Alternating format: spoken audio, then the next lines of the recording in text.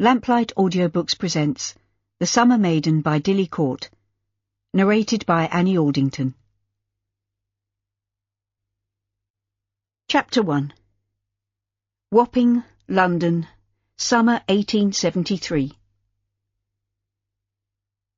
Caroline Manning stood a little apart from the rest of the mourners, who were preparing to walk away from her father's grave. The interment was over. The last words of farewell to a good man had been said, and his widow, Esther, had dropped a crimson rose onto the coffin. Her face was hidden behind the dark veil of widow's weeds, but Caroline sensed that her mother was crying. Tears stung her own eyes, but she was determined to be brave. She had loved her father dearly, but she knew that Papa would have wanted her to support the rest of the family and help her mother through the trauma of such a great loss. Max and James, her younger brothers, had been away at boarding school when their father had fallen ill and died, and Esther had travelled to Rugby with Sadie, her friend and companion, to bring them home. The boys had been brave throughout the interment, but Jimmy had broken down and sobbed when the first handful of earth fell on the coffin, and he was clinging to their mother, who was now weeping openly. Caroline could see that 14-year-old Max was struggling, and she placed her arm around his shoulders. "Papa didn't suffer, Max. He just slipped away, so Mama told me." Max dashed his hand across his eyes. "Yes, that's what she said. But I'm going to miss him." "We all are."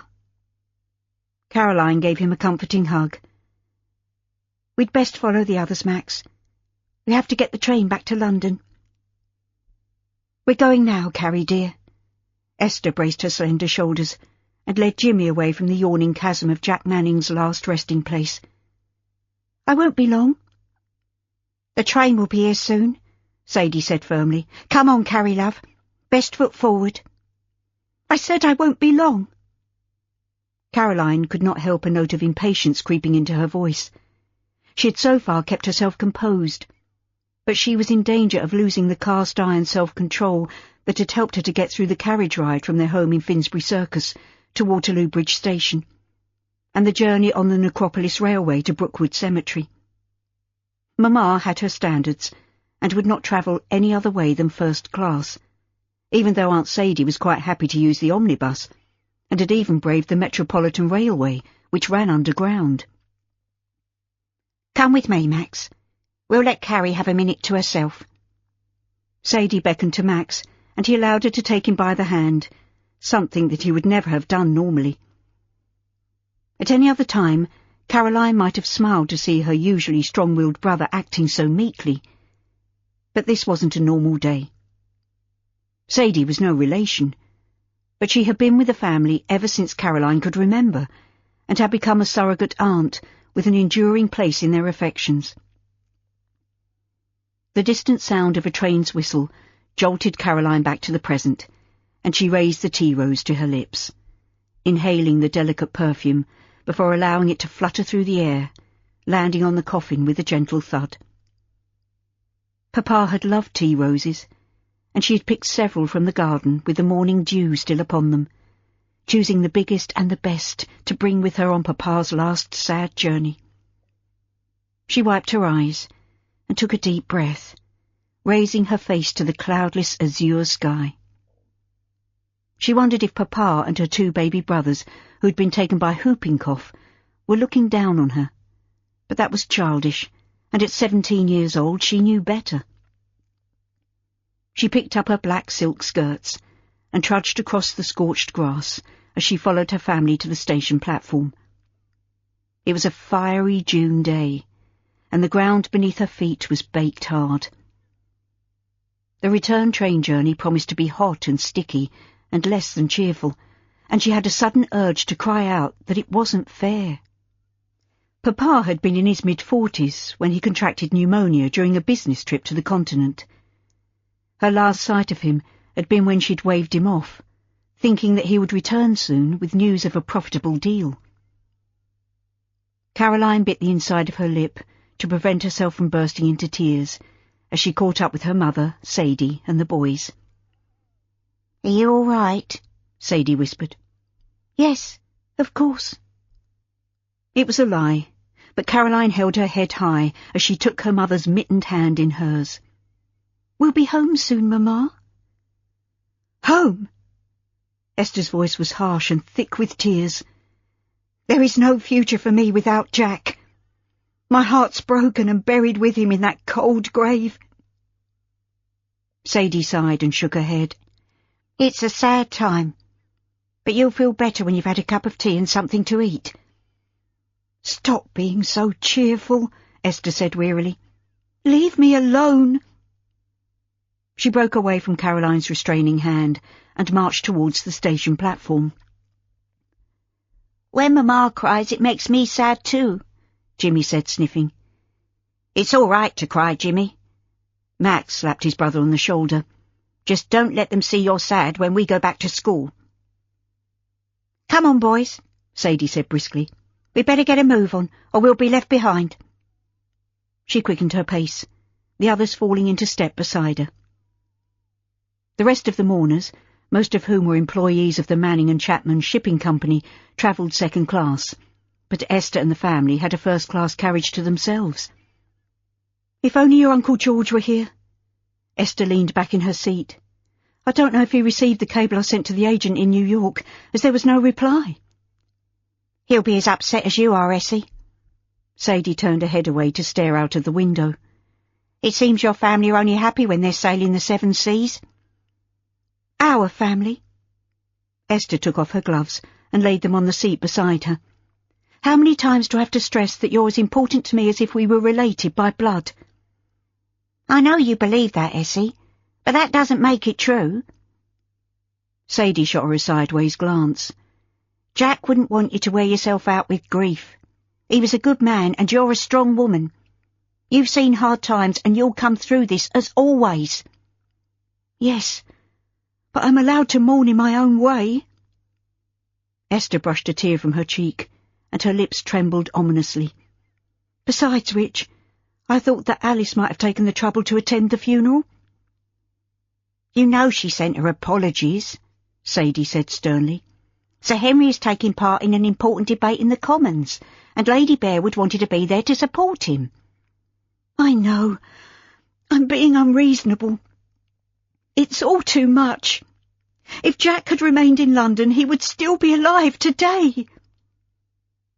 Caroline glanced anxiously at her brothers, but Jimmy had fallen asleep in the corner seat, and Max was gazing out of the window, seemingly in a world of his own.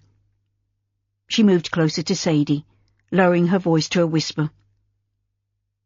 "What's going on, Aunt Sadie? I know that Mamma is heartbroken, but there's more, isn't there? I'm not a child. I need to know." Sadie inclined her head so that the brims of their black bonnets were almost touching. "It's business, Carrie. I don't know the ins and outs, but the loss of the Mary Louise was a blow, and between you and me, I don't think it was insured." "That was nearly a year ago," Caroline said, frowning. "That's right. All were lost as well as the cargo." "I'm grieving, but I'm not deaf." Esther folded back her veil. Even in her tear-stained and emotional state, she was still a handsome woman. At 39 she'd kept her figure, and her skin was smooth, with only a few laughter lines crinkling the corners of her hazel eyes, and the hint of silver in her dark hair did nothing to detract from her good looks.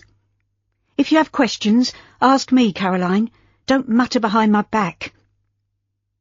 Sadie leaned over to pat Esther's clasped hands. "I'm sorry, but you shouldn't bottle it all up, Essie. We're here to help you, and Carrie and the boys have lost their pa." Esther's eyes swam with unshed tears. "I know, and I'm trying to keep the worst from them. As if it isn't bad enough to lose the husband and father that we love, it seems inevitable that we will lose our home as well." "Surely it can't be that bad, Mamma," Caroline said dazedly. "We've always been well off." "What happened to the fortune that you brought home from the goldfields in Australia?" Sadie asked, frowning. "You must still have your investments, and the business seemed to be going well." "That's all you know." Esther's full lips tightened into a pencil-thin line. Jack did his best to keep it from us, and I've only just discovered the true state of affairs. My brother must have known that the business was in a bad way when he sailed off for the Americas, but he didn't think to confide in me.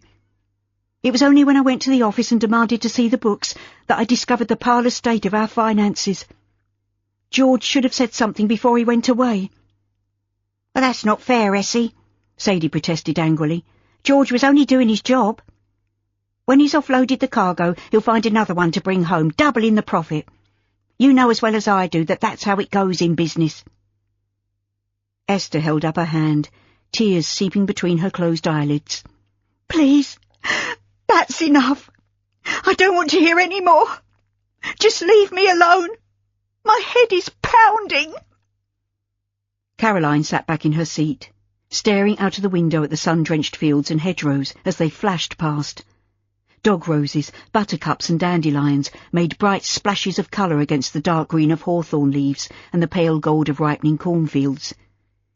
Cows grazed on patches of grass beneath shady trees, and woolly white sheep clustered together on the hillsides. It was all so serene and peaceful, but Caroline had a feeling that they were heading for trouble at home, and without the solid backing of her father, the future loomed before her engraved with a huge question mark. The house in Finsbury Circus was an impressive 5-storey building, fronted with iron railings and a columned portico. The servants, who had been allowed to attend the funeral, had gone on ahead to ensure that everything was ready for the mourners when they arrived home. A liveried footman hurried down the steps to open the carriage door, and Ingram, the butler, stood in the doorway, waiting to usher the family and friends into the vast cathedral-like entrance hall. Caroline drew Max aside. Take Jimmy to the schoolroom, and I'll send up some food. This is going to be deadly dull. Max nodded. Thanks, Carrie. I'm starving, so don't forget. He turned to his brother and whispered something in Jimmy's ear that brought a smile to his sad eyes.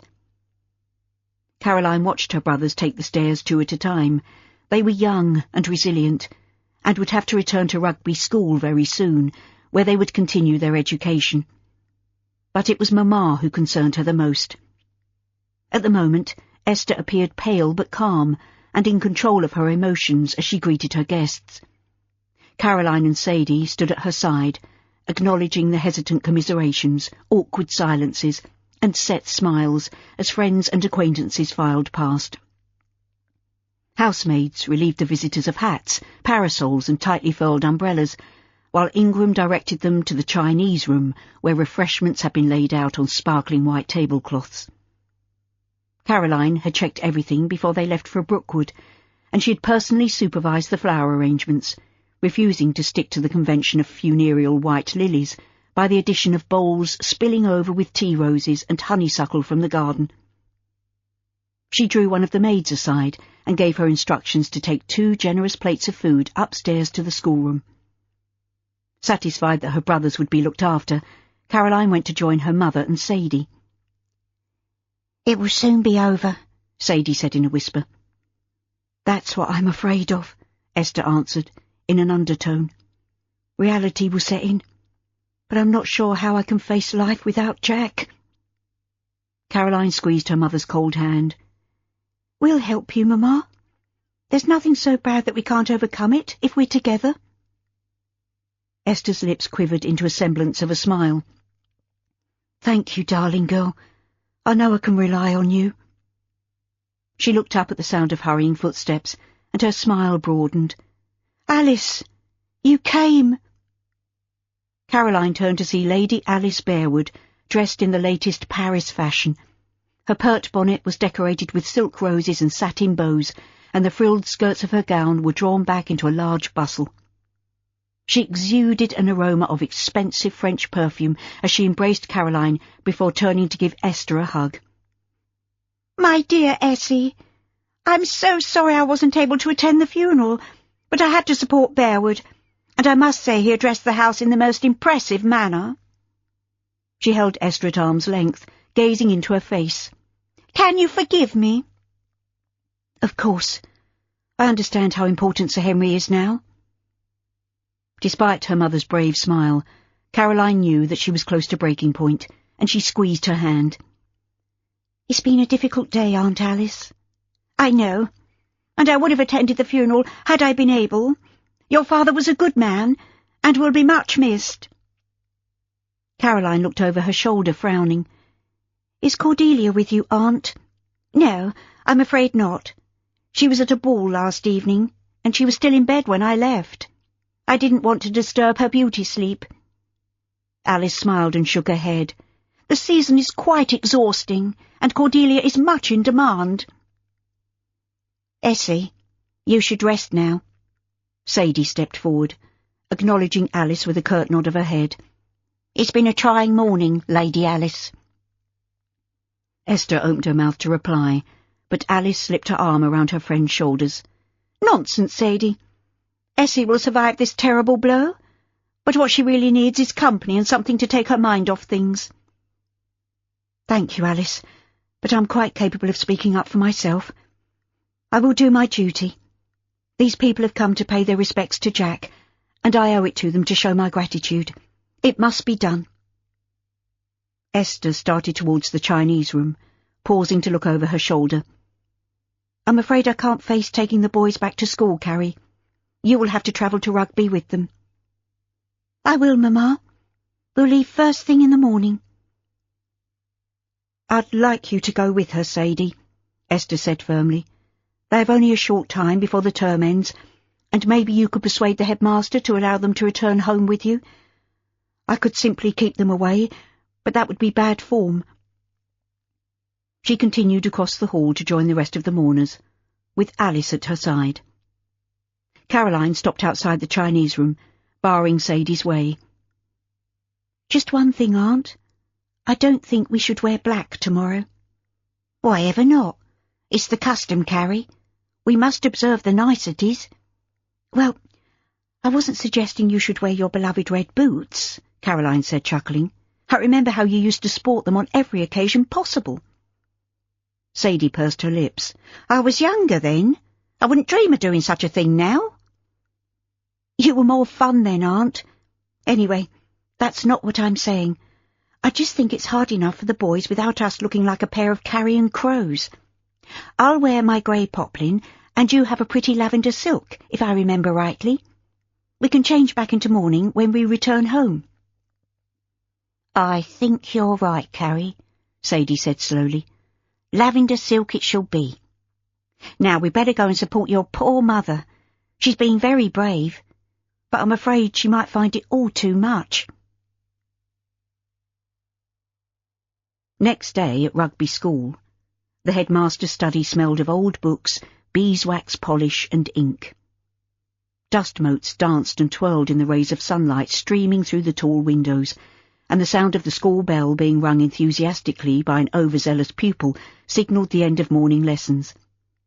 The boys had been spirited away by matron as soon as they'd arrived, and Caroline had asked to see the headmaster, but she had been told that he was too busy to see anyone. In the end, she had had to demand to see him, and they had been granted a brief interview. He'd listened sympathetically, although with the boys' best interests in mind, he had said he was reluctant to grant Caroline's request for her brothers to be released early from their studies. She had stood her ground, insisting that it was their mother's wish to have her sons with her at such a difficult time. It was a short battle of wills, and Caroline thought she had been winning the conversation when the headmaster was called away on urgent business. She stood by the smoke-blackened fireplace, anxiously awaiting his return, while Sadie paced the floor. "What's keeping him?" Sadie glared angrily at the clock on the mantel-shelf. "I'll be very cross if we spent 3 hours on the train only to be fobbed off by some jumped-up pedagogue." Despite her anxiety, Caroline couldn't repress a chuckle.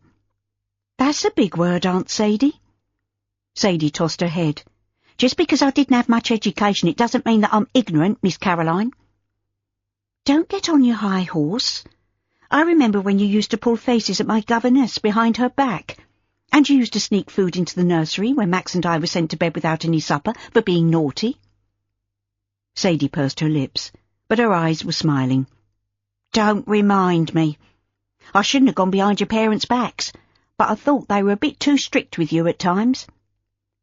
"And we loved you for standing up for us," Caroline was suddenly alert. Someone's coming. She clasped her hands tightly, hardly daring to breathe, as the door opened. "Good afternoon, ladies." A tall man entered the room, his black gown billowing round him, and he had to bend his head in order to prevent his mortarboard from catching on the lintel. He closed the door, turning to them with a rueful smile. "That is the disadvantage of being too tall." "Maybe it's the fault of the doorway being too low," Sadie said, smiling. Caroline glanced at her in surprise. Was it possible that her spinster aunt, who always obeyed the rules of etiquette, was flirting with this gangly copper-haired teacher? "I should introduce myself." He looked from one to the other, his smile broadening. "My name is Lawrence Bromley, and I have the pleasure of teaching both Max and James. The headmaster asked me to fetch the boys, but I wanted to speak to you first." "I am Miss Sadie Dixon, and this is Miss Caroline Manning, the boy's sister." Sadie's cheeks were suspiciously pink as she made the necessary introductions, and Mr. Bromley was smiling foolishly. "Is anything wrong?" Caroline demanded. "Why do you need to speak to me? I simply want to take my brothers home before the end of term. Our mother needs to have them with her at this sad time." "Yes, so I was told. But the head is unlikely to give his consent, and he's very strict about this sort of thing. They're in the anteroom waiting to say goodbye." "That isn't good enough," Caroline said firmly. "It would be better if I had the head's permission, but I should warn you that I intend to take them home regardless." "In your position I would do the same thing. I'll show them in." He ushered the boys into the room and left, closing the door softly behind him. "I'm the man of the house now," Max said in a choked voice. "I want to go home and take care of you and Mamma." Jimmy nodded, forcing a smile. "And I'll do my best to cheer Mamma up." Caroline dropped a kiss on his curly head. "I know you will, Jimmy. It will be lovely having both of you at home for a while longer." "Mr. Bromley's leaving today," Max said eagerly. "He's a good chap, Carrie. All the boys like him. But he's had some rows with the head." Sadie eyed him curiously. "Mr. Bromley doesn't give the impression of being a difficult man." "Well, it's none of our business." Caroline patted James on the back. "If you're feeling better, we'll get going. I told the cabbie to wait for us." "What about our trunks and tuck boxes?" Max said, frowning. "If I know the fellows in my dorm, they'll take what's left, although there's not much." "I'm sure we've got enough food at home to satisfy your appetite." Sadie ruffled his hair, but he moved away, gazing anxiously at his reflection in the glass-fronted bookcase and smoothing his dark blonde curls. "I'm too old for that sort of treatment, Aunt Sadie. I'm grown up now." "I used to say much the same when I was your age," Sadie said with a rueful smile. "That was a long time ago." "You're not so very old," James said quickly. "I'm the most senior member of the family present, so I think we should do as your sister says and make a move." James opened his mouth as if to comment, but at that moment the door opened to admit Lawrence Bromley. He wasn't smiling. "I'm sorry, Miss Manning, but the head is adamant that the boy should remain in school until the end of term." "Really? That is unfortunate." Caroline grabbed James by the hand. "We're leaving now, whether the headmaster likes it or not. He can't prevent me from taking my brothers home, and to be honest, I doubt very much whether they will return. Perhaps you would be kind enough to ensure that their belongings are sent on by carrier." She pushed past him, with James clinging to her hand. "Come along, Sadie." "Miss Manning, please wait a moment." Caroline ignored his protest and quickened her pace. A vision of her mother's tear-stained face was enough to spur her on. She was taking her brothers home. Chapter 2. Emotional scenes greeted the boys on their return home to find the household in deep mourning. Curtains remained drawn, mirrors were covered, and Esther had ordered all clocks to be stopped at the moment of her husband's passing. Caroline grieved for her father, but she was more concerned for the living, and after a week of existing in a state of permanent gloom, she managed to persuade her mother to allow daylight into the house. She wasn't bothered by the lack of mirrors, but stopping the clocks was another matter, and eventually Esther agreed that they should be restarted, except for the one in her bedchamber, where the gilt hands would point forever to the moment when her heart was broken. Caroline did her best to look after James, and although Max stoutly refused to admit that he was in need of emotional support, she knew that he too was suffering the loss of a much-loved parent. Their mother seemed to have drifted into a half-world, where she was present in body, but her thoughts were far away. And then there were the bills. Tradesmen began to knock on the door demanding payment. Ingram sent them on their way, but that didn't stop the stream of documents that arrived daily, demanding large sums of money, which shocked Caroline to the core. In her 17 years of life, she had never needed to worry about whether she could afford a new gown or a pair of shoes, let alone how they were going to pay for the food they ate, the coal that heated the house, and the candles that lit their rooms. Suddenly, these problems became very real. "What are we going to do, Aunt Sadie?" Caroline rushed into the dining room one morning, waving a sheaf of demands for payment under Sadie's nose. "Mamma seems to think that our housekeeper deals with the tradesmen's accounts, but when I spoke to Mrs. Hayes, she told me that she'd always pass them on to Papa." "It's obvious that we're in desperate need of funds." Sadie rose from the table. "I think perhaps a visit to the office would be in order. We can't involve your mamma, not yet, anyway." Caroline nodded emphatically. "I agree. I just wish I knew more about the business. Mamma would never discuss such things with me." "I need to have a word with Ezra Parkinson, although I've never had much faith in him as a manager." Sadie glanced at her reflection in one of the gilt-framed wall mirrors, patting a stray strand of hair into place. "I always hoped that I'd run the office one day, because I started working there when I was even younger than Max, but it wasn't to be." "Why wasn't it, Aunt Sadie? That doesn't seem right." "After they were married, your parents built the company, working side by side until you were born, and by that time they could afford to pay a manager and take on more clerks, and I wasn't needed any more. It's a man's world, Carrie. We just have to accept it as a fact." "I'm not so sure about that," Caroline said, smiling. "But we need to sort this out, Aunt. I'm coming with you." "All right, but don't say anything to your mother. There's no need to bother her with this." "Give me 5 minutes to fetch my bonnet and reticule, and we'll go now, before Mamma is up and about." "It's little wonder that she sleeps until noon," Sadie said, sighing. "I hear her walking about her room well into the early hours." "That means you don't get much sleep either." "I've always been like that. But your mother's wearing herself out. I'll worry about her."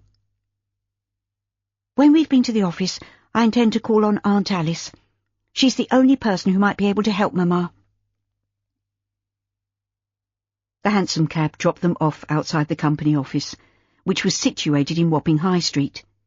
Caroline had known Ezra Parkinson since she was a small child. Even then she had realised that there was a certain amount of ill feeling between her aunt and Ezra. He was always very courteous and obliging, but now she was older, she felt that he was a little too familiar, and it was obvious that he had little time for women. The smile that curved his lips never quite reached the dark depths of his hooded eyes, and his obsequious manner barely masked an undercurrent of contempt. Sadie marched into the outer office and came to a sudden halt. "Where is everyone?" she demanded, gazing at the empty desks. "It's too early for luncheon," Caroline said, frowning. "Mr. Masters, the head clerk, was always sitting behind the counter when I used to visit Papa."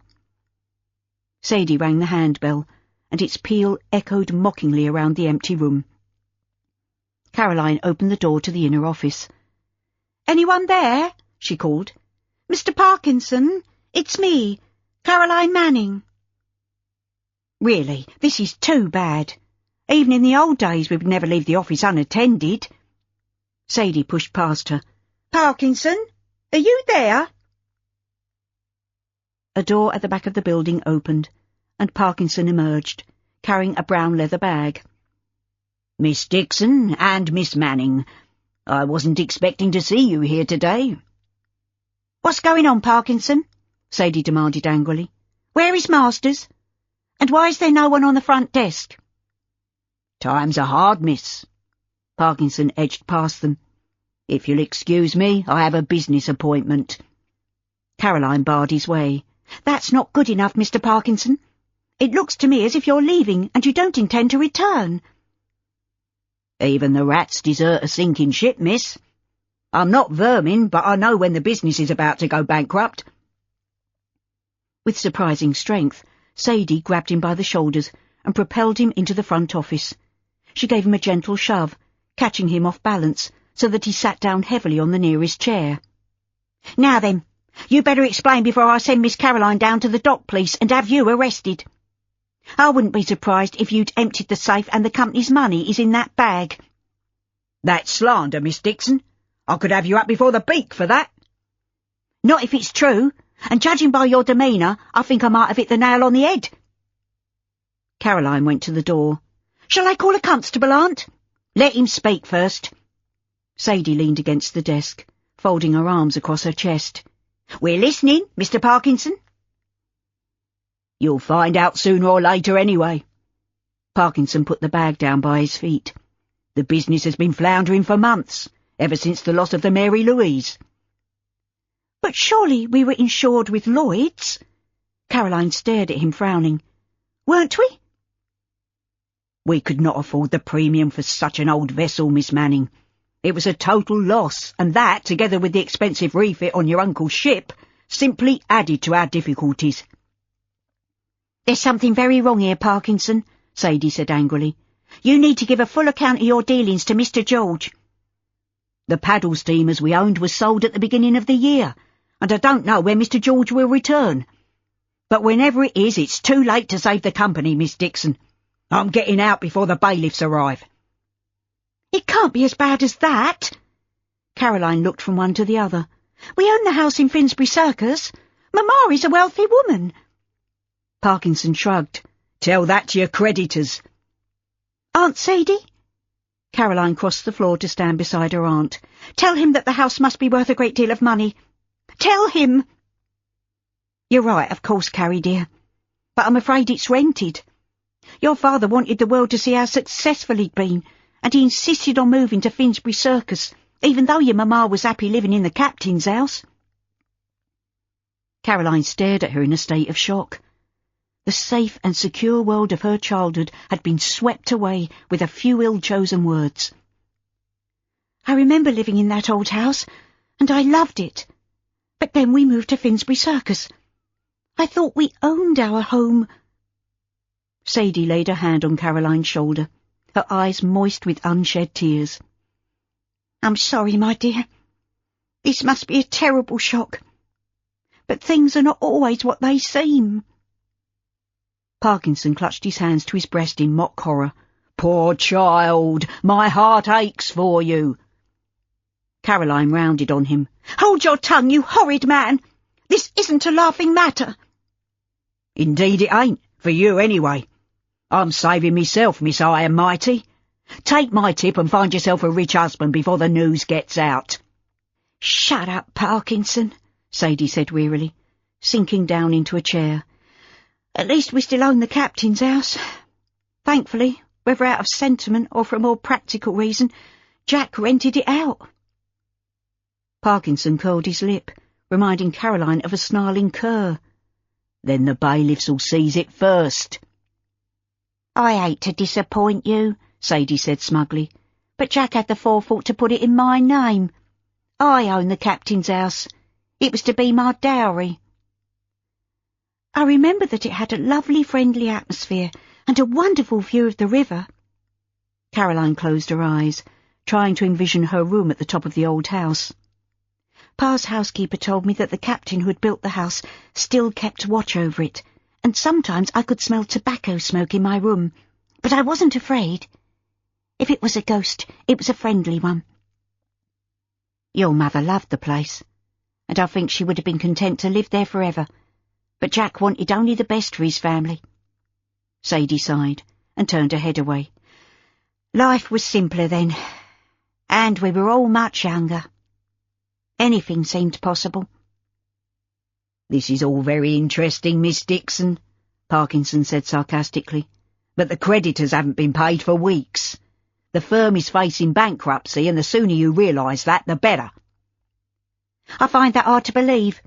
Sadie faced him angrily. I think you've mismanaged the business, and now you're running away. If Mr. Manning hadn't died, he would have been held to account. But I don't intend to take the blame for the collapse of the company. I've got an interview with one of our competitors this very afternoon. I want that job, and I need to get out of here before all this becomes public. But there must be something left, Caroline said slowly.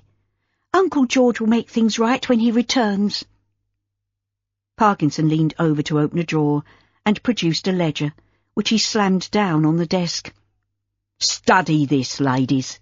It lists all the ingoings and outgoings, the profits and the losses, of which there are many.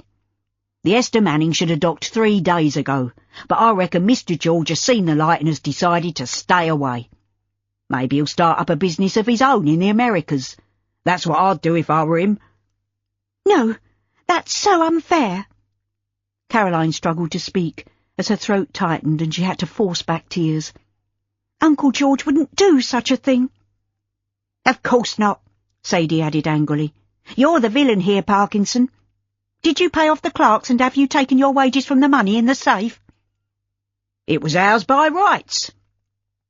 Parkinson opened a second drawer and took out a bundle of documents, tossing them onto Sadie's lap. Unpaid accounts. I'm sick of being dunned by angry suppliers of everything from coal to caulking. Sort that out if you can. But maybe you'll believe me when you see how much the company owes. He snatched up his bag, opened it, and tipped the contents onto the desk. An apple, a red spotted handkerchief, a tobacco pouch, and a pipe spilled onto the grimy wooden surface, which had once been polished to a conker shine. That's all I'm taking from here, miss. It's true I paid the clerks because they all have families to feed, and I took my wages too, but not a penny more. He stowed his belongings away and rose to his feet. Now, I'm going. Call a constable if you wish, but I ain't done nothing wrong. You best face up to the fact that it's over. You're like the rest of us now. You'll have to work to earn your daily bread. He stormed out of the office, slamming the door behind him. Do you think he was telling the truth? Caroline asked anxiously. Surely it can't be as bad as he says. I think I'd better study the books, Sadie said slowly. It's a while since I worked here, but I don't suppose the system's changed very much. She handed the documents to Caroline. Look through these and see what you make of them, Carrie. I can't do it all. Caroline smoothed the crumpled papers. At least I can do something useful. Maybe we'll discover something that he's missed. Maybe. Sadie shook her head. It doesn't look good so far, but at least the captain's house is safe. Your ma knows all about it, Carrie. When the Mary Louise was lost, your pa must have known that things weren't going too well. He changed his will and left the house to me in case the worst happened, and it looks as though it has. Why didn't he leave it to me, or to Max?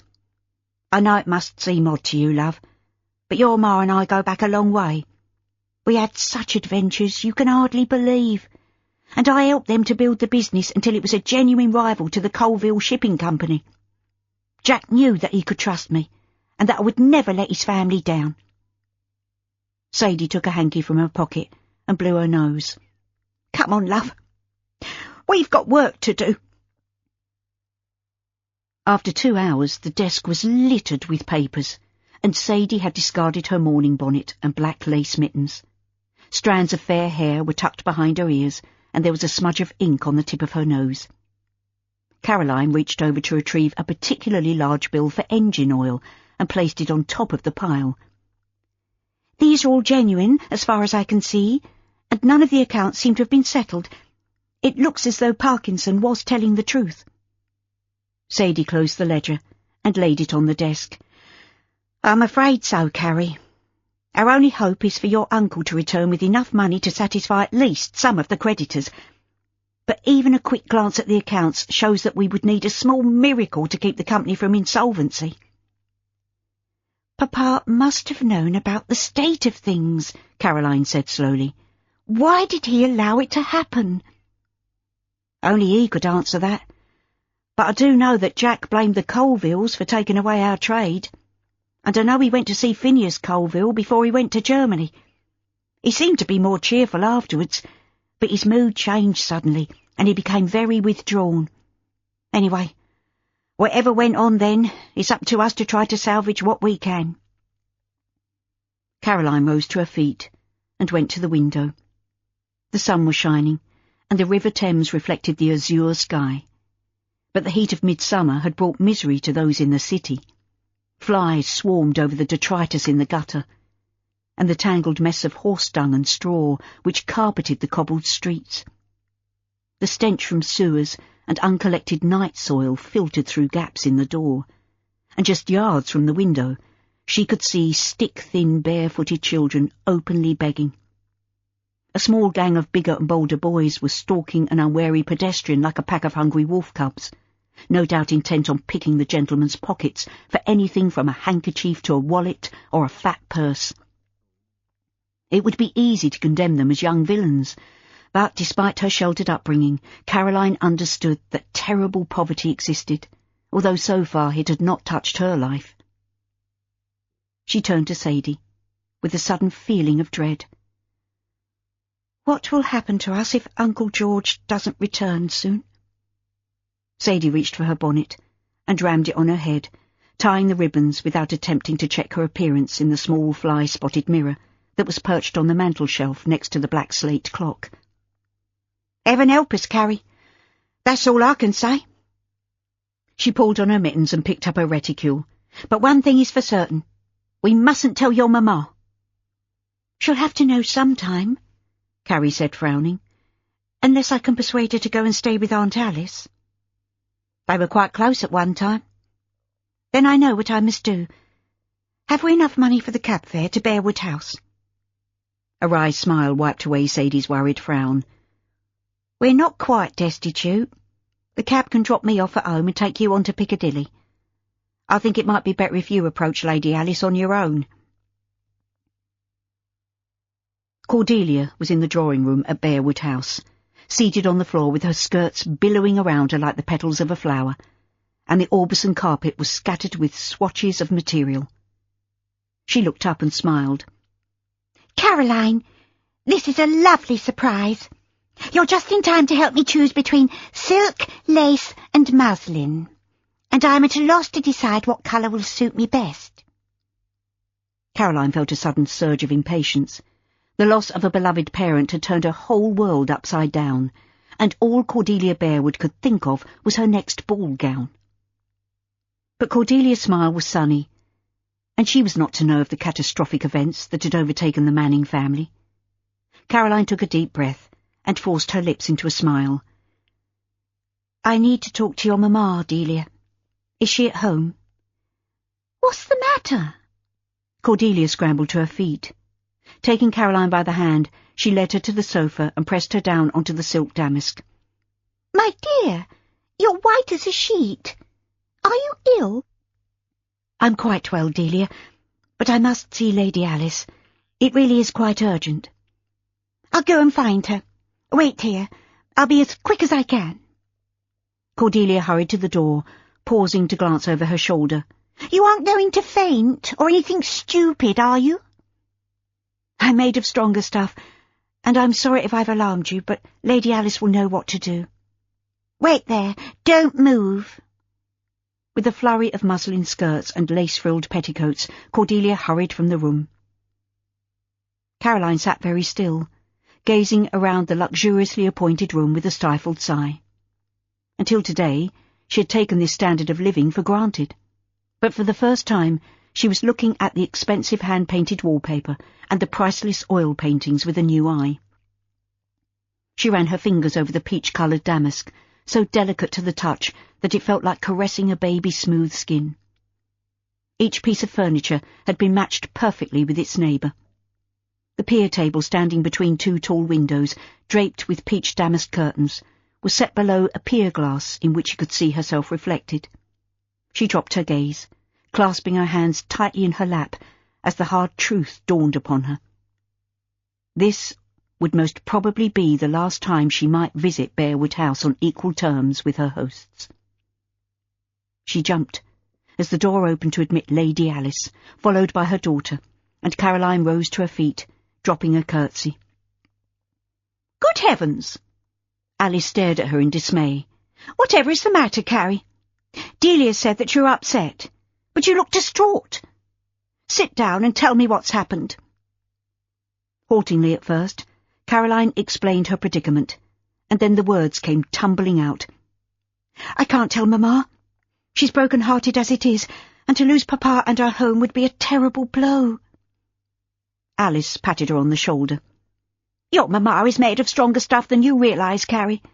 If you'd seen how she coped during our long sea voyages, when I was laid low with mal de mer, and how she rose to the challenge of living in the Australian goldfields, you would know that she can cope with almost anything." "Except the loss of my father," Caroline said sadly. "Even if Uncle George were to return today, I doubt if we could save our home. He might be able to persuade our creditors to allow him time to pay off the company's debts, but according to Sadie, they are enormous." "When is your uncle's ship due in, Carrie?" "It's overdue. No one knows where she is."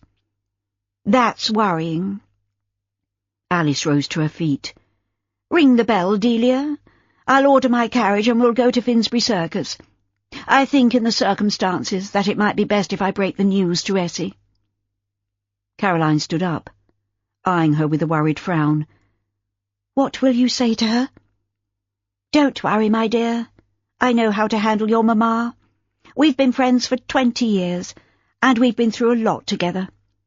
I'm going down to Devonshire. I plan to spend a few weeks at Dormeau, and I'll suggest that she accompanies me. In fact, I'll insist upon it." "That's very kind of you, but what about my brothers? They're supposed to be in school." "I'll talk it over with Essie, but it sounds as if they will have to leave rugby. Maybe they would like to spend some time with us in Devonshire, and you are more than welcome also, Carrie." Cordelia put her head on one side, eyeing Caroline with a worried frown. "You poor girl. I wish now that I hadn't accepted the invitation to spend the rest of the summer at Fairley Hall with Euphemia's family, which means that I won't be able to join you. I suppose I could cancel the arrangement?" "No, please don't do that on my account," Caroline said hastily. "I want to stay in London. There must be something I can do to keep the company going until Uncle George returns." "But where will you stay?" Alice demanded. "You're not thinking clearly.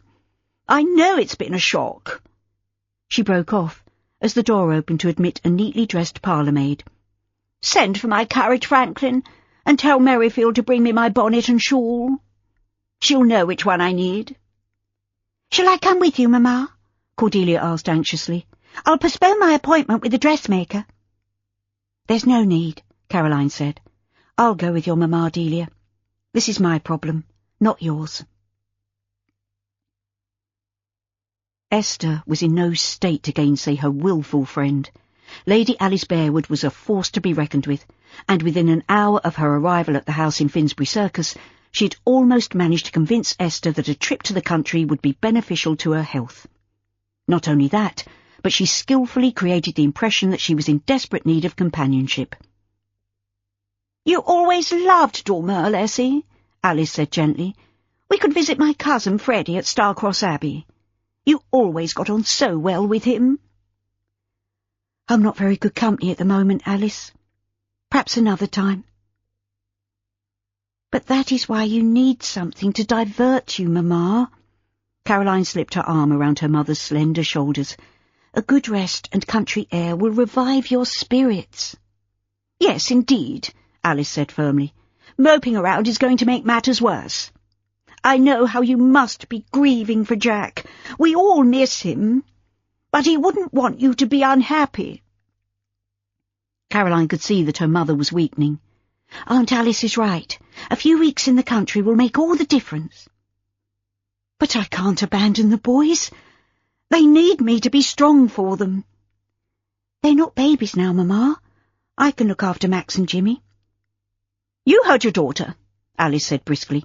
"Come to Devonshire with me, and it will be like old times. You can send for the boys when you're feeling stronger."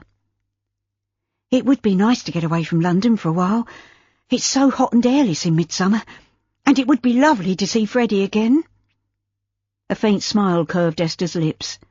I often think about our days in the goldfields. It was hard leaving Pa and our friends when we returned home. "Do you regret parting from Raven?" Esther shrugged and turned away. It wasn't my choice. But had I stayed, I wouldn't have met Jack. He was the love of my life. "If you say so, my dear." Alice held out her hand. "You need a change of scene, Essie. If you've no objections, we'll leave for Devonshire first thing in the morning." It was with a feeling of relief that Caroline waved goodbye to her mother, who, despite her continued protests, was ensconced in the luxury of the Bearwoods carriage as it set off for Waterloo Bridge Station. Merrifield, Alice's maid, followed with a mountain of luggage piled into the barouche. "We did it," Sadie said triumphantly, as she crossed the entrance hall, heading for the morning room. "Your mamma will be well cared for, Carrie, so don't worry." "At least we managed to keep the worst from her," Caroline said, sighing. "But she'll have to know sooner or later." "Your father's death has hit her hard, but she's a strong woman, and she'll recover, eventually." "She really loved my pa?" "I know.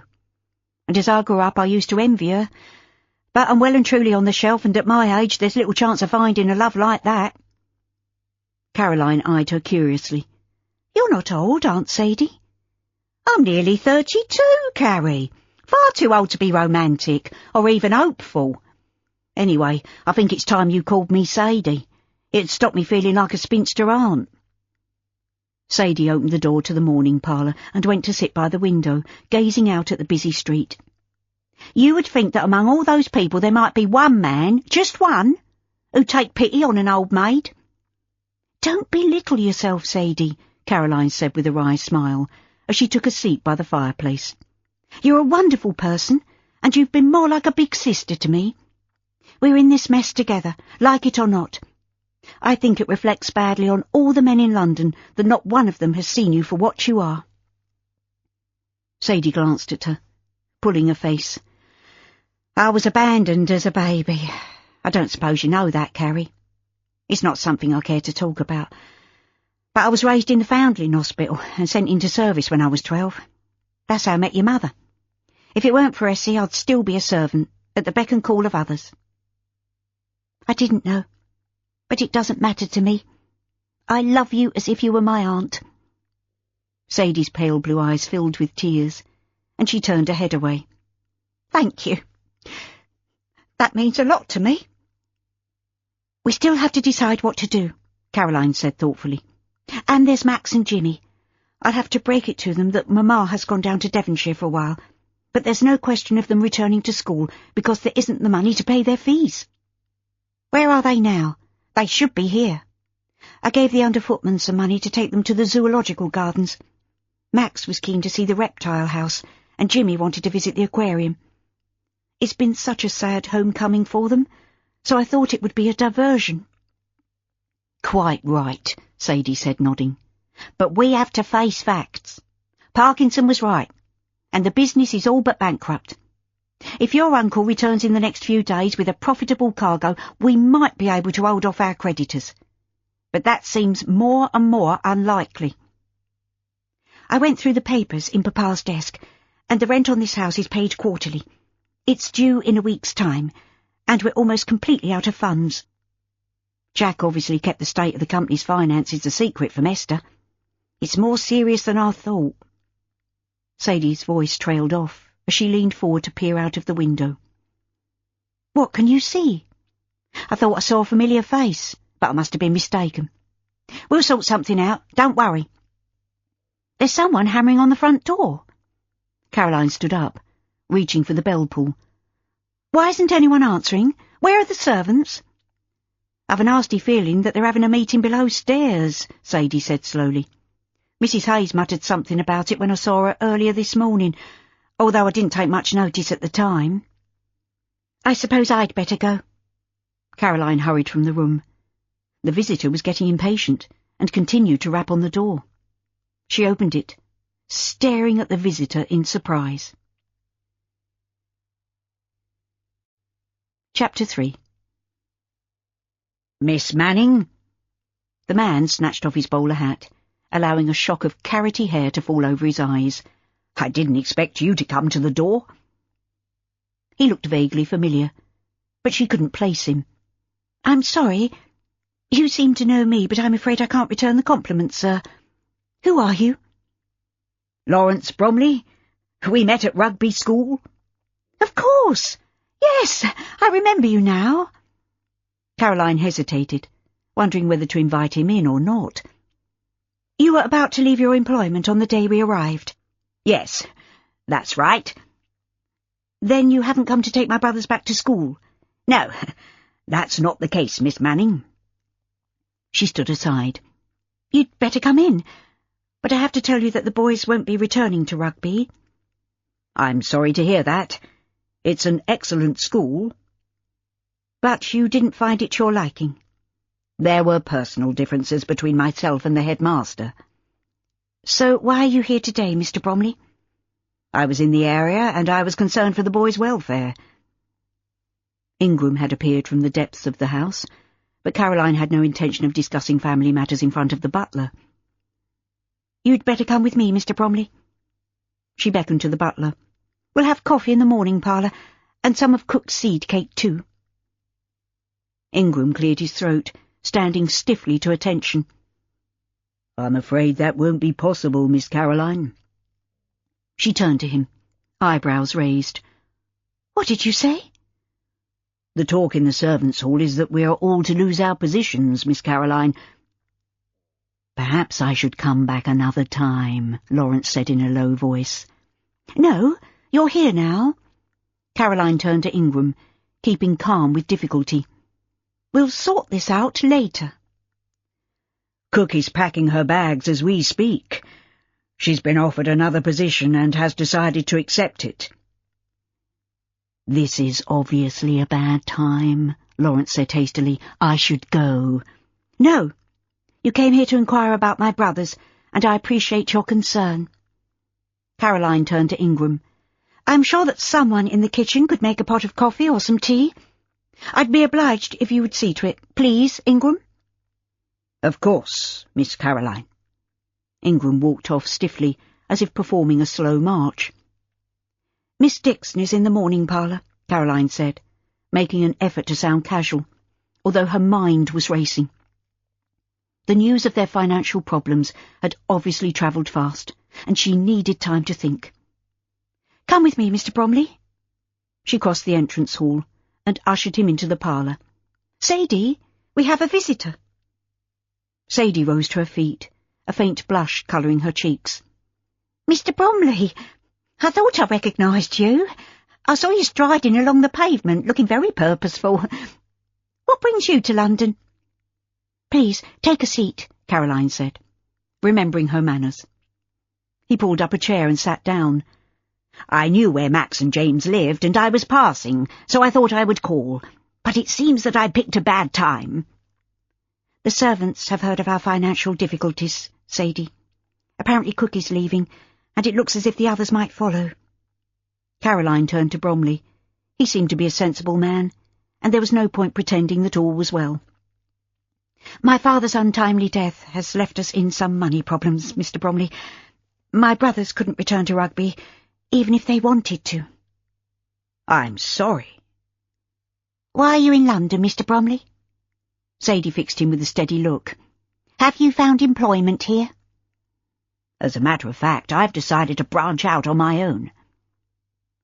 Do you mean to open a school? Sadie's eyes shone with enthusiasm. What a splendid idea. Not exactly. I was thinking more of taking on a few pupils to start with, providing I can find suitable accommodation. I'm not a wealthy man, so I'd have to start in a small way. But one day I'd like to have my own establishment where I could tutor bright boys, and even a few girls. How progressive of you. Caroline met his candid gaze with a smile of approval. I think that the mothers of future generations should be well educated, but not many people would agree with me. I do. and I hope to do something about it." "What sort of premises had you in mind, Mr. Bromley?" Sadie asked eagerly. "Would it need to be very large?" "Not at the beginning. I could only take 2 or 3 pupils at a time, so a single room would suffice. But enough about me. You have problems of your own. It was Max and James who were my concern." "One of the servants has taken them to the zoological gardens," Caroline said hastily.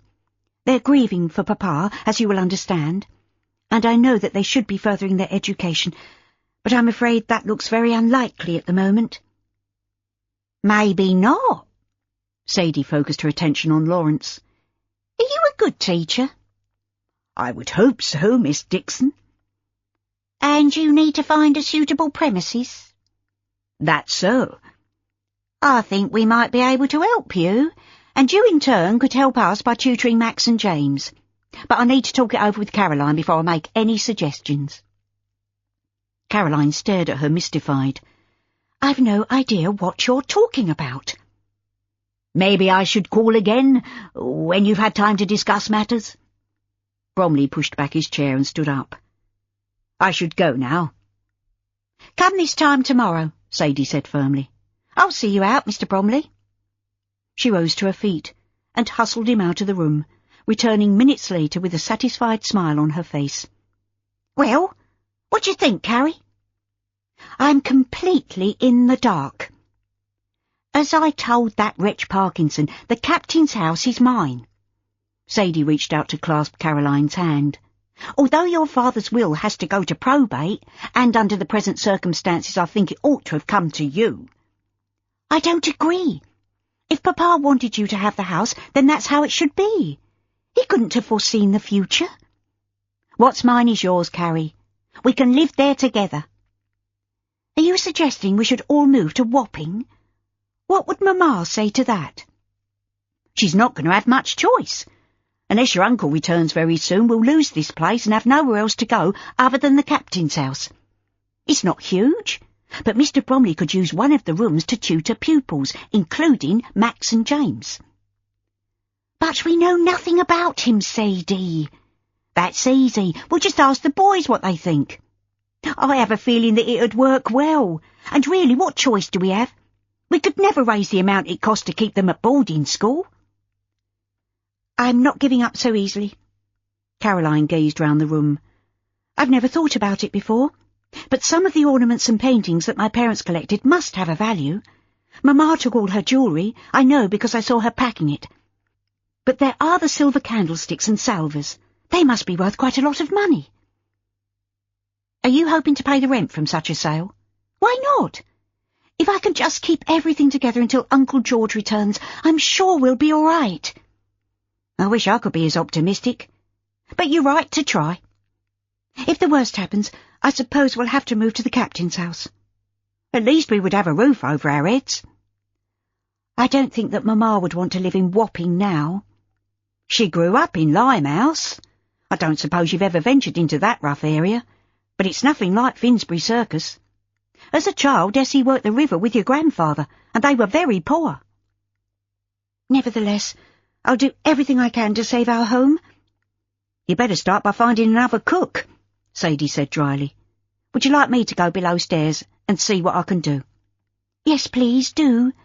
And I'll go through the house and sort out items we can sell. I'll make a placard to tie to the railings outside, advertising the sale.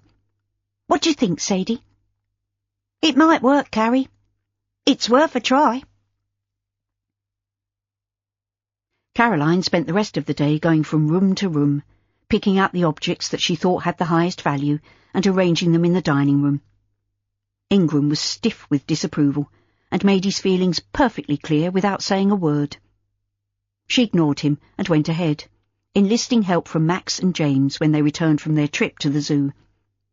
They were bubbling with enthusiasm, and James had decided that he wanted to be an explorer like Dr. Livingstone and bring back rare species for the zoological gardens. Max was more interested in the sale of their property, but was very relieved to find that Caroline hadn't touched anything in his room. That evening they made a large placard advertising the sale, taking turns in painting the letters with Indian ink. They took it outside, and Max hung it over the railings for all to see, and straight away it attracted the attention of passers-by. Caroline stood back, eyeing it critically.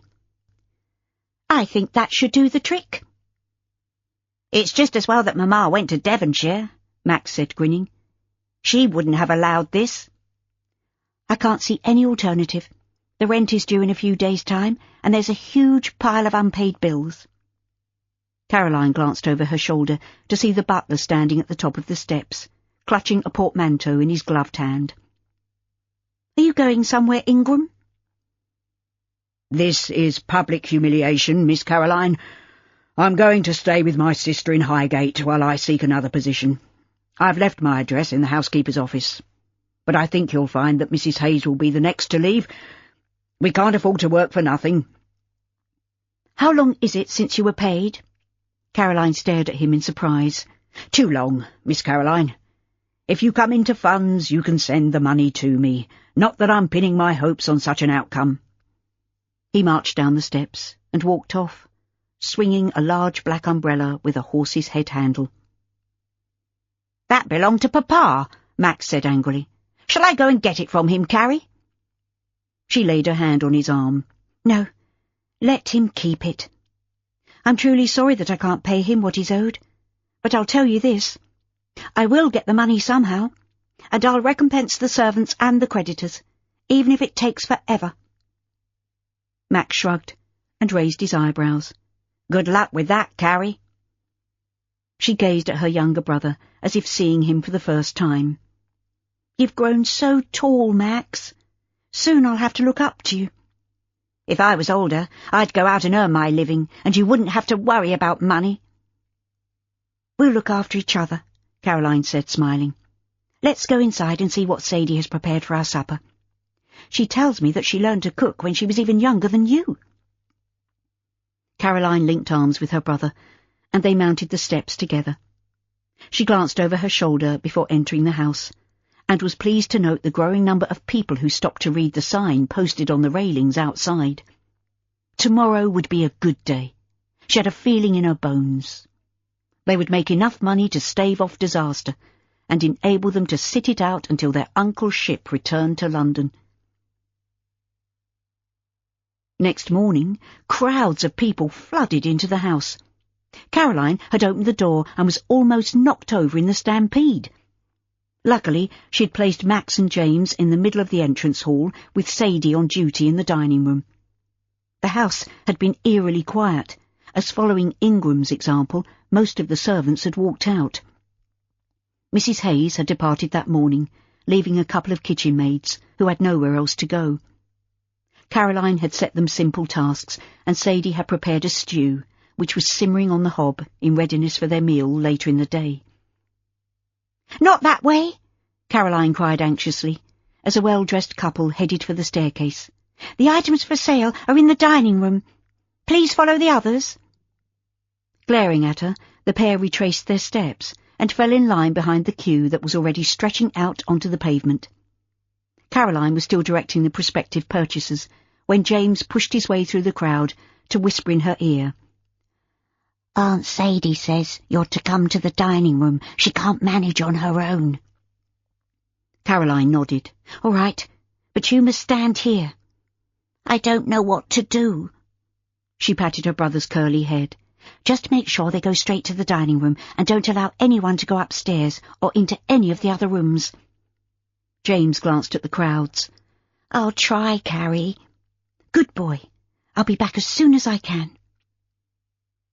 Caroline hurried towards the dining room, threading her way through the lines of people, some of whom were pushing and shoving as if expecting to snatch a bargain. She found Sadie besieged by customers eager to purchase an ornament, a vase or silk cushion. Others had armfuls of Esther's best porcelain dinner service, and a large lady in purple had 2 silver candelabras clutched to her ample bosom. Sadie appeared to be arguing with a gentleman whose raised voice and flushed cheeks indicated a state of extreme agitation. "But that is an outrageous price! I could go to the Potteries and purchase an item like this for half the price." Then I suggest you buy a ticket at the railway station and travel north, sir. Sadie snatched the vase from him, holding it high above her head. Any offers over 1 guinea for this 18th century Sèvres vase? Caroline stepped aside as the bidding began, and the vase finally sold for double the asking price. Well done, Sadie. Sadie smiled and turned back to the customers, who were clamouring for her attention. Caroline began taking money, and soon her apron pocket was filled with coins, including several golden guineas, and finally all the items she had chosen were sold. But the crowd refused to disperse, and within minutes they were swarming over the house like a colony of worker ants. Caroline raced up the stairs after them, and having persuaded them to go back down, she positioned herself at the bottom of the staircase, refusing to allow anyone to pass. The mood seemed to change, and frustrated buyers began to vent their anger on anyone who would listen. James was in tears, and Max was threatening to punch the next person who accosted him. Sadie had her hands full in the dining room, and Caroline was beginning to panic. She was about to rush outside and look for a constable to restore the peace, when a group of tradesmen burst into the house, led by 2 burly officials. "What is the meaning of this?" Caroline demanded. She managed to keep her voice steady, even though her knees were trembling. The tallest and broadest of the 2 leaders stepped forward. "This is an illegal sale." Caroline tossed her head. "I don't know what you mean. This is private property, so kindly leave."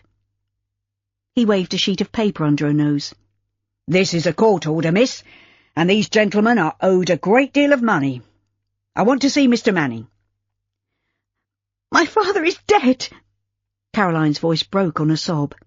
"I can't help that, miss. Who's in charge of the household?" Caroline took a deep breath. She wasn't going to let these men witness her heartbreak. "I don't know exactly. I suppose it's me now that Mamma has gone to Devonshire. But if that's all you're worried about, I can settle some or maybe all of those debts from the sale of our things." "An unauthorised sale, miss. My colleague and I are here to enforce the law." There was nothing Caroline could do, other than stand back and watch the bailiffs at work. They stripped the house of everything that had any value, leaving nothing but an echoing shell as they carried out the last piece of furniture.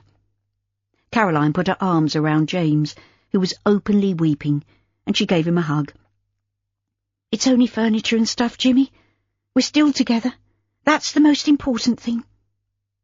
Max braced his shoulders, holding his head high. "I'll get a job, Carrie. I'm 14, and I'm strong. I can work in the docks, or on the river like Grandpa used to, before he went to sea." Sadie patted him on the back. "Good boy, Max. It's a setback, but it's not the end of the world. I know what it's like to be poor, but I'm still here to tell the tale." "That's right," Caroline added, forcing a smile. "At least we've still got a roof over our heads. Let's go to the kitchen and see if they've left the stew that Sadie made for us. I'm hungry. I don't know about you boys." She gave James her hanky. "Chin up, Jimmy. We've got each other. That's all that matters now." "The kitchen maids have gone," Sadie said in a low voice, as they made their way to the green baize door that led to the world below stairs. "I gave them enough money to pay for a couple of nights in temporary lodgings and food to keep them going while they looked for work. I didn't think the bailiffs would take the money we made in the sale, but they did." Sadie put her hand in her pocket and pulled out a silk purse. "Not all of it. I managed to hide this from them." Caroline took it from her and weighed it in her hand. "That's nice and heavy. We'll count it out when we've eaten." "That's if they've left us anything to eat." Sadie strode on, catching up with Max and James, who were about to open the baize door. "Come on, Carrie. Best foot forward." The kitchen, which was normally a bustling hive of activity, was deserted. The fire in the range had died down to a few feebly glowing embers, but to Caroline's intense relief, the stew was untouched and still hot enough to make a comforting meal. There was bread in the crock and butter on the marble slab in the larder. The bailiffs had left the table and chairs, and the crockery and cutlery used by the servants was untouched. although the battery of copper pans had been taken, leaving only the old blackened saucepans and the kettle. They ate bowlfuls of stew and mopped up the remainder with chunks of bread. Sadie managed to get the fire going again, and they finished off with cups of tea, leaving Max and James to explore the house to see what else, if anything, the bailiffs had left. "I don't think they can take our beds," Sadie said, spooning sugar into her tea. Caroline nodded. "I hope not. But we don't have much choice now. I don't suppose we've got enough money to pay the rent." She produced the purse and tipped the contents onto the table. They began counting the coins, placing them in neat piles. £4.10 and 7 halfpenny. Sadie shook her head. "That's not nearly enough, and even if it were, we still have to eat." "I suppose we could send the boys down to Devonshire," Caroline said thoughtfully. "But it would only be a temporary arrangement, and if Mamma finds out what's happened, she'll want to come home." "She's better off with Lady Alice for the time being, anyway." Sadie replaced the coins in her purse. "I suggest we pack up what's left and move to Wapping tomorrow. I don't see much point in remaining here, do you?" Caroline sighed and shook her head. "We'll be evicted soon anyway. I agree, we have to move on. I'll tell the boys." "Tell us what?" Max rushed into the kitchen. "Never mind that now. Look who I found wandering round the empty rooms." Caroline twisted round on her chair to see Lawrence Bromley standing in the doorway, his hat clutched in his hand, and an apologetic smile on his open features. "I'm sorry to interrupt, especially as you've obviously had a very bad day." Sadie rose to her feet. "Take a seat, Mr. Bromley. The tea's still hot. Would you like a cup?" "Thank you. That would be nice." He pulled up a chair and sat down next to Caroline. "I hope I'm not intruding." "Not at all. I dare say it will soon be public knowledge that the Manning family are all but bankrupt." Caroline turned her head away. She was close to tears, and sympathy was almost harder to take than the brutal treatment from the bailiffs and the triumphant taunts of the tradesmen. "I am truly sorry. If there's anything I can do to help, please say so." "It's good to see you here, sir," Max said earnestly. "Have you found a new position?" "I still have to find a suitable premises so that I can tutor 2 or 3 boys to begin with." James clattered into the kitchen, puffing and panting. "I've run all the way from the top of the house," he said breathlessly. "It's creepy up there without the servants, but they've left us our beds, and I still have my cricket bat. I was afraid they'd take it." "At least that's something." Caroline had her emotions under control, and she turned to Lawrence with a faint smile. "It was good of you to come, but as you can see, we can't afford to hire you as the boys' tutor." "But we could offer you a room, free from rent, in return for tuition," Sadie said hastily. "We're moving to my house in Wapping tomorrow. It's large enough for all of us, and if you were agreeable, you could live rent-free in return for tutoring the boys. You could take on more students if you so wished. I'm sure there's room." Lawrence glanced from one to the other. "Don't think I'm prying, but what would Mrs. Manning have to say about such an arrangement? I take it that she is not at home." "Mamma went to the country for her health, and it's Sadie's house. She has the final say." Caroline sent a warning glance to Sadie. She didn't want to admit that her mother was so overcome with grief that she was finding it almost impossible to cope, very much like the poor Queen, who was still in deep mourning for her beloved Albert. "What do you say, Mr. Bromley?" Sadie asked eagerly. He hesitated, stirring his tea and staring into the swirling liquid. "It's a generous offer, but I'm not sure whether it would be proper for me to take lodgings in a house occupied by 2 single ladies." "But we'd be there too, sir." Max straddled a chair as if he were riding a pony. "It would be fun, Mr. Bromley. Jimmy and I would be very good students." A smile replaced Lawrence's frown, making him look quite boyish. "I know you would. You were always top of the class, but—" "Why don't you come with us tomorrow and take a look at the premises?" Caroline suggested shyly. She could see that Sadie was keen on the arrangement, and it would solve at least one of their problems, even if it created another. But perhaps things were different in Wapping. Maybe the locals would turn a blind eye to the fact of their unconventional arrangement. And it would be only until Mamma returned to London. If she were in residence, then it would be perfectly respectable, but for now it seemed best to leave her in ignorance of the situation. The knowledge that she had lost all her worldly goods, as well as her beloved husband, might be too much for her to bear. "Please say yes, sir." James tugged at his tutor's sleeve. "I'd like to live by the river, and I really don't want to go away to school. I miss my family, and some of the other boys are very mean." Lawrence patted his hand. "I know that, James. Bullying is despicable in all its forms, but it still exists, despite our efforts to stamp it out." "Does that mean you're considering Aunt Sadie's proposition, sir?" Max asked urgently. "Let me consider your aunt's generous offer overnight," Lawrence said, smiling. "I could offer my services in helping with your move tomorrow, and that would give me a chance to view the accommodation and consider whether or not it's suitable." "Are you sure about this, Sadie?" Caroline asked urgently, as the door closed on Bromley. "We don't know anything about this man." Sadie shrugged, and a smile curved her lips. "I know all I need to know. The boys like him, and I can't see Essie sending Jimmy to a ragged school, and Max would have to find a job. What sort of future would either of the boys have in that case?" "But we'll be talked about. Carrie, dear, the gossips will be chattering their heads off anyway. What choice do we have?" "He might refuse." "He might. And what would we do then?" Chapter 4. The captain's house on Black Lion Wharf was wedged between a warehouse and a ship's chandler. The odd assortment of buildings, some of them on wooden stilts driven into the mud, seemed to have been thrown together in a random fashion. But even before they climbed the steps to the front door, Caroline had a feeling of coming home.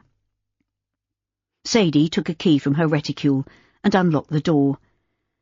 "I still feel bad about this, Carrie. The house should be yours."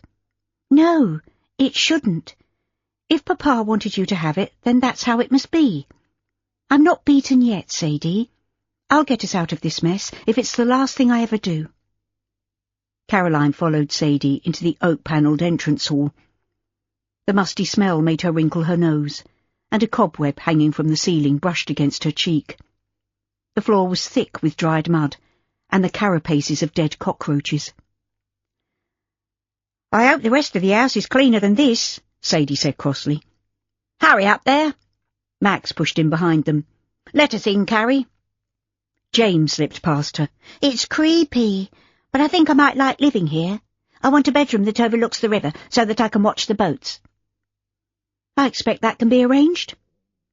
Caroline moved on, opening doors and peering into the empty rooms.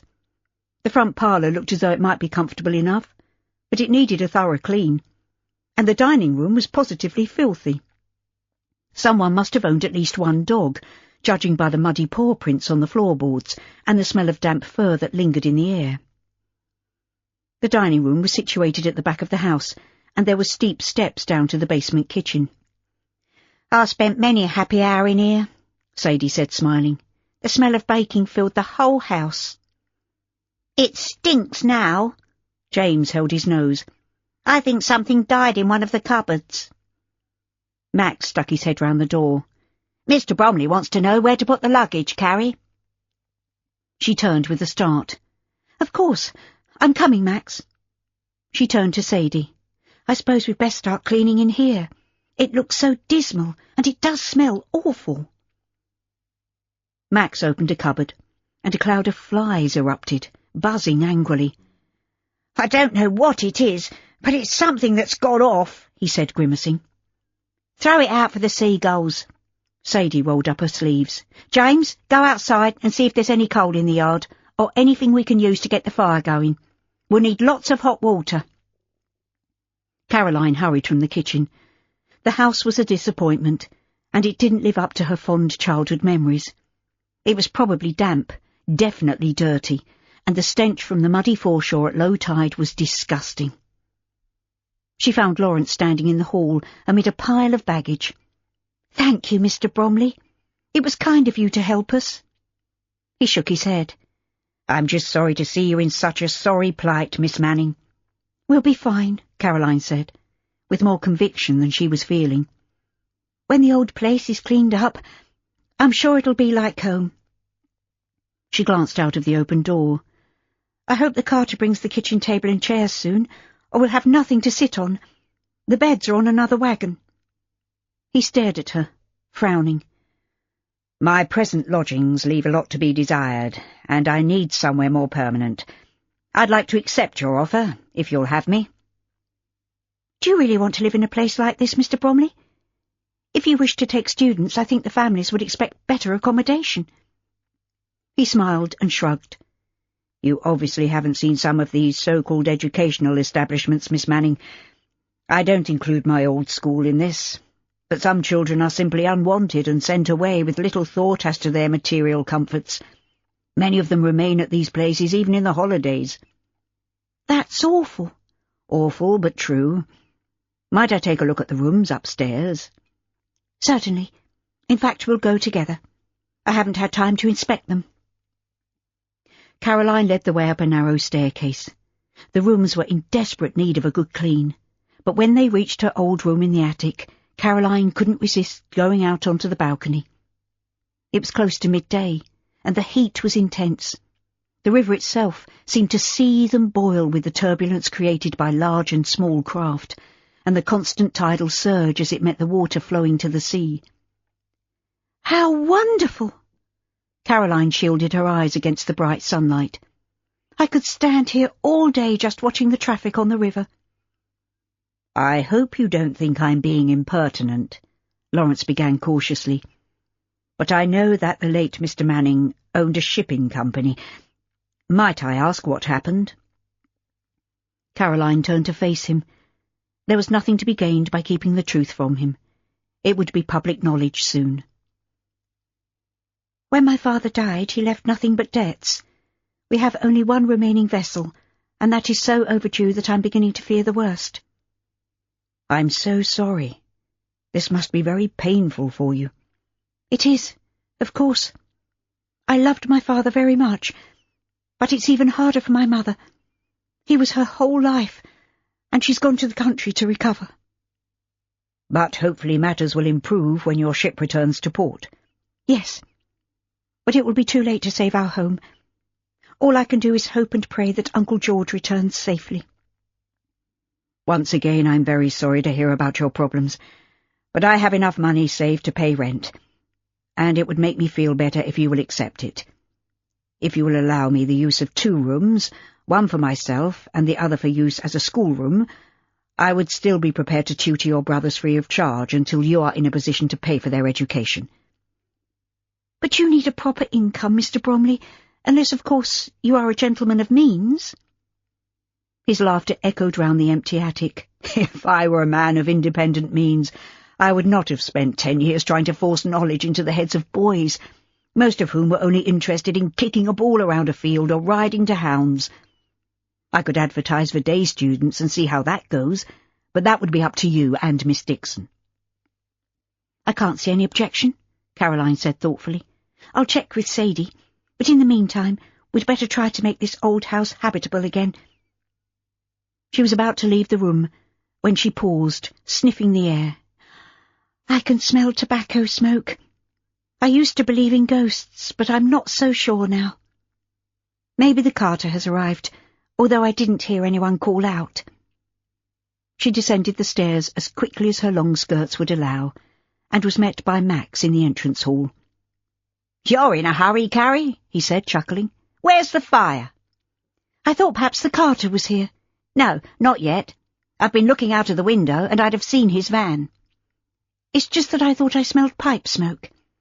Maybe it was the captain's ghost. Max nodded and winked. Aunt Sadie told me about the old man who haunts the house. When you smell smoke, he's here, and he's happy. But if he doesn't approve of what's going on, he goes round slamming doors and rattling windows. I know the story, but don't tell Jimmy, or he'll be awake all night. Don't worry about him. He's tougher than you think. Anyway, Jim knows all about the captain. We're planning to sit up all night and see if he materializes. Never mind that now. I need you to give a hand to clean this place up before our furniture arrives. Caroline reached for a broom that someone had left propped up against the wall, and she thrust it into her brother's hand. You start sweeping and I'll fetch a dustpan and brush. The floors need a good scrub, but we'll have to wait for Sadie to get the fire going so that we can heat some water. Max tossed the broom from one hand to the other. I think I'd rather be at school than doing housework. I've got news for you, young man. Lawrence descended the stairs, with a purposeful look on his face. You are at school, and this is your first lesson. He took the broom from Max. This is how you sweep a floor. I'll make a start and you can take over. Caroline flashed him a grateful smile. Thank you, Mr. Bromley. He paused, leaning on a broom handle. I think you could call me Lawrence, as we're going to be living in the same house. Really? Max looked from one to the other. Are you really moving in with us, sir? Lawrence nodded, and resumed the task of sweeping up the debris left by the last tenants. I am indeed, and we begin lessons as soon as we've got this place shipshape. It took more than a few days to get the captain's house habitable, but everyone did their bit, even James, who was delegated to keep the fire going in the range. Despite his initial reluctance to take on such menial tasks, he made a good attempt at chopping kindling in the backyard and kept the scuttle filled with coal. Sadie took over the kitchen with a determination to revive her culinary skills that was impressive, and soon the house was filled with the aroma of baking bread and savoury stews. When she was satisfied that the rooms were spotlessly clean, Caroline spent her time making them as homelike as possible. But the money Sadie had saved from the sale in Finsbury Circus was dwindling away at an alarming rate. She scoured the second-hand shops and used what little money they had to purchase a sofa, even though it had seen better days. The upholstery was worn and threadbare, and the horsehair stuffing protruded in places. But a couple of well-placed stitches soon put that right. She bought 2 armchairs in a similar state, but despite the sagging seats, they were surprisingly comfortable. A rag rug added a touch of colour to the front parlour, and a fly-spotted mirror hung over the mantelshelf made the room look slightly larger. Curtains had been left in all the rooms, mainly, she discovered, because they were lacy with moth holes, but they would have to do. Altogether, Caroline was satisfied that she could do no more. Lawrence's rent money was used for the purchase of food, candles and coal, but by the end of the first week it was becoming even more apparent that they were in desperate need of an outside income. Despite the fact that Caroline checked every day, there was still no news of her uncle's ship, and the office remained closed. But she refused to believe that anything untoward had happened to him or his vessel. The loss of her father had left a raw place in her heart, and although she kept a cheerful face for her brother's sake, she was still very much in the first stages of grief. The city simmered in the summer heat, but there was always a breeze this close to the river, and Caroline was beginning to understand why her parents loved the restless spirit of the Thames, with its ever-changing moods and colours. In the evenings, when peace descended upon the house, Caroline often chose to sit on the balcony, enjoying the sunset. The scent of tobacco smoke wafted around her, but even though she had started to believe in him, she wasn't scared of the old captain, and she often spoke out loud, telling him how grateful she was for the shelter his house afforded them. She was certain that he understood, but it was a feeling rather than anything tangible. Even so, she was sure that he appreciated their efforts to take care of his old home. Whether he was real or imagined, she felt that he understood and sympathised with the recent tragedy in her family, and that gave her the courage to take each day as it came. She spent more and more evenings in her favourite place, and at low tide she could see her brothers exploring the foreshore, searching for anything of value that had popped out of the thick black mud and might fetch a few pennies in the market. They looked for all the world like the other mudlarks who spent their waking hours searching for anything the ebb tide might have uncovered. There were scuffles when territories were breached, but Max and James had learned how to defend themselves in a hard school, and it was a relief to know that they could hold their own in the harsh outside world. Sadie and Lawrence seemed to be getting on very well. So well, in fact, that Caroline felt that she was witnessing a burgeoning romance. Her aunt and the schoolmaster were ideally suited, and nothing would make her happier than to see Sadie married with children of her own. But that thought only served to make Caroline feel lonely, and the loss of her old life even more painful. She was no longer Miss Manning of Finsbury Circus, the daughter of a shipping magnate, with servants at her beck and call. She was, in reality, homeless and living on the charity of a woman who, although much loved, was not related to her by blood.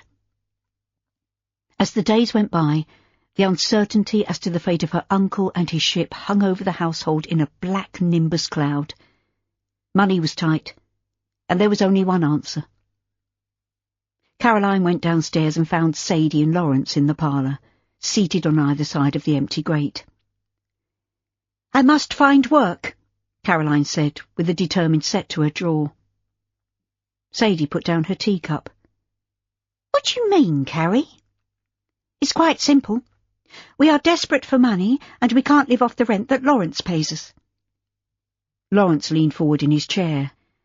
"I've put an advertisement in the Times, Caroline. I can take day boys, or even a couple of boarders. Sadie and I were discussing it before you joined us." "But that won't keep all of us, and you can't be expected to pay us rent and teach my brothers for nothing." "They're bright boys," Lawrence said, smiling. "I'm sure I could get both of them into Oxford or Cambridge." "Even so, you can't support all of us." Sadie's smooth brow creased into a frown. "If we're to become a school of sorts, I would be happy to look after the pupils. Mrs. Cooper's teaching is coming back to me gradually, and I'm getting the hang of that black-leaded beast of a range." "But that leaves me with no place in this house," Caroline said sadly.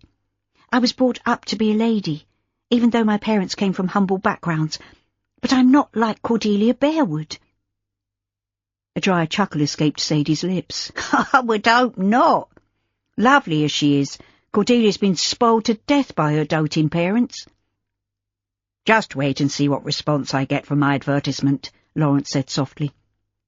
"I'm grateful for the opportunity to start my school, and if I'm successful, I hope one day to have my own establishment." "And you will, Lawrence. I'm sure of it." Sadie's pale blue eyes glowed with pride, and a delicate flush coloured her cheeks. Caroline stared at her aunt as if seeing her for the first time. The ever-practical, reliable friend of her childhood had been transformed into a radiant young woman. Was it possible to fall in love so quickly?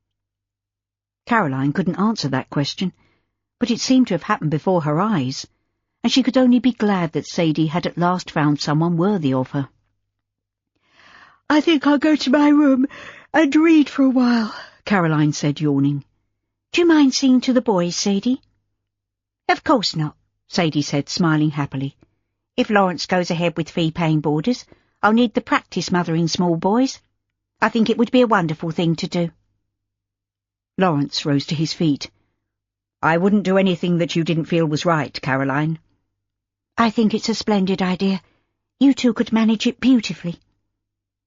She escaped from the room, but instead of going upstairs, she let herself out through the front door and negotiated the steps down to the wharf. Despite the noxious odours from the factory chimneys and the gasworks, it was a beautiful evening, the sort of warm, feathery dusk that seemed to wrap itself around a body like a silk shawl.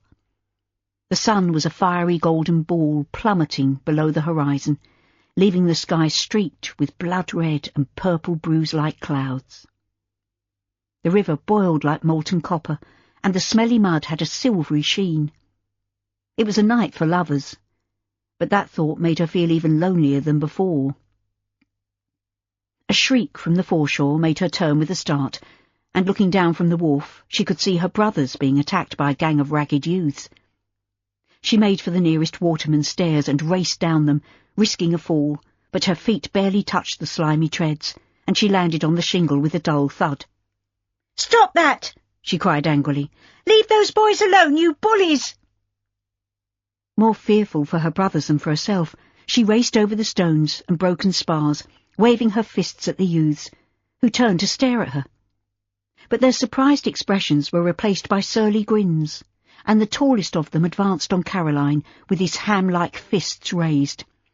"Leave us be, lady! You'll come off worst!" Max took a running jump and landed on the boy's back. "Run for it, Carrie!" She stood her ground. "I will not. I'm not afraid of you, big louts. Leave my brothers alone." James had his arms pinned behind his back, and his captor was laughing wildly. "Ha ha! Shall I break his arms, Crusher?" The tall youth shook his head. "Nah, let's have some fun with the toffs first. Let's show 'em how us Wapping boys treat them as venture into these parts." "Why don't you take on someone your own size?" A cultured voice rang out behind them, causing the gang to take several steps backwards as a tall figure emerged from the shadow of the wharf. "Let the boys go, and if you touch the young lady you'll have me to deal with." Caroline leapt forward to grab James by the hand, dragging him free from the boy who had momentarily released his grip. The leader of the gang shook Max off as if he were an annoying insect, but his attitude changed subtly. "We was only larking around, Gov." "Get away from here before I thrash each one of you." The man grabbed Max by the collar and marched him across the muddy foreshore to join Caroline and James. "Are you hurt, young lady?" Caroline shook her head. "No, sir. I don't know how to thank you." "No need for that. Just keep away from here. This isn't a playground." His patronising tone annoyed Caroline, despite her intense feeling of relief. Even in the fading light, it was obvious that their rescuer was a gentleman. His frock coat was well cut, and his checked trousers gave him a slightly dandified appearance. He was clean-shaven, but the brim of his silky top hat cast a shadow on his upper face, and she couldn't see his eyes. "My brothers are new to this area of London, sir," Caroline said, with as much dignity as she could muster, considering the fact that her slippers were sinking into the cold mud, and her silk skirts were wet and probably ruined. "Then I suggest you take them home and don't venture out after sunset. This is a rough area." He tipped his hat and marched off in the direction of the stone steps. "Are you going to let him talk to you like that?" Max demanded crossly. "That fellow treated you like an idiot, Carrie." "Maybe I was a fool for bringing you boys here," Caroline said ruefully. "I've no idea who that person is, but he did us a favour, and we should follow him as quickly as possible. Those louts might return if they think he's gone." James dashed his hand across his eyes. "I was scared, Carrie. I don't think I like it here." She tightened her grasp on his hand and started walking towards the stone steps. "We'll get used to it, Jimmy. We just need to learn how to cope with living in such a different place. After all, our parents once lived here, and they survived." She held her free hand out to Max. "We're in this together, and we just have to make the best of it." "I could have thrashed the one called Crusher." Despite his brave words, Max held her hand as they crossed the mud, making their way to the steps. Later, when her brothers were in bed, Caroline sat on the window seat in her bedchamber, sipping a mug of cocoa as she gazed out into the moonlit night. Lights from passing river traffic bobbed and danced above the water like tiny fireflies, and the street lamps cast golden pools on the cobblestones. But the deep shadows held menace, and fights broke out as drunks spilled out of the pubs. Blood mingled with the detritus in the gutters, and the sound of police whistles and the thunder of booted feet added to the cacophony of hooters from steamships. Caroline finished her cocoa and drew the curtains before climbing into bed. She might never know the identity of the gentleman who had come to their aid, but one thing was certain. Tomorrow she would start looking for paid employment. Her life of luxury and leisure had ended, and it was time she started earning her living. Next morning, at breakfast, Lawrence was allowing his tea to get cold while he studied a copy of the Times. With his steel-rimmed reading spectacles perched on the end of his nose, he looked every inch a scholar. But his brow was wrinkled in a frown, and he didn't seem too happy. Caroline had finished her slice of toast, thinly spread with butter, and was sipping her tea in an attempt to make it last until she could have a proper look at the newspaper. She'd been attempting to read the positions vacant column over Lawrence's shoulder, but it was almost impossible, as he kept moving his head and obscuring her view. "Where are those boys?" Sadie demanded, as she filled the sink with water from the kettle. "Max should be helping with the washing up. It's his turn today." "They're not used to rising early when they're on holiday," Caroline said hastily. She hadn't mentioned the scuffle on the foreshore the previous evening, and she didn't intend to tell Lawrence or Sadie. The boys, she hoped, had learned their lesson. "But they're not on holiday," Sadie said firmly. "They'll be starting their lessons again as soon as Lawrence has unpacked his books." Lawrence looked up at the mention of his name, peering at Sadie over the rim of his spectacles. "I'm sorry. I didn't hear what you said." "I was speaking about the boys beginning their studies with you," Sadie said patiently. "The sooner the better, in my opinion." She refilled the kettle from the pump at the sink and replaced it on the hob. "Is there anything of interest in the paper?" Lawrence shook his head. "No, not today, but there's always tomorrow." "Might I borrow the newspaper?" Caroline asked, holding out her hand. "I like to keep abreast with what's going on in the world." Lawrence handed it to her with a gentle smile, but Sadie chortled with laughter. "That's the first I've heard of it, Carrie. Don't take too long, because I want you to go to market and buy some vegetables and a beef bone. I'm afraid it'll be soup again for supper." "Yes, of course. I'll go as soon as I've got the boys out of bed." Caroline left the kitchen without giving Sadie a chance to think of anything else that she might want, and hurried upstairs to wake her brothers. When she was satisfied that they intended to get up and dress themselves, she took the newspaper to her room and sat down to study the positions vacant column. Her attention was caught by the name Colville, which she had often heard spoken when her parents were discussing business matters over breakfast or dinner. Colville Shipping Company, her father's bitter rival, was part of the reason for Manning and Chapman's dire financial straits. She memorised the advertisement and the address, selected a straw bonnet adorned with scarlet rosebuds and ribbons, slipped on her lace shawl, and prepared for battle. Chapter 5. The Colville residence was situated in a beautiful Georgian terrace at the pierhead. After a long hot walk along Wapping High Street, past wharves, warehouses, numerous pubs and cheap lodging houses, Caroline couldn't help but be impressed by the comparatively tranquil setting.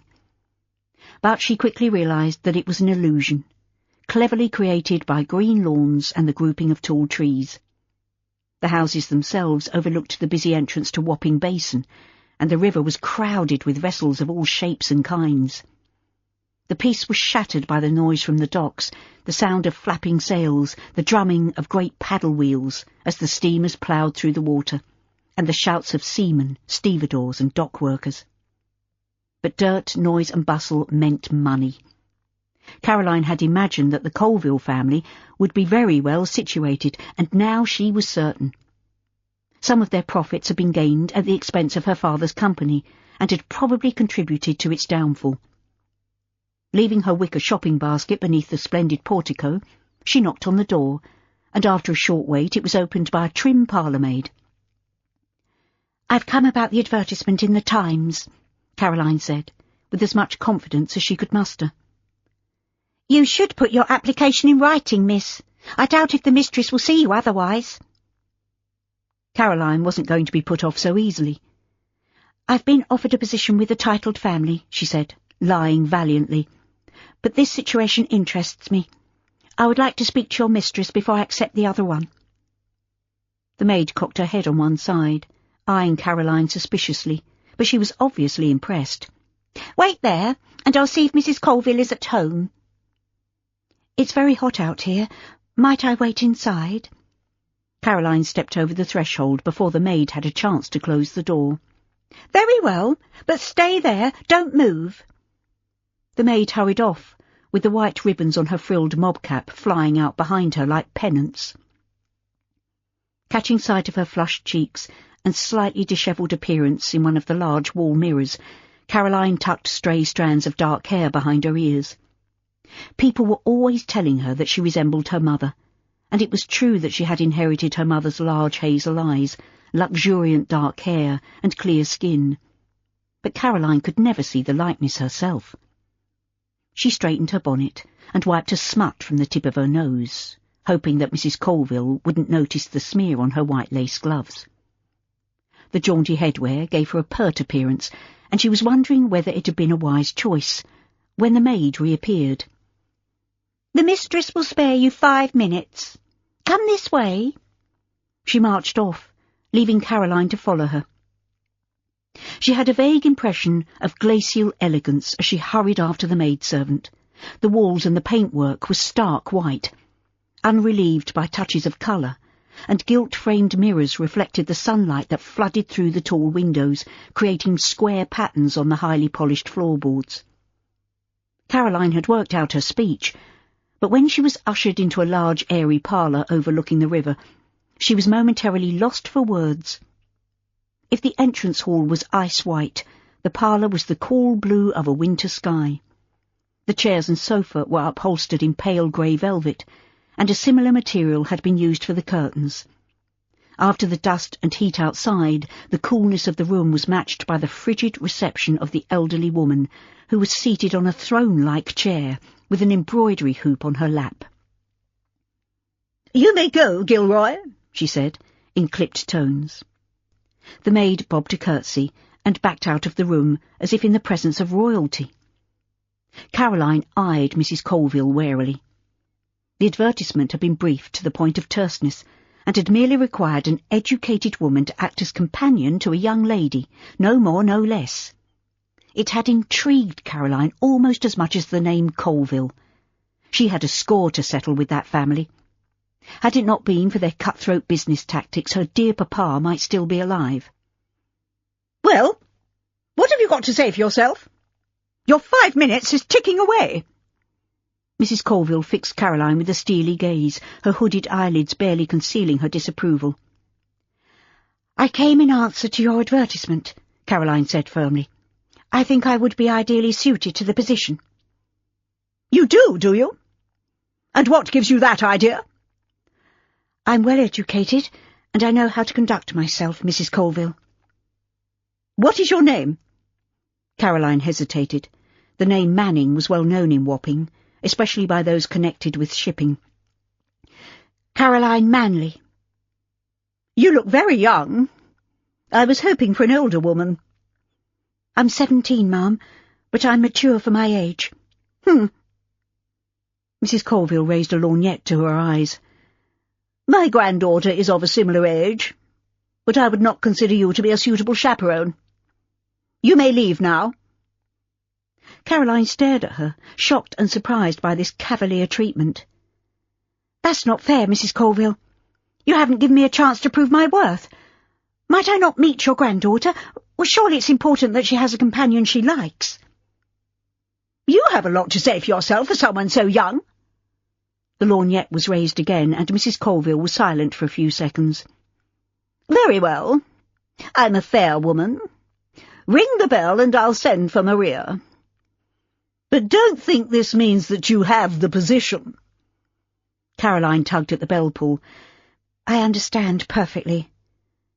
"You're well-spoken, I'll give you that.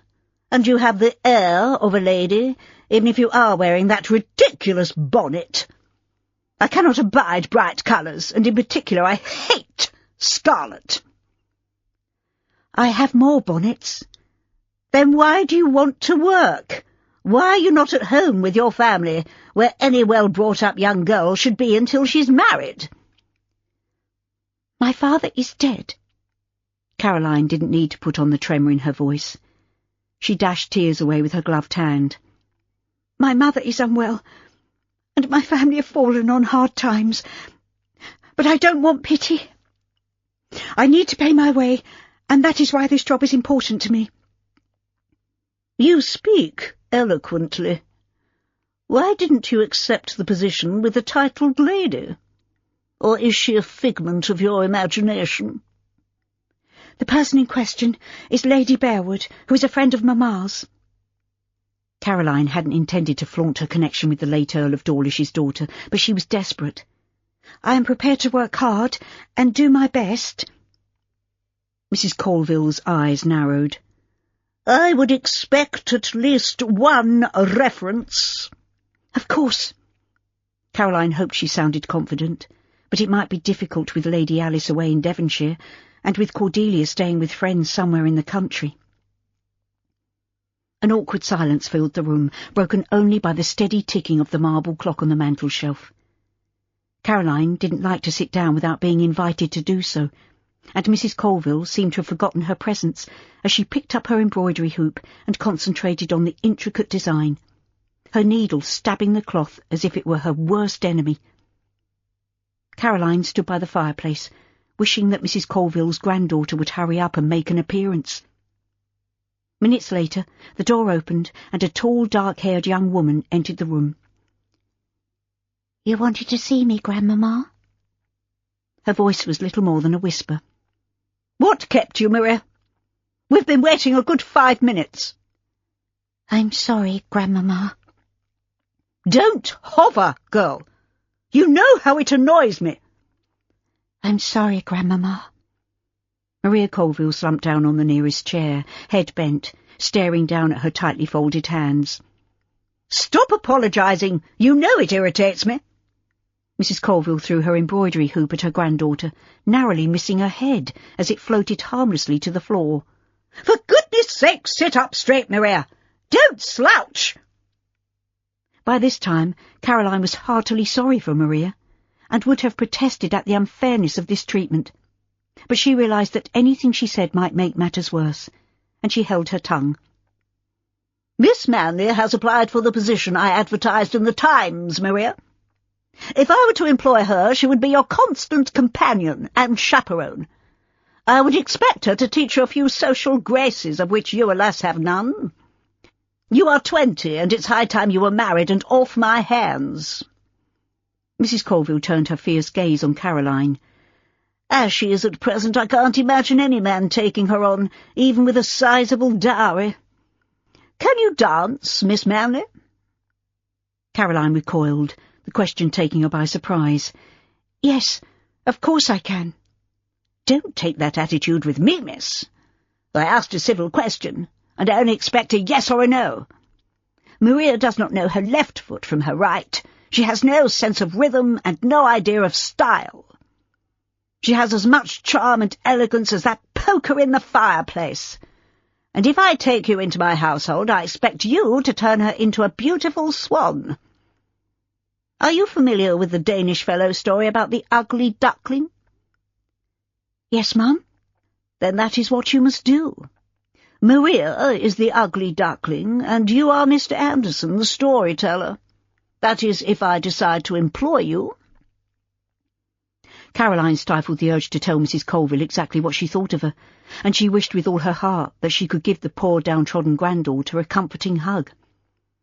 Even though Maria's dark head was bent, and her thin shoulders hunched, Caroline could see tears glistening on her eyelashes. The thought of working for such a termagant as Mrs. Colville, one of the architects of Jack Manning's financial disaster, was against everything that Caroline stood for. But Maria was another matter. If ever anyone needed a champion, it was the ungainly girl who was sobbing quietly. Later, walking homeward with her basket clutched in her hand, Caroline went over the interview in her mind. In the end, when Mrs. Colville had seemed to tire of humiliating her own flesh and blood, she had mentioned an allowance, which was adequate, although not over-generous. However, Caroline would be required to live in, and everything, including her clothes, would be provided by her employer. These, Caroline assumed, would be plain and dowdy, causing her to merge with her background. Mrs. Colville's strategy to marry off an unwanted relative was blindingly obvious. She needed someone to bring the best out of her granddaughter, but that person must not take the attention away from Maria. Caroline was so deep in thought that she almost forgot why she'd been sent out in the first place. But luckily she remembered in time, and she explored the back streets until she came upon a butcher's shop and a costermonger selling fruit and vegetables. When she reached home, she found Sadie in the kitchen. "You took your time," Sadie said, examining the contents of the wicker basket. "Not bad, but I hope you weren't cheated. Street vendors are up to all sorts of tricks, like putting foreign coins in with the change and adding a farthing or two if they think they can get away with it." Caroline handed over what was left of the money that Sadie had given her. "I had to walk miles before I found a butcher's shop, and then another where I might buy the rest of the things on your list." "Well, you're home now. The boys are having their first lesson with Lawrence, so let's hope he gets some replies to his advertisement soon. I'd go out to work myself, but there's nothing much I can do. It might end up that I have to take in washing. At least there's a decent copper in the outhouse." "It won't come to that. I think I have found myself a suitable position." "What?" Sadie dropped the basket on the table and sat down, staring at Caroline open-mouthed. "But what can you do? You've been brought up to be a young lady. What will Essie say?" "Mamma won't know. And anyway, it's a perfectly respectable job with a wealthy family. I just need a character reference. And it's mine." "Where is this job and what is it? Why didn't you tell me you were going to do this?" "I didn't tell you because I knew you'd try to stop me." "I need to know exactly where you're going, and I want to know more about this family." "You won't like it, but it's the Colvilles." "What?" Sadie's voice rose to a screech, and she clutched her hand to her bosom, breathing heavily. "You know they were partly responsible for the collapse of your father's business.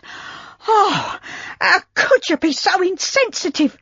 You'll break your mother's heart." "I'll be paid £15 a year." "That seems a bit mean." "I'll get a uniform of sorts and all my meals. I'll be off your hands, Sadie. It'll give you and Lawrence a chance to build up the school, and maybe then I can return." "But the boys will miss you." "And I'll miss them, but I won't be far away, and I'll get time off.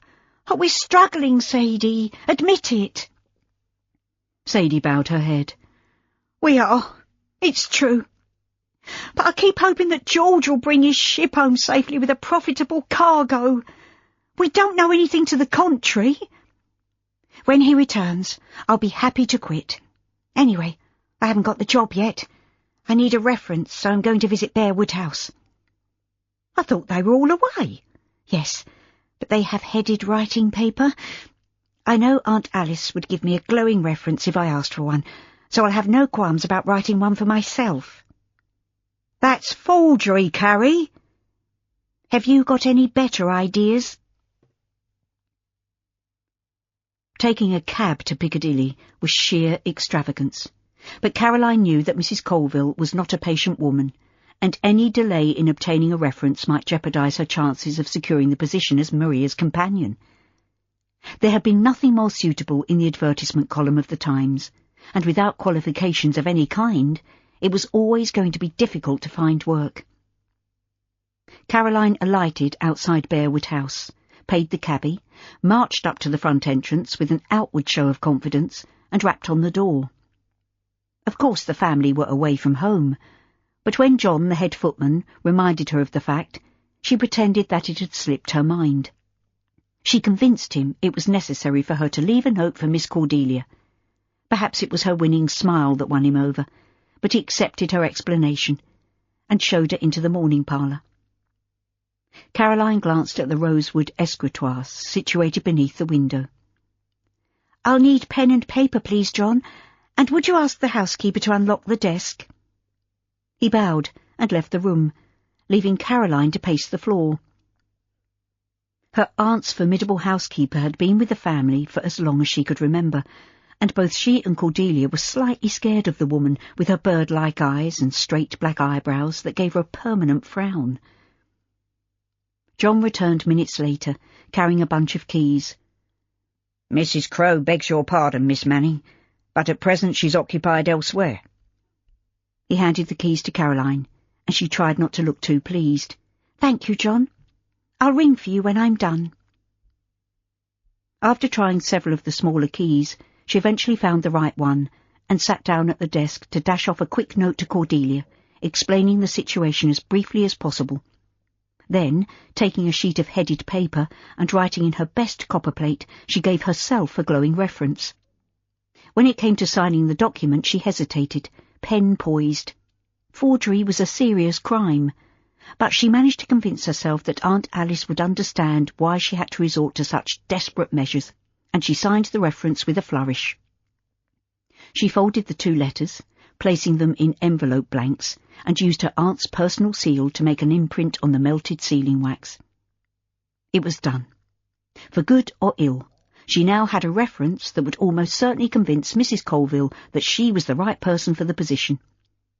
She stood up and reached for the bell pull. With her reference clasped in her hand, Caroline waited in the entrance hall of Pier House, while Gilroy scurried off to announce her arrival. It was cool indoors, especially when compared with the blistering heat of midday, which turned milk sour and made tempers flare. Caroline was hot and slightly dishevelled, and she wished that she had not hurried quite so much in her efforts to return to the house before the position was granted to someone else. Her fingers twitched nervously, and she longed to undo the top buttons of her bodice to allow herself to breathe more freely. But she had a feeling that Mrs. Colville's eagle eyes would notice a stray hair, let alone a button undone for the sake of comfort. She looked up with a start at the sound of footsteps on the stairs. Maria Colville came to a sudden halt. "Oh, you came back, Miss Manley. I didn't think you would." "Why was that, Miss Colville?" Colour flooded Maria's pale cheeks. "My grandmother can be intimidating." "I'm made of sterner stuff than to be scared of an old lady," Caroline said firmly. "You should stand up to her." Maria's blue eyes widened in horror. "I couldn't do that. You don't understand." "Possibly not, but I'm willing to listen."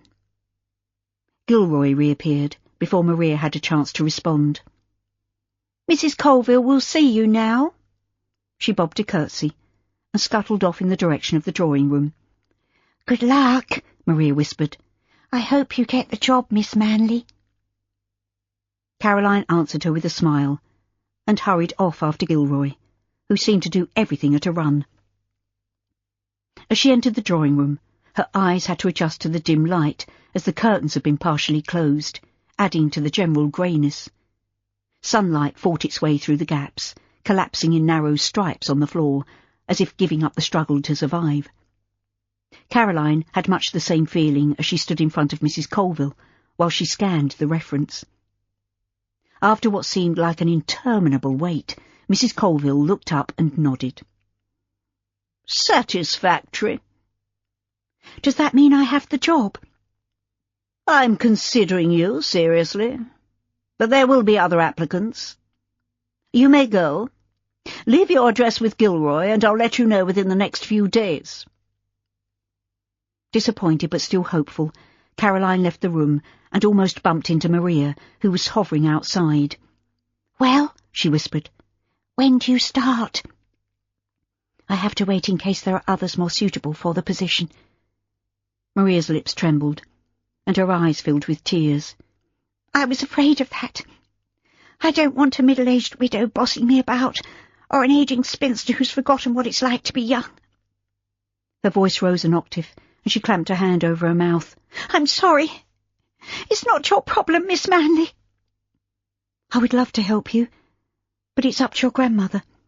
She wanted me to leave my address with your maid, so that I can be contacted should she decide to employ me."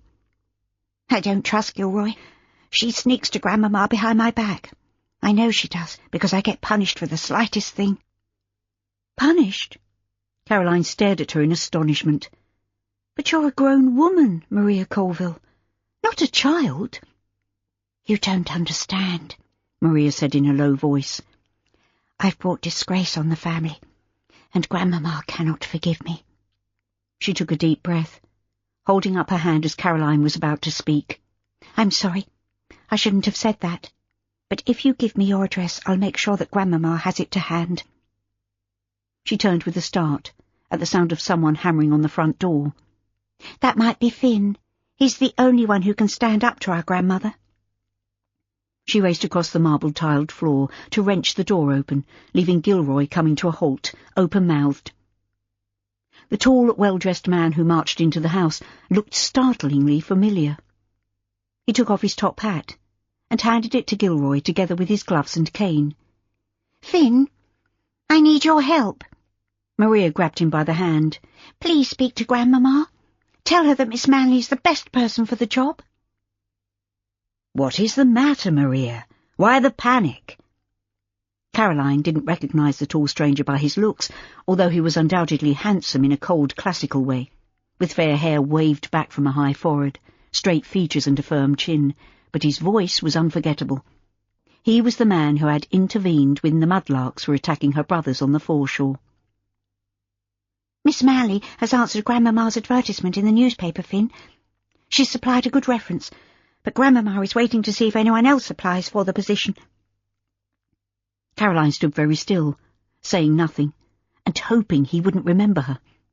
But he was staring at her with a puzzled frown.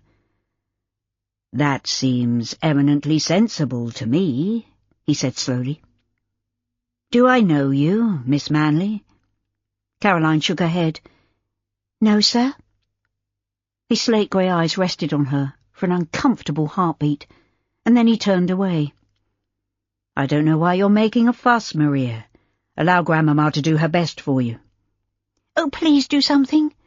I really like Miss Manley, and I don't want just anybody watching over me all the time."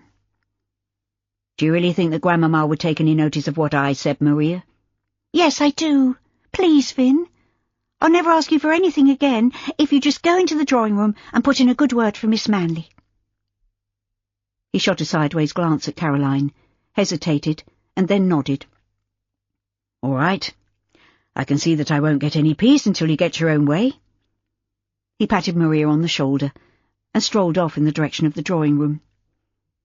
"You may go, Gilroy," Maria said, turning to the maid, who'd been standing to attention, staring into space, but obviously taking in every word that had been said.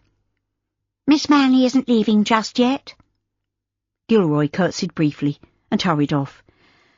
"This will be all round the servants' quarters the moment she reaches the kitchen," Maria said, sighing. "They spy on me constantly, Miss Manley. Everything I do is reported to Grandmama in detail.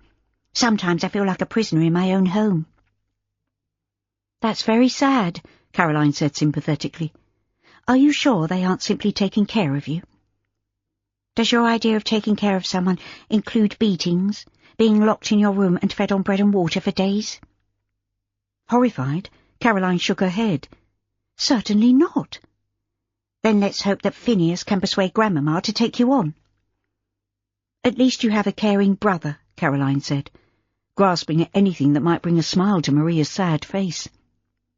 "Finn, he's not my brother. He's my cousin." "Oh, I see." "No, I don't think you do, Miss Manley. It's not as simple as that." "I don't understand."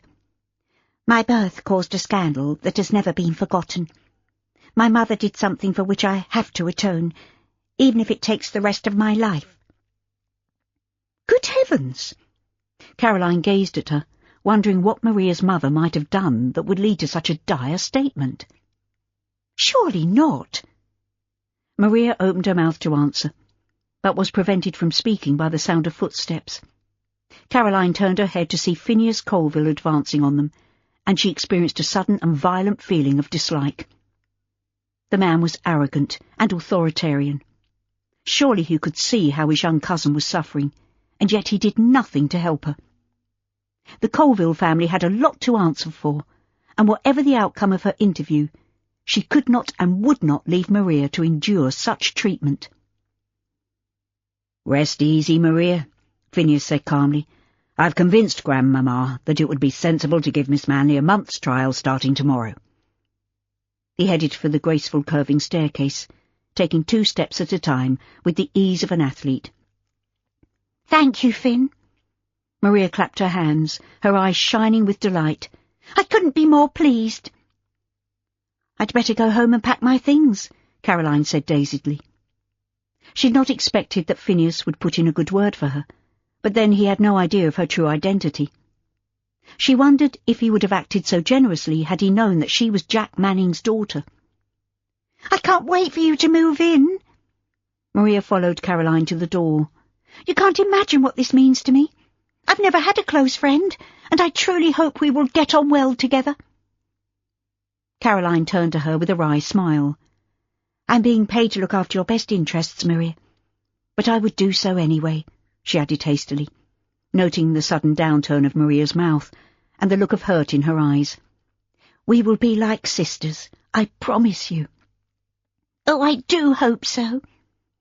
Maria opened the front door. "You will come early, won't you? Maybe we could go for a little walk. I'm not allowed out alone, and I have to wait for Grandmama to take me in the barouche." "I'm sure that could be arranged." Acting on impulse, Caroline leaned over to brush Maria's thin cheek with a kiss. "We'll do well together, Maria. I'll see you in the morning." Caroline walked away, but when she glanced over her shoulder, she could see Maria standing in the doorway, waving a hanky like a child saying goodbye to a loved one. She raised her hand in acknowledgement and hurried on. It was a relief to know she had employment, but as she walked back to the captain's house, Caroline wondered if she had done the right thing in accepting the first situation that had come along. Throwing her lot in with the family, whose business practices had all but bankrupted the Mannings, might not be such a good idea after all. But Maria's plight had touched her heart, and she simply couldn't walk away and leave her in that beautiful but cold and austere setting. It seemed cruel and unjust to blame Maria for whatever it was that her mother had done to upset her family. Maria Colville was in desperate need of a champion, and now she had one. Chapter 6. Caroline's first day in Pier House was not what she might have wished. Maria gave her a warm welcome, but Mrs. Colville was as frosty as ever, and spent a good 15 minutes going through all the things that Caroline was not allowed to do. Having laid down the law in no uncertain terms, she rang for Gilroy, and Caroline was taken below stairs to the housekeeper's office. Mrs. Berry was a little less friendly than her mistress, and Gilroy had been downright rude. Caroline stood in front of the housekeeper, hands folded demurely in front of her, but the sudden change in her status was becoming more obvious with every passing minute.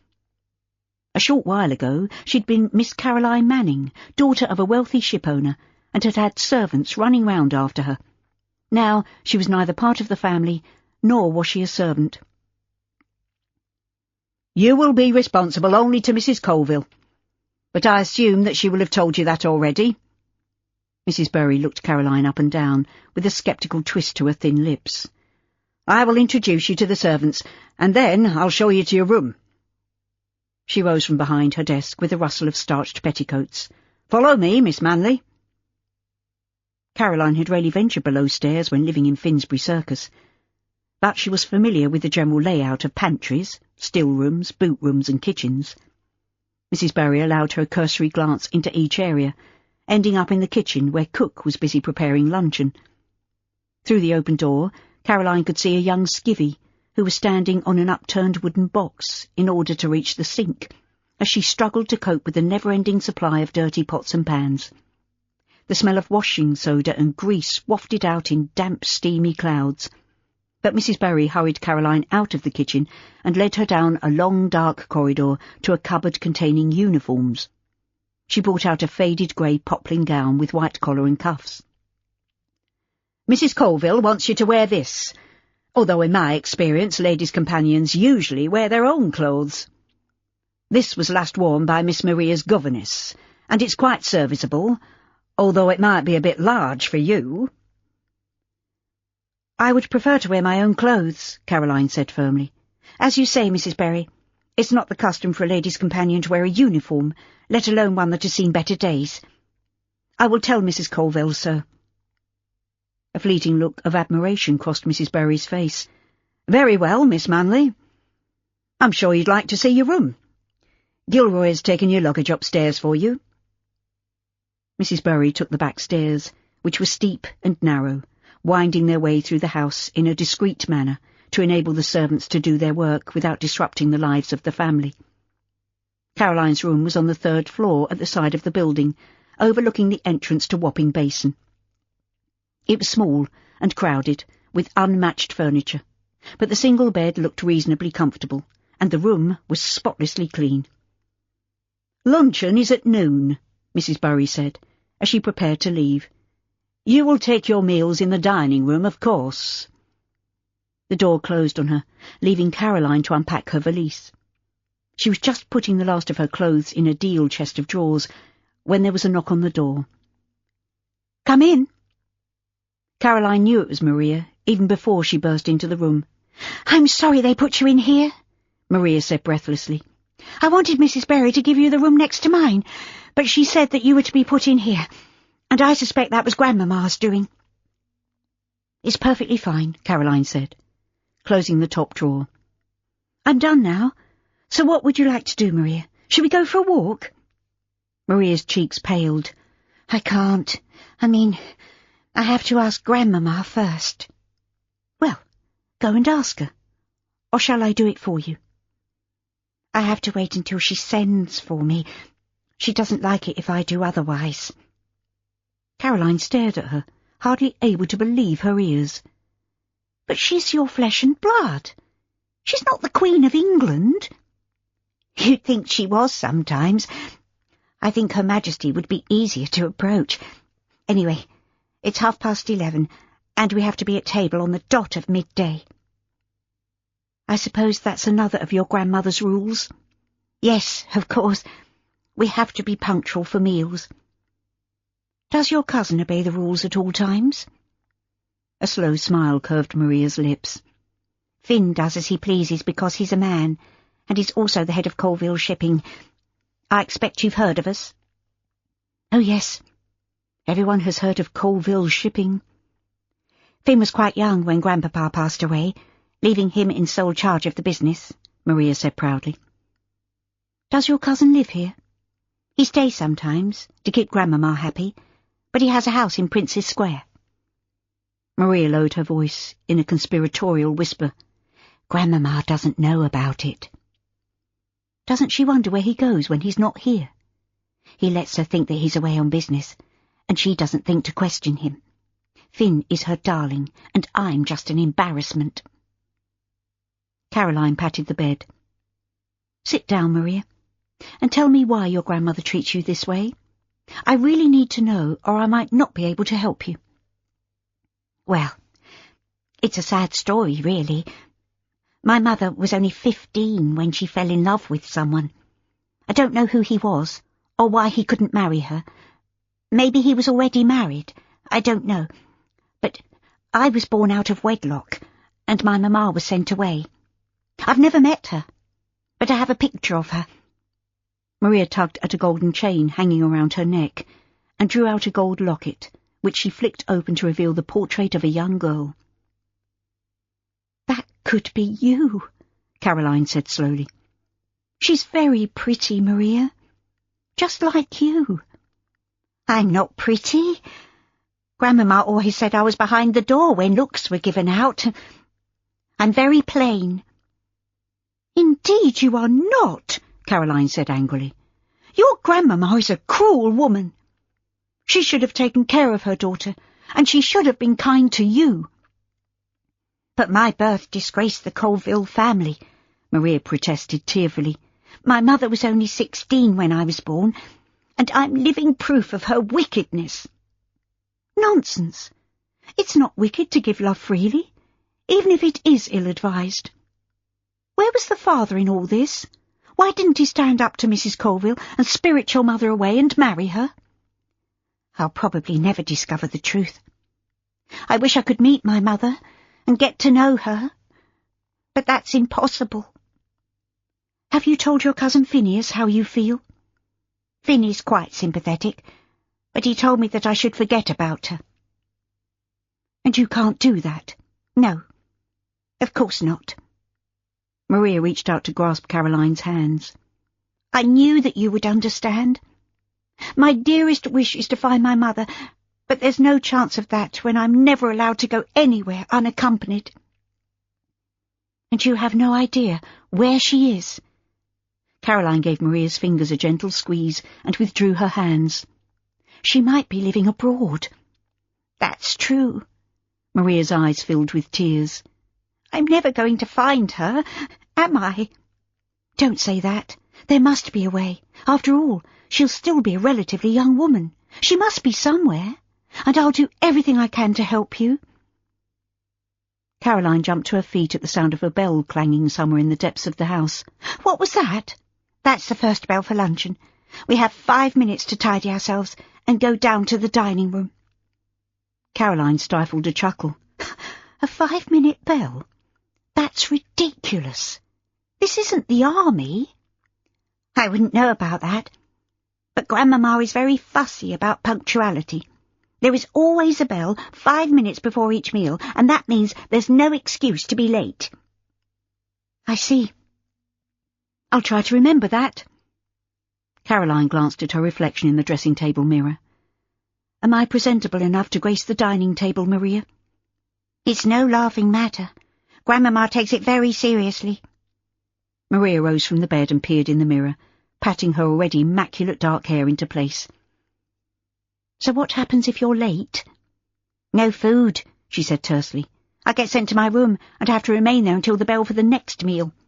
We'd better hurry. The midday meal was eaten in silence, and to Caroline's intense relief it was over quickly. Mrs. Colville favoured small helpings of plain food, which left Caroline feeling almost as hungry as when she'd taken her seat at the vast dining table. Maria sat with her head bowed and picked at her meal, earning a stern rebuke from her grandmother and a sympathetic smile from Caroline. Don't encourage her, Miss Manley. Mrs. Colville rose from her seat. Maria will sit there until she's finished her meal. Good food is not to be wasted. Caroline had eaten the tasteless sago pudding in an attempt to stave off pangs of hunger, but it was obvious that Maria was struggling. Caroline was about to protest, but the steely look in Mrs. Colville's eye was enough to convince her that she would only make matters worse. I am retiring to the drawing-room, Maria, Mrs. Colville said coldly. Gilroy will clear the table in 5 minutes, and I expect her to find a clean plate. She swept out of the dining-room, leaving the maid standing guard by the door. I can't eat it, Maria whispered. I'll be sick if I do. It's not so bad. Caroline hoped she sounded more convincing than she was feeling. Sprinkle some sugar on it. Maria shook her head. Nanny Robbins used to say that sago pudding was good for me, and that there were thousands of starving children in London who would be grateful for such a treat. But she kept a jar of raspberry jam hidden in one of the cupboards, and she allowed me to have some to make the dish more palatable. Caroline glanced at Gilroy's set expression, and she had a feeling that anything they said would be repeated to Mrs. Colville. She snatched Maria's spoon and shovelled the rest of the dessert into her mouth, gulping it down with difficulty, as it was cold and glutinous. She stood up, waving the empty plate in front of Gilroy. It's all gone. You can tell tales to your mistress if you like, but I'm taking Miss Maria out for a walk in the sunshine. Maria rose hastily from the table. I'll fetch my bonnet and parasol. She scuttled past Gilroy, as if afraid that the affronted servant might try to prevent her leaving. Caroline fixed the maid with a hard stare as she left the room. Whatever happened, she wouldn't allow the servants to bully Maria. It was bad enough having to stand by and watch the poor girl being browbeaten by someone who was supposed to love and care for her. Minutes later, they were walking beneath the trees on the pierhead. I feel quite guilty, Maria said shyly. I should have asked Grandmama's permission. Nonsense. You're not a prisoner, and we're only going for a short walk on a sunny afternoon. I told Gilroy to inform Mrs. Colville where we were going. That should be quite sufficient. You aren't a child, Maria. I know, but Grandmama is accustomed to ruling my life. Then it's high time she learned that you are grown up, and in a year or so you'll reach your majority. She plans to have me married off before then. Caroline came to a halt beneath a London plane tree. Has she selected your future husband? I don't know, but I hope not. You'll have to stand firm. She can't force you to marry someone you neither know nor like. You don't know her as I do, Caroline. Grandmama has a will of iron. I can be very stubborn too. I'm on your side now, Maria. We'll stand up to her together. Maria came to a sudden halt as they emerged onto Wapping High Street. Look, there's our office building. Shall we pay Finn a surprise visit? He'll be astounded to see me out and about. I don't see why not. Caroline hadn't intended to visit Colville Shipping Company so soon. But now the opportunity had arisen, she didn't intend to turn it down. What could be more innocent than Miss Maria Colville paying a social call on her cousin, who just happened to be the head of the company? The first person Caroline saw when she entered the building was none other than Sidney Masters. Bold as brass, he was seated behind the reception desk, but his bland smile froze when he recognised her, and he stumbled to his feet. Miss Manley, Caroline said hastily. I know you, Mr. Masters. You used to work for the Mannings. He licked his lips, giving her an owl-like stare. Yes, Miss Manley, Caroline said firmly. I am Miss Manley, Miss Colville's companion, and she would like to see Mr. Colville. Masters swallowed convulsively. His face was a picture of consternation and confusion. Miss Manley, he repeated dully. But I thought... Caroline moved closer, leaning over the desk. Does Mr. Colville know that you accepted money from Parkinson that he'd taken without permission from his employer? She said in a low voice. I think he might be very interested to learn the facts. No, miss. It were Parkinson who opened the safe, not me. Oh, don't say anything, please. I can't afford to lose this job. Just keep what you know to yourself, and I'll return the compliment. Please inform Mr. Colville that we're here. Yes, Miss Manley. Masters stood up and backed away as if in the presence of royalty. Caroline turned to Maria, who was gazing round the remarkable entrance hall with its carved oak panelling, hung with paintings of sailing ships, screw steamers, and the latest ship of the line. This is all very impressive. You must be proud of your cousin for building up the business to what it is today. Maria gave her a curious look. You sound as if you know something about shipping. I grew up close to the river, and I love ships, Caroline said casually. We're a maritime nation, after all. I wish I knew more about the business. Not that I'd be much use, because I'm quite a dunce when it comes to learning. But I'm sure there must be some way in which I could contribute. I'm sure there is. Caroline turned to see Phineas Colville striding across the polished floor. Your cousin is coming. Maria spun round, and her pretty face lit up with pleasure as she hurried forward, holding out her hands. Finn, thank you for seeing us. I was afraid you might be too busy. His taut expression lightened just a little. What are you doing here, Maria? This is no place for you. He glanced at Caroline. I suppose this is your doing, Miss Manley? If you intend to interfere in my family's affairs, I should warn you that it won't meet with my grandmother's approval. Finn, that's not fair. Maria's voice shook with emotion. I wanted to see the office. It had nothing to do with Caroline. But I imagine it was Miss Manley who brought you out in the heat of the day. You know you have a delicate constitution, Maria. I suppose that Grandmama allowed it. She didn't, Maria said with an impish smile. We escaped, Finn. And I'm not delicate. Grandmama keeps me hidden away because she's ashamed of me. Phineas shot a wary look in Master's direction, but the clerk had his head bent over a pile of correspondence. Come into the office, Maria. This is not the place to discuss family matters. He turned to Caroline, a frown creasing his brow. You'd better come too. Caroline bit back a sharp retort. Phineas Colville was just as arrogant and disagreeable as she had thought at their first meeting. But she might learn something to her advantage.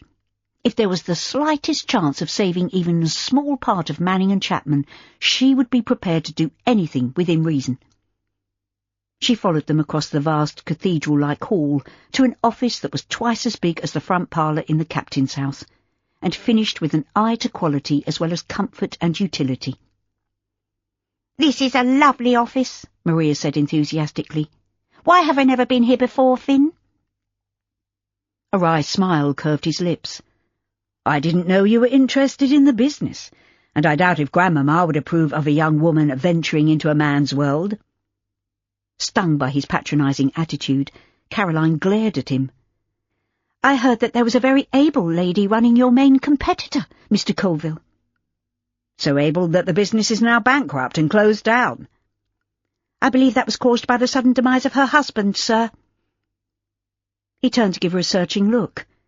You seem to know a lot about the shipping industry, Miss Manley. I've lived close to the river all my life. But this sort of business is not the usual subject of conversation in polite circles, or so I've been led to believe. Then my upbringing must have been lacking in social graces, sir. My father believed that girls should be educated to the same standard as boys, and that women have much to contribute outside the home, as well as within its four walls. A radical view, certainly. He turned away, concentrating his attention on Maria. Now you've seen my office, what do you think? Perhaps I should have some embroidered cushions or a few vases of flowers. That would make it much more comfortable, Maria said, smiling. It is a very masculine room, Finn. Perhaps a couple of pictures on the wall would make it a little more cheerful. It was obvious to Caroline that Phineas was merely humouring his cousin, and she suspected that he was laughing inwardly, although he maintained a straight face. She picked up a copy of Lloyd's list and searched for the name of her uncle's ship, the Esther Manning. But it was not amongst the expected arrivals. On the other hand, there was no bad news, and that gave her cause for hope. What had befallen the vessel was anybody's guess, but she felt a huge wave of relief, and she couldn't wait to share it with Sadie and the boys. A sudden feeling of homesickness almost sucked the breath from her body, and she was beginning to regret her rash decision to accept the position at the Colvilles' establishment. It had been taken for the best of reasons and the worst of reasons, and perhaps she should have given it more thought. Now she was embroiled in Maria's troubles, and they far exceeded her own. Even if she wanted to walk out on the Colville family, she knew that she could not. Maria's sad story had touched her heart, and she couldn't simply abandon her. So where exactly does your interest in shipping lie, Miss Manley? Caroline looked up with a start to find Phineas watching her with a calculating expression on his classic features, as cold and impervious as those of a marble statue. I suppose it's the thought of being able to travel abroad that appeals to me, she said evasively. It was obvious that in his mind all women were scatterbrains, but that suited her purpose, as it deflected attention from herself, leaving her free to observe him and the workings of his company. His eyes narrowed, and for a moment Caroline thought he was going to question her further, but he turned his attention to his cousin. Well, you've seen me in my office? Does that satisfy your curiosity, Maria? A little, she said with a nervous giggle. But I would like to see over one of your ships, Finn, if it isn't too much trouble. That could be arranged, but I doubt if Grandmama would approve. Need she know? Caroline asked casually. It sounds like a very interesting outing. An outing? Finn's lips curved in a cynical smile. I wouldn't call it that. But maybe the reality of life at sea would dispel some of the romantic notions you young ladies harbour. Oh, Finn, you do say such cutting things, Maria said, sighing. I would love to see over one of your ships, and I agree with Caroline. There is no reason to tell Grandmama anything that might upset her. Very well. I'll arrange it for tomorrow afternoon, but I won't go behind Grandmama's back. She must be told. However, it just so happens that the Colville Star is in port, and I intended to inspect her anyway. You may accompany me if you wish. Maria clapped her hands. I do, Finn. I can't wait. What about you, Miss Manley? Finn asked silkily. Does the prospect please you also? Caroline met his amused gaze with a steady look. It will be interesting. But might I suggest that you broach the subject to Mrs. Colville, as you seem to be the only person who might be able to influence her? Yes, please do so, Maria added eagerly. You know that you can wrap Grandmama around your little finger. What Phineas said to his grandmother remained a mystery, but his powers of persuasion had never been in doubt. After luncheon next day, suitably dressed for the occasion, in cool cotton print gowns, lace mittens and straw bonnets, Maria and Caroline were driven to the docks in the Colville's landau. The Colville Star was similar in size to the Esther Manning, and Phineas introduced Maria and Caroline to the captain, who was a great deal younger than she had expected. She had met a few of her father's sea-going officers, and most of the captains had been middle-aged men with years of experience in ship handling. But, as she studied his craggy, weathered features, Caroline realised this man, who could not be a day older than 30, had seen more of the world than many people twice his age. The corners of his intensely blue eyes were crinkled, as if he had spent most of his life gazing out to sea. He was polite but careful in his dealings with Phineas, and for that she couldn't blame him. One step placed wrongly might mean instant dismissal to an ordinary member of staff, but Caroline had a feeling that this man was too valuable to dismiss on a whim. Phineas was treating him with more respect than she'd previously noted when he was speaking to his subordinates, while Maria seemed to have been struck dumb, and was gazing at the young captain wide-eyed with admiration. Phineas glanced round the deck with a nod of approval. "Everything seems to be in excellent order, Captain Barnaby. I'll have a word with you later. But perhaps you would be kind enough to show Miss Colville around? My cousin is eager to learn more about our business, and this seems a good place to start." Captain Barnaby's cheeks flushed beneath his tan, and he cleared his throat. "Of course, sir." He glanced at Caroline, his sandy eyebrows raised in a mute question. "I will escort Miss Manley," Phineas said firmly.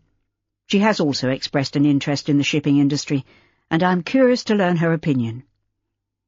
"Aren't you coming with us, Caroline?" Maria asked anxiously. "Apparently not, but we'll be close behind you." "Indeed we will." Phineas proffered his arm to Caroline. "A quick tour of the ship will suffice, Captain. Lead on." "Why did you do that?" Caroline demanded, when Maria and the captain were out of earshot. "You know how nervous she is." "No harm will come to on board a Colville ship. Captain Barnaby is a staid young fellow, and certainly no ladies' man. But the truth is I wanted a private word with you, and I knew this was my best chance." Caroline withdrew her hand from his arm. "Really? I can't think what you might have to say to me that can't be said in front of Maria." "I want to know what your business is with my family, Miss Manley." "I don't know what you mean, sir." "I think you do. We met once briefly on the foreshore. You were with 2 young boys who were being threatened by a pack of mudlarks. What is your reason for obtaining such a menial position when you're obviously well educated and used to better things in life? Who are you, Miss Manley?" Chapter 7. "I am your cousin's companion, Mr. Colville." "That's no answer." Caroline met his steely gaze without blinking. 2 could play at his game, and she was in complete command of her emotions. Iced water seemed to run in her veins as she remembered how her father's business had suffered due to this man's cutthroat business tactics. "Mrs. Colville was satisfied with my credentials, sir. I see no reason to go through them again with you." His eyebrows snapped together, and his eyes narrowed. But to her surprise, he threw back his head and laughed. "Ha ha ha! Touché, Miss Manley. You have me there. But I will discover the truth, sooner or later." "All you need to know about me is that I am genuinely fond of Maria, and I will do my best to look after her." Caroline pressed home her advantage. "Now, may we continue in our tour of the ship?" It was not until they reached the cool interior of Pier House that Caroline realised how close she had come to being discovered. Phineas Colville might have appeared to concede a win to her, but she had a feeling that he wouldn't stop until he knew her true identity, and that would almost certainly mean instant dismissal. It wasn't the loss of earnings that worried her. Even after such a short time in her company, Caroline felt responsible for Maria, and she couldn't simply abandon her new friend. There was something about her that touched Caroline to the core, and with every passing minute spent in Pier House, Caroline's dislike for Mrs. Colville had burgeoned mushroom-like. "Wasn't that splendid?" Maria said enthusiastically. "I'm not sure what you're talking about." Caroline dragged herself back to the present. "Everything. Surely you felt it as much as I did. I mean, it's the first time I've ever been on board a ship, and I thought it was wonderful. So romantic. Can you imagine starry evenings leaning over the railings, gazing at the moonlit sea?" "Perhaps, but I can also imagine stormy waters lashing the deck, and hours with nothing to do." "But wasn't he handsome?" Maria stepped into the entrance hall, giving the maid a beaming smile. "Thank you, Gilroy. Isn't it a beautiful day?" Gilroy stared at her blankly, saying nothing. Caroline followed Maria into the house, catching up with her at the foot of the stairs. "I'm not sure I know who you mean." "Why, the captain, of course. He was so good-looking and so nice. He showed me round the ship and made me feel really important. He listened to what I had to say, and he didn't contradict me once." "Oh, the captain." Caroline nodded. "Yes, he was very nice." "But I'll never see him again. That's so sad." Maria ascended the stairs, trailing her mittened hand on the banister. "I don't see why not," Caroline said hastily. "If you really like him, why not ask Phineas to invite him to dine one evening while the ship is in port?" Maria came to a halt, turning her head to give Caroline a searching look. "Do you think I could?" "There's no harm in asking. He can only say yes or no." "I'll ask him tonight, but not in front of Grandmamma. I'll just tidy up and I'll meet you in the morning parlour in a few minutes. We can have a lovely chat." Maria picked up her skirts and raced up the remaining stairs, leaving Caroline to follow more slowly. She had a suspicion that all Maria wanted to do was to rhapsodise about the captain, but it was a pleasure to see her suddenly coming to life. However, if this was first love, it might be unrequited, or even worse, it might meet with such strong opposition that it had no chance to blossom. Caroline went to her room and sat on the bed for a few moments before making herself ready to go downstairs. She had come close to telling Phineas her real name, if only to see the shock and chagrin on his face. But even though she'd managed to hold her tongue, it was only a matter of time before he discovered that she was Jack Manning's daughter. Minutes later, Caroline was about to make her way to the morning parlour when someone rapped on the front door. She hesitated, waiting for Gilroy to make an appearance, but there was no sign of her, and the knocking grew more insistent. Caroline crossed the hall and opened the door to find Captain Barnaby standing on the step, clutching a parasol in his hand. "Captain Barnaby!" "This was left in the saloon," he said, with an apologetic smile. "I think it might belong to you or to Miss Colville." "It's not mine." Caroline stepped aside, holding the door wide open. "Do come in, Captain. I'm sure that Maria would wish to thank you in person." "I don't want to intrude." "It was good of you to come all this way." She ushered him in with a wave of her hand. "I'll just pay my respects to Miss Colville," he said, taking off his peaked cap and tucking it beneath his arm. "We were both very impressed with your ship," Caroline said over her shoulder, as she led the way to the morning room. As she had hoped, Maria was already there, and she leapt to her feet. "Captain Barnaby has returned your parasol. Wasn't that kind, Maria?" Seemingly at a loss for words, Maria nodded, holding out her hand to take the delicate lace sunshade. Caroline turned to Barnaby. "Perhaps you would like to stay and take some refreshment, Captain?" "Yes, that would be lovely." Maria came to life and tugged at the bell pull. "Please, take a seat, Captain." He looked round for somewhere to sit, and perched on the nearest chair, still clutching his hat. "That's very kind of you, Miss Colville." "Maria," she said shyly. "Theodore, but my friends call me Theo." Maria smiled dreamily. I think Theodore is a very nice name. Caroline realised that she'd been forgotten. I don't know what's happened to Gilroy, she said hastily. I'll go and find out. Thank you, Caroline. Maria gave her a bright smile. Tea and cake would be lovely. In the kitchen, Cook had fallen asleep in a rocking chair by the range, her mob cap having fallen over one eye, and her large bosom rising and falling rhythmically. The scullery was empty, and there was no sign of the kitchen maids, but the smell of tobacco smoke led Caroline out into the backyard, where she found Gilroy, leaning against the wall with a cigarette between her lips. She jumped at the sight of Caroline, tossing the dog end onto the cobblestones and grinding it under the heel of her boot. It's for me nerves, miss. I've heard that smoking's good for all sorts of conditions. Don't worry, Gilroy. I don't care if you smoke a clay pipe. Would you make up a tray of tea for 3 and bring it to the morning parlour? And some cake or biscuits would be good too. You won't split on me, will you, miss? I won't say a word, as long as you promise to stop telling tales on Miss Maria.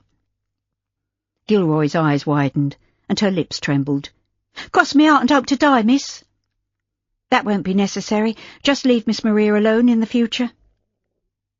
Satisfied that Gilroy understood, Caroline left her and made her way slowly back to the morning parlour, where she found Maria and Theo deep in conversation. She went to sit by the window, satisfied that at least something good had come out of their venture that day. Even so, she had a feeling that Phineas was not the sort of man to let matters lie, and he would not be satisfied until he had discovered her secret. She must be very careful what she said in his presence. The conversation between Maria and the captain didn't falter, even when Gilroy arrived with a tray laden with refreshments. But the tea cooled in the dainty bone china cups, and the cake was left untouched. Caroline was content to merge into the background, and she gazed out of the window, allowing her mind to stray to inevitable thoughts of her family. She missed her mother more than she would have thought possible, and she could only hope that time would heal the wounds left by widowhood. Leaving her brothers in Sadie's care had been painful, but at least they were not far away, and she made up her mind to visit them next morning, whether or not she had permission from Mrs. Colville. Eventually, after an hour, Theo Barnaby glanced at his pocket watch and stood up. I really must leave now. I've taken up too much of your time. Oh, no, don't say that, Theo. Maria rose to her feet, her eyes shining and her cheeks flushed. I've enjoyed our talk. He turned to Caroline with a disarming smile. Thank you for the tea, Miss Manley. I must go, but I hope we meet again soon. You must come to dinner, Maria said eagerly. Are you free tomorrow evening? I think perhaps you ought to check with Mrs. Colville before making a firm arrangement, Caroline said hastily. And Mr. Colville might have a prior appointment. I'm sure he would want to join the party. Of course. Theo bowed and backed towards the doorway. I'll wait to hear from you. I'll see you out. Maria followed him from the room. Caroline sat down again. It seemed that both Maria and the captain were love-struck, but she had a feeling that Maria was going to come up against strong opposition from her grandmother, and probably from Phineas himself. It was unlikely that Mrs. Colville would consider a comparatively penniless sea captain to be a good match for her granddaughter, even allowing for the fact that the poor girl had to bear the stigma of illegitimacy. But when Maria bounced into the room, she could not have looked happier. Isn't he wonderful, Caroline? He's very nice, Caroline said carefully. Don't you like him? I didn't say that, Maria. Captain Barnaby seems to be a very personable man, and you've obviously made a deep impression on him. Do you really think so? I do. But please, be careful. You hardly know him, and you seem to have led a very sheltered existence. I don't think anyone would match Theo. He's so handsome and charming, and he listened to me, Caroline. He was interested in what I had to say. And he'll be sailing off somewhere within the week, Caroline said pointedly. What then? But don't be so mean. I know he'll have to leave soon, but he'll return, and I'll be waiting for him. You can't know that for certain. Your grandmother intends to introduce you to other young men, and you might find one that you like even more. Whose side are you on? Maria demanded. I thought you would understand. I just don't want him to break your heart. He won't. Theo is an honourable man. I feel as if I've known him all my life. Caroline realised then that nothing she could say would make the slightest bit of difference. Maria was in love, and beyond reason. It had been a long, hot and tiring day, and the early evening was muggy and overcast with a hint of sulphurous yellow in the sky, and the threat of a storm to come. Caroline was ready at the sound of the first dinner bell, and seated at table before the second and final peal. Maria was in her place, nervously pleating her white linen table napkin, as they waited for Mrs. Colville to join them. I hope that Finn is dining at home tonight, Maria said in a low voice. I want him to be present when I ask Grandmama to invite Theo to dinner. Why not wait a day or two, Maria? Get to know the captain a little better? I know all I want to know. Maria's jawline hardened, and her brow creased in a frown. Please don't say anything that might make Grandmama take against him. Of course not. Caroline glanced over her shoulder as the door opened to admit Mrs. Colville and Phineas. Gilroy hurried forward to pull up a chair, and Mrs. Colville took her seat at the head of the table. I hope you aren't going to be fussy about your food this evening, Maria. Maria shook her head, subsiding into silence with a hunted look. I signed the contract with the Dutch company today, Grandmama. Phineas shook out his napkin and laid it on his lap. It should prove very lucrative. Mrs. Colville took a small portion, then waved aside the soup tureen that Gilroy proffered. It's too hot for soup. I thought Cook understood that. It smells delicious. Phineas ladled a generous helping into his bowl. Not for me. Maria held a hand over her dish. What did I say about fussy girls? Mrs. Colville snapped. You'll go to your room without dinner if you persist in being finicky, Maria. Maria's bottom lip trembled, but she took a small amount from the tureen. Caroline kept a wary eye on Gilroy when it came to her turn. An apparent accident involving hot soup would be both embarrassing and painful. She steadied the serving dish with one hand, making it impossible for Gilroy to snatch it away at the last moment, and helped herself to a generous portion. Mrs. Colville broke a bread roll into tiny pieces and popped one into her mouth. How are things at the office, Phineas? I suppose it must be easier to boost trade without Manning and Chapman competing for every contract. Caroline winced as she burned her tongue on the hot soup. What's the matter, Miss Manley? Phineas gave her a searching look. It's rather hot, but very tasty. We have an excellent cook, Phineas said equably. As to the business, Grandmama, everything's going as it should be, but I take no pleasure in watching another company go to the wall. You should rejoice in their downfall. Colvilles have always ruled the river. Mrs. Colville pushed her plate away. The soup is too salty. I'll have a word with Cook tomorrow. Maria cleared her throat nervously. May I say something, Grandmama? There was a moment of silence, as everyone turned to look at her. This should be interesting, Phineas said with a hint of a smile. Speak up then, Maria. I would like to invite Captain Barnaby to dinner, Grandmama. He was kind enough to show me around the Colville Star this afternoon. Caroline closed her eyes. She could feel Mrs. Colville's wrathful glance searing her skin. What?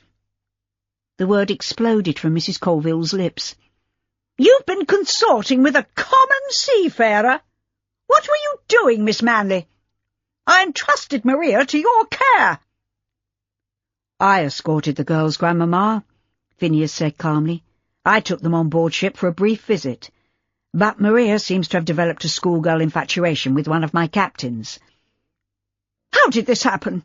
Mrs. Colville demanded angrily. "Has he taken advantage of her youth and inexperience?" "No, Grandmamma," Maria cried passionately. "He was a perfect gentleman, and he called today to return my parasol, which I left on board by mistake." "He's been to this house?" "Yes, Grandmamma. I'm sorry. I didn't know it would upset you." "You're just like your mother. I can see history repeating itself." "That's not fair, Mrs. Colville," Caroline protested angrily. "I was there all the time, apart from the few minutes when I went to the kitchen to order tea." "You left them alone?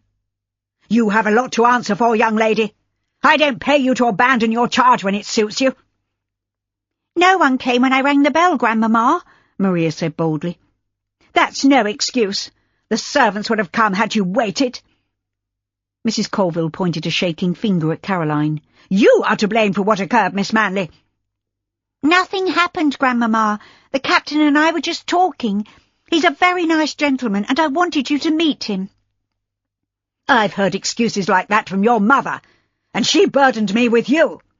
Go to your room, Maria. I can't bear the sight of you." "That is so unfair." Maria scrambled to her feet and ran from the room, sobbing. "That was cruel, even for you, Ma'am." Caroline threw down her napkin and stood up. "How can you treat your own flesh and blood in such a way?" "Sit down, Miss Manley. I won't be spoken to like that." "Perhaps it's time someone stood up to you, Mrs. Colville. You are a cold-hearted bully.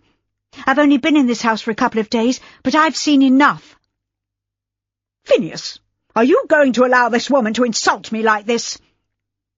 "I think you owe my grandmother an apology," Phineas said sternly. Caroline faced him, controlling her temper with difficulty. "I won't apologise for telling the truth. I can't imagine what that poor girl has suffered during her lifetime, but I am not going to stand by and condone such cruelty." "You won't have to. You're dismissed." Mrs. Colville's eyes narrowed to slits, and she bared her teeth in a snarl. "Don't expect to get a reference from me." "Is that really necessary, Grandmamma?" Phineas pushed his plate away. "This has got completely out of hand. Barnaby is a decent enough fellow, and the girls were in my care on board the ship. In fact, Maria showed a great deal of interest in the running of the company as a whole, which might not be such a bad thing, as she will understand better why you have arranged such an advantageous match for her." "Be quiet, Phineas. Pas devant la domestique." "Anyway, Maria knows nothing of it at the moment." "I know what you're saying, ma'am. I speak French quite fluently." Caroline looked from one to the other. "What have you arranged for Maria?" "It's none of your business." Mrs. Colville pointed to the door. "You are dismissed as from this moment." Phineas yawned, as if bored by the argument. "At least allow her to finish her meal, Grandmamma." "I want her out of here, Phineas. I cannot allow anyone to flaunt my wishes." "Miss Manley is the one person who might be able to persuade Maria to look favourably on Featherstone's offer of marriage." "You're talking about me as if I weren't here," Caroline protested. "And if you think I would do anything to upset Maria, you're very much mistaken. I don't know who this person is, but your plans are obviously based on what is best for Colville shipping, regardless of Maria's wishes." "You fool, Phineas!" Mrs. Colville's face contorted with rage, and a bubble of saliva trickled down her chin. "You've ruined everything. She'll tell Maria, and my whole plan will be as nothing." "Just listen to what I have to say, Caroline," Phineas said quietly. "We are not monsters, and I do care about Maria's feelings, even more than I care about the business. But this union would cement relations between ourselves and Featherstone Blandish, the largest shipping company in the whole country. Together we will literally rule the waves." The change in his attitude didn't convince Caroline of his sincerity. It seemed to her that both Phineas and his grandmother were obsessed with business and motivated entirely by selfish ambition and greed. "I'm not interested in your excuses." All I can see is a young woman who has been browbeaten and bullied all her life and made to feel inferior because of an accident of birth. You are using her, and I won't allow that to happen." "Get out!" Mrs. Colville's voice rose to a shriek. "It's no use reasoning with her, Phineas. I blame you for this. I wouldn't have taken this creature into my house had you not persuaded me that it would be good for Maria." "I have my suspicions, Grandmother. I think Miss Manley has been duping us." Phineas fixed Caroline with an uncompromising stare. "Who are you, Miss Manley? I don't believe the story you told me. I want the truth." "Do you? Well, I don't have to explain myself because your grandmother has dismissed me, and I'm leaving. I won't stay another minute in this miserable house where money is the only god you worship. You ruin other people's lives without a twinge of conscience. Shame on you both." Caroline marched out of the room, intending to pack her bags and return home, but Phineas caught up with her before she'd reached the stairs. He grabbed her by the arm. "Wait a moment. I won't allow you to upset my cousin." "I think you and your grandmother have done that already." She met his steely gaze with an angry toss of her head. "You have an answer for everything, don't you?" "No, but I think I have your measure, Mr. Colville." "You know nothing of me, or my business." "I know that you use people and walk all over them. You leave families to go bankrupt because of your greed." He released her, dropping his hand to his side. "Who are you, Miss Manley? You failed to answer my question." "What is it to you? Do you really care that you were party to my father's sudden death, or that my mother is broken-hearted and has lost everything, including her home and the possessions for which she and my father worked hard all their lives?" "Manning," he said slowly. "You're Jack Manning's daughter." "Yes, I am." "But why all the pretense? Why didn't you come to me for help? I wouldn't have pursued the loan had I realised the difficulties in which Jack found himself." "What loan? I don't understand." "I loaned him a substantial sum to help him over the difficult time after the loss of his ship, the Mary Louise. It was a legal agreement, and when the repayments ceased I had no choice but to pursue the matter through the courts." Phineas eyed her curiously. "You knew nothing of this?" "No, I didn't." "Your father overstretched himself financially. He had been very successful in the past, but had failed to modernise his fleet. We were competitors, but I was also his friend." "I don't care what you say.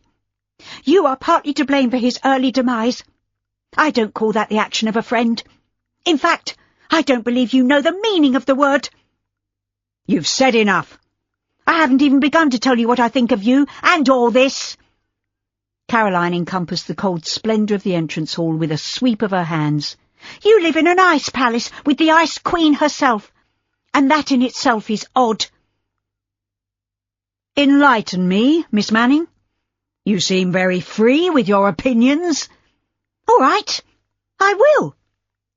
A wealthy man of a certain age, tied to his grandmother's apron strings, is someone to be pitied. Maybe if you found the courage to stand up to Mrs. Colville and tell her that you have your own house, you wouldn't have to pander to her as you do. And I call it very shabby to conspire against Maria and coerce her into a marriage of convenience." Caroline paused for breath. She knew she had said too much, but all the pent-up anger and frustration of the past few weeks had come bubbling to the surface. Phineas stared at her as if shocked into silence. Caroline expected an angry tirade, but he turned on his heel and walked away. She took the stairs slowly, her mind racing. There was no way she could remain in this house now, and the hardest part would be saying goodbye to Maria. Chapter 8. "I'm coming with you," Maria said tearfully. "You can't leave me here, Caroline. You're the first real friend I've had." "That's so sad, and I am your friend, but I can't take you away from your home." Maria had been lying on her bed, but she snapped into a sitting position. This is a house, but it isn't my home. I've lived here all my life, but it hasn't been a happy time. I've told you my situation. Caroline sat on the edge of the bed, reaching out to clutch Maria's hand. I have no real home either. I'll go to the captain's house, but it belongs to Sadie, and I'll have to find somewhere more permanent. You and I are in the same boat, so to speak. A faint smile lit Maria's eyes, but tears sparkled on the tips of her lashes. At least you have a loving mother, and you know where to find her. That's true, but I can't impose on Lady Alice. I call her Aunt Alice, but she's no relation, and I'm afraid I forged the letter from Bearwood House. Your cousin would probably have me arrested and thrown in prison if he knew the extent of my deception. Finn can be nice, but he's so bound up with business that I see very little of him. I'm afraid I was very rude to him, Maria. He'll be glad to see the back of me, as will your grandmother. But I really do have to leave now. I just came to say goodbye. Maria leapt off the bed. I'm coming with you. I don't care if I have to sleep in the kitchen at the captain's house. When all is said and done, I'm sure your grandmother must care for you, even if she doesn't show it. No, she doesn't. I'm a constant reminder of my mother's disgrace. Even so, I have no money of my own, and I'll have to find myself another position very soon. What would you do then? If I stay, they'll force me to marry that hateful old man. They think I don't know about Mr. Featherstone, but I overheard them talking about it, and I'd sooner go into service than give myself to someone like him. How did you discover their plans to marry you off? I'm afraid I've become an eavesdropper. It's the only way I learn anything in this house, and the man they want me to marry is very wealthy, but he's more than twice my age, and he's already buried one wife. Is he so awful? I mean, you would have money and a big house with lots of servants, and your own carriage. You'd have a position in society, and more importantly, you would get away from your grandmother. I met him once, a year ago, Caroline. He's fat and middle-aged, and he's losing his hair, although he combs what's left over his bald pate, which makes him look ridiculous. He eats like a pig, and he takes snuff. Need I say more? I must admit that he doesn't sound like the ideal husband. And he brays like an ass when he laughs. I'd sooner throw myself into the river than marry a man like him. Caroline sensed that this was no idle threat. Maria was desperate, and it seemed that she had good reason for refusing to consider her grandmother's choice of husband. You would have to work if you came with me, Caroline said thoughtfully. I suppose you could try for a position as a governess or a lady's companion. I might, but what I would dearly love to do is to find my mother. Do you know where she is? Maria shook her head. No, not exactly. What do you mean by that? Nanny Robbins had been my mother's nanny, and she used to tell me stories about Mamma when she was growing up. I've never met my mother, and yet I feel I know her. I think Nanny Robbins might know where to find her. So where is your nanny now? I don't know exactly, but she used to live in Bow. Do you remember the name of the street? Maria closed her eyes. I visited her there once, and I can see the cottage, but that's all. It's a start. Now, I must go. But— No! Maria grasped Caroline's hand. I have to come with you. Don't leave me here on my own. Are you sure about this? Caroline glanced round the elegantly furnished room. Everything gleamed as if brand new, and she would not have been surprised to see price labels attached to the expensive furniture. But she realised with a pang of sympathy that there was nothing in the room that represented Maria's personal tastes. There were no mementos of childhood or knick-knacks that Maria might have collected over the years. I've never been more certain of anything. Help me to find my mother, and I'll love you forever. I know they married her off to a rich old man, but that's all. All right. Pack a bag quickly, and we'll wait until the house is quiet. Finn usually goes to his club in the evenings, and Grandmama retires to bed early.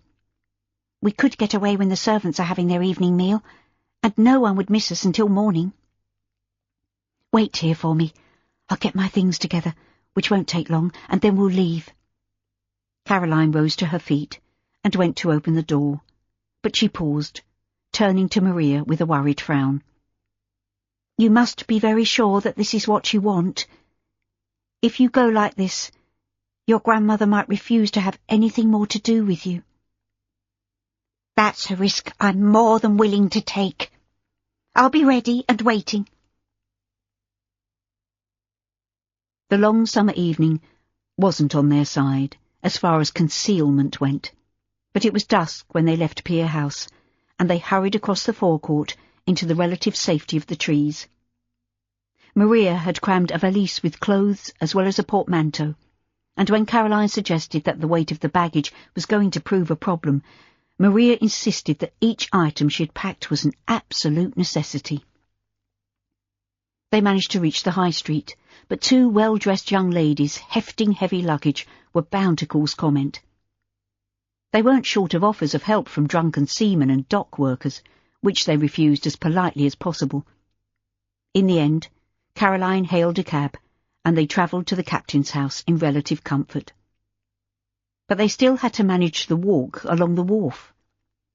Caroline took turns carrying Maria's portmanteau, and was finding it increasingly difficult when she spotted Max strolling towards them. She called out to him, and waved. He came to a sudden halt, and then broke into a run. Good gracious, Carrie! Why are you lugging that heavy bag? And who is this?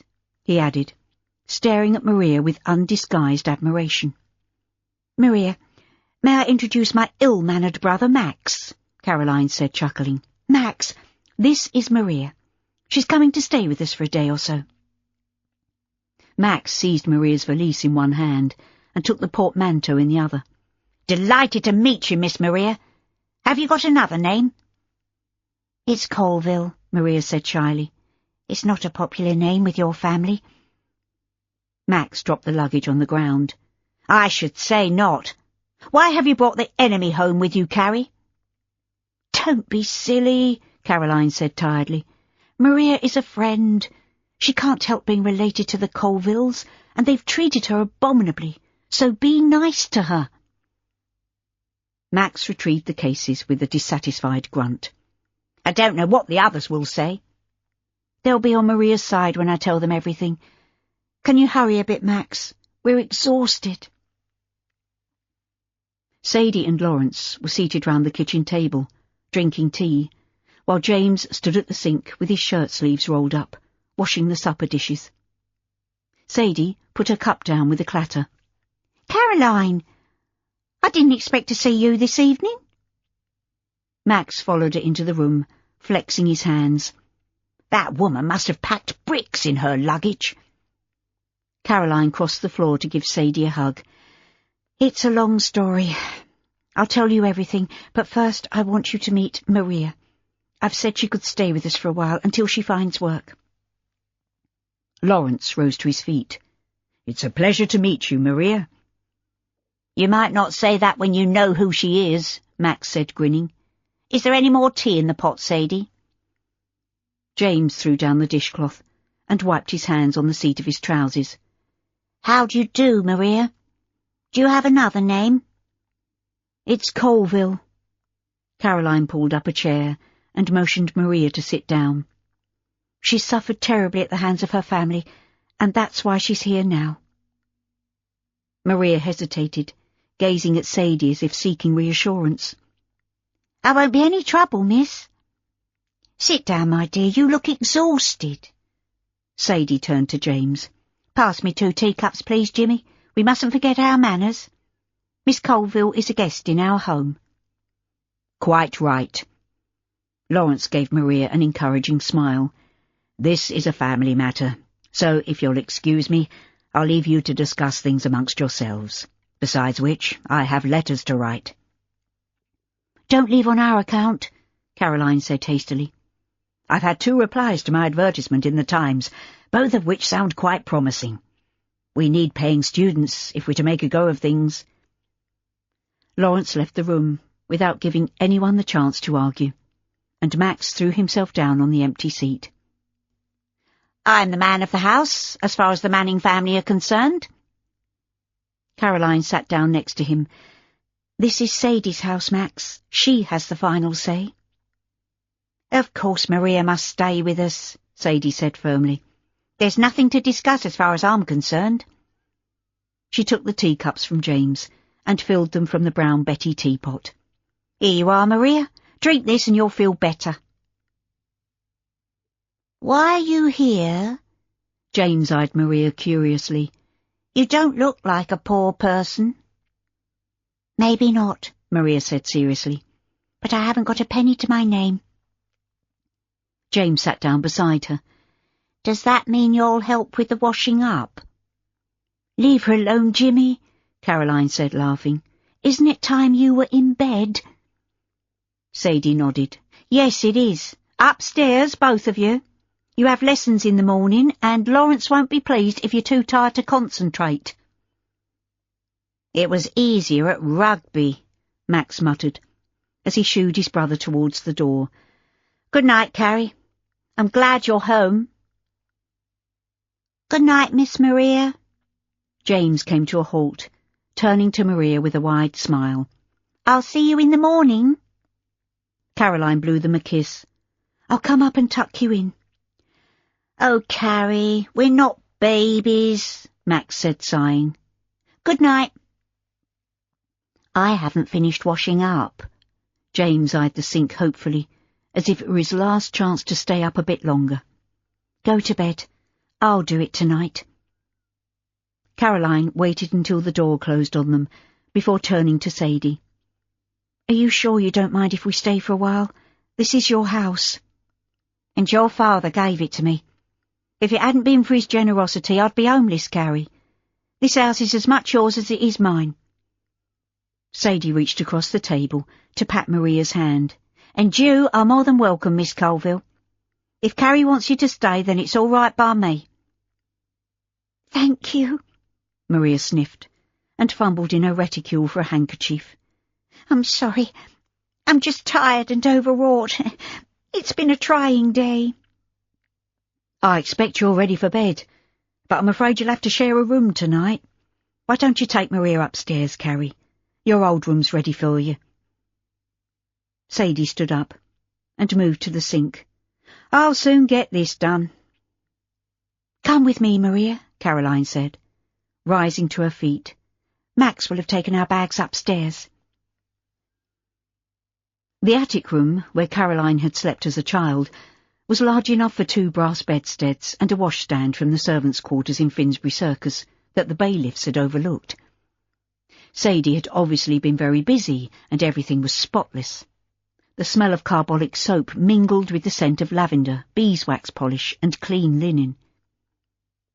"It's not what you're used to," Caroline said warily. "You still have time to change your mind and return home, Maria. No one will notice you're missing until breakfast time tomorrow." Maria slumped down on the nearest bed. "This is heaven. Everyone is being so kind to me, even though I'm a Colville. I don't deserve such special treatment, Caroline." "That's silly. Of course you do. Anyway, you'll feel better after a good night's sleep. That's what Sadie always tells me, and it seems to work." Maria managed a tired smile. "I hope she's right, but at the moment I feel a bit lost." "Don't worry. Tomorrow we'll make plans for the future, and perhaps we can find time to visit Beau and look for Nanny Robbins. I think you need to find your mamma, and I'll do anything I can to help you." Maria's eyes brightened. "Really? Would you do that for me, a complete stranger?" "Not so much a stranger now," Caroline said, chuckling. "The only thing that will hold us up is lack of funds." Maria bent down to open her valise and pulled out a shagreen-covered box, which she opened and held out for inspection. "Oh, my goodness!" Caroline took it from her, gazing down at the diamond solitaire ring. "That is beautiful. Is it yours?" "It belonged to my great-grandmother. Finn gave it to me on my birthday. He said it was meant for my mother, but Grandmama had kept it from her. He thought that was unfair, and I should have it. He's not such a bad person, Caroline." "It does sound as though he has a conscience," Caroline said reluctantly. "You could get a fortune for this if you sold it, or you could pawn it with the hope of being able to redeem it when you find your mother." "Pawn? What does that mean?" "You have led a sheltered life. I can see that you have a lot to learn." Caroline snapped the box shut and gave it back to Maria. "Get ready for bed. I'm going downstairs to help Sadie finish washing the pots and pans that Jimmy left, and then I'll be up. We have a busy day ahead of us tomorrow." Their first stop next day was a visit to the pawnbroker. Maria was delighted with the amount she received, but Caroline knew that it was only a fraction of what the ring was worth. However, it was a considerable sum, and Maria insisted on taking a cab to Bow Station. "I remember the station," she said eagerly, as the cab made its way through the narrow streets crowded with costermonger stalls and horse-drawn vehicles, with pedestrians risking life and limb as they ploughed their way from one side of the road to the other. "The street where Nanny Robbins lives is quite near there, and I can remember her little house. It had roses growing round the front door, and a tiny garden at the front, and a larger one at the back." "But you don't remember the name of the road?" Maria closed her eyes, screwing up her face as if making a huge effort to recall a fact that had been long forgotten. "It began with a D. Or was it a C? I think it was a C." "Perhaps you'll remember when you see the street." "Yes, I hope so, Caroline. I really want to see Nanny Robbins again." The cab pulled up outside Bow railway station. Caroline alighted first, and having paid the cabby, she waited for Maria to get her bearings. "This direction, I think. I know it wasn't very far from here because we walked it in less than 5 minutes, or so it seemed." She started off, heading west along Bow Road. "This is definitely the right way," she cried triumphantly, "and I think this is the street." She stopped at the curb on the edge of Coburn Road. "I'm certain of it, Caroline." "Then let's see if we can find the house."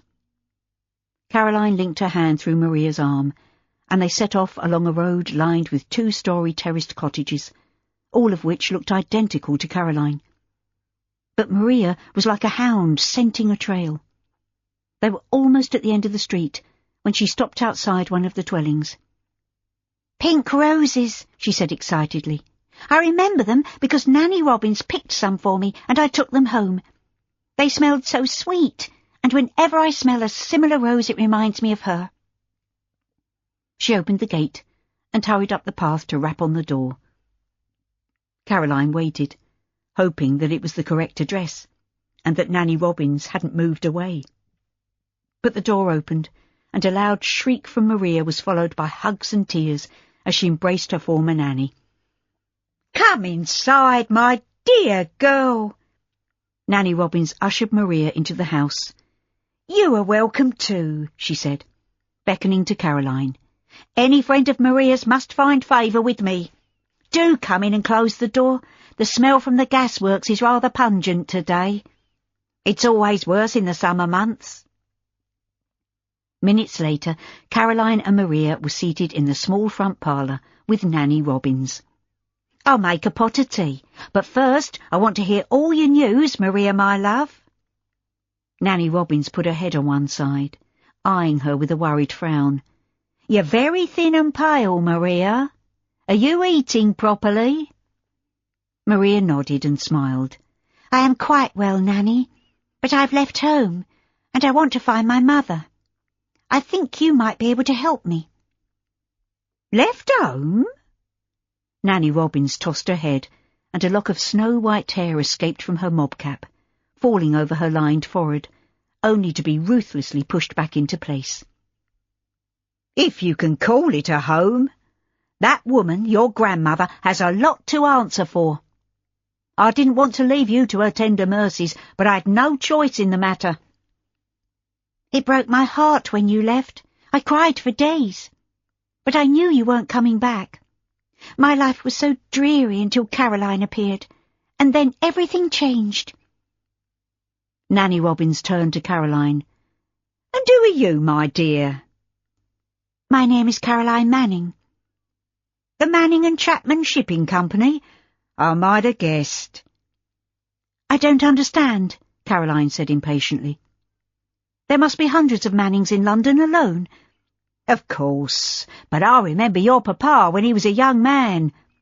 He was very good-looking and most charming. I can see a definite resemblance. He died, Caroline said with a break in her voice. He lost a lot of money, and the Colvilles put pressure on him to repay a loan. I think that hastened his end. Nanny Robbins fixed Caroline with a penetrating stare. I'm sorry to hear that. But might I ask how you came to be involved with the family you say treated your father so harshly? My mother was broken-hearted when Papa died, and she went to stay with a friend in the country. Then the bailiffs came in and took virtually everything we owned, and I had to find work. I answered an advertisement for a paid companion, and that's how I met Maria. I saw how she was being treated by her grandmother and her cousin, and I was appalled. Nanny Robbins raised herself from her chair. I'll go and make some tea, she said abruptly. This is all very upsetting. Maria jumped up. Let me help you, Nanny. No, dear. Sit down and entertain your friend. The kettle was almost on the boil when you knocked on the door, so I'll only be a few moments, and I need to think about what you've told me. She hurried from the room, leaving the door ajar. I think she knows something, Maria said in a whisper. I know when Nanny's being secretive, although I can't think what she could be hiding from me. I'm sure we'll soon find out. She won't allow me to help her. Maria grasped Caroline's hands and dragged her to her feet. Please go and talk to her. She'll confide in you. Caroline could see that Maria was in earnest, and she didn't argue. She found Nanny Robbins in the small kitchen overlooking a sunlit garden. Maria thinks you might need a hand. More likely she sent you to pick me brain. Nanny poured boiling water into the teapot and returned the kettle to the range. Do you know where her mother is? She's determined to find her. It's 20 years since Grace was married off to a man she'd only just met. Finding her might prove a disappointment. Why would you say that? What is it you aren't telling us? Nanny opened a cupboard and took a milk jug off a marble slab. Everything goes off so quickly in this weather, she said, sniffing its contents. But this is all right. Is there something about Maria's mother that you don't wish her to know? Nanny Robbins concentrated on pouring the tea. What makes you think that? Because you're evading the question? I think whatever it is, Maria ought to know. She's not a child. Nanny put the teapot down on the table. Maria was told that her mother married a rich man, but that wasn't the whole truth. Who did she marry? The late Mr. Colville, Maria's grandfather, had a property in the country. He arranged the match, and days after Maria was born, her mother was sent down to Devonshire to be married to a farmer. Did you go with her? I wanted to, of course, but I wasn't permitted to do so. Grace left with her father one cold November morning, and I never saw her again. So you think he took her to Devonshire? That's where my mother is staying at present. I've never been further than Brighton myself. Nanny placed the cups and saucers on a tray, together with a bowl of sugar. Would you like to carry this for me, dear? My hands are a bit rheumaticy these days. Disappointed, but not wanting to press Nanny Robbins any further, Caroline took the tray into the front parlour and placed it on a highly polished walnut table. I'm afraid I can't offer you any cake or biscuits, Nanny said apologetically. Maria greeted her with a tremulous smile. I'm not hungry, thank you, Nanny. A cup of tea will do nicely, and then perhaps you can tell me all you know about my mother. I'm determined to find her. Nanny Robin sank down on her chair. Are you sure about that, dear? Maybe you should leave well alone. Why would that be, Nanny? She's my flesh and blood, and I want to meet her. I think you ought to tell Maria what you know, Miss Robbins, Caroline said firmly. She can make up her own mind what she does with the information. What do you know, Maria? Nanny Robbins took a sip of her tea, but her hand shook as she replaced the cup on its saucer. Grandmama won't speak her name, but Finn told me that Mama had married a wealthy landowner and she lives in a big country house somewhere in the north. Nanny Robbins shook her head. That's not what I heard, dear. Your grandfather owned an estate on the edge of Dartmoor, which he sold almost immediately after he took Grace to Devonshire to marry one of his tenants. She married a farmer, Maria said, frowning. I think so. Nanny Robbins placed her cup and saucer on the tray. I don't know any more than that. Caroline suspected that Nanny knew more than she was saying. Did he have a name? It was Elias or Elisha. I can't remember which. And his surname was Quick. Elias Quick, Maria shuddered. I don't like the sound of him. It's just a name, Caroline said hastily. He might be kind and charming. Whereabouts in Devon? Maria demanded. I don't know exactly. Nanny Robbins' face crinkled with concern. You could go to Wolf Tor Hall, that's the house your grandfather used to own, and make inquiries. But you might be heading for a terrible disappointment, Maria. I don't understand. What aren't you telling me, Nanny? Nanny Robbins turned to Caroline. Sometimes the truth hurts, and it's better to remain in ignorance. If you want my advice, draw a line under the past and move on. Chapter 9. The owner of Wolf Tor Hall was less than friendly, and treated them with suspicion, as did many of the people in the surrounding cottages. But the landlord at the village inn was more helpful, and told them how to get to Wolf Tor Farm. He provided them with sturdy ponies, and Aiken, the young potboy, was assigned to them as their guide.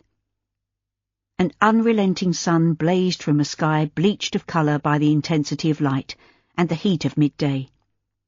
Dartmoor stretched before them as far as the eye could see. The tussocky grassland burned brown with only patches of green surviving where underground streams carved their way through the peat to form Wolf Tor Mire. Caroline drew her pony to a halt, shielding her eyes from the sun. "What's that?" she asked, pointing to a stone cross on a cairn constructed from granite slabs. Aiken followed her gaze. "'Tis Wolf Tor Cross. There be lots of them there things on the moor. Some say they was built so that monks could find their way from one abbey to the next, but I don't know. You'd have to ask the witch." He clamped his grubby hand over his mouth. "Forget I said that, miss." "The witch?" Maria had been following at a distance, but she joined them now, reining in her pony with difficulty. "Where's the witch, Aiken?" He shook his curly head. "Just a name some gives her, miss. Don't take it serious, not if she's a friend of yours." "I think he means the woman who lives at Wolf Tor Farm." Caroline fixed Aiken with a stern look. "Is that right?" "Yes, miss. Like I says, it do mean nothing. Just talk, you understand." "I can't wait to meet this lady." Caroline wiped beads of sweat from her brow. "How far is it now, Aiken?" "Over yonder." Aiken clicked his tongue and encouraged his pony to walk on, leaving Caroline and Maria little alternative other than to follow. The land rose and fell gently, and in a hollow surrounded by stunted trees and a low dry stone wall, Wolf Tor Farm came into view. A thin plume of smoke spiralled up into the sky, and washing hung limply on a line stretched between two wooden posts. a collie burst out through the open door and flew across the vegetable patch, barking its head off. Aiken cupped his hands around his mouth and emitted a strange sound, a cross between a halloo from the hunting field and a cry of pain. But this had the desired effect, and a woman emerged from the house. She uttered a sharp command to the dog, and it dropped to the ground, eyeing the intruders with suspicion. "I should leave you here," Aiken said nervously. "Can you find your way back without I?" "I think you should wait for us. This might not be the right place." Caroline turned to Maria, who was staring wide-eyed at the unkempt creature who was hurrying towards them. She might, to someone who believed in such things, have been mistaken for a witch. Her long, dark hair hung in lank strands, and her skin was tanned to the colour of a walnut. But as she drew nearer, Caroline was struck by the size and shape of the woman's eyes, which were so like Maria's that there was no mistaking their relationship. Her heart sank. Could this thin, ragged creature be the mother that Maria had so longed to meet? She dismounted, handing the reins to Aiken. "Wait here. I don't think we'll be staying long." "This can't be the right place," Maria said slowly. "I think I might wait here while you ask directions, Caroline. That woman doesn't look very friendly, and I'm afraid of the dog." Caroline walked slowly to the gate in the wall and waited for the woman to reach her. The dog was lying down, but it was looking at her distrustingly, and even though she wasn't afraid of animals, Caroline knew enough to treat the creature with respect. She waited until the woman was close enough to hear her. "Good morning." "What business have you here?" The cultured voice came as a shock, but Caroline was wary. "I'm sorry to intrude, ma'am, but we're seeking information, and I wonder if you could help." "I have nothing to say." "I think you know why we're here," Caroline said softly. "I can see by your expression that you think you might know the young lady who came with me. Her name is Maria Colville." The woman tossed her head, a haughty action that sat oddly on someone dressed in rags, and the hand that she raised to smooth back an unruly lock of hair was work-worn and calloused. "I've never seen her before." "Might I ask your name?" "You'd better leave before my husband sees you. He doesn't like strangers." "I'm not surprised. If you are who I think you are, then he should be ashamed of treating his wife like a common skivvy." "I hear him coming. Go now." "Grace!" A man appeared in the doorway, filling it with his huge bulk. What little hair that remained on his scalp was iron grey, as were his mutton-chop whiskers and shaggy beard. But he was dressed like a country gentleman, and his well-cut tweeds were a complete contrast to the shabby garments worn by his wife. "Come inside, woman." "I told you to leave. Now look what you've done." She turned and ran towards her husband, head bowed and shoulders hunched, as if expecting a rain of blows. Elias Quick stepped forward, giving her a shove that sent her stumbling into the house. He shook his fist at Caroline, baring yellow teeth. "I don't know who you are, but get on your way. We don't welcome snoopers here."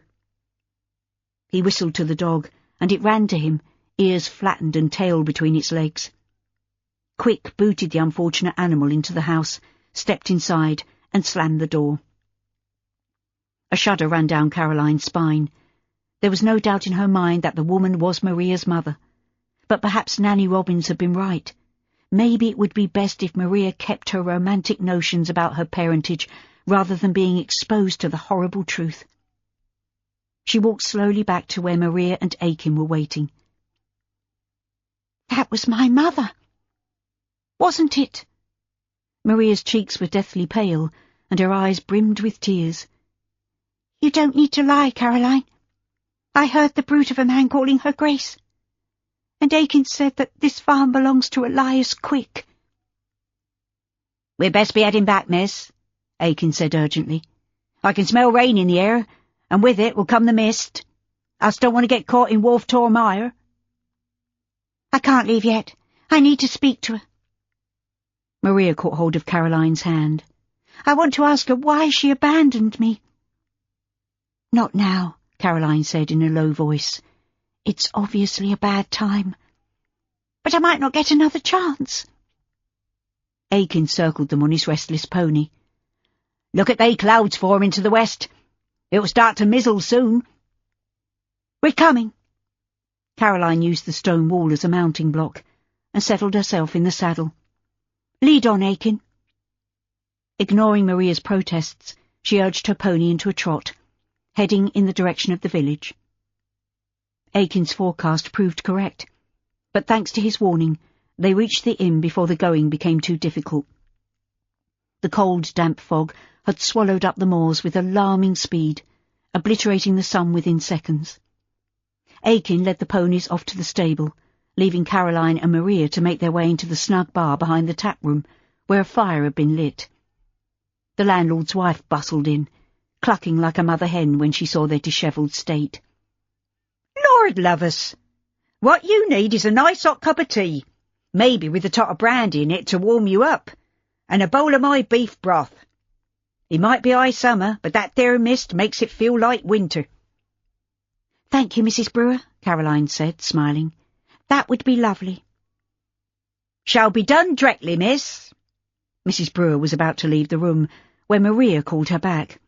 "Wait a moment, Mrs. Brewer." "Yes, miss." "Do you know the people who live at Wolf Tor Farm?" Mrs. Brewer's lips pursed, and her brow crinkled in a frown. "Not exactly, miss. Will that be all?" "Yes, thank you," Caroline said, casting a warning look in Maria's direction, which apparently went unnoticed.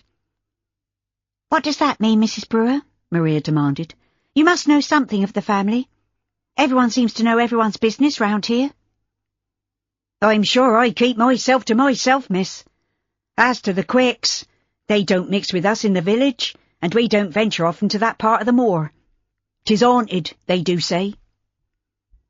"Can you tell me more?" Maria said eagerly. "What sort of ghost is it?" "I don't hold with such pagan nonsense, miss. Now, I'd best get your hot food. We don't want you to take a chill after your soaking." Mrs. Brewer whisked out of the room without giving Maria a chance to question her further. "It's just silly superstition." Caroline stood up and held her damp skirts out to the heat of the fire, watching the steam billow up in front of her. "Don't take any notice, Maria.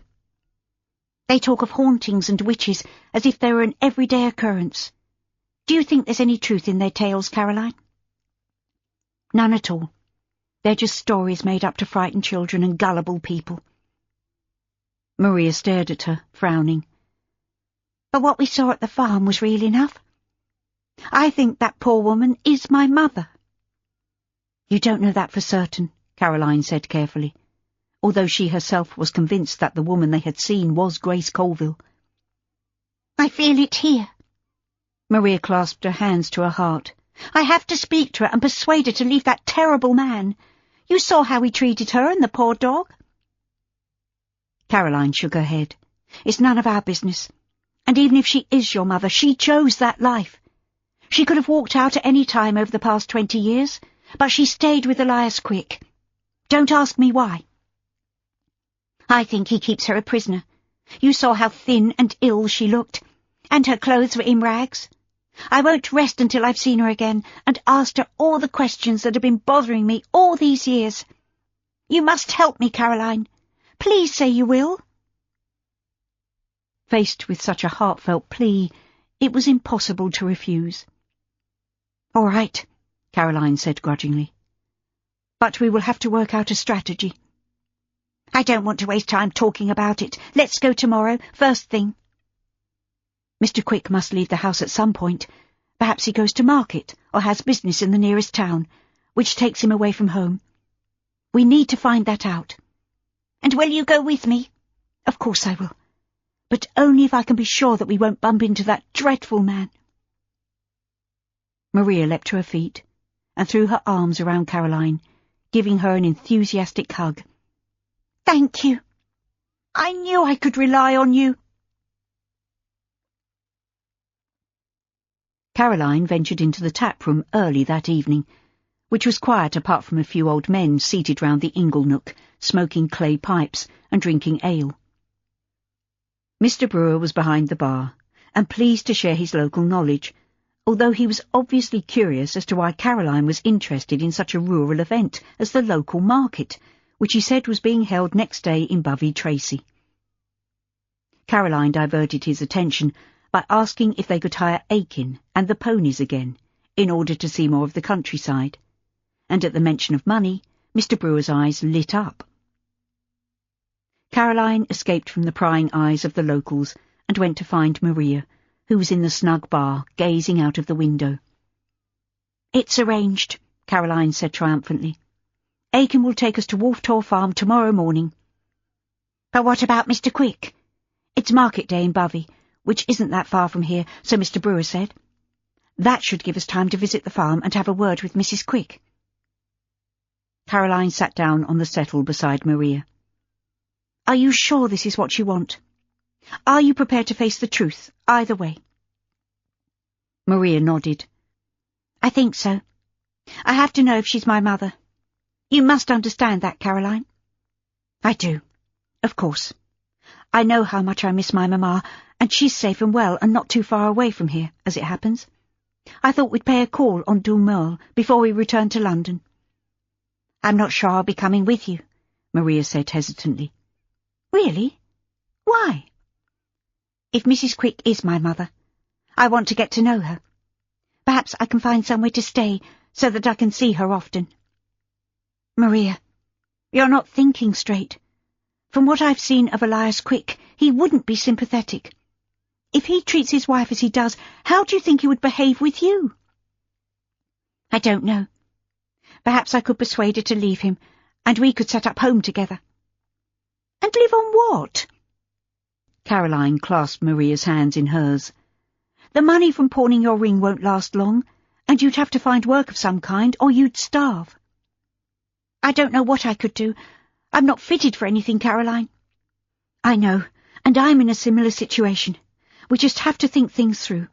And if Mrs. Quick is your mother, and if she wants to be free from her bullying husband, then we'll have to get her away from here as soon as possible." "I could take her home to Grandmamma," Maria said doubtfully. "Do you really think she would take both of you in?" "No, I suppose not." "We'll deal with each situation as it happens. Tomorrow you'll find out if this person is your mother, and then you'll have to decide what you want to do. I'll help all I can, but I can't promise a miracle." It had rained in the night, and the ground was soft.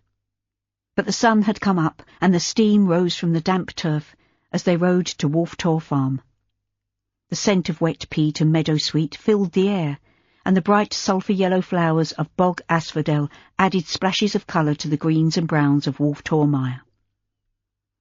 A skylark fluttered above their heads, singing her beautiful song, in an attempt to lure the intruders away from her nest, and bees buzzed in the creamy white flower heads of the bridlewort.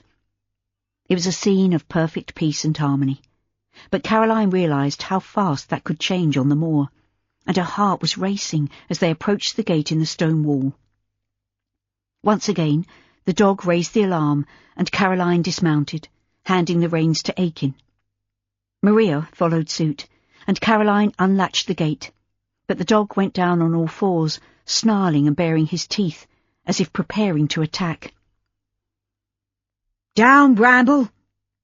Mrs. Quick stood in the doorway, brandishing a shotgun. "Stay where you are!" Caroline stood very still, but Maria seemed to have put fear behind her, and she walked slowly towards the house. Mrs. Quick raised the gun, and then let it drop to her side, calling to the dog to heel. "What do you want?" Her voice shook, and even from a distance Caroline could see that the woman was deathly pale and trembling violently. "That man called you Grace." Maria held out her hand. "Are you my mother?"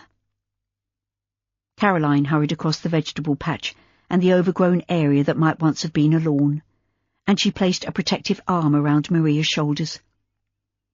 "You'd better answer her, Mrs. Quick. Maria won't give up until she learns the truth." You'd best come in. Grace Quick glanced around, as if half expecting her husband to materialise, and then she retreated into the house. The smell of boiling onions and herbs wafted from the kitchen at the back of the building, and the hot, steamy atmosphere enveloped Caroline as she followed Maria into the room. The collie threw itself down on a tattered blanket in the corner, but it kept its eyes on them, as if a single word from his mistress would bring him leaping to her defence. You shouldn't be here. Grace stood with her back to the black-leaded range, clasping and unclasping her hands. What do you want? You haven't answered my question. Maria's voice shook with emotion. Are you Grace Colville? My name is Grace Quick. I am married to Farmer Quick. Caroline could see that this line of questions and answers might go on all morning, and she stepped forward. Mrs. Quick, we don't mean to intrude or to upset you, but please, could you put Maria out of her misery? Was your maiden name Grace Colville? It's a simple enough question. Grace sank down on a wheel-back chair by the range.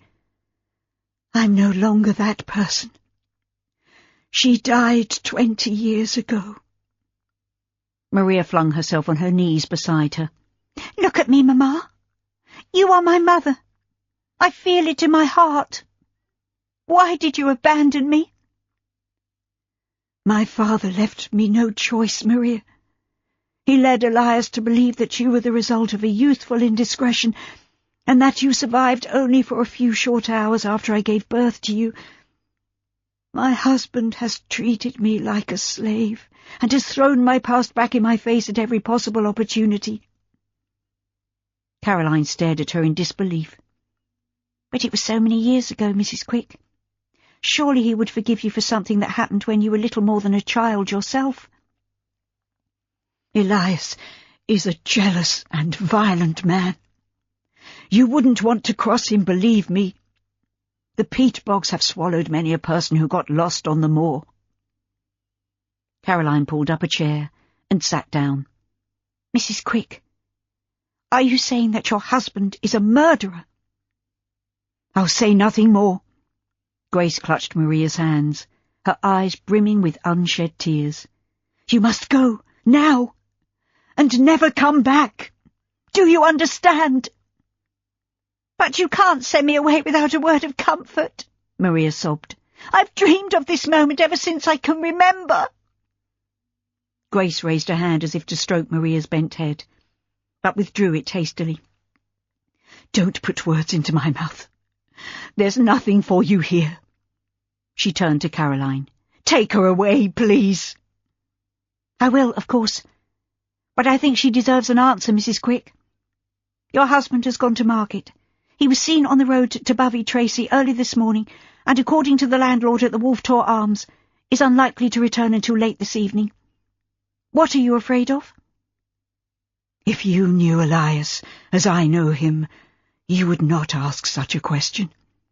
He's unpredictable, and he could walk through that door at any moment, so go now, please. It's too late for me to be anything other than what you see now. I can't help this girl. She tried to stand, but Maria flung her arms around her mother, sobbing against her shoulder. You are my mother, and I won't go until you tell me why you didn't fight to keep me. Caroline's eyes filled with tears at the sight of Maria clinging to the woman who had given birth to her, and then denied her existence. You know nothing of my life. Grace pushed Maria away and rose unsteadily to her feet. You have had everything that I couldn't give you. You're a young lady, and you're a Colville. Be happy with that and leave me alone. Maria kneeled on the flagstone floor, covering her face with her hands. I don't understand why you're being like this. You must come with us, Grace, Caroline said hastily. You can't stay here and be treated worse than that animal in the corner. We saw how brutal your husband can be. He treated me like a servant from the first day he brought me here. I'm not the same person I was 20 years ago. Even more reason for you to leave him, Mamma. Maria sprang to her feet. I won't go without you. If you stay, I stay. No, you can't do that. You can't begin to imagine what he's like. He'd enjoy taking you like a common slut, and he'd humiliate and hurt you until you lost all respect for yourself. Maria covered her ears with her hands. I won't listen to this. I can't bear to hear you talk about such things. Take her away from here, miss. Grace fixed Caroline with a pleading look. She has no idea what she would face if she remained, and I would suffer more because of her. Then you must come with us, Caroline said firmly. I haven't known Maria long, and yet I feel as if I've known her all my life. I know that she won't give up. Please reconsider. Where would I go? My mother would die rather than allow me back into the family home, and I would either end up on the street or working my fingers to the bone as a skivvy. Maria uncovered her ears. I heard what you said, Mamma. I'll look after you. We'll manage somehow. A tender smile curved Grace's lips. I wish with all my being that things could have been different, but I would drag you down. Go with my blessing and live a good life. Forget you ever met me. I can be as stubborn as you, Mamma, Maria said gravely. I refuse to leave you. Take your choice, but we are not going to be parted again. She's right, Caroline added. Maria would never have a moment's peace if she walked away from you now, and neither would I. That man you married is a brute, and he should be locked up in prison for ill-treating you. I've been shut away from the world for so long that I've almost forgotten how to speak to people, Grace said desperately. I would only hold you back, and even if I did agree to your mad plan, my husband would be sure to follow. We're legally wed and I belong to him whether I like it or not. I won't listen to this. Maria rose to her feet, her small frame rigid with determination. Go upstairs and pack anything you want to save. We're leaving in 10 minutes. Caroline could see that Grace was wavering. You'll need a mount. Quick, took the horse and cart. I'd have to walk, and that would slow you down. We'll manage somehow, Caroline said firmly. Come on, Grace. This might be your only chance of escaping from this dreadful existence. You're very free with your orders. Grace stared at Caroline, her eyes narrowed. Who are you, anyway? I don't recall you introducing yourself to me. I'm Caroline Manning, a friend. Manning? Grace's eyes widened. The Colvilles' rivals. That was true once, Caroline said sadly, but it isn't the case now. You can reminisce about old times later. Maria turned to her mother, clasping her hands, and dragged her to her feet. Where is your room, Mamma? I'll help you to pack. We have to get away from here before your husband returns, Caroline said urgently. He'll come after me, and he'll kill me, as he's always threatened to do if I try to escape. He'll have us to deal with, Maria said stoutly. Don't lose heart now, Mamma. Caroline watched Maria guide her mother towards the narrow staircase, and despite the gravity of the situation, she had to smile. Not so long ago, it had been Maria who was scared of her own shadow, and now she was the strong one, leading her mother from the pit of despair to a better life. But now was the time for action, and Caroline let herself out into the farmyard with a vague hope of finding a cart of some kind to which they could harness one of the ponies. She tried the barn, but the door swung crazily on a single hinge, shrieking in a rusty protest. Alarmed, she took a step backwards and collided with a solid male body. Chapter 10. Caroline spun round, coming face to face with Aiken. You fool, she said angrily. You scared the life out of me. Sorry, miss. He bent down and patted the dog. I was outside having a smoke when this fella must have heard you, and he shot off like a bullet from a gun. So I come round to see what was up, and I saw you struggling with that there door. 'Tis a ramshackle old place, to be sure. Well, I'm fine, as you can see, or I will be when my heart stops pounding. I thought you were Farmer Quick, returned early from market. Aiken threw back his head and guffawed, a harsh sound that echoed off the buildings and caused the chickens that had been peacefully scratching and pecking for food to flutter off, cackling loudly. "You'd know it if it was old Quick. He'd have you off your feet and in the hay as soon as look at you." "Do you mean he has a reputation for seducing women?" Aiken grinned. "That's one way of putting it, miss." "He is a thoroughly despicable man, and we're taking Mrs. Quick with us, Aiken. I'm looking for some means of transporting her back to the village." Aiken's face paled beneath his tan. "That'll raise a storm, miss. The master won't have her staying at the inn, and I wouldn't want to be in your shoes if Quick comes looking for his missus." "Then the sooner we get her away from here, the better." "I don't want to be part of this." Aiken backed away, shaking his head. "I wouldn't want Farmer Quick to find out I helped her to escape. Down in the village us all knows what he's like." Caroline thought for a moment. "How far is it to the village, Aiken?" 2 mile or so, miss." "And you could walk that far easily?" "I could." "Then we'll take the ponies, and you'll be able to say in all honesty that you were tricked. You wouldn't mind walking back to the inn, would you?" "If it means being saved from a beating, I'd walk twice that distance."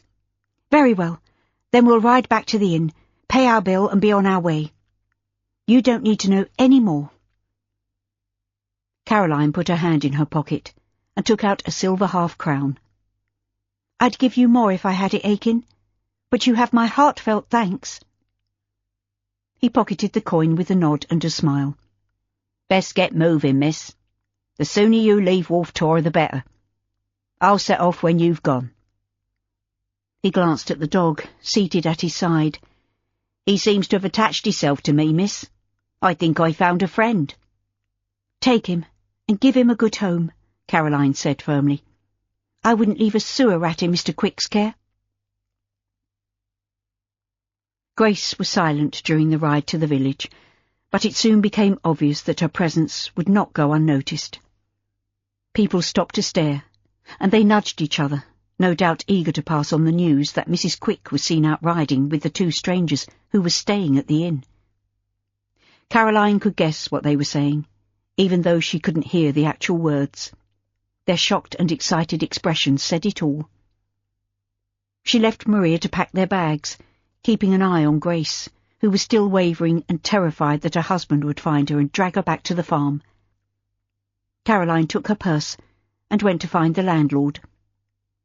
"You'll discover soon enough that we have Mrs. Quick with us, Mr. Brewer. That poor woman has been abused by her husband, and we are taking her back to her family in London. If Mr. Quick tries to follow, I'll set the police on him." She counted out the coins to settle their bill, and laid them on the bar counter. "Aiken is an innocent bystander, so please don't blame him. We borrowed his pony and left him to walk home. I'm sorry for that, and I hope you don't punish him because it wasn't his choice." Brewer puffed out his ruddy cheeks and exhaled loudly. "Well, I'll be—" He shook his head. "There's a to-do, miss. I wouldn't like to be in your shoes when Quick finds out his missus has gone." "We're leaving right away, but we need transport to get to the railway station." Caroline placed a golden guinea on the counter. "It would be in your best interest to have us far away before Farmer Quick returns from market, don't you think?" "I couldn't agree more, miss. I'll drive you to the station myself." Grace sat in the corner of the railway carriage, pale and silent, with a dazed look like a sleepwalker, awakened suddenly. "Where are we going?" Maria asked in a whisper.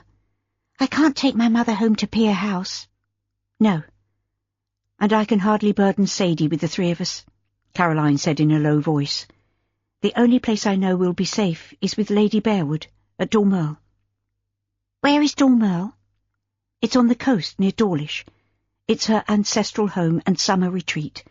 She married the richest man in England, and they have several properties, but I think Dormerle is still her favourite, and my mamma is there with her." "Esther Manning is staying at the place you mention?" Grace spoke for the first time since they boarded the train. "I suppose you must know my mother," Caroline said, smiling. "Were you friends, despite company rivalry?" "We weren't friends. I knew of her. but I never met her. I'm sure that Mamma will be very sympathetic. Grace shook her head. You don't understand. Are you worried because the Mannings and the Colvilles were rivals? Something of that nature. Grace turned her head away and stared out of the window. It wouldn't do for me to ask Mrs. Manning for help. Maria put her head on one side. Are you afraid that Farmer Quick will follow you and cause trouble, Mamma? Don't call me that, Grace said angrily. I might have given birth to you, but I abandoned you. We are strangers, Maria. The gap between us is too wide to bridge easily. That's not true. I understand why you had to give me up. I would have been forced into an arranged marriage if I hadn't run away, so I can see how it must have been for you. Maria reached out to grasp Grace's hands. Can't we start at the beginning and get to know one another? Grace withdrew her hands as if Maria's touch had burnt her skin. It's too late for that. I don't think I'm capable of loving another person. Elias beat that out of me, and all that's left is a shell. I'm afraid we will have to visit Dormerle, Caroline said gently. My mother is a very generous woman, and she won't hold the fact that you're a Colville against you. The very opposite, I should think, especially when she hears how you've suffered for all these years. No, I'm sorry, but you're wrong. I have my reasons, but I cannot and will not throw myself on her mercy. You make it sound so dramatic.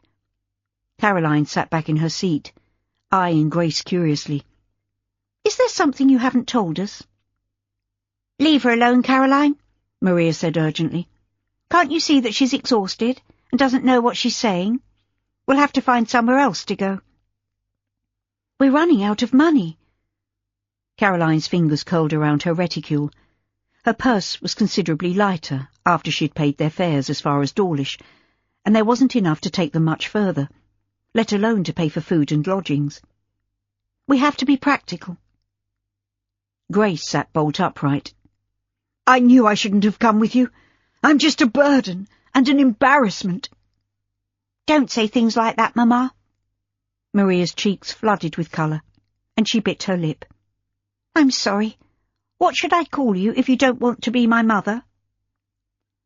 I have grown accustomed to being called Grace, so you might as well use that name. But I don't intend to burden you with my presence for any longer than necessary. I'll find work and make my own way in the world. You are a very ungrateful woman, Caroline said angrily. Maria needs you, and she loves you, although you haven't given her any reason for doing so. Whether you care to acknowledge it or not, she's your daughter.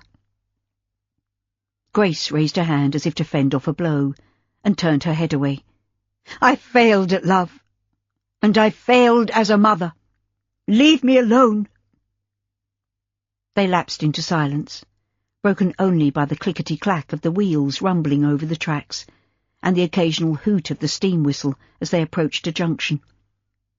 Grace had closed her eyes, and Caroline couldn't decide whether she was feigning sleep or if she was dozing.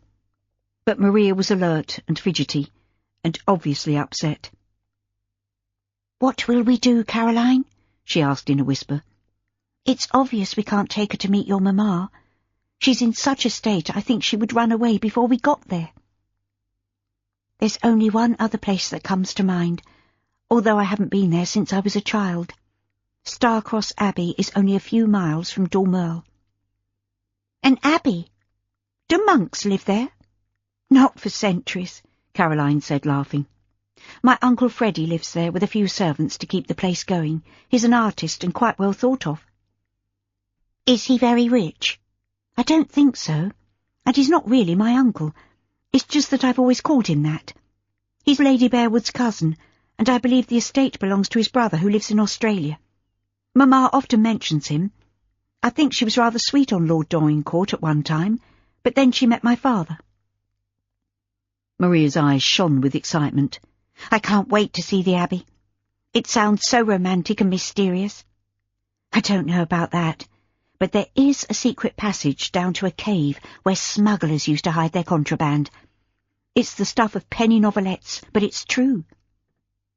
"Will we get there soon?" We'll have to change trains at least once, maybe twice, I'm not sure. And we'll have to find transport to take us to the Abbey, but we should get there before dark. The sun was low in the sky when the farm cart dropped them off outside the gates of Starcross Abbey. After a long wait at the station, it had been sheer luck that Caroline spotted a farmer unloading boxes of vegetables onto a porter's wagon. He'd not been very forthcoming at the start, but the sight of a handful of coins had brought forth the better side of his nature, and he had, somewhat grudgingly, agreed to take them to Starcross. Caroline stood outside the closed gates, breathing in the pine-scented air, laced with the salty tang from the sea. The sound of waves rhythmically pounding the shore, and the cries of seagulls flying overhead, reminded her of holidays spent in Devonshire when she was growing up. She'd always loved the Gothic Abbey, and had a special soft spot for Uncle Freddie, although her father had always said that Freddie Dorincourt was a useless sort of fellow, and spent far too much time splashing oil paint onto canvas. Her mother had always taken Freddie's side, and Caroline had loved to sit quietly in his studio, watching him concentrate on his latest work. "Well, are you going to open the gate?" Maria said, chuckling. "Or are we going to stand here all night admiring the scenery?" "I'm not sure I should be here." Grace dumped the small carpet bag containing all her worldly goods on the ground at her feet. "Maybe I should have stayed in the town." "It appears that the gatehouse is empty." Caroline chose to ignore Grace's self-pitying remark, just as she had done during most of their journey. She sympathised with the poor woman, but at times Caroline's patience was wearing thin, and she'd felt like shaking her and telling her how lucky she was to have a daughter like Maria. "Do you think that your uncle is away from home?" Maria peered through the ornate ironwork scrolls. "There's only one way to find out." Caroline slipped her hand through the bars, and found to her relief that the padlock was hanging loose, and the gates opened easily. They walked the last 100 yards to the carriage sweep at the front of the ancient mansion. With a tower at each corner of the building, Starcross Abbey had obviously seen many changes during its hundreds of years of existence, but it still retained a timeless, peaceful atmosphere.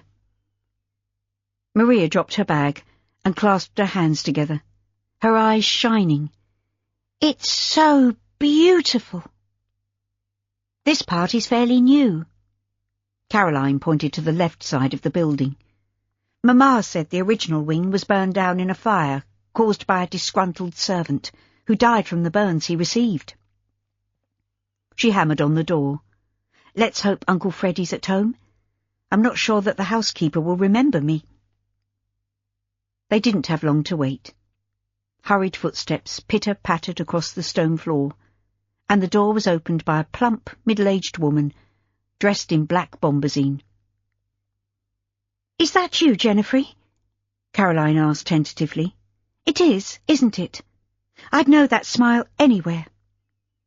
"Miss Caroline! Oh, this is a surprise. Come in, please." Jennifer Grimes had been employed at Starcross for as long as Caroline could remember.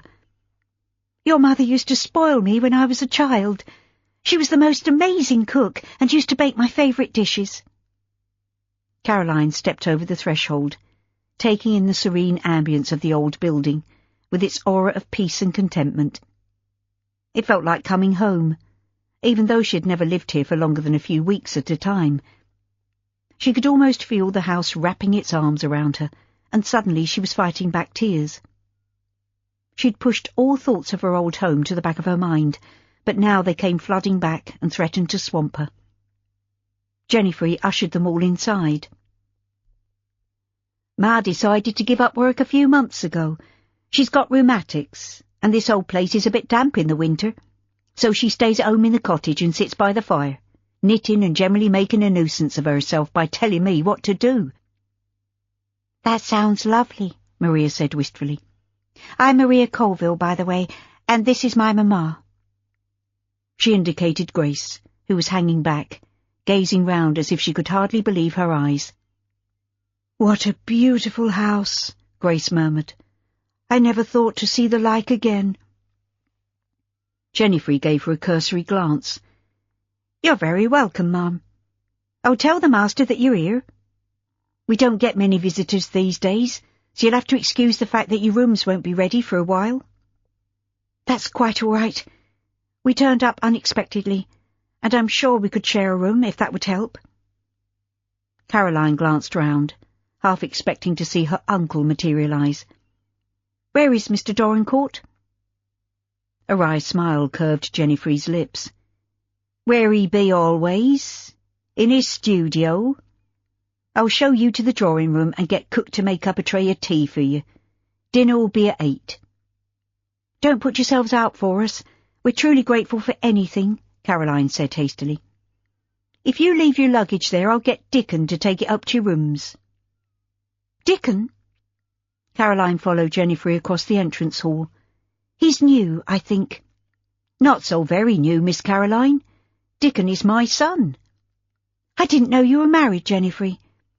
My husband is a seaman, miss.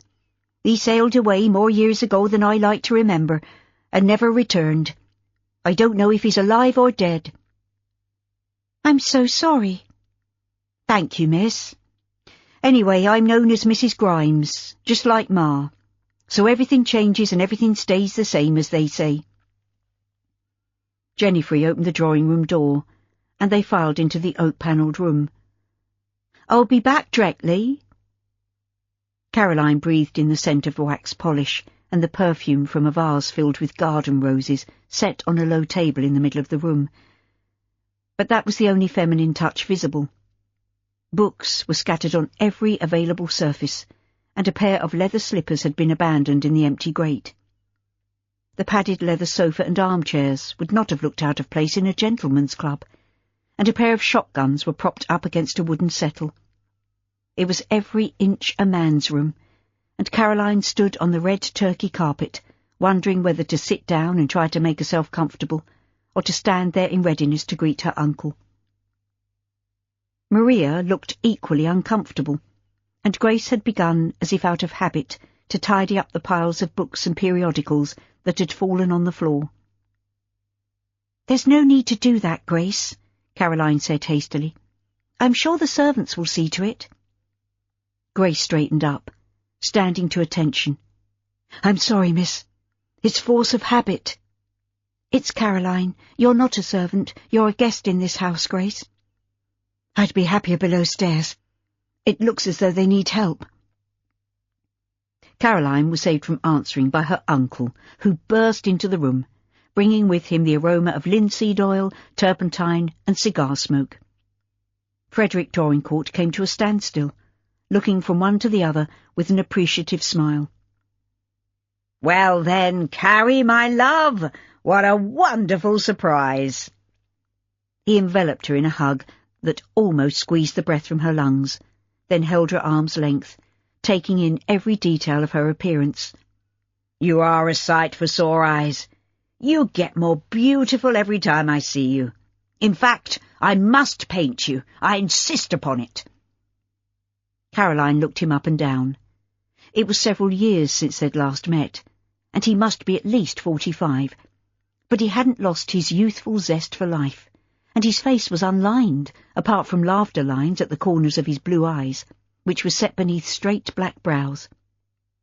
The only sign of ageing was the streaks of silver in his long dark hair, which curled around his head, giving him the appearance of an elderly angel, which Caroline knew was far from the truth. Uncle Freddie had a reputation with women, and she could see that his roving eye had fallen on Maria. May I introduce my friend, Maria Colville, Caroline said, remembering her manners, and her mother, Mrs. Grace Quick. Freddie released Caroline, bowing to Grace and Maria with a courtly gesture. Delighted to make your acquaintance, ladies. It's a pleasure to have such charming company.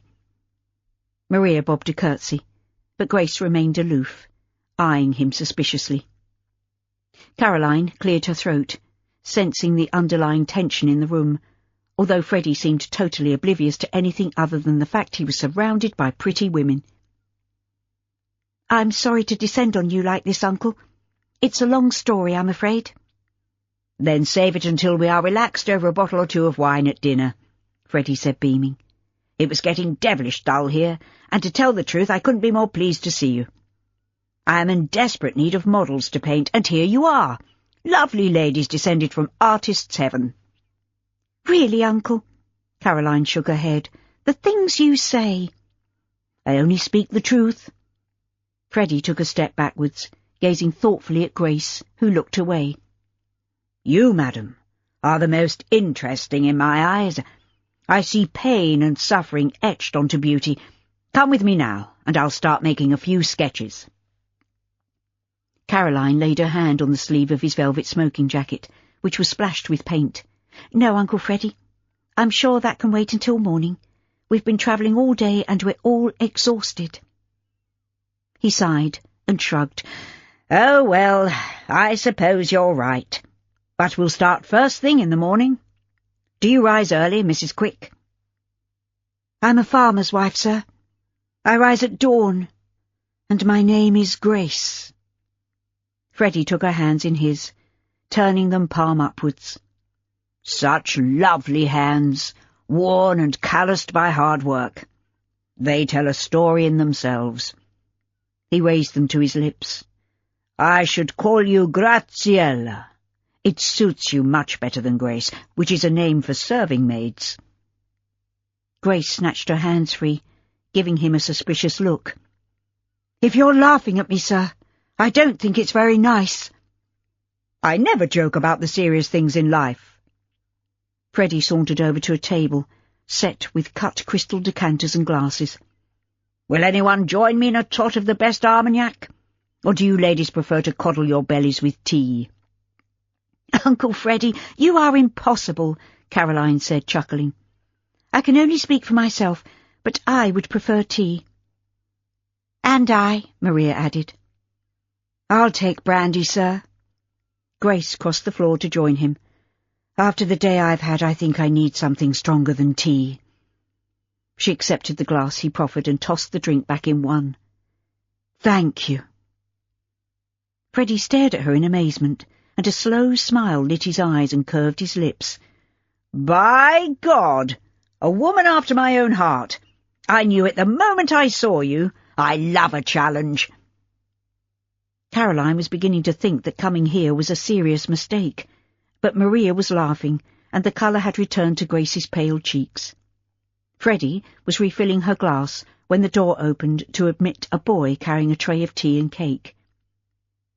The aroma of warm saffron buns reminded Caroline of previous visits to Devonshire, and she moved swiftly to clear the table.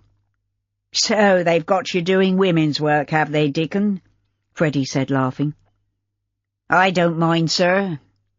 Dickon placed the tray carefully on the table. He straightened up. "I remember you, miss," he said, grinning at Caroline. "You don't remember me, though." She shook her head. "I'm afraid not. You're Jennifer's son, but I didn't know she had any children." "Just me, miss. I'm the one and only." "And a cheeky young scamp to boot," Freddie said casually. "Be off with you, boy. Go and help your mother." "Yes, sir." Dickon left the room, chuckling to himself. "That boy has the cheek of old Nick," Freddie said, topping up his glass with brandy. He raised it in a toast. "Welcome to Starcross Abbey, ladies. I hope your stay will be a long one." The door opened, and Dickon bounced back into the room. "I nearly forgot to say that Ma has made your old room ready, Miss Caroline. The others will be ready soon." He retreated before anyone had a chance to comment. "Why do you allow him such freedom, Uncle?" Caroline asked as she poured the tea. "I can't imagine Mamma allowing a servant to behave like that." "He's my son," Freddie said calmly. "Illegitimate, of course. I'm sorry if that offends you, ladies, but these things happen." Maria's hand flew to cover her mouth, and her eyes widened in horror. "No, really?" Freddie smiled. "You've led a sheltered life, Miss Colville. We will have to broaden your education." "You men are all the same." With a flick of her wrist, Grace tossed her drink in his face. Touch that girl and you'll be facing the wrong end of one of those shotguns. And I'm no mean shot, believe me. There was a horrified silence. Caroline sat with the teapot poised over a cup, and Maria sank down on the nearest chair, staring at her mother in a mixture of shock and amazement. Freddie was the first to recover, and he threw back his head and laughed. Grace glared at him, her lips tightened into a pencil-thin line, and her eyes flashing angrily. "You are old enough to be her father," she hissed. "I suppose you think that seducing a servant is your right. Well, it isn't." "Madam," Freddie said humbly, "I apologize for my coarse remark, and I apologize for being a mere male. I've done many things to be ashamed of, but I've never forced myself on a woman. I can assure you that Dickens's mother and I had a passionate relationship that gradually burned itself out. She has my total respect, and she will never want for anything. In fact, it was she who tired of me, and for that I cannot blame her." Grace turned her back on him and went to sit beside Maria. "Don't imagine that I'll apologize, because I won't." "I respect your decision." Freddie placed his empty glass back on the tray. "I will return to my studio, but I will join you for dinner." He was about to leave the room, but he hesitated in the doorway. "I hope you will still sit for me, Graziella. I long to capture the fiery spirit that you've just demonstrated. I knew you were a powerful woman the moment I set eyes on you." He left them, closing the door softly behind him. "Well," Caroline said, sipping her tea, "who would have believed it? You are a dark horse, Grace Quick." "I'll never use that name again as long as I live," Grace said firmly. "From now on, I am Grace Colville." She raised her head to give Maria a long look. "You see where uncontrolled passion leads you. Men like Freddie prey on young, innocent women." "I don't think that's fair," Caroline protested. "He has stood by Jennifer, and he said that it was she who ended their relationship." "But she's still a servant." Grace stood up. "I would like to rest. Would you allow me to use your room until they find somewhere for me to sleep?" Caroline put her cup and saucer down and rose to her feet. "Of course. It's a long time since I last stayed here, but I think I can remember how to find my old room. Come with me, Grace." "Would you like me to go with you, Mamma?" Maria asked anxiously. "No, but thank you anyway. I need to be on my own for a while. I have to think and decide what I ought to do next. I can't remain here indefinitely." Maria jumped to her feet, holding out her hand. "We'll work it out together, Mamma." "You don't understand. Neither do you, Caroline. If the truth came out, it would be a disaster for all concerned." Chapter 11. Satisfied that she had done everything she could to make Grace comfortable, Caroline left her lying down on the four-poster bed in her old room. She hesitated on the landing, wondering whether to venture to the kitchen and offer Jennifer some help, or return to the drawing-room. Freddie's casual acknowledgement of his former relationship with his housekeeper had come as a shock, as had his announcement that Dickon was his illegitimate son. Caroline didn't consider herself to be a prude, but she realised now that she had led a sheltered existence and knew little of the world outside the elegant walls of the house in Finsbury Circus. What secrets Grace had yet to divulge was still a mystery, but Caroline had a feeling of foreboding, and she suspected that what had happened in the past had something to do with the rivalry between the Colvilles and the Mannings. She decided to leave the domestic arrangements to Jennifer and hurried back to the drawing-room. Maria looked up from the copy of Punch magazine she was reading and replaced it on the table. "Is she all right?" "Your mother is resting. We need to give her time to adjust to simply being free from that hateful man. She's been through a lot, Maria. I might not know the identity of my father, but at least it wasn't that person, Maria said, shuddering. But what will we do if that horrible man comes looking for her? Grace is safe here for the time being, but we need to think carefully about what to do next. I'm afraid she offended your uncle, Caroline. She has quite a temper. I think he was more amused than angry, Caroline said, smiling. Uncle Freddie's a dear, if a little eccentric. But we can't stay here forever. I suppose we must return to London, but I can never go back to my grandmother's house. I'll visit Dormerle tomorrow and see Mamma. I hope she's recovered her spirits by now. She was brought so low after my father's death. I really thought she might die of a broken heart. Do you think she will be able to help? After all, you said your family's lost everything. It seems to me that we're all in a terrible fix. Caroline went to the window, gazing out at the sweep of lawn surrounded by tall trees, and a glimpse of the sea, gleaming like a silver ribbon laced between the branches. I will find a way, Maria. I just don't know how I'm going to do it. But I refuse to be beaten. If all else fails, I'll ask Phineas for help. Let's hope it won't come to that. He made it perfectly clear what he thought of me and my family.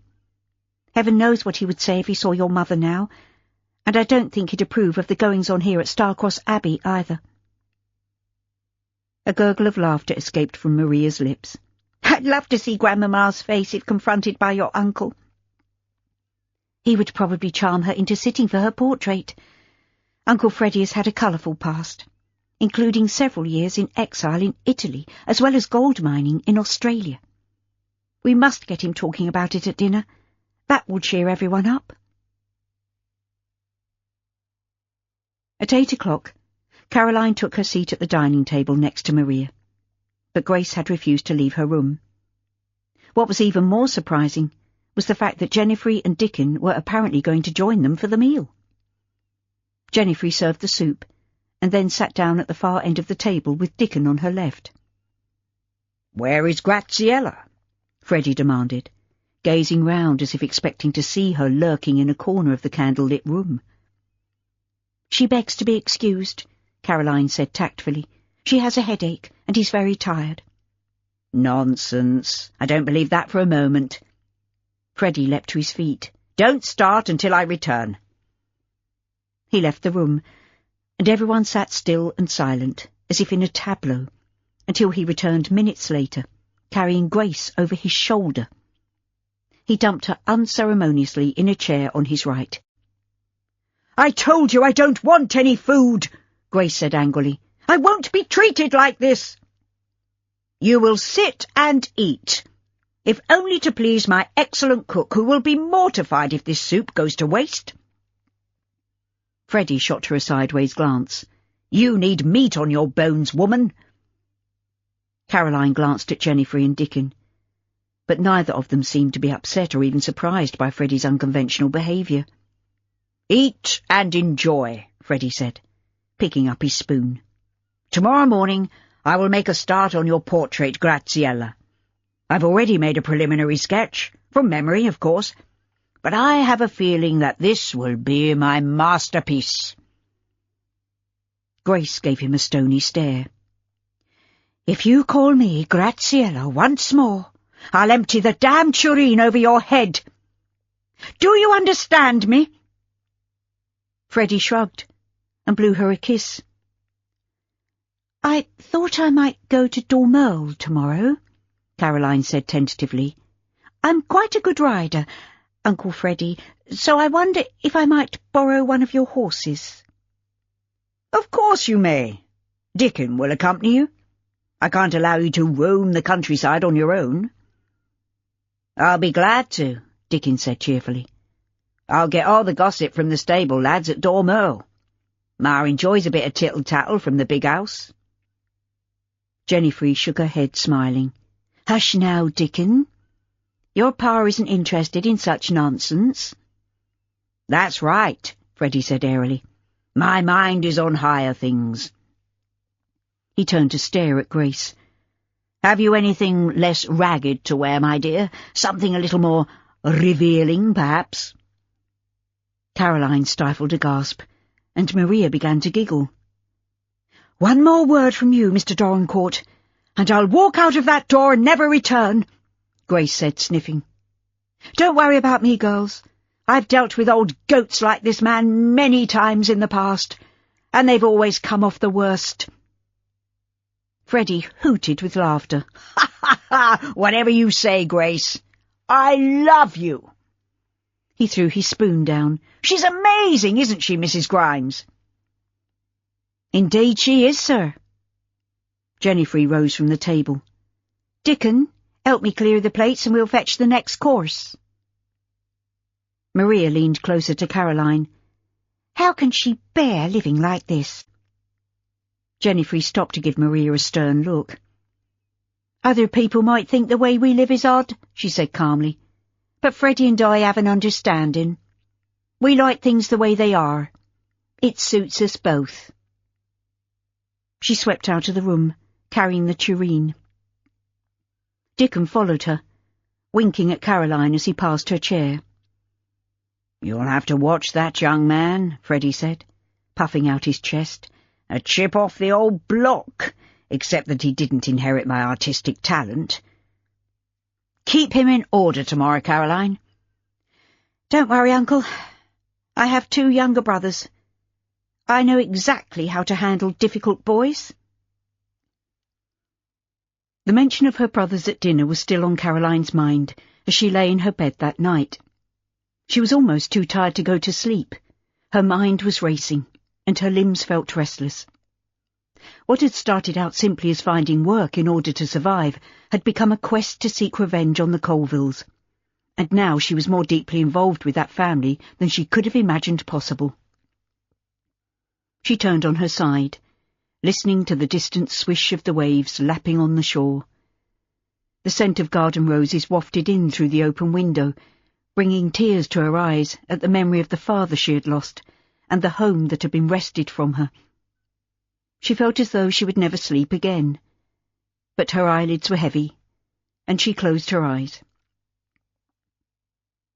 Next morning, Dickon was waiting for her outside the stables, holding the reins of 2 horses. "Good morning, miss. Are you ready for a hack across the fields?" His berry dark eyes gleamed with mischief, and his lips curved in a mocking grin. "No, I prefer to go by road, like a normal person," Caroline said coldly. "Shall I give you a hand up?" Caroline took the reins from him and led the frisky bay mare to the mounting block. "I can manage on my own, thank you, Grimes." His smile didn't waver. "It's Dickon, miss. Everyone, including the master, calls me Dickon." Caroline mounted the horse with ease. "Then I suggest we get going, Dickon. I have important business at Dormerle." "Yes, miss." Dickon vaulted onto the saddle and swiftly mastered the frisky black stallion, bringing the animal to a sedate walk as they left the stable yard and headed for the road. Caroline had ridden this way many times when she was younger, and she rode on ahead, urging her horse to a canter when they were going uphill, and slowing her down to a walk on the descent. Dickon seemed content to ride on in silence, and they reached Dormerle in just over half an hour. Caroline dismounted and handed him the reins. "I don't know how long I'll be, Dickon." He nodded. "Just send word to the stables when you're ready to leave, miss." Caroline shot him a suspicious glance. She didn't know what to make of Freddie's son. Sometimes he was over-familiar, and at other times he was almost subservient, although she suspected that he was secretly laughing at her. She turned away and headed up the stone steps to the front entrance. The butler, who answered her insistent rapping on the door, looked her up and down and was obviously unimpressed by a young, unaccompanied woman who demanded to see Lady Alice. But he ushered her into the entrance hall and asked her to wait. Caroline remembered Garner, Lady Alice's formidable former butler, who must have been close on 90 when he eventually retired to a cottage on the estate. But this was the first time she'd come across the equally stately and relatively new member of the staff. Garner might have thought he was king of the servants' hall, but at least he would have recognised her, and she wouldn't have been told to wait or made to feel she should have used the tradesman's entrance. She waited impatiently for the butler's return. "Lady Alice will see you now, Miss Manning," he said stiffly. "Follow me, and I'll show you to the garden room." "Thank you, but there's no need. I know my way." Caroline walked past him, holding her head high. She was familiar with the wide corridors and twisting passageways in Dormeul, and she made her way to the garden room, where she found her mother and Lady Alice seated in the midst of tall palms and exotic blooms. "Carrie!" Esther rose to her feet and rushed towards her daughter, arms outstretched. "My darling girl, how lovely to see you!" She gave her a hug and then held her arm's length. "But what are you doing here? Has something terrible happened to my boys?" "No, Mamma. They are safe and well. There's nothing for you to worry about." "But why are you here? Why aren't you at home?" "There's something you should know, Mamma," Caroline said gently. Alice gave Caroline a searching look. "That sounds serious." "It is, Aunt Alice. I didn't want to burden you with the truth just yet, Mamma, but I'm afraid I can't keep it from you any longer." "What's happened to you, Carrie?" Esther sank back onto her chair, staring up at her daughter. "You look different somehow, and why are you dressed so shabbily?" Caroline sank down on the padded seat of an ornate wrought-iron chair. "I didn't want you to find out until you were feeling stronger. But apparently the rent on our home was due, and there was no money to pay it, or the tradesmen's bills. The bailiffs came in and took everything, and we were evicted." "Why wasn't I informed of this?" Esther cried angrily. "Why didn't my solicitor do something to prevent such a catastrophe?" "Don't upset yourself, Esther," Alice said sternly. "I'll send for some tea, or perhaps a glass of brandy would be more to the point." Alice rang a silver handbell, and as if she had been hovering behind one of the giant plants, a maid appeared. "We'll take tea, and you can fetch the brandy decanter from the drawing-room, and 3 glasses." Alice waited until the maid was out of earshot. "You'd better start at the beginning, Caroline. Your mother needs to know everything." "We're homeless," Caroline said, shrugging. "It's no use pretending otherwise. The Esther Manning is overdue, and there haven't been any sightings of her for weeks." Esther's eyes widened with shock. "She can't have been lost at sea. George is an excellent shipmaster. He'll bring her home safely, you can depend on that. Something must have happened to delay them." "I hope that's all it is, Mamma, but things are very serious. We're virtually bankrupt, and there was no money to pay the school fees." Esther fanned herself with her hands. "Oh, my goodness, this gets worse. Where are they now? Where are my boys?" "Sadie took us all in. We've been living at the captain's house. Max and Jimmy are being taught by Mr. Bromley, who was one of their tutors at rugby. Sadie invited him to stay and continue the boys' education, and he intends to take on more pupils."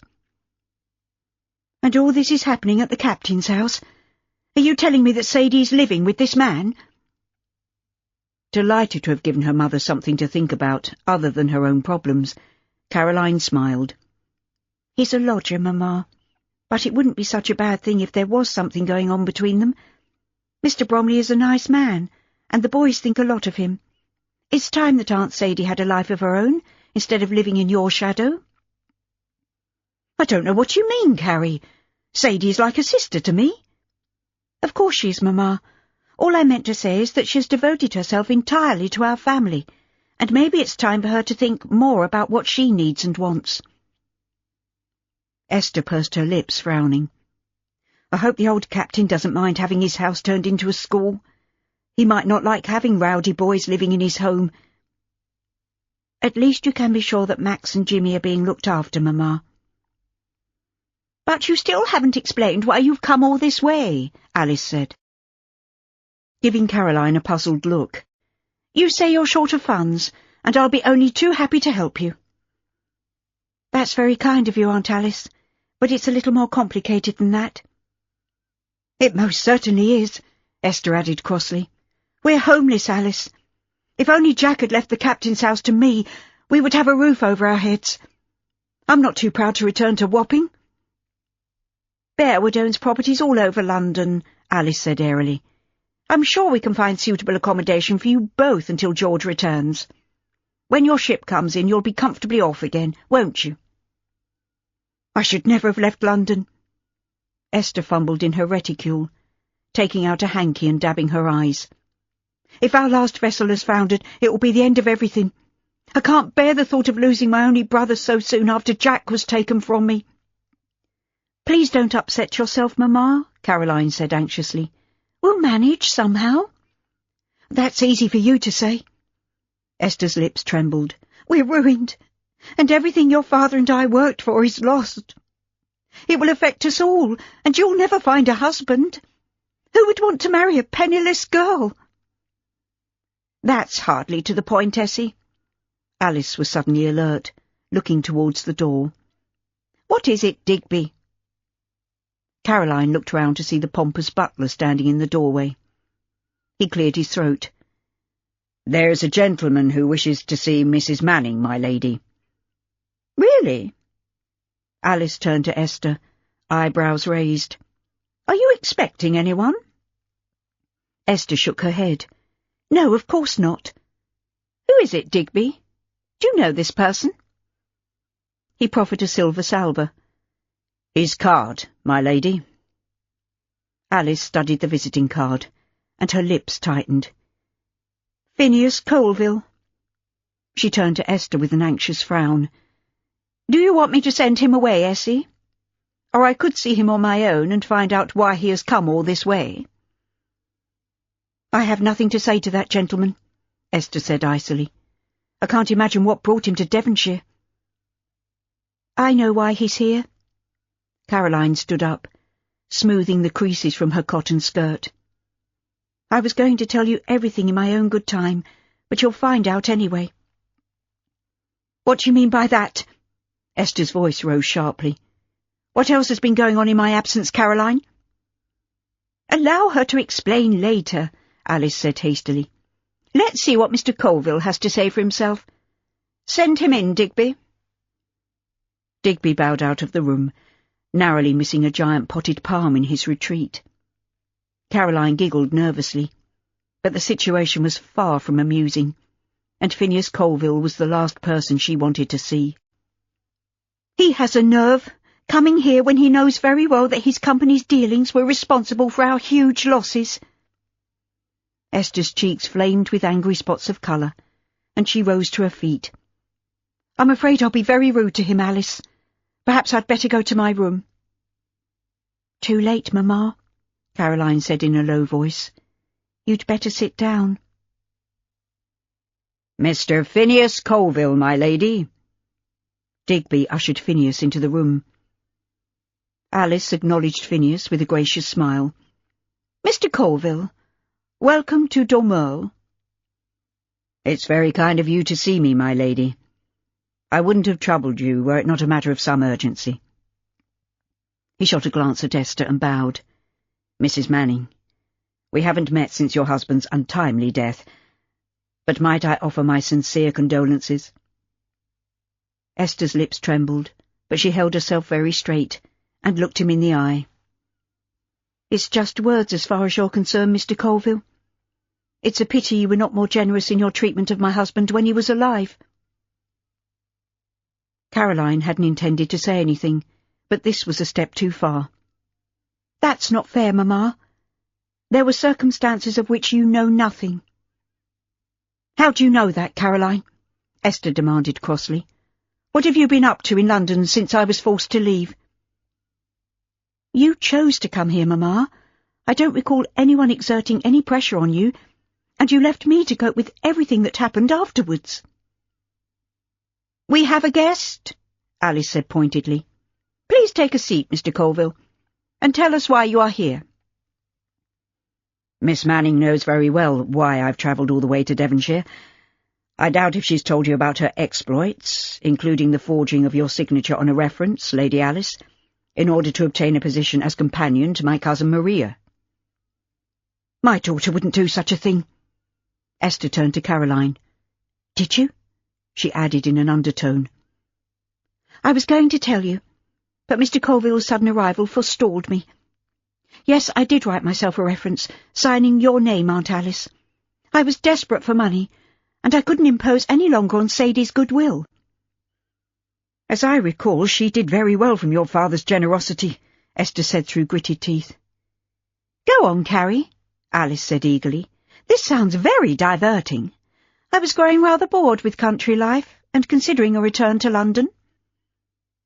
Yes, do continue, Miss Manning. Phineas pulled up a chair and sat down. I saw that Maria Colville was being treated abominably by her grandmother. The poor girl was virtually a prisoner in her own home, and the unfortunate circumstances of her birth were constantly being thrown at her. Maria Colville? Esther said faintly. You say she's your cousin, Mr. Colville? Do you mean that she is your aunt's child? It's a scandal that my family has had to live with for the past 20 years, Mrs. Manning. It's common knowledge that my aunt, Grace, was seduced by a man who took advantage of her when she was only 15, and she gave birth to a child, my cousin, Maria. I remember hearing about the scandal when I returned from Australia. Esther eyed him thoughtfully. Although it was said that Grace Colville was as much to blame as the man who fathered her child. How can you say that, Mamma? Caroline demanded. Did you know Grace? More importantly, did you know the man who led her astray and then abandoned her? I don't call that the act of a gentleman. This has nothing to do with you, Carrie. Esther stood up, facing Phineas with a haughty toss of her head. I'm not interested in your family problems, Mr. Colville. The fact is that your company drove our business into the ground. You set out deliberately to ruin us, and now you have. I hope you're happy with the result. She stormed out of the room. Why did you have to come here today? Caroline asked angrily. I was about to tell them everything, and now you've made matters worse. The maid chose that precise moment to arrive bearing a tea tray, followed by a younger servant carrying a decanter and 3 glasses. May I offer you some refreshment, Mr. Colville? Alice said, with an attempt at a smile. I'm afraid that Esther is still very upset by the death of her husband. You must forgive her outburst, although I can't think what could have brought you here today. Phineas shook his head when the maid offered him tea, and he waited for the servants to leave before responding. 2 things, my lady. First, I knew that Mrs. Manning was here, and I wanted to give her some good news for a change. Her brother's ship was sighted off the coast of Cuba. The Esther Manning is apparently safe and sound, presumably on her way home. Caroline stared at him in astonishment. Are you certain? There hasn't been any news for so long I was certain she was lost. The ship has had 2 verified sightings. By my reckoning, she should arrive in a couple of weeks' time. That's wonderful news, Mr. Colville, Alice said earnestly. Esther should be informed immediately. But you said there were 2 pieces of information you had for us. That's right. And Miss Manning will be able to help me here. I came to find my cousin, Maria, and take her home where she belongs. You want to take her back to that ice palace you call home? Caroline jumped to her feet, clenching her fists at her sides. Maria was virtually a prisoner in that place. She won't go with you. But you admit that you took her without her grandmother's knowledge? Yes, I helped her to escape, and she's happy to be free from you both. Where is she? I want to hear it from her lips. You want to browbeat her into returning with you? Caroline shook her head. I won't allow it. Phineas remained seated, looking up at her with calm disdain. You can't speak for Maria. Yes, I can. She's my friend, and I won't allow you to bully her. Anyway, it's not me you have to deal with now. Maria is reunited with her mother. You'll have to answer to your Aunt Grace for allowing her daughter to suffer so badly. Alice uttered a sharp gasp. Where are they, Carrie? Caroline turned to her in surprise. "They are together, and they're safe." "Oh, my God!" Alice struggled to her feet. "You shouldn't have interfered." "Where are they?" Phineas also rose from his seat, towering above Caroline. "Are they here?" "Certainly not," Alice protested. "I'm as shocked as you are, Mr. Colville." "I don't understand," Caroline said wearily. "I thought you would be pleased to know that Maria has found her mother at last." "I don't know how you engineered their meeting, but it was the worst thing you could have done," Phineas said angrily. "The whole sorry, sordid story will be made public once again, especially if the newspapers get hold of it. Where are they, Caroline? What have you done with them?" Chapter 12. "I'm not telling you," Caroline said firmly. "They've been through enough." "This is serious." Phineas caught Caroline by the hand, his fingers holding hers in a vice-like grip. "Don't play games with me. I need to see my aunt and cousin. This is my family business, not yours." "And it must remain so," Alice added sternly. "You mustn't get involved. Heaven knows your mother has had enough to bear these past months, if what you tell us is true, Carrie. She's lost everything, including her home." Caroline snatched her hand free, but she could still feel the imprint of Finn's cool fingers on her flesh. She turned her back on him, addressing herself to Alice. "At least Uncle George is safe, and Mamma has a half share in the Esther Manning, so she won't be destitute. I'll look after her." "I'm sure you will," Lady Alice moderated her tone. "And Mr. Colville needs to take care of his family. You must understand that." "I think there's something you aren't telling me," Caroline said, glancing from one to the other. "I suggest you talk it over later." Phineas made a move towards the doorway. "I've outstayed my welcome. But I'm not leaving without you, Miss Manning. I need you to take me to my aunt." "I don't think she wants anything to do with you." "That may be how she feels at the moment, but I need to see her and make sure she's all right. I visited the farm late yesterday afternoon, so I know what went on. Or at least I heard Quick's version of events, and now I want to see what Aunt Grace has to say." "Caroline?" Alice raised an eyebrow. "What is your part in all this?" "Maria was desperate to find her mother. Surely you can both understand that." Caroline glared at Phineas. "Even you couldn't wish Grace to remain with that brute."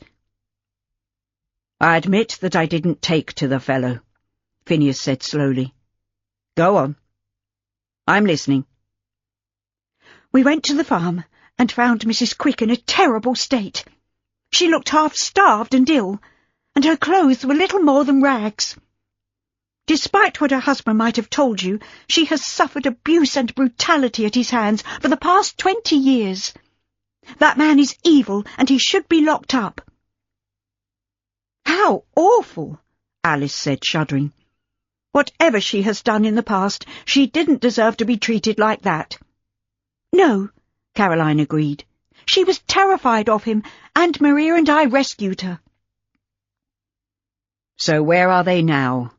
Phineas asked in a more conciliatory tone. "I want to see them, Miss Manning. I need to make sure that my aunt is all right, and to offer any help she wishes to accept." "Do you?" Caroline faced him angrily. "Or do you merely want to keep her out of sight, so that she doesn't upset your grandmother?" "My grandmother is an old woman. She's set in her ways, and although I often disagree with the manner in which she does things, I have to respect her as the head of our family." "Mr. Colville has a point, Carrie," Alice said softly.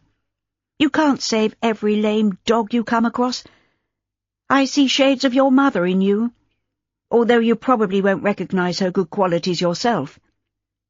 I think you should allow him to see his aunt and cousin. After all, what harm could it do?" "I'll take you to them," Caroline said reluctantly, "but only if you promise not to coerce them into anything." "Despite what you may think of me, I'm a reasonable man, and I only want what's best for both of them," Caroline looked him in the eye and decided that he was speaking the truth. Perhaps she had misjudged him so far as his own family were concerned, but it would be impossible to forgive him for the way in which he had treated her father. Perhaps it was time for a truce. "All right, I'll take you to them." Caroline turned to Alice with a weary smile. "We're staying with Uncle Freddie at Starcross Abbey." "I might have guessed it," Alice said, chuckling. "I'm sure Freddie is thoroughly enjoying your company. He always had a weakness for pretty women." "I rode here with Dickon," Caroline added. "He's waiting in your stables." "I sometimes wish that Freddie had done the decent thing and married his housekeeper after she gave birth to his son," Alice said, sighing. "I don't trust that young man, and I think he could cause trouble for my cousin." "What makes you say that, Aunt Alice?" Caroline asked, frowning. "Dickon seems reasonable enough." Alice shrugged and rose to her feet. "It's just a feeling I have whenever I see that boy. There's something about him that I find disturbing, and he's sly." She held her hand out to Phineas. "I'm glad to have met you at last, Mr. Colville. I think perhaps we have all done you a great injustice, and I hope we might become better acquainted in the future." "I would hope so, my lady. Please forgive me for leaving so abruptly." "Of course," Alice said graciously. "And I hope the rift between your family and Mrs. Manning can be overcome in time." "I promise to do all I can." Phineas turned to Caroline. "I hired a nag at the inn where I stayed last night, so we can ride together. Is it far?" 4 miles at the most." Caroline turned to Alice. "Will you make things right with my mother, please? I don't understand why she was so upset, and I know she's keeping something from me, but I'll do my best to make it up to her. Don't worry about Esther. She just needs more time to recover from the terrible blows that life has dealt her, but she's a strong woman, and she'll come round. Perhaps then she'll trust me enough to tell me everything. Give her time, that's all I can say. And give my love to Freddie. Tell him I'll see him soon." Caroline and Phineas stood at the top of the steps, waiting for Dickon to bring the horses to the front of the house. The sun was high in the sky, and the air was filled with citrus scent from the huge creamy white flowers of the magnolia standing tall at the side of the house, and an achingly sweet perfume floated on a gentle breeze from the rose garden. Deer grazed beneath shady oaks in the park that surrounded Dormeul, and Caroline was suddenly aware of birdsong so sweet that it touched her heart. The cheeping of sparrows and the chattering of starlings coming home to roost at night were the sounds she was most accustomed to hearing, but their country cousins' songs were honeyed and soothing. This beautiful house was paradise, compared with Wapping and Limehouse, and yet those places were home, and she missed the hustle and bustle, the noise, and even the stench of the city. She shot a wary glance at Phineas. "You did promise that you wouldn't force your aunt to return to her husband, didn't you?" "I wouldn't condemn an animal to live with that brute. I can't imagine why my grandfather thought he was a suitable match for his only daughter." "Why was she left to suffer for so many years? Didn't anyone think to visit her and make sure she was all right?" "Apparently not. Don't blame me, Miss Manning. I was only 6 years old when Aunt Grace married that man. Her name was never mentioned after that day, and I was sent away to school when I was 8, so I only saw my cousin Maria during the holidays." "But you're a man now. Didn't you think it unfair the way your grandmother treated Maria?" He turned to give her a steady look. "I was pitched into the shipping business the moment I graduated from Cambridge. I didn't have time to think of anything other than building the company back to its former glory. My grandfather had let matters slide after the death of my father. I suppose I should have paid more attention to Maria, but I just accepted the situation, and for that I am sorry. But she was such a quiet little mouse that I barely noticed her." "That's no excuse." Caroline paused. She could hear the sound of the horses ambling towards them, although they were still out of sight. But there was one question that she had to ask. "Do you know the identity of Maria's father?" Phineas shook his head. "I don't.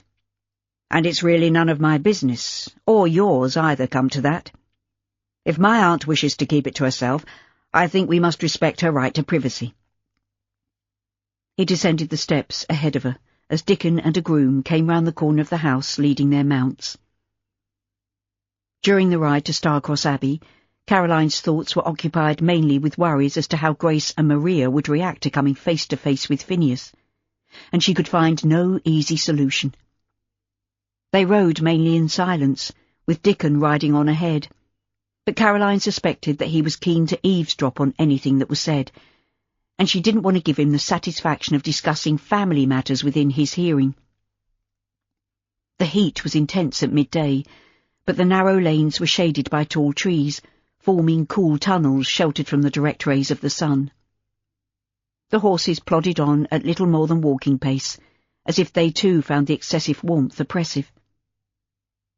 When they arrived at Starcross Abbey, they were greeted by Maria, whose face fell when she saw her cousin. "What are you doing here?" she demanded anxiously. "I'm not going back to London with you, Finn. You can tell Grandmama that I've found my mother, and we're staying together." Phineas handed the reins to Dickon. "I only want to talk, Maria."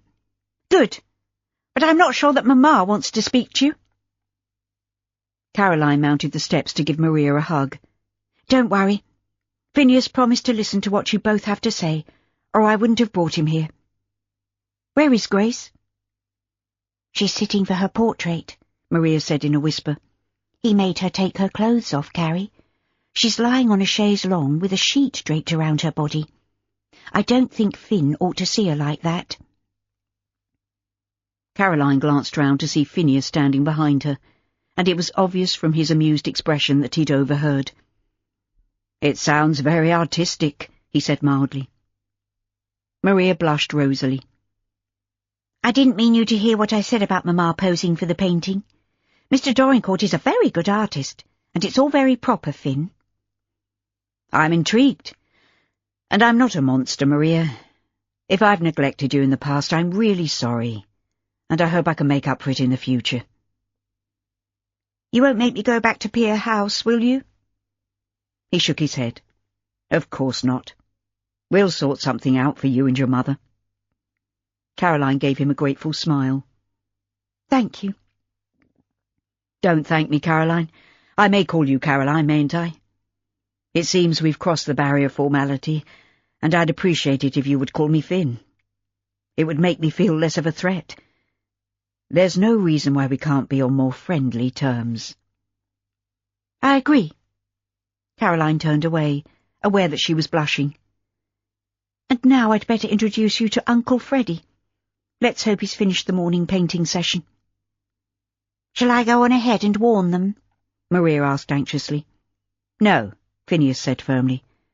"I think I'd like to see how an artist works."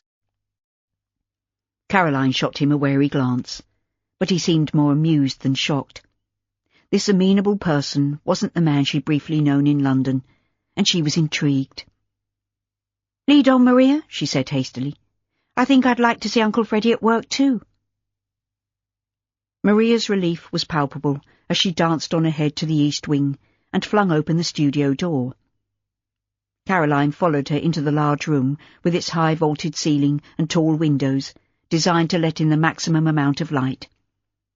She came to a halt, staring at Grace, who was reclining on the chaise longue with a sheet draped artistically around her otherwise naked body, leaving one shoulder and both arms bare. Her feet and ankles peeped out from beneath the cloth in a decidedly provocative fashion, and her dark hair hung loose, framing her oval face. Despite her harsh existence, there was a look of innocence and faded beauty about her, and Caroline could see why Freddy had wanted to capture her on canvas. At the sight of them, Grace clutched the sheet to her throat and curled up in a ball. "Who are you?" she demanded, staring at Phineas. "I'm not going back to Quick." If it was he who has sent you here—" "It's all right, Grace," Caroline said hastily. "This is your nephew, Phineas Colville." "He's nice, Mamma," Maria added. "Finn was always kind to me." "I won't look if it embarrasses you, Aunt Grace." Grace shrank even further down into the folds of the sheet. "You were a little boy when I last saw you." "So I was. But I'm a grown man now, and I've come to help." Phineas turned to Freddie, holding out his hand. "I apologise for arriving uninvited, Mr. Dorincourt." "Delighted to meet you, sir. I'd shake your hand, but as you see, I'm covered in paint." Freddie wiped his hands on his stained smock. "Anyway, I've finished for now, so let's go and celebrate your arrival with a glass or two of wine." "Wouldn't a cup of tea be more suitable at this hour of the day, Uncle?" Caroline picked up a blanket and draped it over Grace, whose face was scarlet with embarrassment. "You women can coddle your innards with tea, but us men like something stronger. Come to my study, Phineas, my boy. I have a bottle of Madeira hidden from my housekeeper. She doesn't approve of my drinking habits." "Thank you, sir. That's very kind of you. But first I would like to have a word with my aunt and cousin." "Plenty of time for that later. I suggest the lady would be more comfortable if she were dressed, if you know what I mean. Caroline will look after her." "Of course, Uncle," Caroline said, stifling the desire to giggle. She waited until they'd left the studio. "Where are your clothes, Grace? I'll fetch them for you." Grace struggled to her feet, her movements hampered by the voluminous folds of the sheet. "Behind the screen. It's all right, I don't need anyone's help." "That's your trouble, Mamma," Maria said, sighing. "I'm sure if you'd written to Grandmamma and told her how that man was treating you, she would have done something about it." Grace paused, one hand holding the sheet, the other clutching the screen. "You're wrong, Maria. My mother wouldn't have lifted a finger to help me. She would have said it was God's way of punishing me for my wickedness." She slipped behind the screen, leaving a heap of crumpled cotton sheeting on the floor. "Stay with her, Maria," Caroline whispered. "I'd better find Jennifer and tell her that we might have another guest for dinner this evening."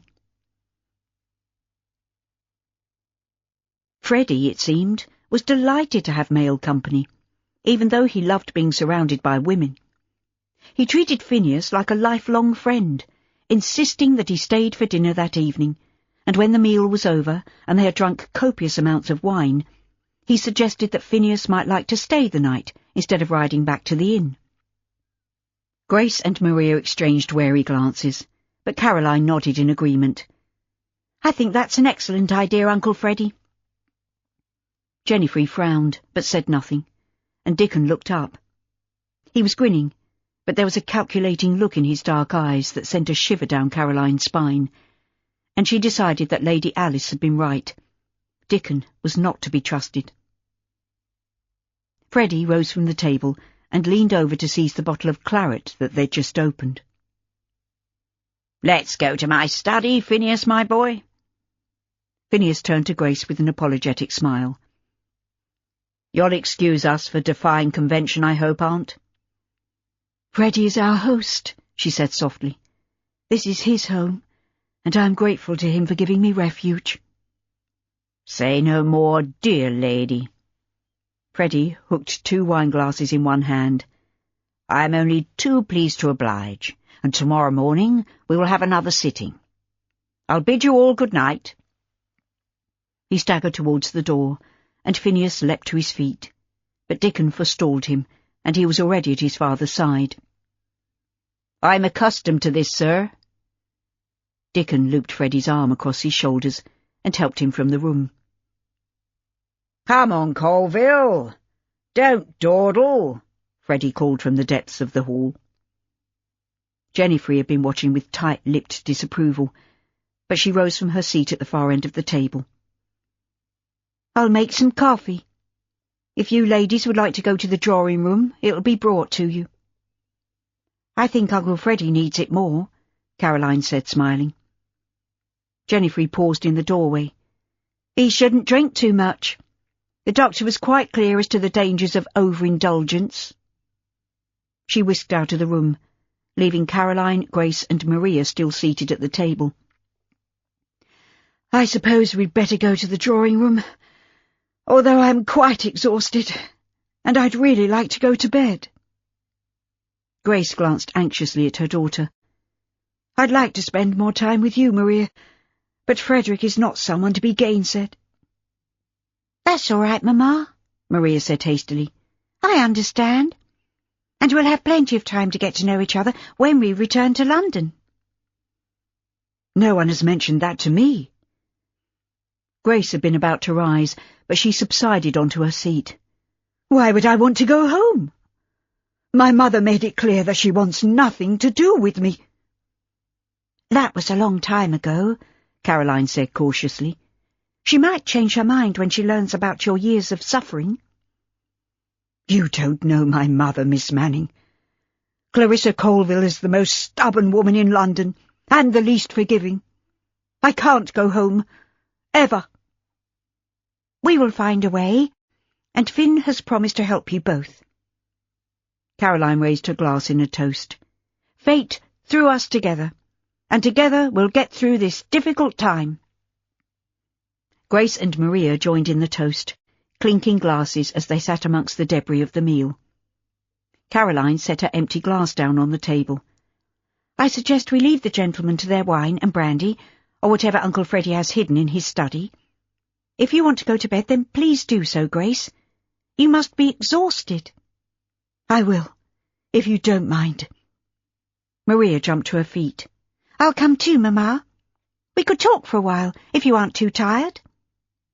She glanced at Caroline. That's if you don't mind being left on your own. It's a lovely evening. I think I might take a walk in the rose garden. They were my father's favourite flowers, and the scent of them always reminds me of him. Caroline stood up to embrace Maria and then Grace. I hope you sleep well. Tomorrow we'll make plans, and perhaps Finn will have some helpful advice for you. The last remnants of a fiery sunset were being stalked by darkness, but there was still enough light for Caroline to make her way easily amongst the well-kept rose beds. The air was heavy with perfume from the full-blown blooms, and even more intoxicating than the wine she had drunk at dinner. The alcohol had left her with a slight headache, but fanned by a light breeze, she began to feel refreshed, and more optimistic about the future. Although when they left Starcross Abbey, as they must, it would be like leaping off a precipice. She could stay with her mother at Dormerle, but they couldn't remain there forever, and she would have to find a way to earn her own living. Being dependent on friends wasn't an option that she would even consider. She was deep in thought, listening to the sound of the leaves rustling in the trees and the ever-present action of the waves on the shore, when, without warning, someone clamped their hand on her shoulder. She spun round. "Dickon! You gave me a terrible fright!" A saturnine grin curved his lips, but his eyes were pools of darkness. "You shouldn't roam outside after dark, miss." "Surely I'm safe enough in the garden?" She was shaken by his sudden appearance, and unaccountably nervous. "What do you want?" "Ma sent me to find you, miss. There's coffee in the drawing-room. You best come with me." It was more of an order than a request, and Caroline couldn't think of an excuse that wouldn't sound feeble or childish in the circumstances. "You go first. I'll follow." "Of course, miss. As you wish."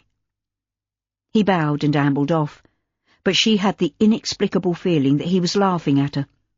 Perhaps it was the tone of his voice, or the arrogant way he held his head as he walked on, stopping every few seconds to make certain that she was following. "You don't need to escort me, Dickon," she said at last. "I know the way to the drawing-room, but I think I'd prefer to go straight to my room." He came to a halt, moving closer to her so that his face was just inches from hers. "My mother wishes to speak to you, miss. It wouldn't be wise to ignore her, if you get my meaning." Caroline drew herself up to her full height. Are you threatening me, Dickon? I don't think my uncle would like to hear that. Of course not, miss. I'm just saying that Ma wants to speak to you. She requests the pleasure of your company in the drawing room. Then I will go to the drawing room on my own. Caroline met his gaze with a determined lift of her chin. She wasn't going to allow a mere boy to frighten her, although she felt the menace beneath his softly spoken words. There was something not quite right about the situation in Starcross Abbey. She felt it with every fibre of her being. She walked past him, keeping to a measured pace, although she was tempted to run. Without looking back, she knew that he was standing where she had left him, watching her like a wolf eyeing his prey. But as she reached the house and let herself in through the side door, she managed to convince herself that her fears were ridiculous and must be due to tiredness, exaggerated by the eerie silence away from the sounds of the city. She collected the oil lamp she had left burning on the window-sill and made her way to the drawing-room. Jennifer Grimes might hold a special place in Freddie's heart, but she was still a servant, and not the mistress of the house. Perhaps she would do well to remember that fact. The sound of male laughter brought Caroline to a halt outside the study, and she was tempted to join them. Freddie's loud voice, fuelled by the wine he had imbibed at dinner, and possibly a generous tot or two of brandy, was followed by monosyllabic answers from Finn, but it seemed a pity to interrupt them, and she made her way to the drawing-room. If they were to remain at Starcross for an indefinite period, or at least until Freddie had finished his painting, perhaps it was time to put Jennifer and Dickon firmly in their place. Caroline placed the lamp on a side table and entered the drawing-room, ready for a constructive conversation. But she came to a halt in the doorway, staring in horror at the man seated in a chair by the fireplace. "What are you doing here?" she demanded angrily. "Why did you allow this person into the house, Mrs. Grimes?" Chapter 13. Elias Quick stood up abruptly. "Where's me wife? I've come to take her home." "How did you know she was here?" Caroline demanded breathlessly. She looked to Jennifer, who was seated on the sofa, as if she were the lady of the house. "Was this your doing?" "This gentleman was hammering on the front door, demanding to see his wife. What else was I supposed to do but let him in and sort matters out face to face?" "That's not your choice, madam," Caroline said angrily. "You should have gone to Mr. Dilly and told him what was happening. This fellow would not have been admitted." She rounded on Elias. "I'm asking you politely to leave, or else I'll have you thrown out." "I ain't going nowhere until I got my wife. I'll have the law on Mr. Dilly if he don't give her up to me. It's a case of kidnapping. That's what it is. We're married legal and proper." "Someone must have told you where to find her."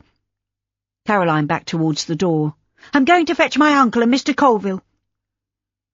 "They'll be too drunk to deal with the matter, Miss Caroline," Jennifer said slyly. "Best give her up to her husband, I say."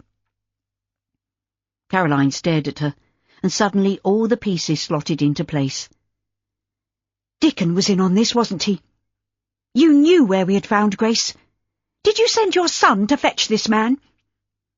"It's only right and proper that a wife should know her place." Jennifer folded her hands in her lap, glaring at Caroline with narrowed eyes. "I hardly think you're in a position to criticise anyone for their morals." Caroline turned to Elias. "I'm asking you once again to leave this house, Mr. Quick." "And I say I won't. Fetch the gentleman and the constabulary if you're so minded, but I won't go without my wife." "We'll see about that." Caroline stormed out of the room to find Dickon barring her way, his arms folded and a smug grin on his face. "Are you going somewhere, miss?" "You knew he was here, didn't you? Why did you interfere in matters that don't concern you?" "But it do concern me, miss. I am the son and heir to my father's fortune, that's what Ma says. I see the way he looks at that woman you brought here, and if he marries her, we'll be sent packing." "But that's nonsense." Caroline stared at him, hardly able to believe her ears. "What makes you think that Mr. Dorincourt would want to marry Mrs. Quick? Anyway, she's a married woman." He be an old goat when it comes to pretty women. Ma knows that to her cost. But she's managed to keep him safe from the clutches of others when it comes to marrying. Even so, there's something different in the way he treats Mrs. Quick, and us don't like it. 'Tis best that she goes home with her old man. That's not for you to say. Now get out of my way. I'm going to speak to my uncle and settle this once and for all. She made a move to pass him, but still Dickon barred her way. No, maid. You go back in there and sit down. I won't ask you again. I'll carry you if necessary. Incensed, Caroline stamped on his foot with all her might, and he howled with pain, hopping around and swearing volubly. Taking advantage of his temporary incapacity, she ran off in the direction of the study, arriving breathless, with her hair flying around her face in wild confusion. "What on earth is the matter?" Phineas demanded, rising to his feet as she burst into the room. "Is the house on fire again?" Freddie asked with a drunken laugh. "I can't smell smoke." "Come quickly!" Caroline grasped Finn's hand. "That boy has brought Grace's husband here. He's in the drawing room with your housekeeper, Uncle Freddie." "The devil he is!" Suddenly sober, Freddie raised himself from his seat. "We'll see about that. I'm not about to send Grace back to live with that brute." "Perhaps you'd better leave this to me, sir," Phineas said calmly. "Grace is my aunt, and I should be the one to stand by her. I'm afraid that hasn't been so in the past, but I want to make amends now." "Go on ahead, old boy. I'll follow. Not as quick on the pins as I used to be, especially on a belly full of strong drink. Kick the fellow to kingdom come." But Phineas had already left the study, and Caroline had to run to keep up with his long strides. When they reached the drawing-room, they found Dickon standing guard, and when he refused to move, Phineas simply picked him up and tossed him aside as if he were a featherweight. Dickon sprawled on the floor, shouting obscenities that at any other time would have made Caroline blush, but she ignored him and hurried into the drawing-room. Elias leapt out of his chair, fisting his hands and dancing round as if he were in the boxing ring. "Stop that! You're being ridiculous," Phineas said icily. "I'm asking you politely to leave this house, sir, but if you refuse I might have to use force." "I ain't afraid of a toff like you," Elias said belligerently. "Give me the woman and I'll be on me way." At that moment Freddie arrived, huffing and puffing and red in the face. He lunged at Elias, catching him off guard, and grabbed him by the collar. Aided by Phineas, he marched the protesting Elias Quick from the room. "You'll be sorry for interfering in matters what don't concern you," Jennifer cried passionately. "We were doing fine until you came along and spoiled everything." Caroline could see that Jennifer was genuinely upset, and she felt a moment of sympathy for her, but it was short-lived. "You acted out of self-interest and sheer malice," she said angrily. "You know nothing of the life that Mrs. Quick led with that man. If you did, you wouldn't have brought him here. I just hope for your sake that he takes heed of what Mr. Dorincourt said and stays away."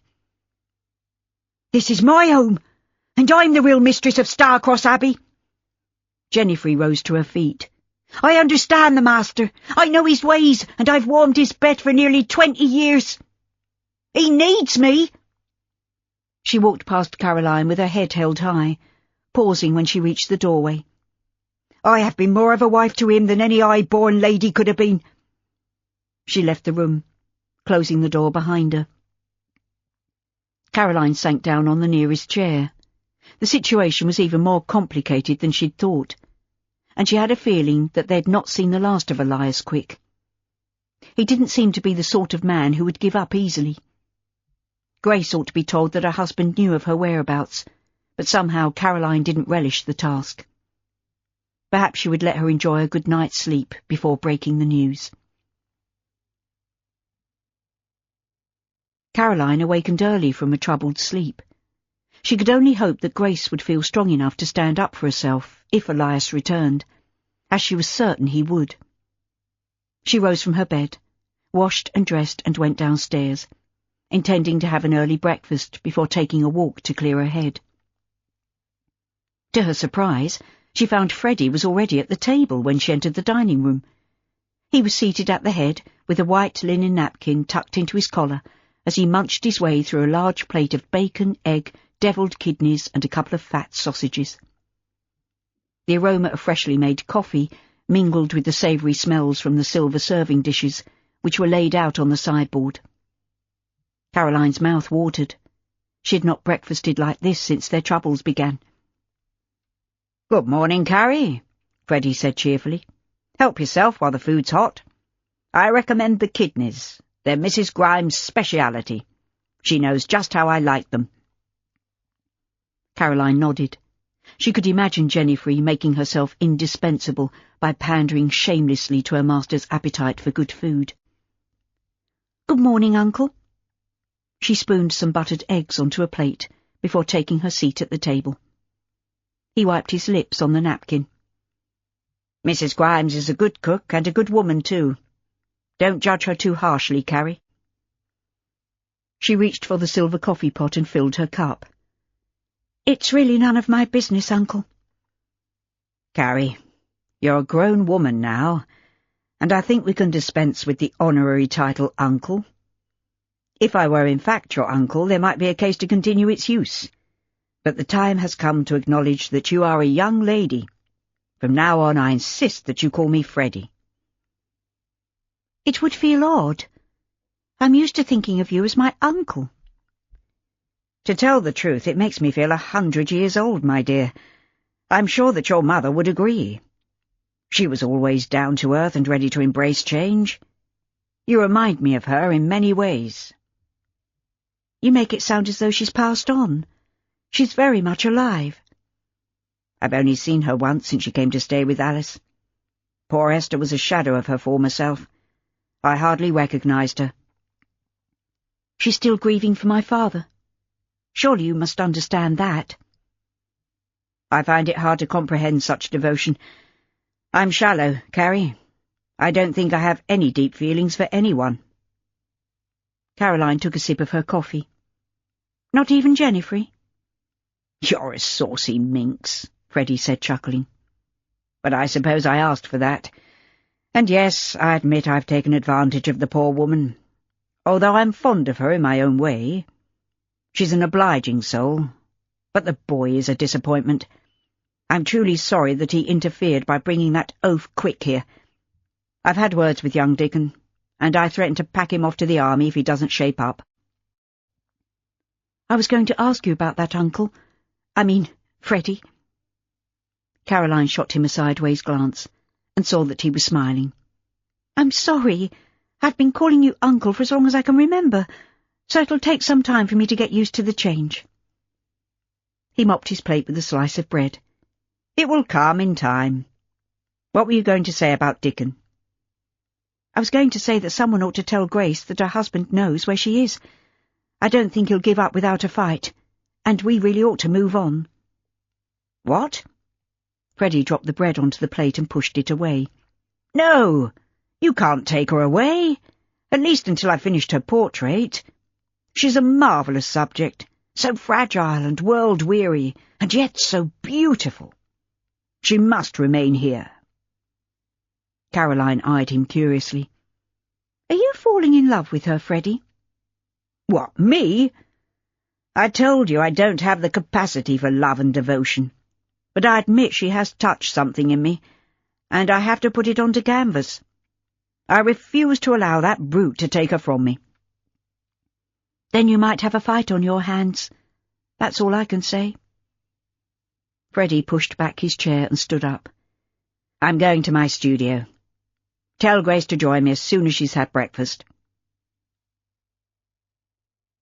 Caroline waited until everyone had finished their meal to break the news to Grace, who was naturally distraught when she heard what had occurred the previous evening, as was Maria, and they were both convinced that Elias would return. "The only solution," Phineas said firmly, "is for us to return to London today. I've been absent far too long as it is." Maria's soft chin hardened into a stubborn jaw. "I won't go back to Pier House, Finn. I'm sorry, but I'd rather live anywhere than there. We could go to the captain's house, Caroline said doubtfully, but it would be a terrible squash, and it doesn't seem fair to burden Sadie with our problems, even though I'm sure she would make us welcome. Phineas shook his head. It seems to me that you have little choice. After all, it might be a temporary arrangement, Caroline. Your uncle's ship should dock very soon, and then he will be able to take care of you. Uncle George lived with us in Finsbury Circus. He had his own set of rooms, and he won't be aware of what's been happening in his absence. Besides which, I don't want to be passed from hand to hand like an orphaned child, Caroline said firmly. I'm never going to depend entirely on anyone ever again. People let you down, and sometimes they treat you badly, but I intend to save my father's shipping company if it's humanly possible. Don't you think it's too late for that? Phineas said seriously. The failure of the company was not your fault, Caroline. It's a difficult business at the best of times. We still have one ship. Caroline met his gaze with a defiant toss of her head. I'll do everything I can to help my uncle restore Manning and Chapman. We'll compete with you again, so you'd better beware. His eyes lit with a genuine look of admiration. I don't doubt you'll try, but you'll have a hard task ahead. What about me? Maria said plaintively. And Mamma, too. You know she can't go home, Finn. Grandmamma would never allow it.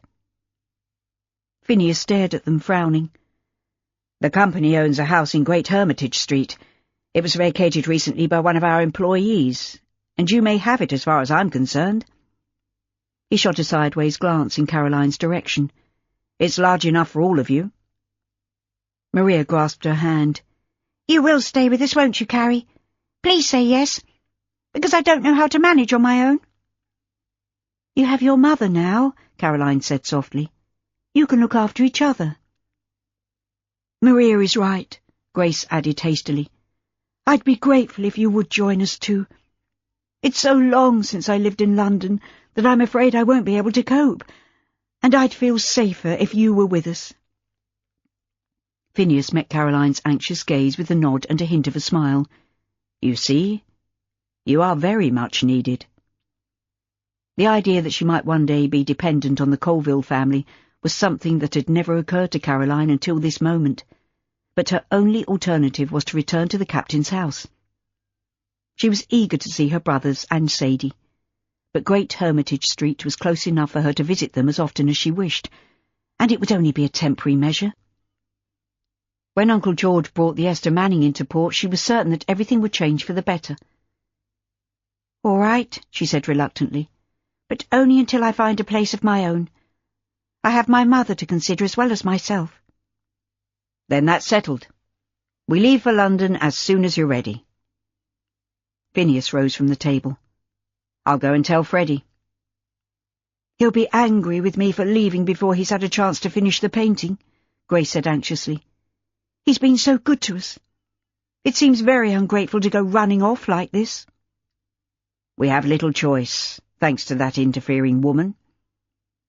Phineas opened the door and looked outside, as if expecting to find someone eavesdropping on their conversation.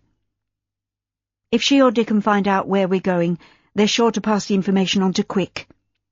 Caroline glanced at the grandfather clock, ticking away busily in the corner of the room. Perhaps the portrait could be completed at a later date, Grace. Anyway, the sooner we leave, the better. The house in Great Hermitage Street was, like most of its neighbours, tall and narrow, with 3 rooms on each of its 4 stories, and a deep, dank cellar filled with broken chairs, empty tea-chests, cracked china, broken glass, and a sea of small, unwanted and useless objects that had been tossed down the steps by the former residents. Whoever lived there before had not been house-proud, as Caroline noticed the moment she stepped over the threshold late that evening. In the half-light, she could see wallpaper hanging in strips, filthy paintwork and bare floorboards littered with the empty carapaces of cockroaches, and their lingering odour rose in waves of nastiness. Damp dry rot, mildew, and the pervading stink of rodent droppings assailed her nostrils, which had become accustomed to the clean country air. If she had thought the captain's house was dirty, then this residence was filthy. Phineas brought their baggage in from the hackney carriage that had transported them from the station. He dropped the luggage on the floor in the front room, which, even in poor light, was in a dire state. The furniture was shabby, the upholstery torn, and the curtains lacy with moth-holes. "It's a long time since I last saw this place," he said angrily. "I wouldn't have suggested it had I known it was in such a state." Grace took off her bonnet and the cape she had chosen from the supply of garments donated by Lady Alice. "I've seen worse." She laid her garment neatly over the back of a chair, which wobbled dangerously on 3 legs. "I'm used to hard work, Phineas, but all this furniture will have to be replaced. I don't doubt it's running with fleas, and I dare say the beds are crawling with bugs." Maria shuddered and wrapped her shawl round her slight figure. "It almost makes me want to go home to Pier House, but I think I prefer bed-bugs and fleas to living with Grandmamma." "I know what you mean," Grace said, chuckling. Caroline stared at her in amazement. "That's the first time I've heard you laugh, Grace." She glanced round the room with a sigh. "If you can find anything funny in this, you're a better person than I am." "I can't leave you here," Phineas said firmly. "I think I'd better find you rooms at the nearest respectable inn or lodging-house."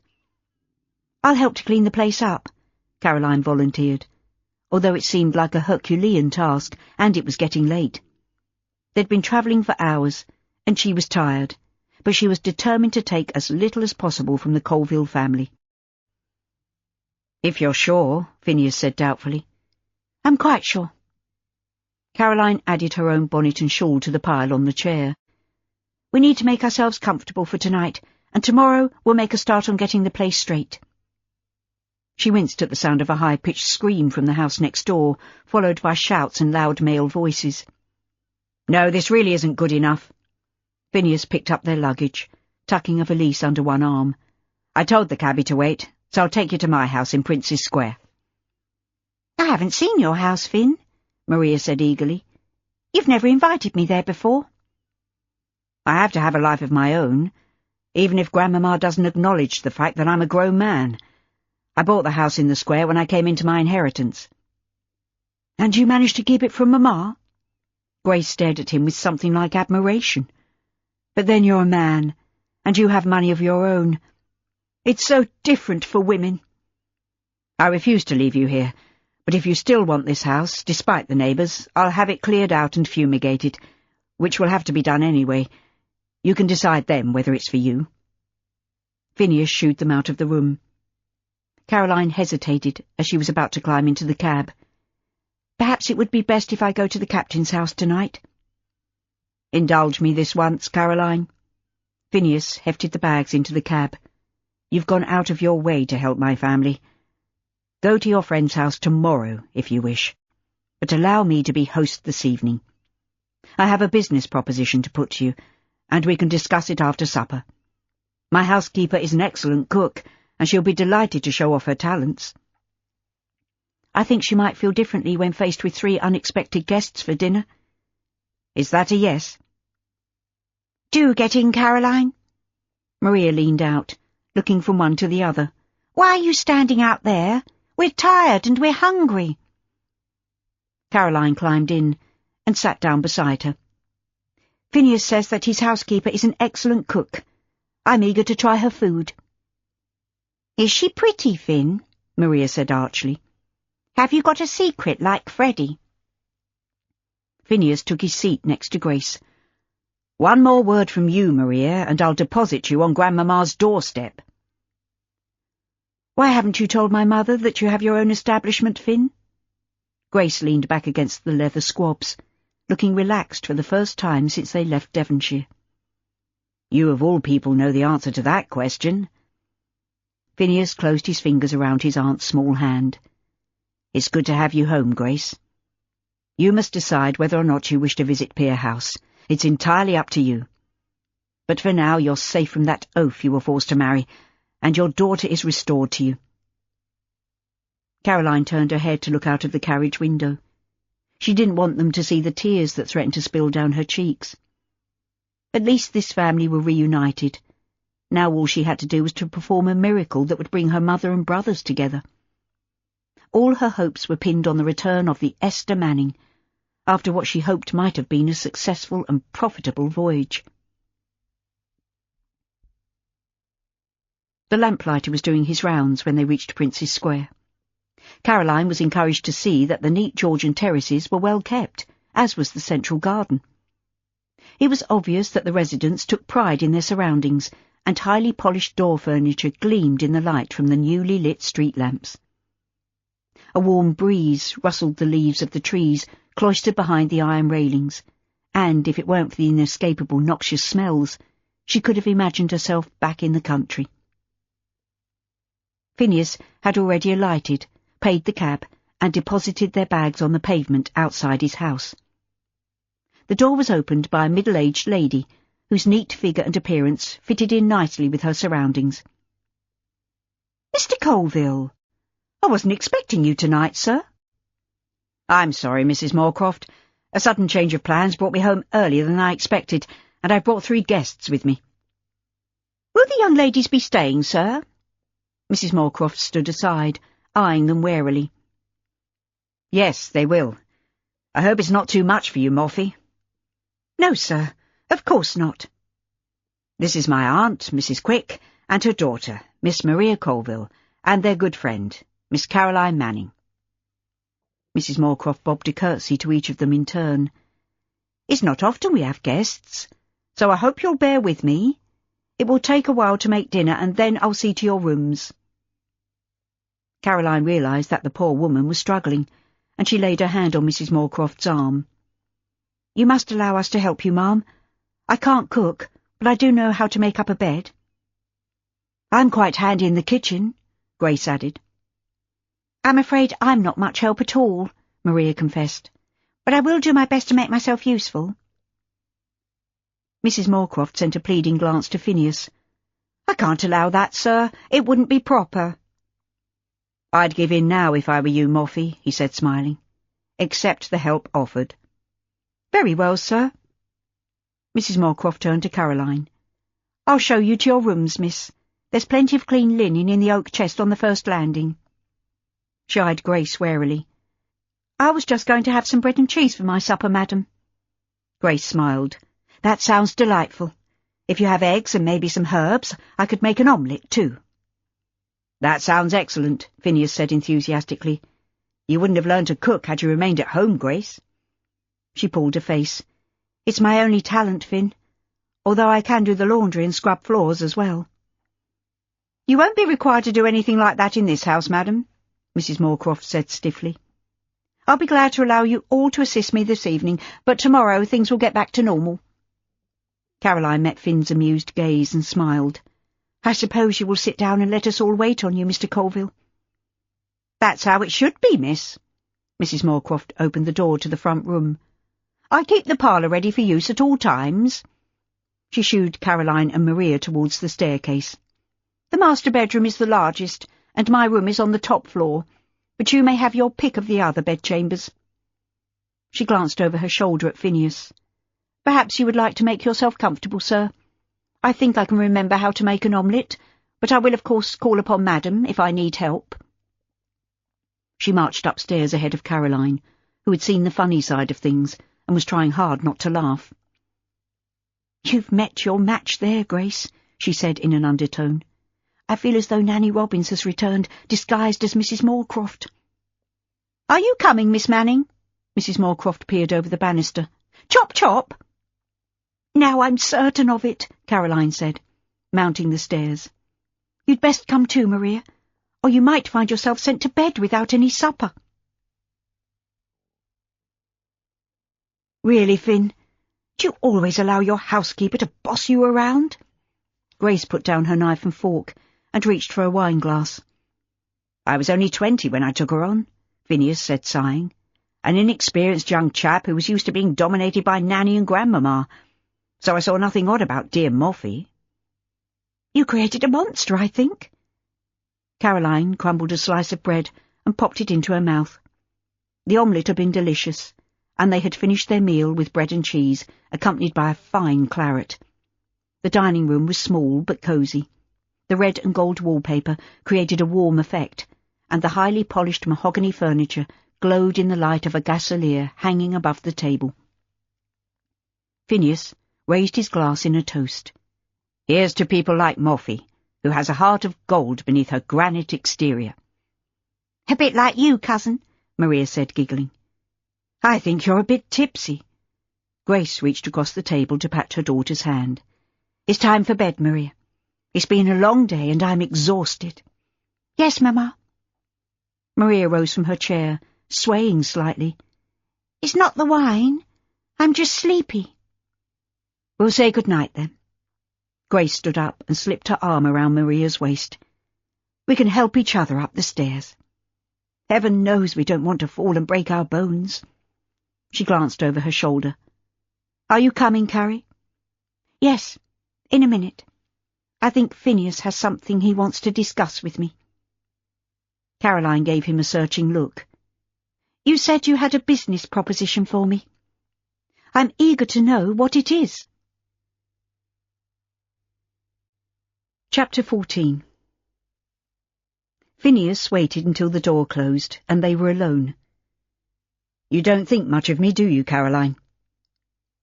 Startled, she spilled some of her wine on the table, and hastily mopped it up with her napkin. "What gives you that idea, sir?" "Perhaps the fact that you've reverted to calling me sir, and not Finn, is an indication that all is not well between us." "What do you expect?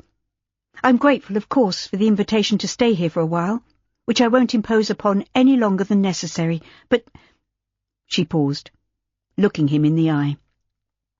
"But you still blame me for your father's early demise, even though it was caused by illness." "Which no doubt was made worse by his state of mind. I remember how tired and drawn he looked before he was taken ill, and the long hours he worked in an attempt to turn the business round. I know now that he was struggling to repay his debt to you." "Your father was an excellent person, but a poor businessman. I'm sorry if the truth offends you, but it is a fact. He made some ill-judged decisions and lost a lot of money, which is why he was forced to come to me for a loan." "You told me that before, and I accept what you say. But you can't deny that you were in competition with my father and Uncle George." "Nor do I. But that is the way it is in the world of commerce. The strong survive and prosper, and the rest struggle along or fail completely. Your uncle is a good shipmaster, but he has no head for business." Phineas leaned forward, resting his elbows on the table. "The one person who could have pulled the company together is your mother, but I strongly suspect that her opinions were often overruled, simply because she is a woman." "I know that my mother helped to build the company," Caroline said slowly, "but I never heard her complain about the way she was treated." "I was very impressed with her on our first meeting. She's a woman to be reckoned with, and if you have inherited her abilities, you might be able to make a good living for yourself and your family." "So what is your proposition?" "Straight to the point. I like that." Phineas sat back in his chair. "The Esther Manning is due back in port after what will hopefully prove to be a profitable trip. I'm offering to buy a half share in your company." Caroline was momentarily speechless. She stared at him in disbelief, and she reached for her glass, downing the last of her wine. "You want to be a business partner? Why would you want to invest in a company that is virtually bankrupt?" "What better time to invest cheaply? I'm a hard-headed businessman, Caroline. You still have one vessel that should be giving a good return. It makes sense to buy up my competitor." "Even so, I'm not in a position to say yes or no. I suppose it would be down to my mother and Uncle George." "Bring your mother back to London. From what I know of her, she'll rise to the challenge, and she's too young to hide away forever." "She's nearly 40. That's quite old." "Your mamma is ageless, and she's the one you have to convince. I suggest you return to Devonshire and talk my proposition over with her, but you need to do it before the Esther Manning arrives in port." "You're forgetting my uncle. He would have to agree too." I've no doubt that Mrs. Manning has a great deal of influence over her brother. Phineas reached for the decanter and refilled both their glasses. He raised his in a toast. Shall we drink to success? Caroline was already feeling light-headed. It had been a long day and a trying one. Then Phineas had come up with this extraordinary plan, which in normal times she would have thought laughable. Whether it was the wine or simple fatigue, she felt a sudden surge of optimism. Together they might resurrect the fortunes of Manning and Chapman, but there was one obstacle that had to be overcome. "I'll drink to it," she said slowly, "but to be honest, I don't hold out much hope. My mother is still in deep mourning, and I doubt if she will want to return to London so soon, or to think about business." Despite exhaustion, Caroline found it hard to sleep. The bed was comfortable, and the house was silent, but she tossed and turned, unable to put their conversation out of her mind. She fell into a fitful doze in the early hours of the morning, and her last memory before sleep claimed her was the chiming of the grandfather clock in the entrance hall. The third stroke had barely faded away when she drifted off. She was awakened by someone shaking her by the shoulder. "What time is it?" Caroline opened her eyes and found Maria bending over her. "It's 9 o'clock, sleepyhead," she said cheerfully. Caroline sat up, groaning. "Oh, Lord! I meant to get up early this morning." "You must have been so tired. We thought it best to let you sleep, but I couldn't wait any longer. I have a favour to ask." Maria thrust a cup of tea into Caroline's hand. "This will help you to wake up." Caroline took a sip. "What do you want, Maria? What's so urgent that you're waiting on me like this?" Maria perched on the edge of the bed. "Phineas told me at breakfast that Captain Barnaby's ship is still in port, and I thought if we went down to the docks we might happen to see him." "As a matter of fact, I intended to visit the captain's house to see my brothers, so we could go together. Just give me time to get washed and dressed, and we'll be on our way." "You must have breakfast first. Mrs. Moorcroft has been up since the crack of dawn, baking the most delicious bread, and there's strawberry jam, too." "We'll see. But go away and leave me in peace, and I promise to be as quick as I can." Caroline had the satisfaction of leaving Maria and Grace in the capable hands of Captain Barnaby. He had, almost as if he'd been expecting a visit, been conveniently on deck when they walked past his ship, which had been moved from the dock at high tide and was now moored alongside the Colville wharf. He had invited Caroline to join them, but she had declined, explaining that she was eager to see her brothers. Barnaby had promised to see Grace and Maria back to Prince's Square, leaving Caroline with the rest of the morning free to do as she pleased. She hurried on to the captain's house, but when Sadie opened the door, Caroline knew immediately that something was wrong. "It's Jimmy," Sadie said tearfully. "He got measles, so the doctor says, and I knew it anyway. I recognised the symptoms because I had it when I was young, and you contracted the disease when you were 14. "I must see him," Caroline said anxiously. "Where is Max?" "He's at his lessons with Lawrence. He's had measles. In fact, he caught it from you, but for some reason Jimmy didn't get it until now." "You look worn out." Caroline shed her shawl and took off her bonnet, hanging them on the row of hooks next to the boys' overcoats and hats. "I'll look in on Max first, and then I'll go and sit with Jimmy for a while." A faint smile lit Sadie's red-rimmed eyes. "It's good to see you. I'll make a pot of tea, and then you can tell me how you and Maria got on in Devonshire. I'll tell you everything. You won't believe half of it, Sadie. You saw Esther, didn't you?" "Yes, I did, and she's on the mend. But I need to get her back to London as soon as possible. I sent for her yesterday. Jimmy's been calling for her, and she should be with him, not hiding away in the country. Lawrence went to the telegraph office for me and sent a message to Dormeuil, and she replied by return, promising to come straight away." "Is he that poorly, Sadie?" "Who knows, my dear. You and Max got over it quite quickly, but Jimmy's more delicate. I blame myself for allowing him to associate with those ragamuffins who scavenge the foreshore.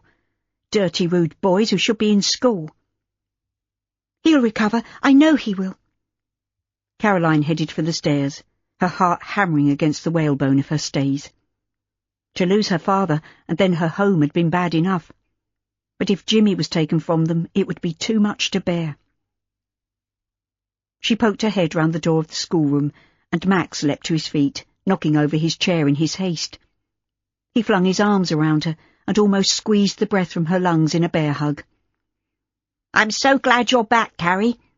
Have you seen Jimmy? He's covered in a rash." "No, I came to see you first." Caroline sent an apologetic smile in Lawrence's direction. "I thought you wouldn't mind the interruption, but I had to see Max." Lawrence rose to greet her with a tired smile. "I'm glad you're back. Sadie has been out of her mind with worry." "Jimmy is a fighter," Caroline said, with more conviction than she was feeling. "I'll go and see him now." She turned to Max, giving him a hug. "Thank goodness you've already had measles." Despite the tears that sprang to his eyes, Max managed a grin. "I'd be the man of the house if we were still at home. Sir sent a telegram to Mamma yesterday. Did Sadie tell you?" "Yes, she did. And I'll be as glad to see her as you will." Max clung to her hand. "You won't go away again, will you?" "No, I won't. And that's a promise." Caroline hurried from the room, controlling the urge to cry with difficulty. She didn't want to break down in front of Max, who was obviously struggling to control his own emotions. They had all been under a considerable strain, and it was beginning to tell on everyone. She made her way upstairs to the room the boys shared. The curtains were drawn, but there was enough light to see the small shape tossing feverishly in the bed. "Jimmy," she whispered. "It's me, Carrie. I've come home." She went to kneel at his bedside, taking hold of his hot little hand as it rested on the counterpane. She held it to her cheek, and this time she couldn't prevent the tears from falling. He was mumbling incoherently, and although his eyes were open, he didn't seem to recognize her. She stood up and went to the washstand where a bowl of tepid water had been left, together with a face-cloth. She returned to the bed and bathed his face and chest with the damp cloth, and it seemed to calm him, temporarily at least. His lips were dry and cracked, and she reached for the cup of water on the side table and propped his head up so that he could take a sip or two. Having settled him down again, there was little else she could do other than talk, hoping that he could hear her, even if he couldn't understand what she was saying. She lost track of time completely, but she couldn't bear to leave her younger brother to fight the illness on his own. She talked until her mouth was dry and her voice began to crack, watching and waiting for him to show some sign that he knew she was there, but the fever held him in its vicious grasp. Sadie brought her a cup of tea, which was more than welcome, and she offered to take a turn at Jimmy's bedside, but Caroline would not be moved. She blamed herself in part for his illness, although there was nothing she could have done to prevent the contagion. Bowed down by feelings of guilt for leaving the boys in the care of others, while she herself went careering off to Devonshire in an attempt to reunite Maria with her mother, Caroline knew that she would never forgive herself if Jimmy suffered any of the dire complications of the illness. She must have dropped off to sleep, still holding her brother's hand, but she could hear her mother's voice, and she felt Jimmy's fingers twitch. Caroline opened her eyes with a start to find her mother leaning over the bed. "Mamma!" Caroline released Jimmy's hand and rose stiffly from her seat. Her limbs were cramped and her head ached, but she could have cried with relief. "You've come home! I'm so glad!" Esther gave her a hug. "I came as soon as I could, Carrie. How is my poor baby? I'm sure he'll be better when he realizes that you're here, Mamma." Esther sank down on the chair. "I'll stay with him for a while. You look exhausted, my dear. Go downstairs and talk to Freddie." "He insisted on accompanying me because he wanted to find Grace. I've had to listen to him going on about it ever since we boarded the train for London." "Did Aunt Alice travel with you?" "She wanted to stay at Dormerle a while longer." "I'm so glad you've come home, Mamma. I have so much to tell you. But the most important thing is getting Jimmy better, and having you here is the best medicine he could have." Esther shook her head. "I hope so. But I shouldn't have left the boys, or you, come to that. I ran away, and I'll never forgive myself for leaving you to deal with matters that were beyond your control. I realised that I was being selfish in my grief, thinking only of the pain I was suffering, and ignoring the fact that you three were going through something similar." She turned her head, at a small sound from the bed. "Jimmy, can you hear me, sweetheart? It's Mama." "He seems calmer," Caroline whispered. "Keep talking to him. I'm sure he can hear you, even if he can't tell you so." "I think he squeezed my fingers." Esther looked up, her eyes magnified by unshed tears. "I'll never leave my family again. Never." Caroline bent down to drop a kiss on her mother's smooth forehead. "I love you, Mama," Caroline said softly.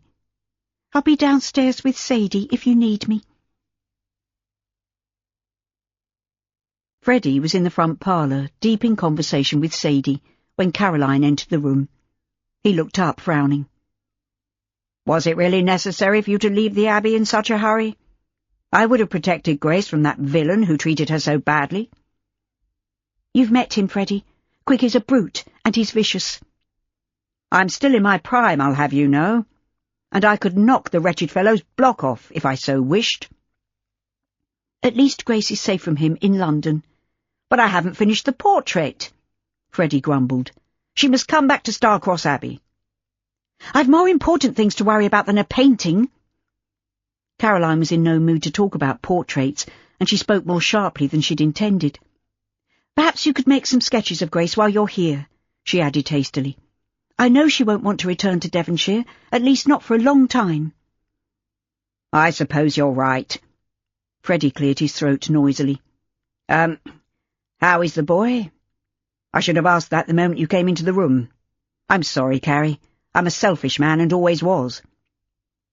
"Jimmy is very unwell, Uncle, but I'm sure he'll rally when he realises that Mama is here." "Of course he will. I've no doubt about that." Freddie put his head on one side, giving her a searching look. "Out with it, Carrie. I've known you since you were a small child. There's something else bothering you, so what is it?" Sadie rose from the window seat. "I have bread to bake, so I'd best get on. I'll be in the kitchen if you need me." She whisked out of the room, closing the door behind her. "Phineas Colville has been very helpful," Caroline said carefully. "Surprisingly so, considering the rivalry between our two companies, although I still hold him partly responsible for Papa's death." "Come now, my dear. Your father died from an illness that had nothing to do with his financial troubles. Colville cannot be held responsible." "You're probably right," Caroline conceded reluctantly. "Anyway, he's offered to go into business with us by taking a half share in the company, which would allow us to continue trading when the Esther Manning finally reaches port." "That sounds like a good proposition, and one not to be missed." "I'm not in a position to accept or refuse it, Uncle. The business belongs to Mama and Uncle George, and I don't know if either of them would relish working with a Colville." "I'm not well versed in the world of commerce, Carrie, but as I see it, they would be fools to turn him down. You must discuss it with Esther." "I know, but with poor Jimmy so ill, I don't like to bother her." Freddie reached out to grasp Caroline's hand. "I've seen your mother go through hardships that would have broken a lesser woman. I think a challenge such as this is just what she needs to help her recover from the bitterest of all blows. Tell her everything, that's my advice." He squeezed her fingers. "And now I think it's time for me to go to my club. I'll only be in the way if I remain here, but I'll be staying for a night or two at Bearwood House, so you can contact me there. I've already told Esther of my plans." He picked up his top hat and cane, just as Max burst into the room. "Ah, my boy. You can assist me by going out and hailing a cab. There's a silver sixpence in it for you." Max nodded. "Yes, sir, I will. But I came to tell Carrie that Mama wants her to bring something for Jimmy to eat. She said the fever has broken and he's hungry." Caroline jumped up from her chair and threw her arms around her brother's neck. "I knew it! The moment he realised that Mamma was there was better than all the medicine in the world. She rushed out of the room, forgetting everything other than the urgent need to speed Jimmy's recovery. Sadie was standing at the range, and she looked up from the pan she was stirring. "What is it? Is he worse?" "No, far from it. Jimmy's hungry." "Thank God!" Sadie closed her eyes, taking a deep breath. "I loved that boy as if he were me own." She unhooked a ladle from the beam above the range and filled a bowl. "This broth is just the thing. Tell your mother to come down and have something to eat as soon as she's ready, or she'll be the next one laid up in bed. I know Esther, and I'll wager she hasn't eaten a bite since she heard that her son was ill." "I'll send her down," Caroline said firmly. "And then I need to have a long talk with my mother." Jimmy was over the worst. The doctor came next day and pronounced that his patient was out of danger, and there was no congestion of the lungs or any other complication that might have occurred. Caroline and her mother took it in turns to sit with Jimmy, and he became crotchety and demanding, which Esther said was a sure sign that he was getting better. Max was less than sympathetic, although Caroline wasn't fooled by his casual attitude. She had seen the panic in his eyes when he had told her of his brother's illness, and she knew that the boys loved each other, despite their tendency to fight and argue over the silliest things. Jimmy was definitely on the mend, and Caroline's relief was such that she could think of nothing else. But the time passed quickly, and she had not been able to find a moment for a private conversation with her mother. It was early evening when Esther announced that since Jimmy was so much improved, she intended to spend the night at Bearwood House. "But you need to stay here," Sadie said, frowning. "I assumed you'd want to be close to Jimmy, at least until he's up and about again." "And so I do, but I can't impose on you, and they're expecting me. Carrie will look after Jimmy tonight." "I thought she'd be returning to Prince's Square," Sadie said impatiently. "You can't abandon the child again so soon, Essie." "I'm not abandoning Jimmy." Esther turned to Caroline, eyebrows raised. "I must have missed something. What's been going on in my absence, Carrie?" Caroline and Sadie exchanged worried glances, and Lawrence rose hastily from the table. "I have to set the schoolwork for the morning. If you'll excuse me, ladies." He tapped Max on the shoulder. "I believe I set you some studying for this evening, or would you rather go upstairs and sit with your brother?" Max leapt to his feet. "I'll keep Jimmy company, sir." He rushed out of the room, followed more slowly by Lawrence. "Is there something I should know?" Esther demanded, frowning. "I'll leave you two to have a talk." Sadie hurried from the room, leaving the door to swing shut in her haste. "Now I know there's a conspiracy of some kind." Esther sat back in her chair, fixing Caroline with a hard stare. "Come along, Carrie. Out with it." There had been no time to talk about anything with Jimmy so poorly, but now there was nothing for it but to tell her mother everything. "It's just business, Mamma." Caroline came to a sudden halt, gazing anxiously at her mother, who had remained rigid and silent, listening intently. "When the Esther Manning returns, we will have one ship, but we haven't the money to pay for a fresh cargo, and we don't know how the voyage went, or what Uncle George has brought back, if anything." "But to give the Colvilles a half share in the company is ridiculous," Esther said slowly. "Your poor Papa would be spinning like a top in his grave." "Papa isn't here to say yes or no, Mamma. Everything is up to us now, and Uncle George, of course, although—" Caroline couldn't bring herself to tell her mother that Phineas had said George was a poor businessman. Esther remained calm, her cheeks pale, but there was a militant spark in her hazel eyes. "You don't have to dissemble, Carrie. I love my brother, but I know very well that he has no head for business. He's a good shipmaster, but that is all." Her words echoed those of Phineas, and Caroline breathed a sigh of relief.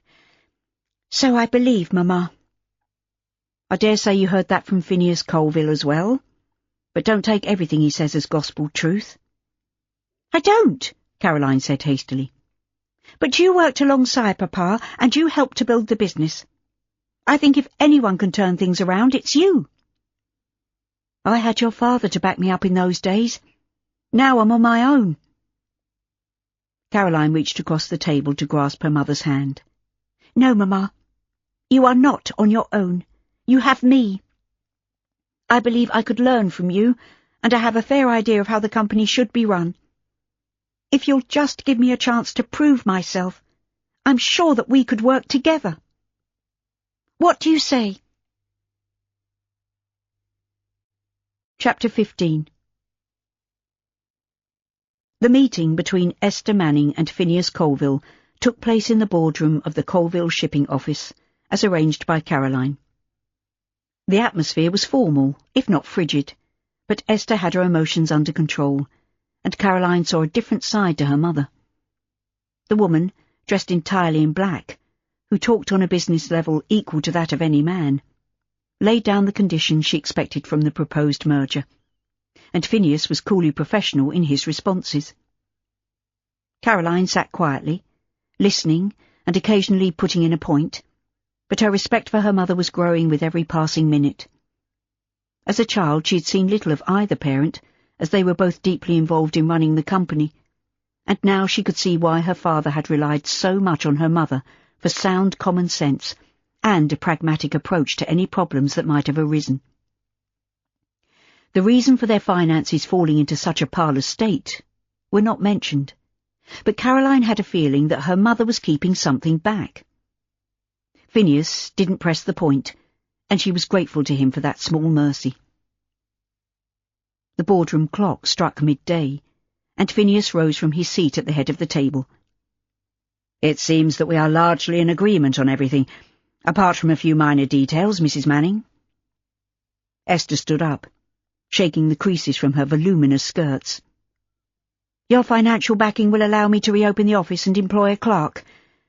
We will start off in a modest way, but I intend to rebuild the company." "I admire your spirit, Mrs. Manning." Phineas shot a sideways glance at Caroline. "I sincerely hope we can put the past behind us." Esther proffered her hand. "This is a business arrangement only, Mr. Colville. I prefer to keep things formal, and then there is no danger of misunderstandings, as happened before." He shook her hand. "My sentiments exactly." Caroline had risen unnoticed, but she was not going to be ignored. "There is one more matter to discuss, Mr. Colville. You poached two of my father's employees, Mr. Parkinson and Mr. Masters." A faint smile lit his eyes. "I wouldn't put it like that exactly." "You can keep Parkinson," Caroline said shortly. "I caught him emptying the safe in my father's office. However, I believe Mr. Masters was a trusted clerk, and he would be an asset to our company." Esther turned to stare at her daughter, eyebrows raised. "You have been busy in my absence, Carrie." "I only want what is best for us, Mamma." "I will arrange for Masters to be seconded to your office," Phineas said easily. "We're working together now. Don't forget that, Miss Manning." Esther made a move towards the door. "Thank you for your time, Mr. Colville. I expect you to have the contract drawn up speedily, as I'm eager to recommence trading as soon as the Esther Manning reaches port." He nodded, and moved swiftly to open the door for her. "It will be sent to your office as soon as it's ready, and the money will be paid into your bank on signature." Caroline held out her hand as she was about to walk past him. "Might I have a word in private?" "Of course." Phineas glanced at Esther. "If you have no objections, Mrs. Manning?" "None at all. I'll wait for you in the vestibule, Carrie." Esther left the room, her silk petticoats swishing as she moved. "What can I do for you?" Phineas asked gravely. "Aren't you satisfied with our agreement?" "It has nothing to do with that." Caroline met his curious gaze with a steady look.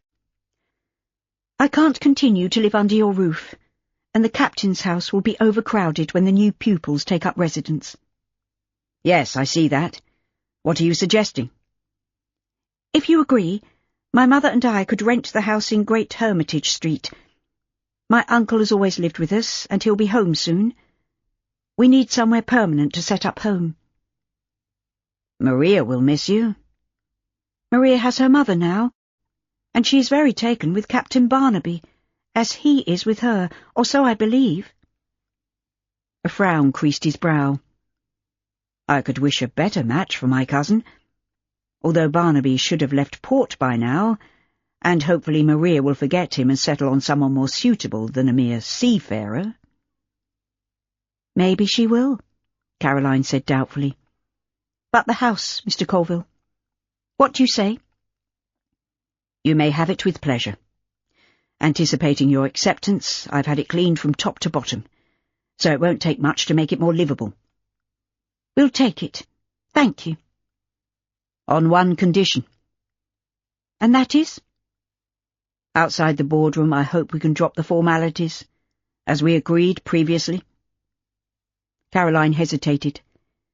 I think I prefer to keep matters on a more formal level, for the time being at least. We're business partners, and I think my mother would find it distasteful if you and I were to be too friendly. She opened the door, pausing on the threshold. But thank you, anyway. I'll go and give my mother the good news that we will have a roof over our heads. She turned on her heel and left the room, without waiting for his response. Why did you want to speak to him in private? Esther demanded, as Caroline climbed into the cab and sat down beside her. We have to be practical, Mamma. I've arranged for us to rent a house in Great Hermitage Street. It belongs to the Colville Shipping Company, and it's not what you're used to, but it's close to the office and you'll be near the boys, presuming you wish them to continue their schooling with Lawrence. I grew up in the slums of Limehouse, Carrie. I doubt if it's worse than the house where I was born and raised. As to the boys, they must continue their education, and I have to be realistic. There's no money for school fees, although I will contribute to their board and keep as and when I'm able. That should be fairly soon, Mamma.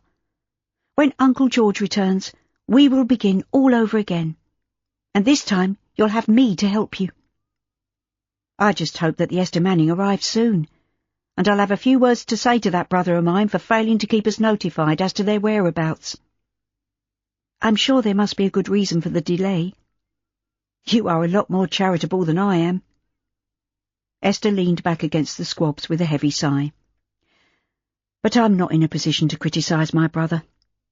I ran away, nursing my grief like a wounded animal, and I left you to shoulder the responsibilities that were mine. Don't think about it, Mamma. We must look to the future, Carrie. That's what your father would have wanted. We'll be all right, Mamma, Caroline said firmly. I'll see you safely back to the captain's house, and then I'll go to Princess Square and break the news to Maria that I'm leaving. Poor girl. I'm afraid she'll be very sad because her sea captain has sailed away. She's probably better off without him, Esther said dryly. In my experience, seafarers are an unreliable breed of men. The sea is in their veins, and they never settle well to life ashore. Her mother's words were still ringing in her ears when Caroline reached Princess Square. Mrs. Moorcroft opened the door. "Oh, it's you, miss. Come in, please. There's been such a to-do this morning. I don't know if I'm on my head or my heels." Caroline could hear Freddie's unmistakable tones droning on in the front parlour, and she opened the door to find Grace slumped on the sofa, weeping into a sodden hanky, while Freddie paced the floor. "Oh, it's you, Carrie," he said, unconsciously repeating Mrs. Moorcroft's greeting. "I thought it might have been that silly girl returned, having thought better of it." Caroline looked from one to the other, slowly taking off her bonnet and shawl. "What have I missed? Where is Maria?" "It's history repeating itself," Grace sobbed. "Like mother, like daughter. That's what they'll all say." "Pull yourself together, woman," Freddie said crossly. "It's hardly your fault if the girl's infatuated with a bounder. What sort of fellow takes a young woman away from her loving mother to sail the 7 seas without making an honest woman of her first?" "Don't say things like that," Grace wailed, dabbing her eyes. "Maria has bad blood, which she inherited from me. I was a reckless little fool, and I thought I was in love. I disgraced my family and spent 21 years of my life married to a brute who punished me daily for my youthful mistake." "Are you telling me that Maria has run away with Barnaby?" Caroline gasped. "His ship sailed today. Phineas told me so this very morning." "Don't get too friendly with that man," Freddie said sternly. "Look at poor Grace. See how the Colvilles made her suffer all these years." He took a large silk hanky from his pocket and thrust it into Grace's hand. "You can't change what's happened, my dear, but we can look to the future. You're coming back to Starcross Abbey with me. I have a portrait to finish." Grace threw the hanky back at him. "You're just the same as all men. You make out you want to paint my picture, and then next thing you know I'll be warming your bed." "How can you say such a thing?" Freddie stared at her in horror. "I can because it's true. You slept with your housekeeper and she bore you a son. You treat both of them like servants, and that's how I'll end up." "That's not how it will be. Jennifer is married to a seaman who sailed away years ago and has yet to return. I offered to do the right thing by her when she had Dickon, but she refused and believes her husband might yet return. I'm not a bad man." Freddie turned to Caroline, shaking his head. "You've known me since you were a child. Have I ever said or done anything to hurt anyone?" "No, Uncle Freddie. But Grace has a point. You can't just take women into your home and treat them like chattels. Grace would be swapping one master for another, albeit a much nicer and kinder master," she added hastily. "What would people think of her?" Freddie paled visibly. "I've lived so long in my own little world that I've never considered what others might think of me. I thought Jennifer was happy with the way things were." Grace rose shakily from the sofa. "Well, that's all you know, you stupid man! And that son of hers is evil. You might be his father, but it's obvious that he hates you, and he hates me too. If, and I say if, I were to come with you to the Abbey, young Dickon would do his best to get rid of me. He thinks he's going to inherit your estate when you die, and I wouldn't put it past him to plot your sudden demise." Freddie sank down in an armchair by the fireplace. "That's nonsense, Grace.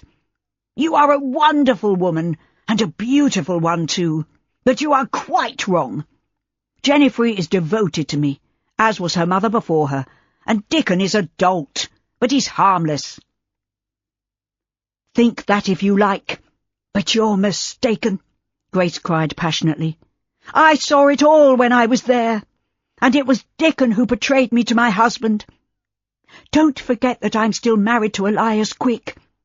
If I return to Devonshire, he'll find out and come after me. I'd rather kill myself than go back to him." "I wouldn't allow that to happen." Freddie looked to Caroline as if for encouragement. "Tell her she's wrong, Carrie. I need Grace. She's my muse."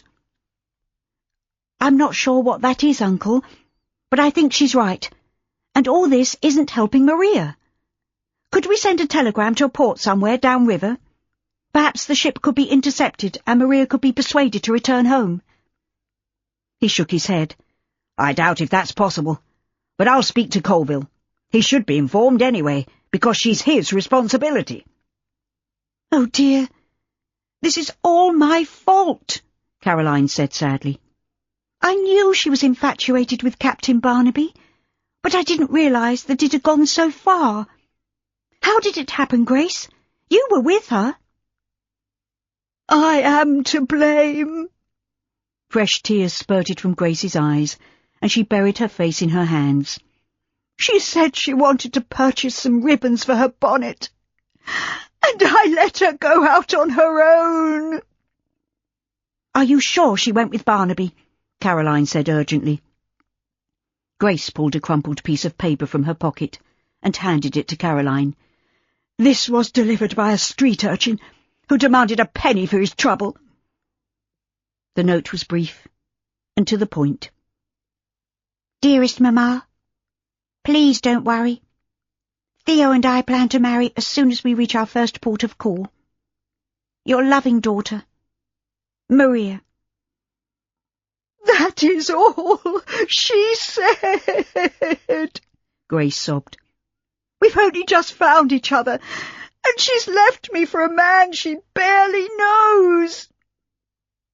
Freddie cleared his throat.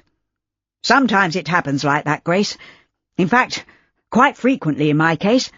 But then, he added hastily, I am not an impressionable young woman. That fellow should be horsewhipped. It was obvious that the attraction was mutual, Caroline said thoughtfully. Maria knows nothing of life outside the walls of Pier House. It's no wonder she seized a chance of happiness, even if it is against all odds.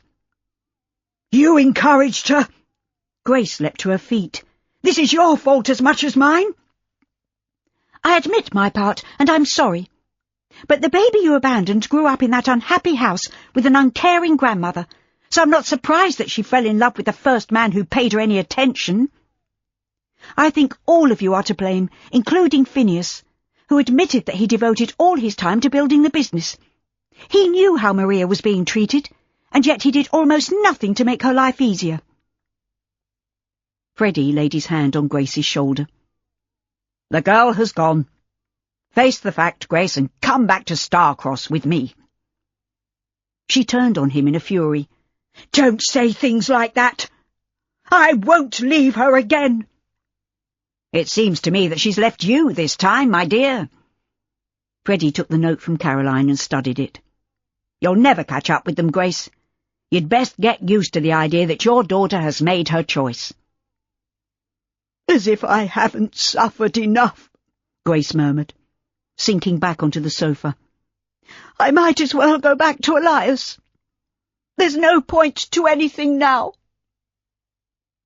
Freddie sent a mute plea for help to Caroline, and she sat down beside Grace. I think you might consider returning to the Abbey, Caroline said gently. There really isn't much we can do now. Freddie's right. Maria has chosen the life she wants. Phineas will have details of the next port of call. I'll follow them, and maybe I can prevent her from marrying this fellow and making a terrible mistake. Grace rose slowly to her feet. Find me a cab, Freddie. I'm going to the office. All right, Grace. Have it your own way. But I think it would be a grave mistake. Maybe your nephew can talk some sense into you. Freddie turned to Caroline. Will you accompany us? You seem to be the only sensible person in this room. Apart from myself, of course. Caroline nodded. Yes, of course I will. She slipped her arm around Grace's shoulders. We'll do everything we can. But Maria is a grown woman. She's capable of making her own decisions. Freddie left the room, muttering beneath his breath. Phineas listened to Grace's outpourings, his rigidly controlled expression giving nothing away. I need to follow them and persuade her to come home, Grace finished breathlessly. You could arrange that, couldn't you, Phineas? The Colville Star is en route to Australia, Aunt Grace. There's no possibility of anyone making chase. And Barnaby is a good man.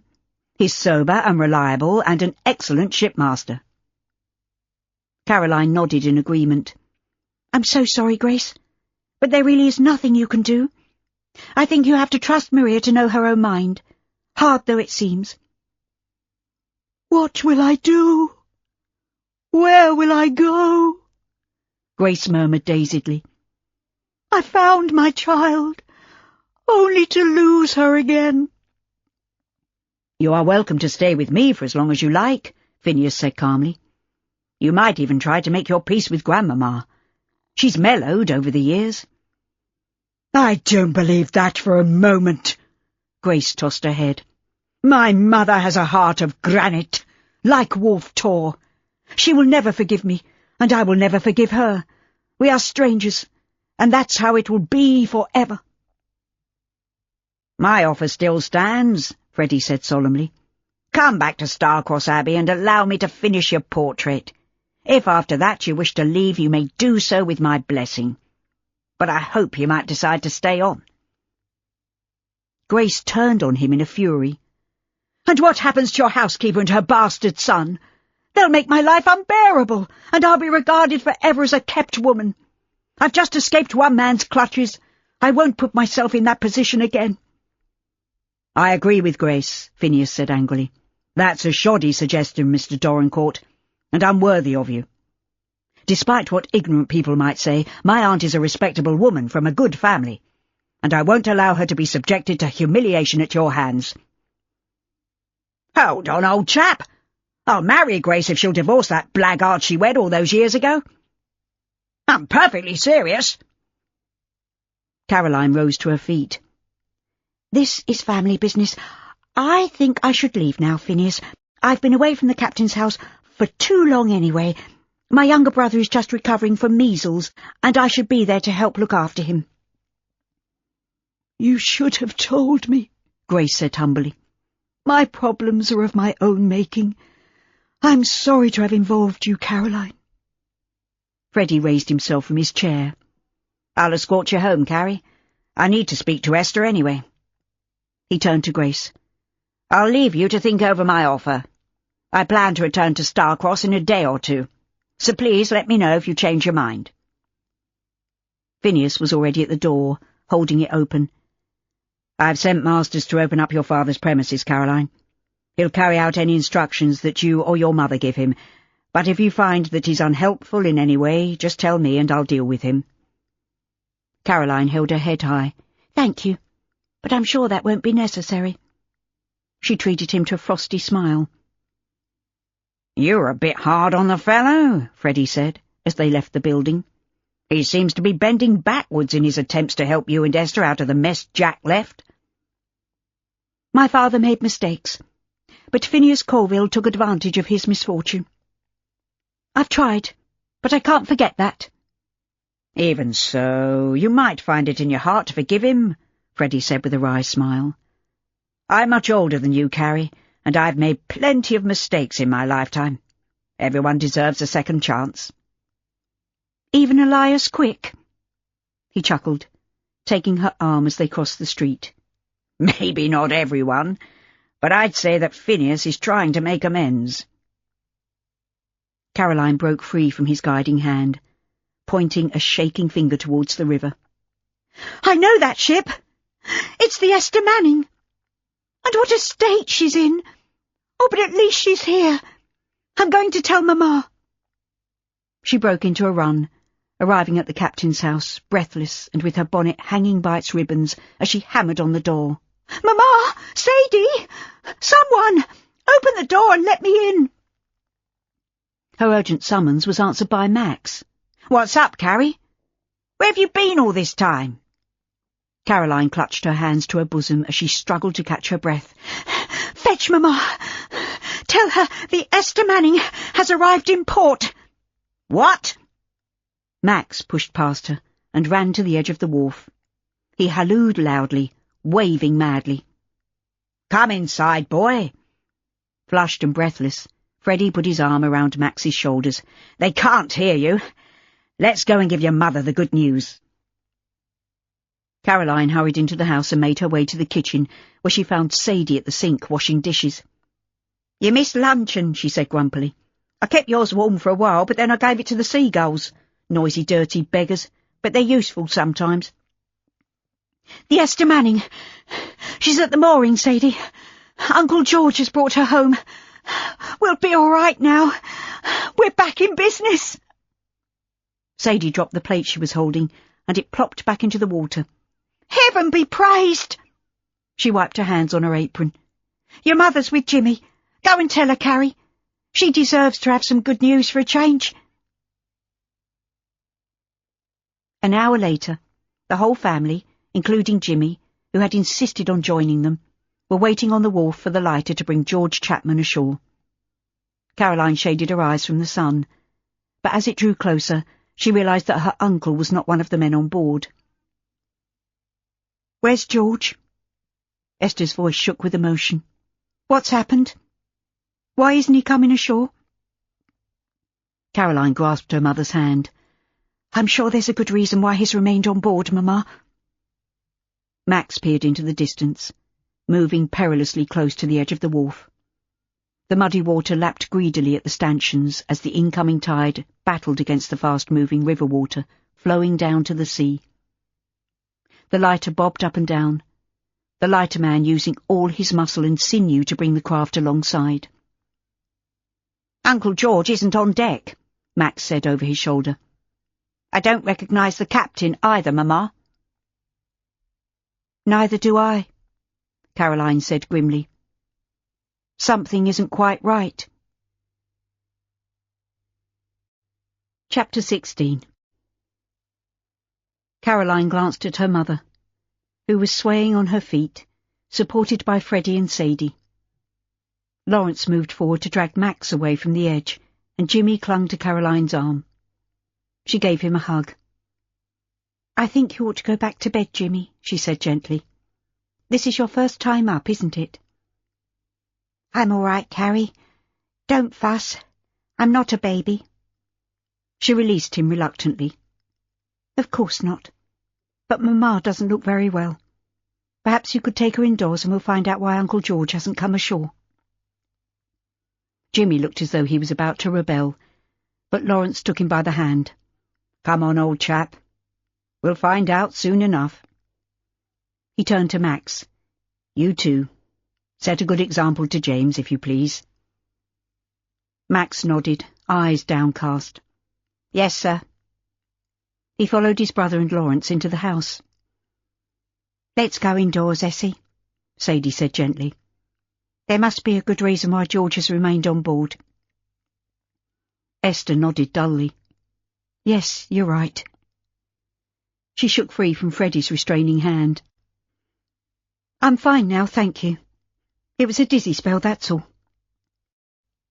She returned to the house, walking briskly with Freddie and Sadie close on her heels. Caroline stood alone on the wharf, the cool breeze whipping her hair into tangles, and her skirts billowing around her.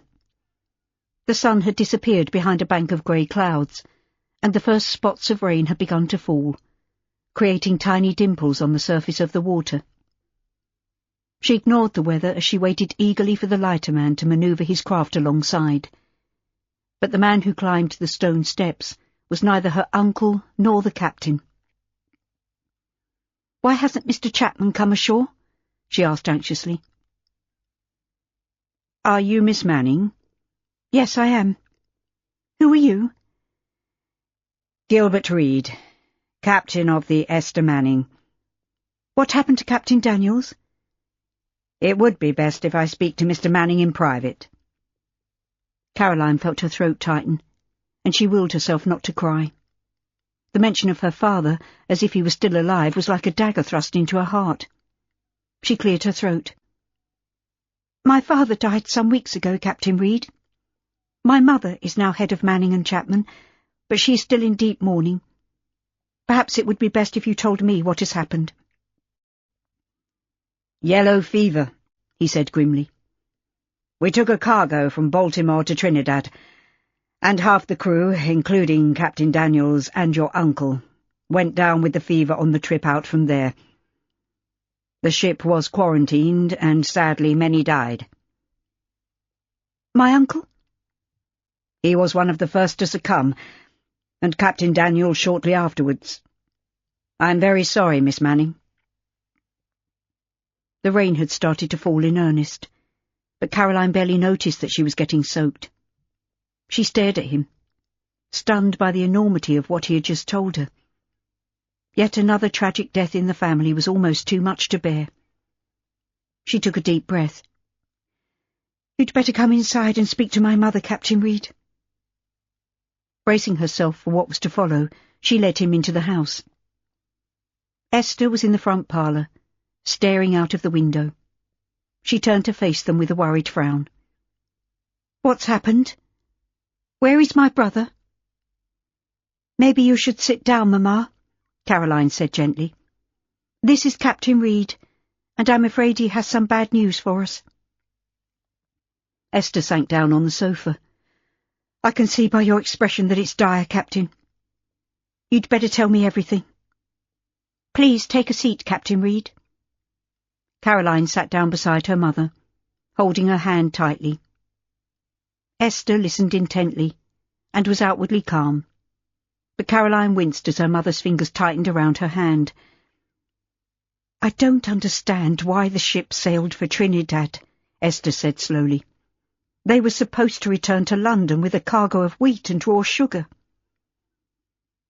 "I can't say, Ma'am.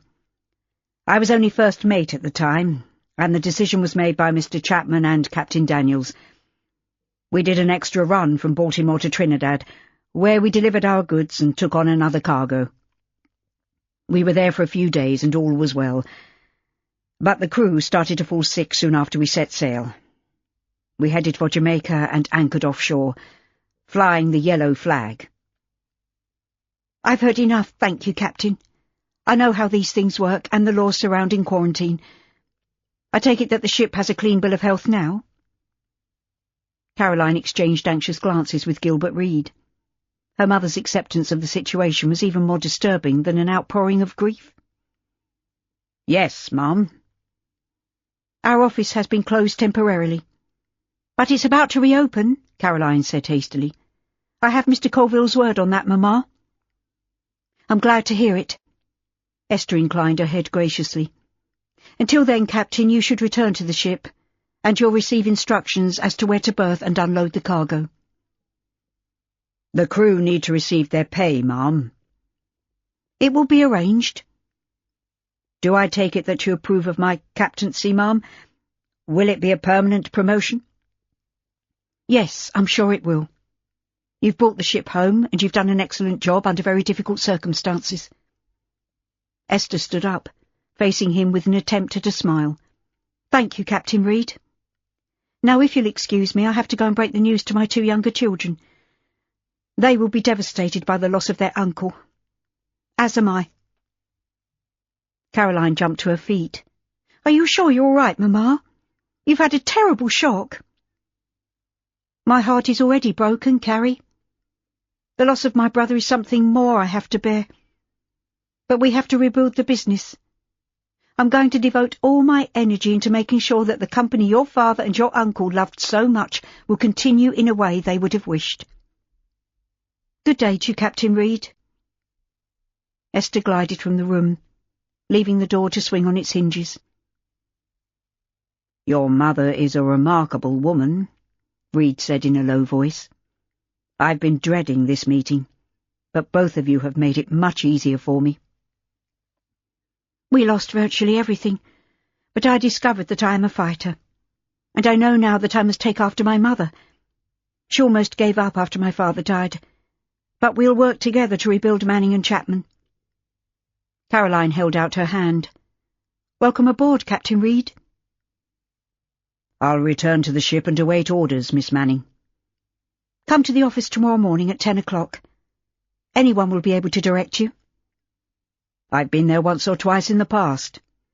Reed smiled and nodded. "Your father took me on as third mate when I was 18, and I'm sorry to hear of his demise. He was a good man." He hurried from the room, and Caroline went to stand by the window, watching him as he paused at the bottom of the steps to put on his hat. Reed's praise for her father had brought tears to her eyes, and she needed a moment to compose herself before she went to find her mother. Although she had suspected something dire had happened to their vessel, she had fully expected her uncle to return. His jovial presence had always made her feel happy, and it was almost impossible to believe that he was gone forever. How her mother must be feeling was something she could barely imagine, and then there were the boys. Max and Jimmy had been fond of Uncle George, and now they were doubly bereaved. Caroline squared her shoulders and headed for the kitchen, where she thought everyone would have congregated. But when she opened the door, she found Freddie seated at the table, drinking brandy, and Sadie was sitting opposite him with a cup of tea clutched in her hands. "Where are the others?" Caroline looked to Sadie for an answer. "Jimmy was very upset when Essie broke the news. She took him to his room, and Lawrence insisted that Max return to his lessons. I dare say he thought that keeping the boy occupied would take his mind off what's happened." "I'm just having a tot before I return to the Bearwood house," Freddie said hastily. "It's a bit early for me, but I felt I needed something after the upset. Essie's being very brave, too brave, in fact. She's bottling it all up inside, and that's no good. Mamma has the business to think about, Caroline said stoutly. We'll be all right, Freddie. I know everyone is suffering, but I'm a selfish sort of fellow, Carrie. I'm used to living my own way, and the sooner I return home, the better, although I am not giving up on Grace yet. I'm going to do my best to persuade her to accompany me to the Abbey. Sadie put her cup down on the saucer with a clatter. Then you'd best get with your housekeeper. I know all about her and her bastard son, and I don't blame Grace for being wary. You might think you're one of them Eastern potentates, Freddie Dorincourt, but you're just a younger son, living like a lord. If your brother decides to return to England and claim his inheritance, you'll find yourself put in your place.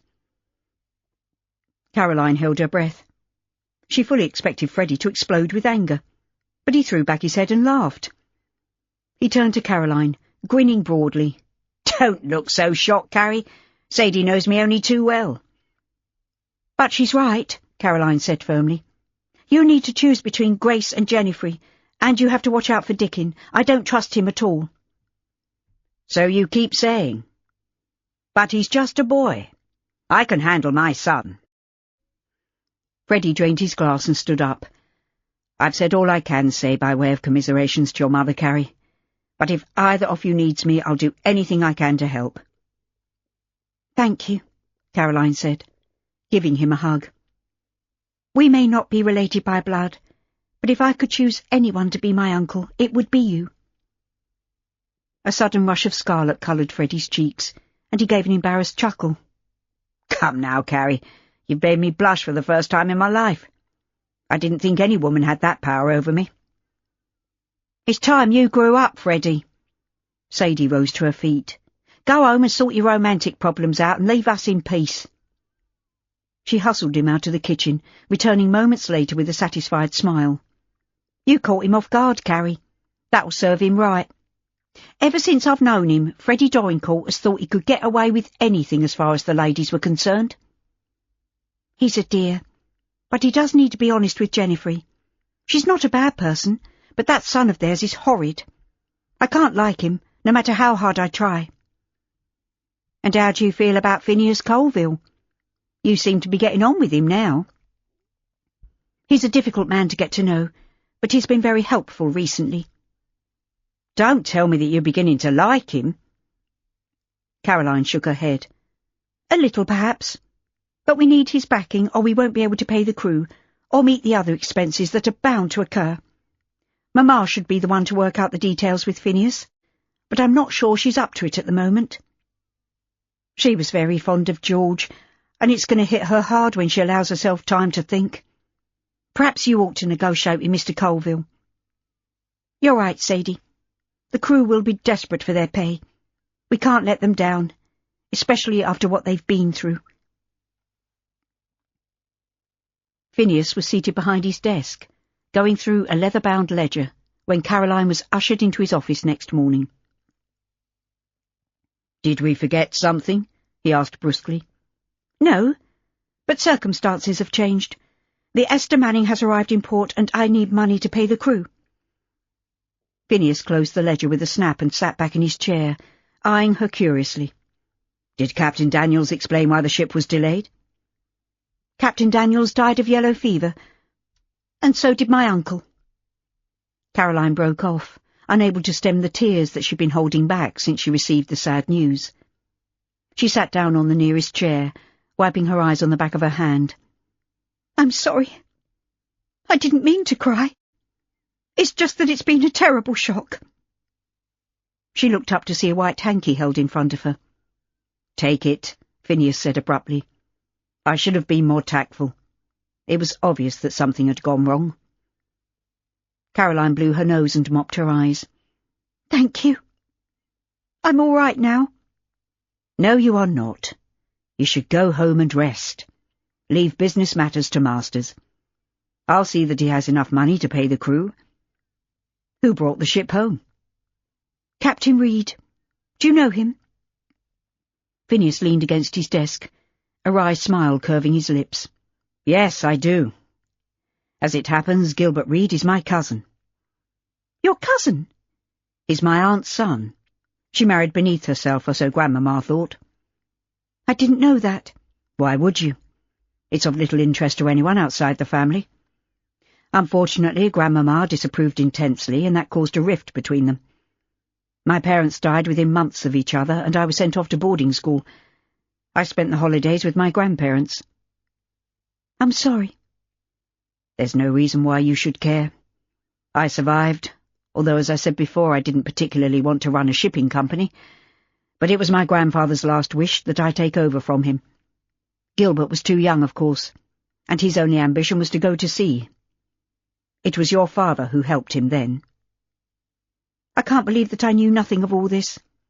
Why did my parents keep it from me? I doubt if it would have been of interest to you when you were younger.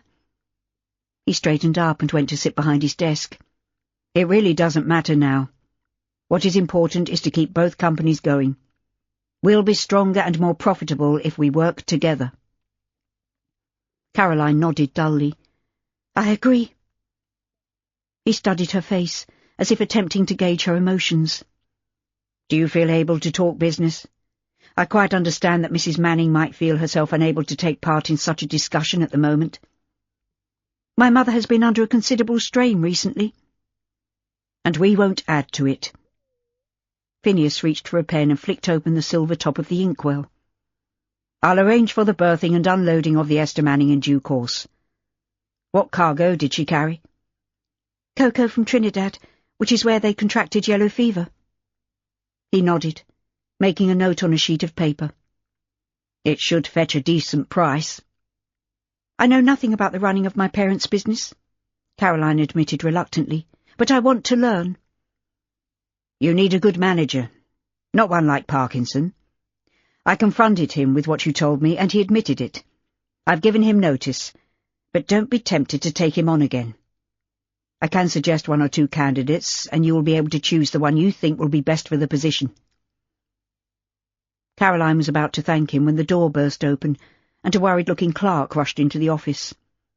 I'm sorry to interrupt, sir, but I thought you'd want to see this telegram. Phineas stood up to take it from him and scanned its contents. I'll deal with this, Sims. He waited until the door closed. The Colville Star is laid up in Dover with engine trouble. I have to leave immediately. Maria is on board. Caroline leapt to her feet. I'm coming with you. He hesitated and then nodded. All right, but I'm going straight away. I should tell my family. I'll send someone with a message. Phineas grabbed his hat from the stand behind his desk and jammed it on his head. Are you sure you want to do this? I don't want you to bully her into coming home. Phineas opened the door, holding it to allow her to pass. As if I would. He issued a stream of instructions to the surprised clerk as they left the building. It was late afternoon by the time they reached the port, and discovered the Colville Star was berthed. Phineas strode up the gangway with Caroline hurrying after him. I don't need permission to come aboard, he snapped, when an unfortunate seaman tried to stop him. I own the damn ship. Begging your pardon, sir. The man backed away. I ain't never seen you afore. Well, you have now. Is Captain Barnaby on board? Aye, sir. I know my way. Phineas headed for the master's cabin with a purposeful stride. Caroline caught up with him, catching hold of his sleeve. Wait a moment, Finn. What's the matter? He turned to her, scowling.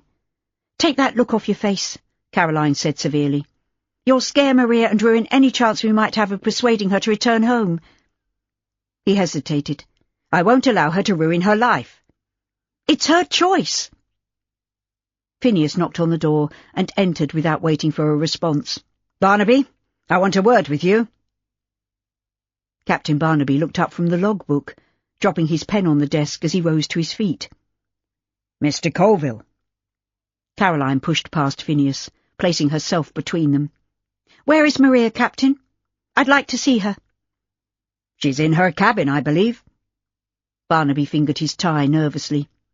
I can explain everything, sir. You will indeed, and I'm relieving you of your command. That's a bit harsh, isn't it? Caroline protested. Let me speak to Maria. She should have a say in all this. Her cabin is in the passenger accommodation, Barnaby said hastily. I'd better show you the way. There's no need.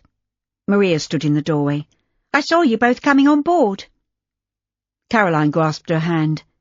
Are you all right? Of course I am. I wasn't kidnapped, Carrie. I chose to come with Theo. What were you thinking of? Phineas demanded angrily. Your poor mother is distraught. My mother gave me up when I was a baby.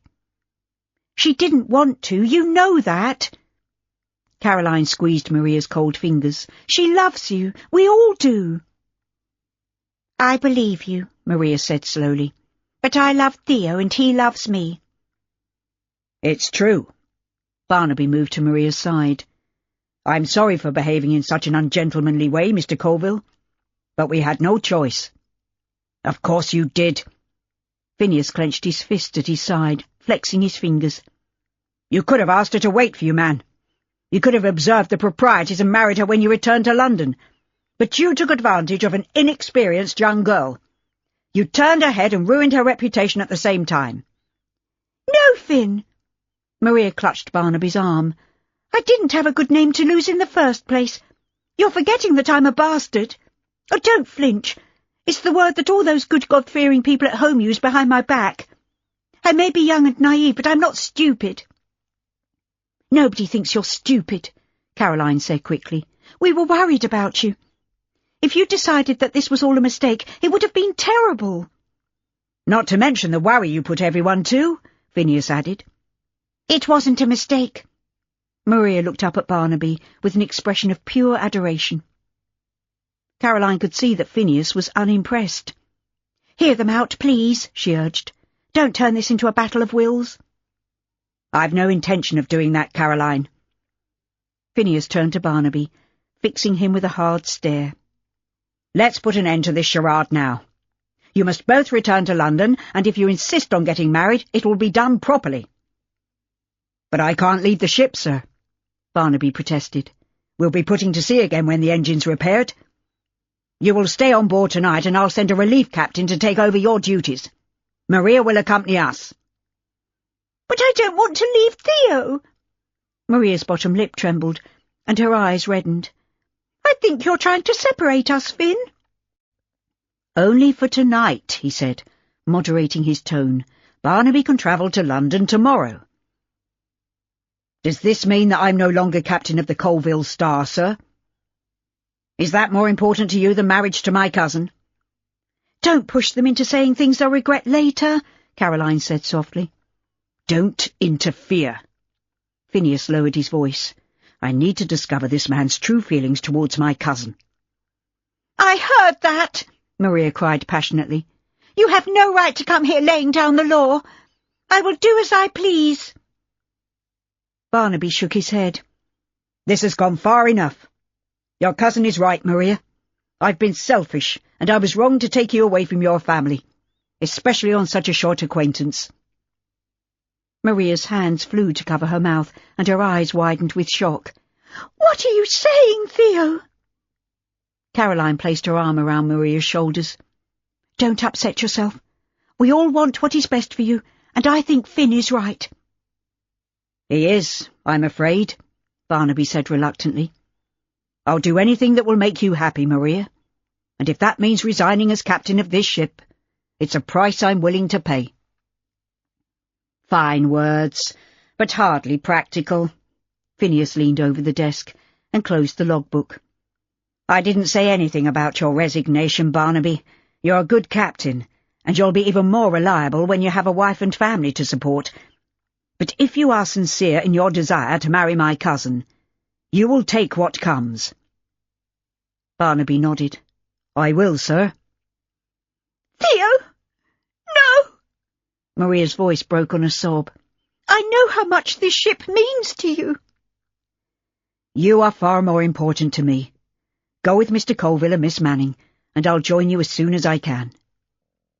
Go and get your things, Maria, Phineas said firmly. We'll catch the first train back to London. How do I know you'll keep your word? Maria eyed him warily. You'll just have to trust me. It was close to midnight when they reached Victoria Station, and Caroline decided that it would be best to accompany Maria and Phineas to his house in Prince's Square. Her family had had enough disturbances that day, and she didn't want to add to them by waking them up at such a late hour. Maria had been unusually quiet during the journey, but Caroline's decision brought a smile to her lips for the first time since she'd left the ship. Mrs. Moorcroft had gone to bed, but their old rooms were in readiness for them, almost as if the redoubtable Moffy had been waiting for their return. Caroline fell into bed and closed her eyes. She was awakened next morning by Maria, who was fully dressed. "Get up, please, Carrie. I don't want to go down to breakfast on my own." Caroline sat up, brushing her hair back from her forehead. "What time is it?" 8 o'clock, and I can hear Grace and Mrs. Moorcroft chatting away in the dining room. I don't want to face them without you to support me." "All right. Give me 5 minutes and I'll be with you." Caroline swung her legs over the side of her bed. "No, make it 10 minutes. I need a wash." It was almost 8:30 when Caroline entered the dining room, followed by Maria. Grace was seated at the table drinking coffee. She replaced her cup on its saucer. "So you've decided to come home, Maria?" The tension in the room was tangible, making Caroline apprehensive. She had hoped the reunion between mother and daughter would be a happy one, but Grace's expression wasn't welcoming. "Maria realised that you might be worried," she said tactfully. "There's no harm done." "I'm sorry if I've disappointed you, Mamma," Maria said miserably. "Theo and I fell in love." Grace rose to her feet, her features pinched and pale. "You silly girl! Haven't you learned anything at all from my plight?" "That's not fair," Maria protested. "This isn't anything like what happened to you." "Is it not?" "Perhaps we should all sit down and talk this over calmly." Caroline took her seat at the table, hoping the others would follow suit. But mother and daughter faced each other like combatants in the ring. "You stupid little fool!" Grace hissed through clenched teeth. "You allowed yourself to be despoiled by a man who had little thought for anything but his own pleasure." Maria collapsed onto the chair next to Caroline. "That's not true." "How do you think you came to be born?" Grace paced the floor, wringing her hands. "I was seduced by a man who gave me compliments and made me feel that I was the only one for him. And then he walked away." "I'm sorry," Maria faltered, "but that won't happen with Theo." "No? Where is he now?" "Phineas told me everything before he went to the office this morning. It wouldn't surprise me if your sea captain sailed away, leaving you sullied and disgraced." Caroline jumped to her feet. "Stop it, Grace. This is so unfair. You can't say things like that." Grace turned on her in a fury. "Have you any idea who Maria's father was?" "No, of course not." "Then I think it's time I told you and my daughter the truth." Chapter 17. Caroline sank back on the chair she'd just vacated. "Go on then, Grace, since you're so eager to confess. Who was it?" "Yes, Mamma," Maria added. "Tell me, please." "No, not yet. I think it's time to make a clean break, and I want everyone to hear it from my own lips. I'm sick and tired of being labelled a harlot by my family." She glanced at the clock. "I want Freddie to be present as well, because I'm not going to repeat myself. Once the secret is out, that will be the end of it." "Why must Freddie be told?" Caroline asked, frowning. "Because then he might leave me alone. I'm not going to be his muse, as he calls it. If he wants me, it must be done properly, with respect.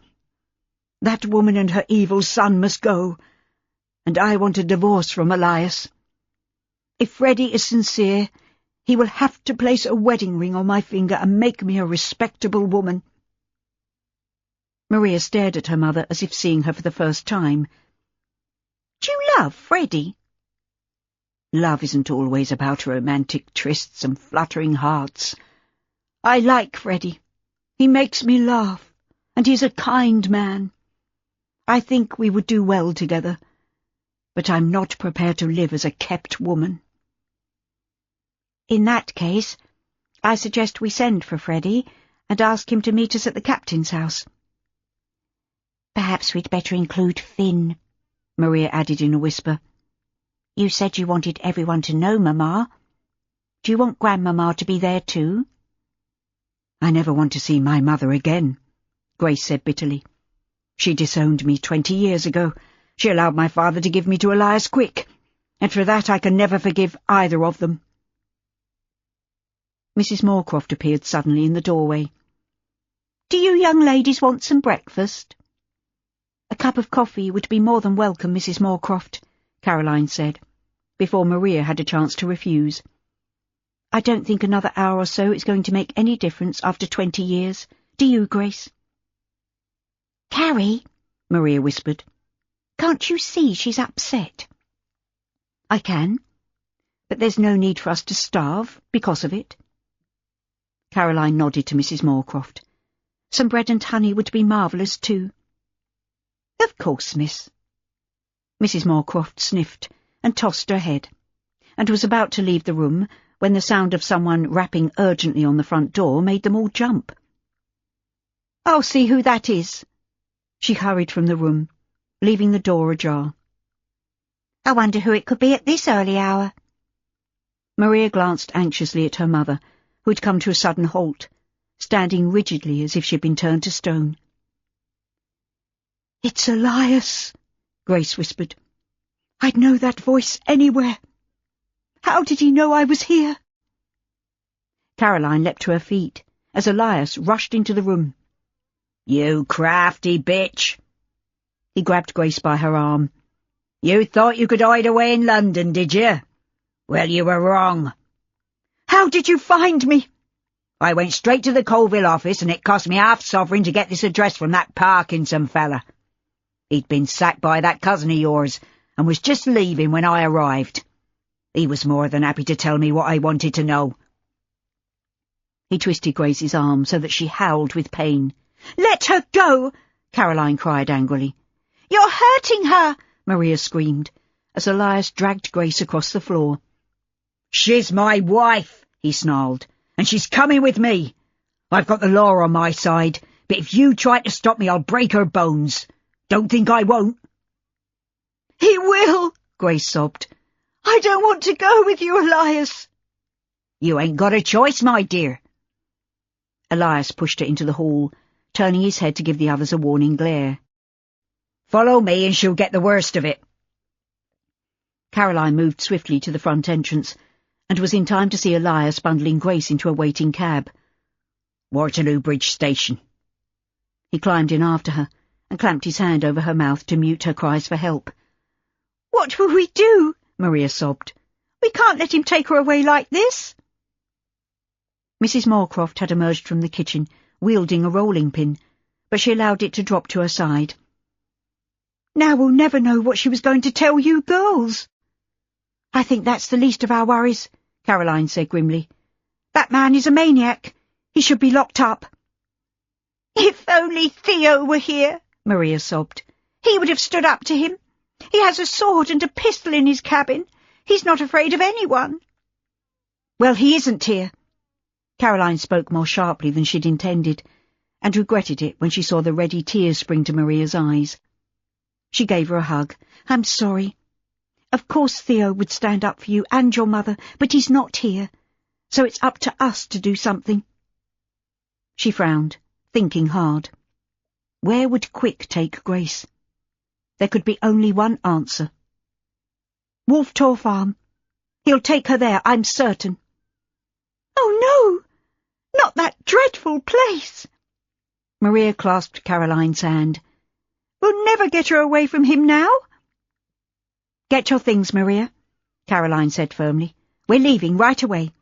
We'll send a message to Phineas and tell him what's happened. We're going to Devonshire. I can't, Maria wailed.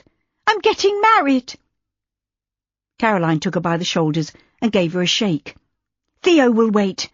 But your mother is in real danger. Who knows what cruel punishments Quick will inflict on her? It's your choice, Maria. If your man loves you, he'll understand, Mrs. Moorcroft said, nodding. You only have one mother, miss. Do you want to lose her forever? Maria's lips trembled and she shook her head. We were just getting to know one another, but Phineas might send Theo to Australia without me. He'll be gone for months. Caroline threw up her hands. Well, I'm going to find Freddie and tell him what's happened. Stay here if you wish, Maria. But if it were my mother, I know what I'd do. I will come, Maria said slowly. But first I must tell Finn, and he'll have to explain things to Theo. Mrs. Moorcroft tut-tutted, tucking the rolling pin under her arm. I'll just put this back in the kitchen, and then I'll fetch your luggage, Miss Colville. It's lucky I left some clothes here, Caroline said, making for the stairs. I'll throw a few things into a valise, and then we'll go to the office. I'll send a message to Bearwood House to let Freddie know what's happened. They arrived at the office to find that Phineas was out on business and not expected back until noon at the earliest. Caroline scribbled a message to Freddie, and the desk clerk agreed to have it delivered to Bearwood House as a matter of urgency. Will you wait for Mr. Colville's return, miss? Yes, we will, Maria said hastily. I have to see Finn. He's the only one who can tell me when Theo is due to arrive in London. Might I suggest you wait in Mr. Colville's office? Yes, that's what we'll do. Maria hurried off without waiting for Caroline's response. Caroline caught up with her. We can't afford to lose time. We'll have to leave a note for Phineas. Every second we waste gives Quick an advantage. I don't care, Carrie. I'll wait because I want to speak to Finn. Maria opened the door and marched into the office. Caroline was close on her heels, but they came to a sudden halt at the sight of Gilbert Reed, who was seated in front of the desk, reading a copy of Lloyd's List. He dropped the paper and leapt to his feet. Miss Manning and Cousin Maria, this is an unexpected pleasure. Captain Reed, what are you doing here? Caroline eyed him curiously. I thought you were employed by us, not the Colvilles. It seems that we are virtually one and the same company now, but I am on 2 days' leave while the Esther Manning is in dock. I came to see my cousin. This isn't a social call. We need to speak to him urgently. Caroline glanced at the desk where everything was laid out neatly, from the pen placed at right angles on the inkstand to the piles of documents tied with red tape. If I might have a sheet of paper, I'll leave a message. I'm not leaving until I've seen Phineas, Maria said mutinously. My whole life depends on what happens today, Carrie. Gilbert looked from one to the other, a smile curving his lips. This sounds intriguing. Maybe I can help. Caroline met his amused gaze with a steady look. I very much doubt it, Captain. We have to travel to Devonshire as a matter of urgency. Might I ask why? Maria's mother is in imminent danger. His smile faded. How so? Her husband, Elias Quick, has been ill-treating her for years. We rescued her and brought her back to London, but he found out where we were and has taken her back by force. The devil he did! Suddenly alert, Gilbert looked from one to the other. I've never met Aunt Grace, although of course I've heard my parents speak of her. No doubt blackening her name, Maria said angrily. I've had to live with her legacy all my life, and now I have the chance to get away from the misery her youthful mistakes have caused me. I'm to be married, Gilbert. But only if Phineas manages to relieve Theo from his post, Caroline said pointedly. You are going to have to choose, Maria. Will you wait here on the off chance that Theo will get to London, or will you accompany me to Wolf Tor Farm to save your mother from that vicious brute? Maria subsided onto a chair, burying her face in her hands. That's not fair, Carrie. You mustn't make me choose. Captain Reed is here, Caroline said more gently. He could tell Finn what's happened, and we could be on our way. What do you hope to achieve by following them? Gilbert leaned against the desk, and for the first time Caroline could see a likeness between him and his cousin. She met his questioning look with a toss of her head. I don't know, but we have to do something. You haven't met this man, Captain. He's a brute and a bully. But without a definite plan of action, you'll be wasting your time, Gilbert said reasonably. And if they're married, he has the law on his side. That's what he said. Maria grasped Caroline's hand. I want to help my mother, but Gilbert is right. What could we do? Freddie will help us. If he's sincere about his feelings for Grace, he'll do anything he can to free her.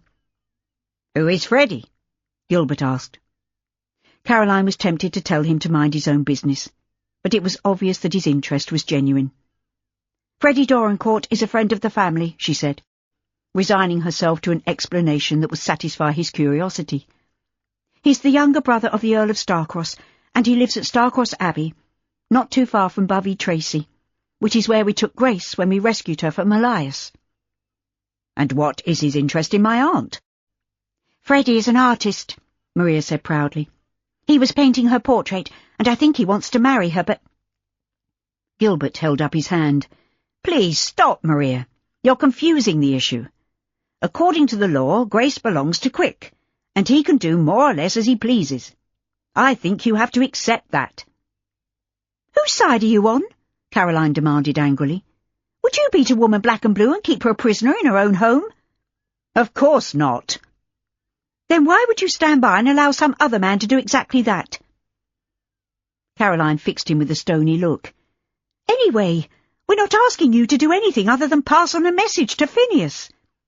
Maria and I are going to Devonshire.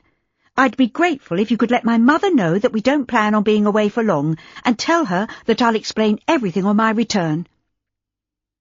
Oh, Carrie, I'm not sure about this, Maria said in a low voice. What will Theo say if he arrives in London to find me gone? He'll understand. Anyone with any decency would agree that we're doing the right thing. Caroline made a move towards the door. Goodbye, Captain Reed. Wait. Gilbert's note of command made Caroline hesitate. He reached for his hat and cane. I can't allow you to travel on your own.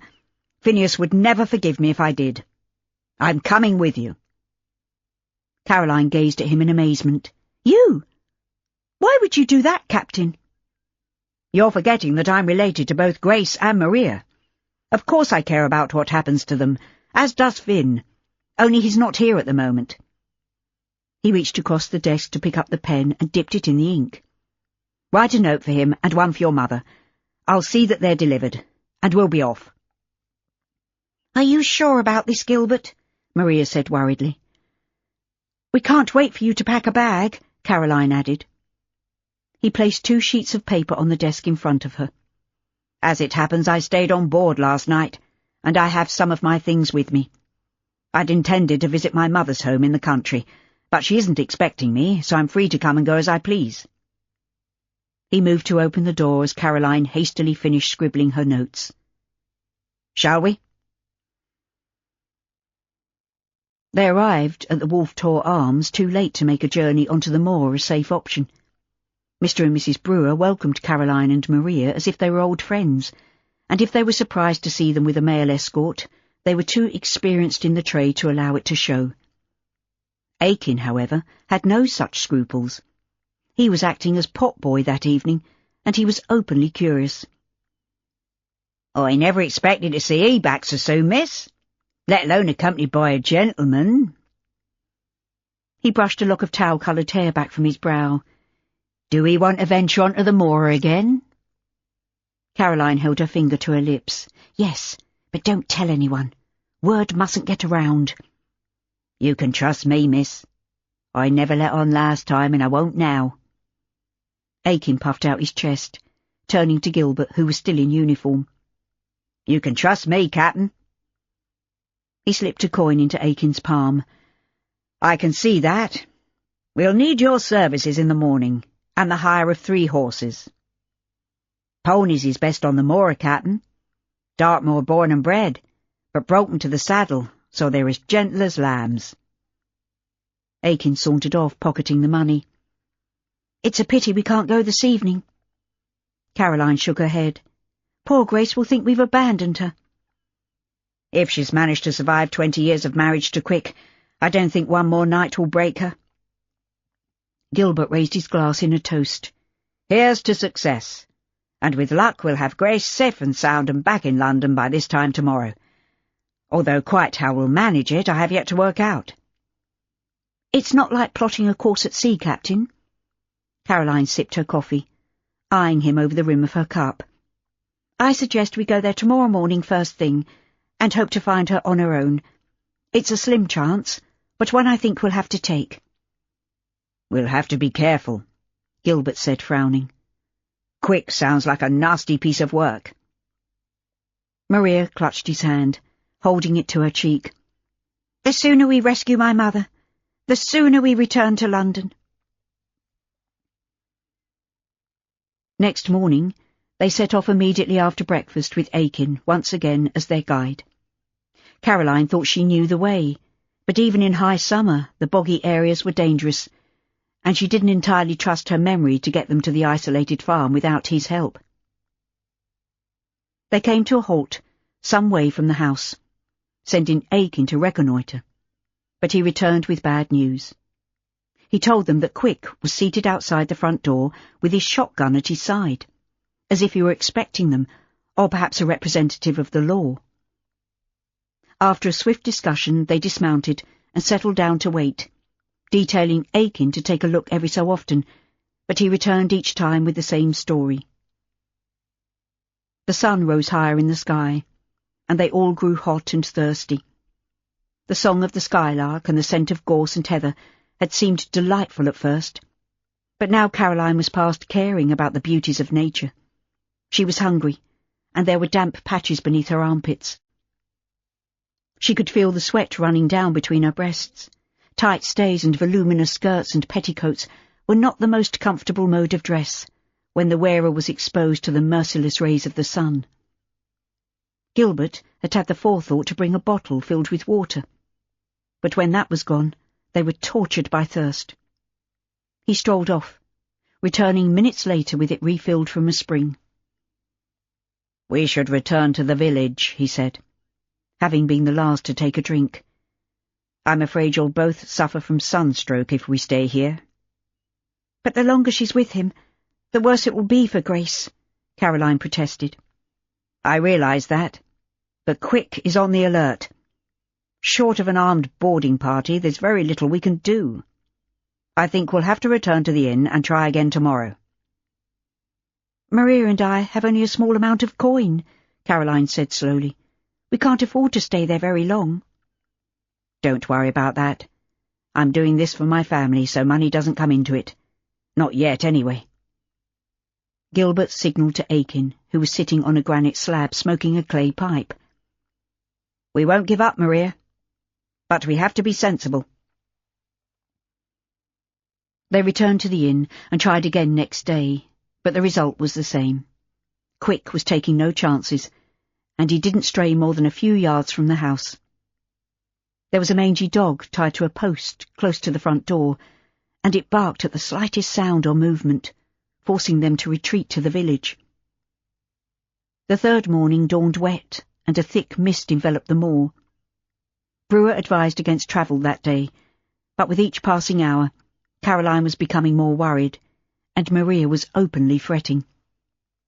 Gilbert seemed to be the only member of the party who was optimistic, especially when Aiken announced that it was market day in Bovey Tracy. Quick is a farmer, he said, smiling. I'm fairly certain he would want to go to market. Of course, Caroline said eagerly. I should have remembered.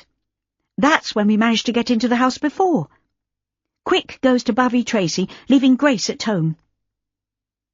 As my husband said, it'd be best not to venture on the moors in this weather, miss. Mrs. Brewer placed a basket of hot rolls on the table in front of them. I doubt if Aiken would want to risk such a venture. I might be persuaded, Aiken said, grinning. I know the way blindfold, if it's made worth me while. Caroline turned to Gilbert. What do you think? He nodded. With the enemy out of the way and under cover of a thick fog, we might just have a chance. He put his hand in his pocket and took out a half-sovereign. Would this make the mist lift just a little, Aiken, my boy? After the frustration of their previous attempts, it seemed all too easy. Aiken, as he had boasted, knew his way across the moor despite the swirling mist, which left Caroline feeling dizzy and disorientated. He also showed a talent for picking locks, having kept the guard dog busy with a large juicy bone he'd pilfered from the inn kitchen. They entered the house, calling out to Grace. After an unsuccessful search of the ground floor, they went upstairs calling her name, and a faint response led them to a locked room at the back of the house. Gilbert put his shoulder to the door, and after a couple of attempts, it flew open to reveal Grace tied hand and foot and chained to the iron bedstead. Once again, Aiken exerted his magic on the padlock, and Gilbert used his pocket-knife to slice through the cords that bound her. She was in a dire state, battered and bruised, half-starved, and shaken by the viciousness of the beatings that she'd suffered at Quick's hands. Gilbert carried her downstairs to the kitchen, where they attempted to revive her with sips of water and mouthfuls of porridge, which had been left in a saucepan on the range. "We must get her out of here before he returns," Caroline said in a low voice. "Perhaps it's not a good idea to take her to the inn," Gilbert whispered. "That's the first place Quick would come looking for her." "Aye, master." Aiken nodded sagely. "That's what he did her for." "She can't travel in this state," Caroline said worriedly. "Starcross Abbey is the nearest place we could take her, but Elias would work that out for himself." Aiken glanced out of the window. "No matter where you'm thinking of taking the lady, I say it's a better move soon, miss. The fog's getting thicker." "There's Dormerle," Caroline said thoughtfully. "Aunt Alice would take us in, and Quick knows nothing of our connection there." "Then I suggest we head for the inn and collect our things. Perhaps we can hire some sort of transport to take Grace to Dormerle, and when she's well enough we'll travel back to London." Gilbert turned to Maria, who was trying to persuade her mother to sup a little more of the cold porridge. "We have to leave now, Maria," he said gently. "Best find a coat or something to wrap around Grace. She can ride my pony and I'll walk. Aiken will go on ahead, making sure we don't get stuck in the mire." By some miracle, they made it off the moor without getting lost, or being trapped in the boggy ground. The only good thing about the fog that Caroline could see was that it would hamper Elias Quick's return home, giving them more time to get Grace as far away as possible. Gilbert settled their bill at the inn, and arranged the hire of a somewhat rickety wagonette, drawn by an aged cart-horse, handled by an equally ancient driver, who bellowed at them, demanding payment in full before they set off. Aiken explained that the man was unlikely to pass on any information to Quick, as he was stone-deaf, and Gilbert paid up without a murmur. They left for Dormerle, having dosed Grace with a generous amount of brandy to ease her pain. Caroline suspected that her injuries included several broken ribs, but there was no time to consult a doctor, and they made Grace as comfortable as possible, with a blanket wrapped around her knees. The fog had lifted, and the sun appeared briefly as they set off, but then clouds rolled in from the west and it started to rain. They were all soaked to the skin by the time they reached Dormerle, except for the driver, who had wrapped himself in a tarpaulin and was oblivious to the requests of his passengers for similar cover. The gates were closed, and the gatekeeper took one look at the shabby equipage and refused to open them, despite Caroline's angry assertion that she was a close family friend. Her embarrassment deepened when the gatekeeper chose to pay heed to Gilbert and grudgingly unlocked the side gate, allowing the passengers to enter on foot. Grace was barely able to walk and had to be supported during their trek up the tree-lined drive. The rain was lashing down, soaking them further, and Caroline could see that Maria was growing weary. Grace was virtually a dead weight, and when Maria stumbled and only just managed to save herself from falling, Gilbert abandoned the luggage he'd been carrying and lifted Grace bodily in his arms. "Leave the cases," he said firmly. "I'm sure someone will be sent to collect them." Caroline nodded and dashed the rainwater from her eyes. "Hold on to me, Maria. We're nearly there." It was a bedraggled party who arrived at the grand entrance, sheltering from the teeming rain beneath the columned portico, and perhaps hardly surprising that Digby, Lady Alice's butler, was about to turn them away. "I am Miss Manning. You must remember me," Caroline protested. "My mother was a guest of Lady Alice, who is a close family friend. Please inform her that I am here." "Lady Alice left for London 2 days ago, miss. I'm afraid you've had a wasted journey." He was about to close the door when Caroline heard a familiar voice. "Is that you, Carrie?" "Yes, it is. Tell your man to let us in, please, Delia." Cordelia Bearwood appeared in the doorway.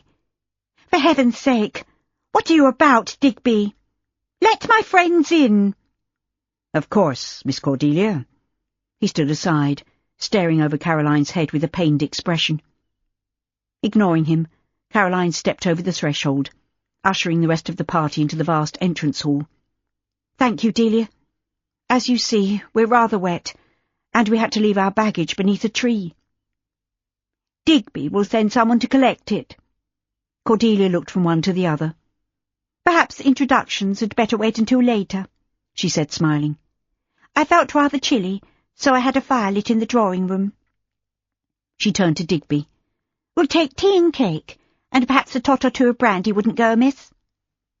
He inclined his head and stalked off, as if walking barefoot on hot coals. "Digby thinks he rules the house in my parents' absence," Cordelia said cheerfully. "He doesn't, and I have to remind him of that every now and again. Follow me, everyone."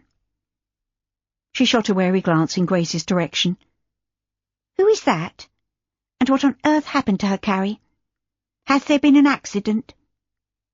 "Not exactly," Caroline whispered. "I'll tell you everything later."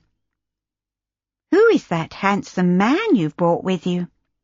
Cordelia's eyes twinkled with anticipation. "Is he your latest beau?" "Captain Reed? Good heavens, no. I'll introduce you in a minute." Cordelia's laughter echoed off the ornately decorated high ceiling. "Oh, I can't wait. This is the most exciting thing that's happened since I left London. I've had the most boring summer imaginable at Euphemia's house, and yet here you are in the middle of an adventure. You must tell me everything."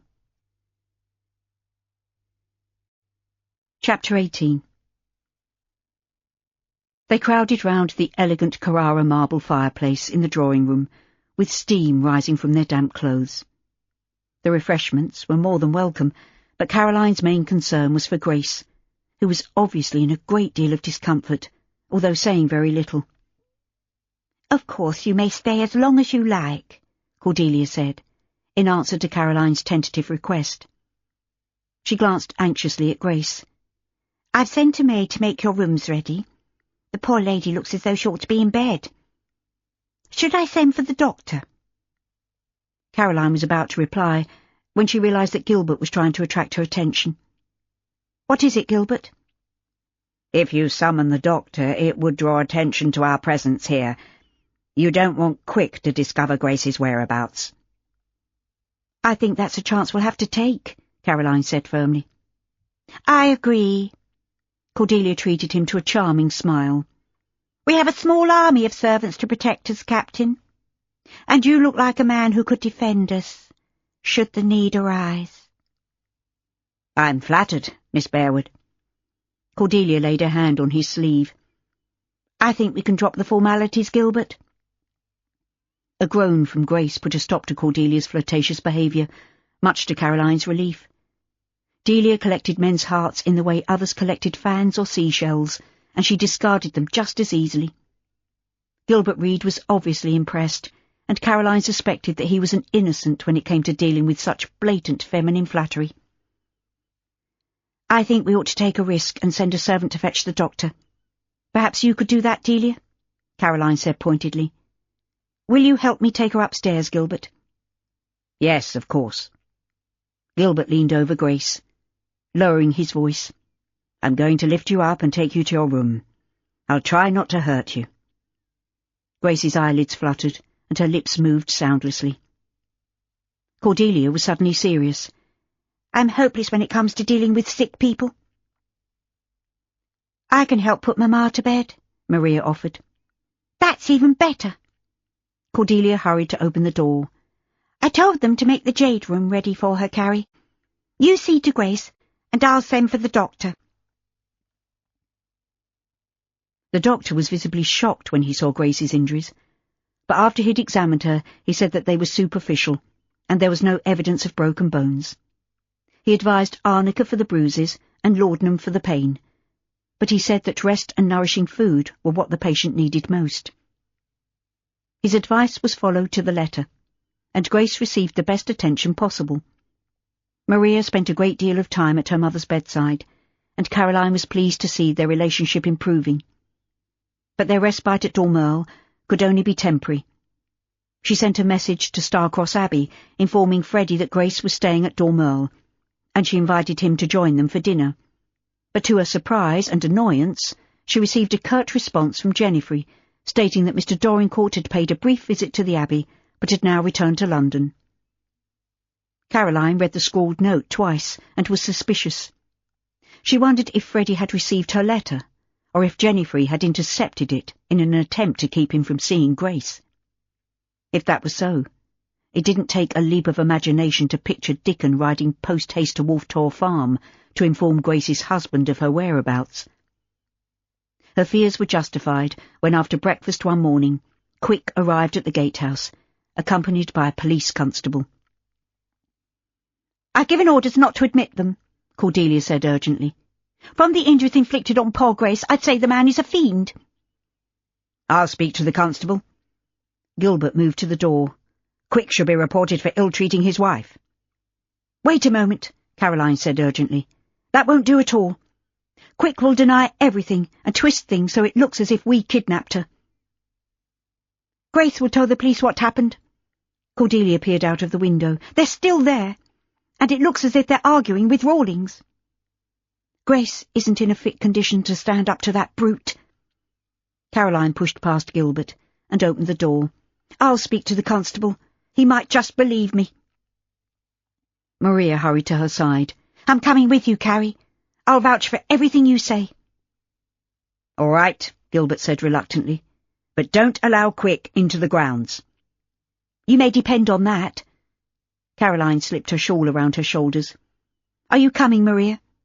We'll sort this out together. They're lying, officer, Quick said angrily. My wife was kidnapped from our home. He's the one telling untruths. Maria clenched her small hands into fists. You should have seen the state my mother was in, Constable. That villain beat her black and blue. The constable glanced from one to the other. Mr. Quick has the law on his side, miss. He wants to see his wife, and that is his right. She doesn't want anything to do with him, Caroline said icily. You wouldn't treat a dog in the brutish way he abused his wife. She's been ill for days, and it would take her a long time to recover completely. You've only their word for it, officer.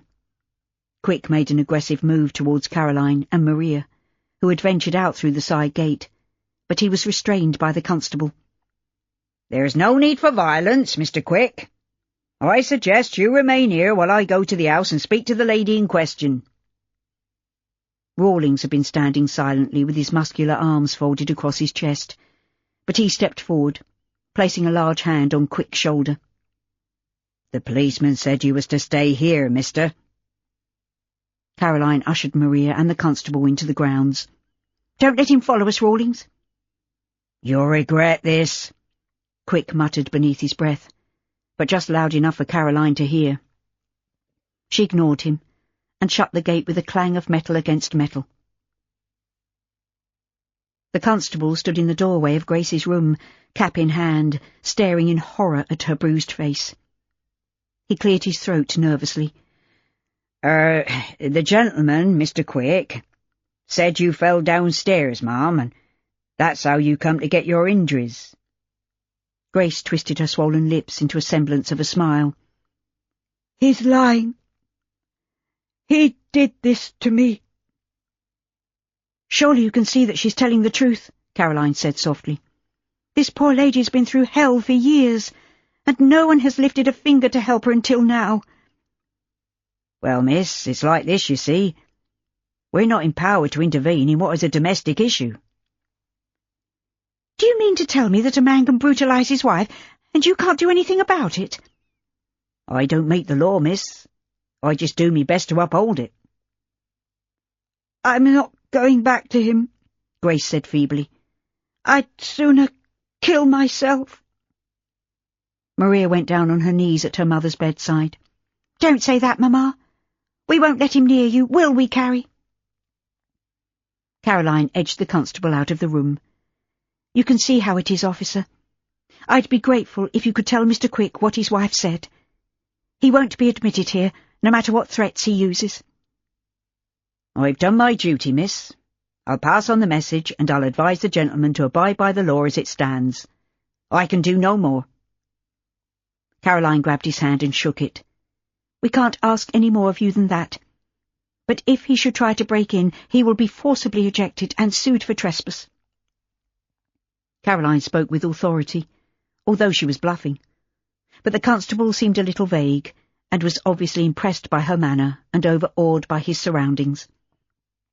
She led the way downstairs, and let him out of the house, ignoring Digby, who was hovering in the background. Do I take it that I'm not to admit a certain person to the house, miss? She closed the door, meeting Digby's disapproving gaze with a steady look. That's right.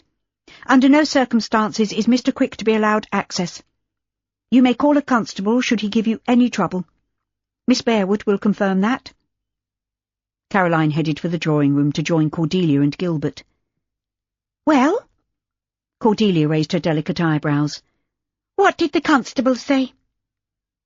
I think he was shocked when he saw Grace's injuries, but there is very little he can do other than warn Quick not to trespass on your mother's property.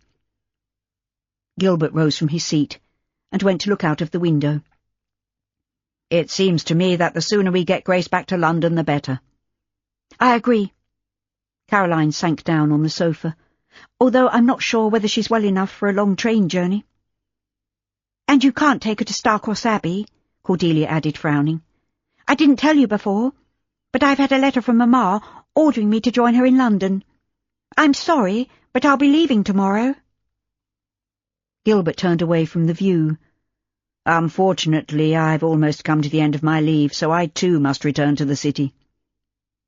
I doubt if Quick will give up easily, and who knows what he'll do next, Caroline said urgently. I suppose we could hire a carriage and take Grace by road, but that will take longer and be more arduous than travelling by train. In the old days, people would have gone by boat, Gilbert said thoughtfully. There are plenty of ships in these waters, and a sea voyage might be good for her. At least she would be safe from that husband of hers. Would that be possible, Gilbert? Caroline eyed him hopefully. I'd do anything to keep the poor woman away from that brute. He turned to Cordelia.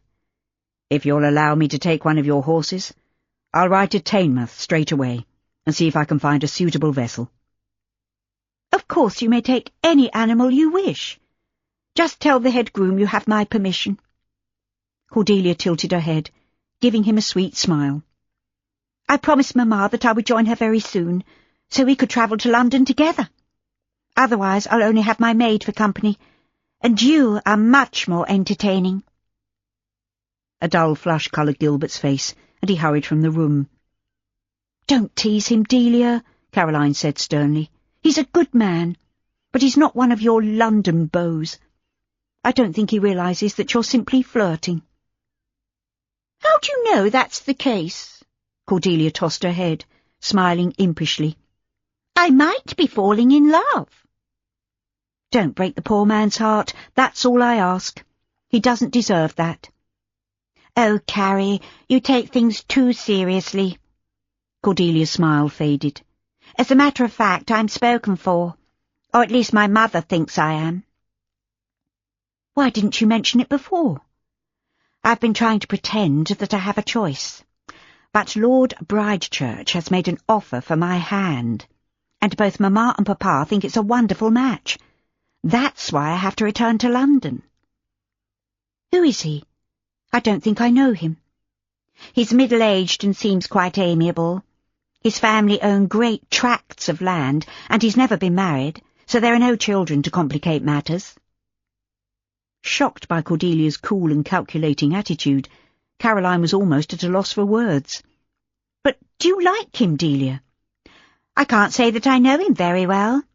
I've danced with him at balls, and we've met at dinner parties and the theatre, but that's all. He's pleasant enough, and I dare say I could twist him round my little finger, if I chose to do so. And your parents consider this is a good basis for marriage? Don't look so appalled, Carrie. The aristocracy have been making marriages of convenience for centuries. Apparently Bridechurch is willing to settle a huge dowry on me, and he has a house in London and a large estate somewhere in the Midlands, as well as a villa in the south of France. But you wouldn't marry for money, would you, Delia? I don't know. I've never been in love, so perhaps I have no heart, in which case it cannot be broken. Maybe I'm the sort of person who has to use her head, and I would certainly lack for nothing if I married Bridechurch, and I do love luxury. Maybe you're right, and that's the best way to be, Caroline said, sighing. After all, you just have to look at Grace and see what terrible things can occur if you fall in love with the wrong person. Does Maria know the identity of her father? No. She says that her grandmother refused to tell her, and I can believe that. Mrs. Colville is a hard woman. I think she has a block of ice where her heart should be. She sounds a bit like me, Cordelia said, giggling. Don't look so worried, Carrie. I promise not to upset Gilbert. I'll try not to flirt with him, but he is rather sweet. Caroline rose from her seat on the sofa. You are impossible, Miss Bearwood. Miss Bearwood. It doesn't have the same ring as Lady Bridechurch, does it? Cordelia subsided into a fit of giggles, making it impossible for Caroline to keep a straight face. But at that moment the door opened to admit Gilbert. I'm leaving now, and I hope to return by early evening. Caroline came to a sudden decision, and she jumped to her feet. I'm coming with you, Gilbert. If you'll send for another mount, I'll change quickly and be with you in 10 minutes. Really, Carrie, Cordelia protested. Is this necessary? I can't sit about any longer, Delia. I'm sorry, but I have to do something useful. Caroline turned to Gilbert with a persuasive smile. You needn't worry. I'm a good horsewoman. Teignmouth is only 4 miles or so from here, and I promise I won't slow you down. You can't desert me, Cordelia said angrily. What will I do if Quick returns? You have plenty of people to protect you. Caroline headed for the doorway. You don't mind, do you, Gilbert? He smiled. I can pick a seaworthy vessel, but you would be a better judge of what you need to make Grace comfortable. I'll send to the stables for a suitable mount. They reached Teignmouth in the middle of the afternoon, and made straight for an inn situated close to the harbour, and a groom rushed out to take care of their horses. I can't go any further without something to eat and drink, Caroline said, sniffing hungrily as the aroma of roast beef wafted from the kitchen. We can make inquiries about the ships in the harbour. Gilbert shielded his eyes as he scanned the forest of masts. The landlord will probably have an idea of what ships are in port, and where they're bound. He led the way into the tap-room, and went straight to the bar, leaving Caroline standing in the middle of the crowded room, an object of curiosity. The male drinkers turned their heads to stare, making her feel like a sideshow in the fairground. Gilbert hurried to her side. I've ordered food, and there's a dining parlour at the back of the bar. We'll be more private there. Lead on. I don't think they're used to seeing women in the tap-room. I doubt if many ladies frequent this place. Gilbert took her by the arm, forging a path through the interested onlookers. It will give them something to talk about other than the price of fish. He opened the door to the dining parlour and ushered her inside. Caroline came to a halt, realising that they were not alone. One of the tables was occupied by 3 men, who, judging by their salt-stained garments, must have come off one of the ships moored in the harbour. The 2 older men glanced over their shoulders and then turned back to concentrate on their meal. But the man with the look and bearing of a gentleman rose to his feet, staring at Caroline as if he couldn't believe his eyes. She knew she ought to ignore such blatant rudeness, but she found she could not tear her gaze away. He was undoubtedly a person of some standing, and he could be any age from 40 to 50. His dark hair was streaked with silver, and his eyes were startlingly blue, set beneath straight black eyebrows. Gilbert pulled up a chair for Caroline, but she remained standing. The stranger's expression was both embarrassing and unsettling. "Do I know you, sir?" He shook his head. "I believe not, and I apologise for my rudeness. But you remind me of someone I once knew." One of his companions turned his head. "You must excuse my friend, the Signorina. The poor man has been living in Australia for so many years, he has quite forgotten his manners." "Are you off one of the ships that we saw in the harbour, sir?" Caroline asked eagerly. He stood up, bowing theatrically. "Captain Enrico Falco, at your service, Signorina." "Captain Falco?" His dark eyes sparkled with pleasure. "My name is still known in these parts." "Who is this, Caroline?" Gilbert asked in a low voice. "Do you know these men?" Caroline shook her head. "I don't think so, but I've heard the name Falco somewhere." The oldest of the 3, who had so far sat in silence, stood up slowly. "You're from London, miss?" "Yes, sir." Caroline met his curious gaze with a smile. "And so are you, if I'm not mistaken." Gilbert stepped forward. "Perhaps I should introduce myself. I am Captain Gilbert Reed, and my companion is Miss Caroline Manning." After a moment of stunned silence, Falco was the first to speak. "Who could forget that face? So like that of a mamma. I knew it the moment I saw her." The dark-haired man held up his hand. "That's enough, Falco. You're jumping to conclusions." He moved around the table, coming to a halt in front of Caroline, his blue eyes scanning her face as if trying to read her thoughts. "You must forgive my friend, Miss Manning, but either this is the most amazing coincidence, or you are who I think you are." "You're talking in riddles, sir," Gilbert said warily. "Who are you?" "I'll tell you who he is." The oldest man in the group leapt to his feet. "This is Lord Dorincourt, the Earl of Starcross, and he's come home to claim what's his. I'm Jacob Chapman." He seized Caroline's hand and clasped it to his chest. "And unless I'm very much mistaken, you are my granddaughter." Caroline looked into his eyes and saw something of her mother in their hazel depths.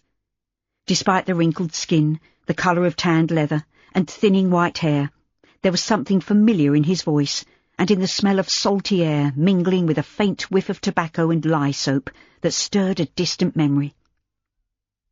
"Grandpa," she murmured, "you once read me a bedtime story." His eyes reddened, and his lips trembled. "You was 4 years old, and as pretty as a picture." "You are Essie's daughter." Dorincourt threw back his head and laughed. "Well, I'm damned! For a moment I thought the years had rolled back and Essie had come into the room." He held out his hand. "How do you do, Caroline?" His handshake was firm but brief. "How do you do, my lord?" "My friends call me Raven," he said, smiling. "I knew and respected your mother. Is she well?" "She is in mourning for my father and her brother." Caroline hesitated, eyeing her grandfather warily. "I'm afraid I have some bad news for you, Grandpa." Jacob sank down on his chair. "George is dead?" "Yes. I'm so sorry." "What happened to my boy?" The old man was clearly moved, and Caroline struggled to hold back the tears that threatened to overcome her. "Mr. Manning was struck down by yellow fever, sir," Gilbert said hastily. "We took a cargo to Trinidad, and it was after we left that certain members of the crew came down with the disease." Jacob shook his head. "Yellow fever? Poor George." "That's hard, Jacob," Raven said, frowning. "Is Essie all right? It must have been a terrible blow." "Mamma is coping." Caroline dashed a tear from her cheek. "It's been a difficult time." "Many commiserations." Falco shook his head. "Life is hard." "I must see my girl," Jacob said urgently. "I can't hang around here when Essie needs me." He turned to glare at Caroline. "Anyway, what brings you here? This ain't no place for a young lady like you." "I was going to ask that same question," Raven added, frowning. "Why are you travelling without a chaperone, Caroline?" Gilbert cleared his throat, facing Raven squarely. "It's not what it looks like, sir." "No, indeed," Caroline said hastily. "We were hoping to book a passage to London for 2 friends and myself. One of the ladies is in desperate need." Falco's waxed moustache quivered. "How so, signorina? We might be able to help." "It is a very long story." "Perhaps we should sit down and allow Carrie to tell you in her own way," Gilbert suggested. "I never thought I'd live to see this day." Jacob pulled a grubby hanky from his pocket and blew his nose. "I've been away too long, and I've neglected my daughter and I've lost me son. It's a judgment on me for the way I treated him when he was a boy." Caroline reached out to pat him on the shoulder. There was nothing she could say that would take away his pain. She sat down, waiting while the landlady served their food. But even though the plate of roast beef and potatoes looked tempting, she realized that her appetite had deserted her. There was silence in the room as everyone waited for her to continue. Desperate to find the right words, she glanced at each of them in turn. These men had been so much a part of her mother's life that she felt she knew them all, even though she'd never met Raven or Falco, and her memory of her grandfather was vague, like a half-forgotten dream. Her mother had talked endlessly of her time with Raven and their voyage to Italy on Falco's rusty old ship, and of the months they'd spent in the mining town of Ballarat. She had lulled Caroline to sleep at bedtime, recounting the events that had culminated in her return to London with a fortune in gold. And now here they were, the 3 most important people from her mother's younger days, all of them hanging on her every word. She began, haltingly at first, and then growing more confident, she told them everything. When she came to a halt, Jacob leaned over to give her a hug. Raven's expression was inscrutable, and Falco's eyes were moist. Jacob sat back, shaking his head. "I was a bad father, and I've been a neglectful grandfather, Caroline. I want to make amends." Falco downed the last of his ale. "You are my first mate, Jacob. The Bendigo Queen is due in London in 2 weeks, and I need you on board." Momentarily diverted, Caroline turned to Falco. "What happened to the Santa Gabriella?" "She was an old lady," Falco said, sighing. "She slipped away peacefully to the bottom of the Indian Ocean, where she still slumbers." "How did that happen? Was there much loss of life?" Falco grinned. "Maybe a few rats that did not get away from the sinking ship. No, mia cara, it was not far offshore, and everyone was saved." "Be honest, Falco," Jacob said, chuckling. "She was scuttled deliberately, and you claimed the insurance money." "I had to purchase another vessel. It was the only way." "Forget that for a moment." Raven met Caroline's curious gaze with an even look. "Why do you think travelling by sea is the best way to get your friend back to London?" "Her husband is a vicious brute, and he's determined to get her back no matter what. She would be safe on board your ship, and it would give her time to recover from the beatings he inflicted on her." "I would like to meet this man," Falco said, flexing his fingers. "I would make him think twice before he harmed a woman." I second that. Jacob shook his head. The man should be horsewhipped. Wouldn't it be best to bring Grace to the Abbey? Raven said thoughtfully. I'm going there to visit my brother. The last I heard of him, he was in London. Then I'll send for him. Your friend would be safe with us until she's well enough to travel. I don't think you understand the situation at Starcross. Caroline leaned forward, lowering her voice. Jennifer and her son Dickon want Grace out of the way. What have they to say in the matter? Caroline eyed him curiously. Didn't Freddie tell you? What is it that I should know? Freddie is Dickon's father. He allowed Jennifer to live with him as mistress of Starcross Abbey, although she's supposed to be his housekeeper. The dirty dog, Jacob said, grinning. Begging your pardon, Caroline. Freddie always had a way with women, Falco added. Raven held up his hand. We all know about my brother's weakness for a pretty face. Are you telling me that he is romantically inclined towards Grace? I think he really cares for her, but Dickon and his mother could see that Freddie had a soft spot for Grace, and they did their best to get rid of her. That's not good, Falco said darkly. If he's made advances to you, Caroline, he'll have to answer to me. Jacob's jaw hardened. I may be an old man, but I can still handle myself in a brawl. No, Grandpa, Caroline said hastily. Freddie's a perfect gentleman. I think he has genuine feelings for Grace, but Jennifer and Dickon see her as a threat. Raven rose to his feet. It's definitely time that I returned home. Falco, you'll take the Bendigo Queen to London, and Jacob, you'll sail with him. I intend to hire a horse and travel to Starcross, and I'll join you later. In the meantime, I'll do what I always do and sort out my brother's mess. Falco and Jacob rose to their feet, exchanging mutinous glances, but saying nothing.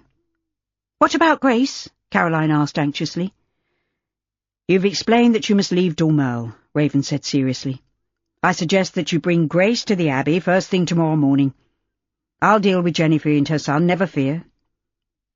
Caroline stood up to give her grandfather a hug. I'll see you in London, Grandpa. You'll find Mamma and the boys at the captain's house. You know where that is. Jacob's weathered face creased into a smile. Aye, and I have a lot of lost time to make up for. I've lost the son I treated so badly, which I'll regret until me dying day.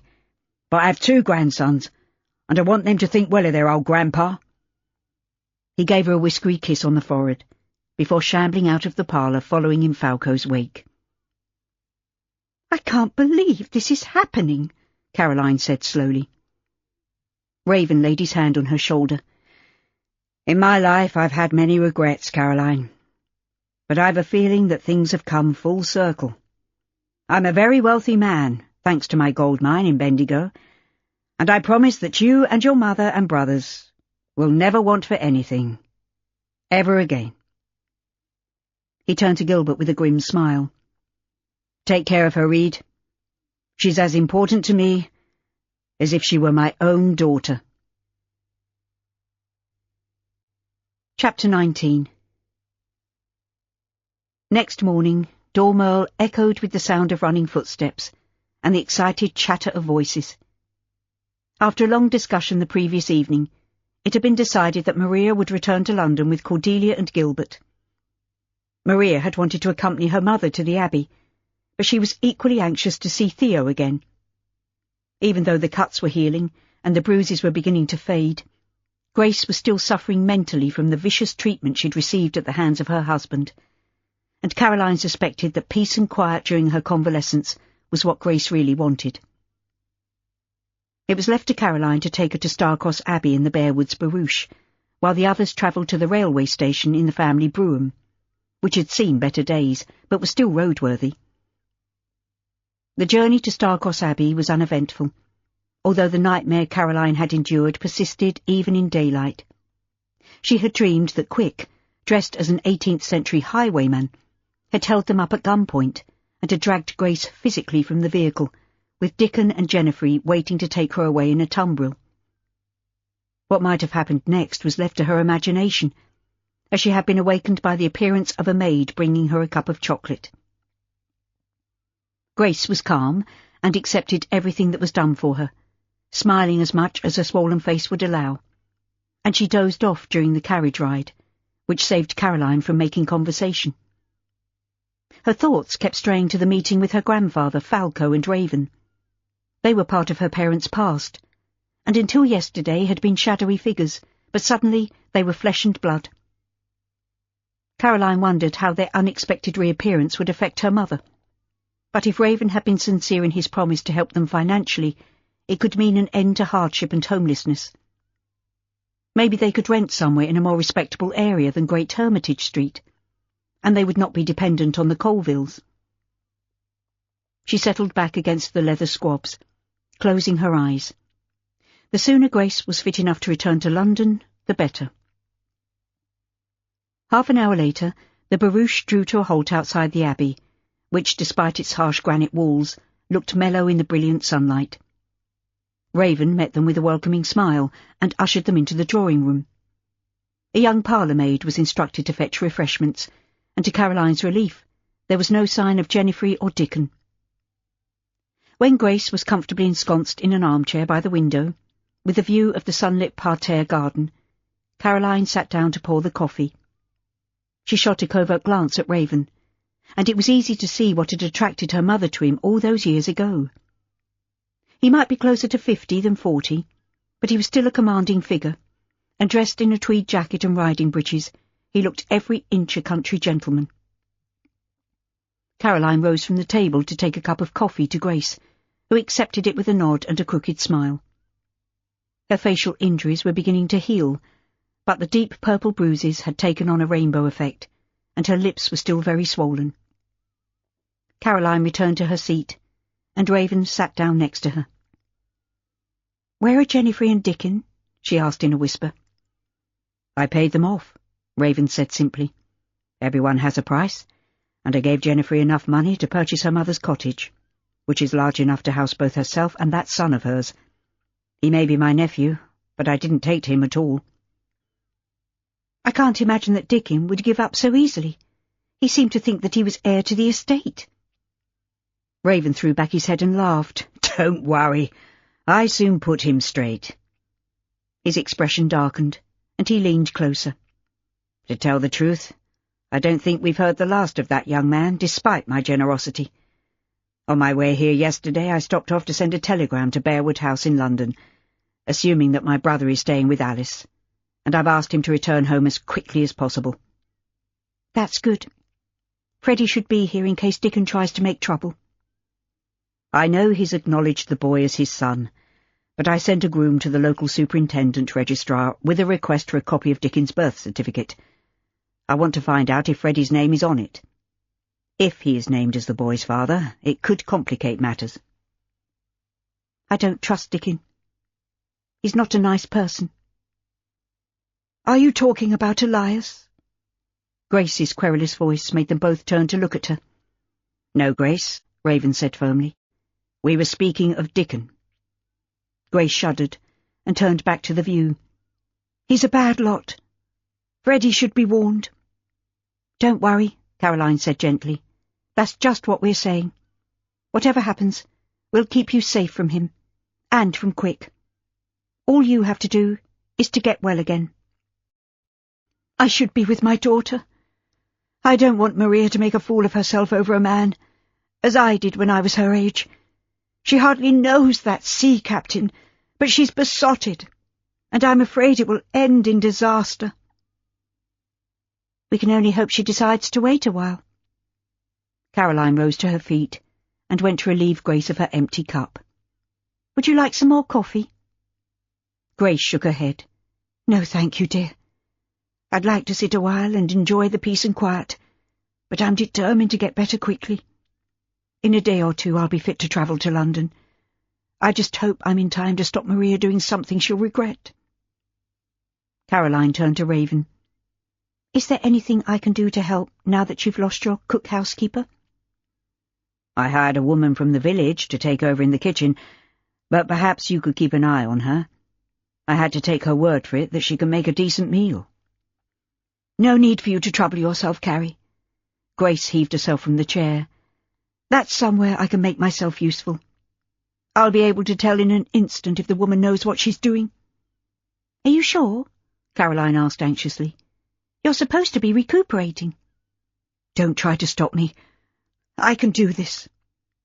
Grace limped from the room, clutching her side as if every step caused her pain. Caroline was about to protest when Raven laid his hand on her shoulder. "Let her go. She might save us from being poisoned by Mrs. Duffin. I think Grace is sensible enough to know when to rest, and having something to do will take her mind off her worries." "You're right. And I can help by getting our rooms ready. I think I can remember where everything is." "Freddie should be here later. I need to have a serious talk with my brother." Despite the fact that she was supposed to be working upstairs, Caroline couldn't resist the temptation to venture into Freddie's studio. His portrait of Grace was on a large easel in the middle of the room, and a shaft of sunlight played with the tones and texture of her naked flesh. He had caught on canvas the essence of her fragile, faded beauty, and the haunting sadness of her expression. Caroline knew little about art, but she was suitably impressed, and also deeply touched. It was as if Freddie had captured the soul of the woman he painted, and had saved this fragile beauty for posterity. Caroline had walked past the portraits of the Dilly Court ancestors each time she'd used the main staircase. But those people with their lifeless faces and dead eyes were simply images from history. The portrait of Grace, even in its unfinished state, spoke as much of the emotions of the artist himself as those of the sitter.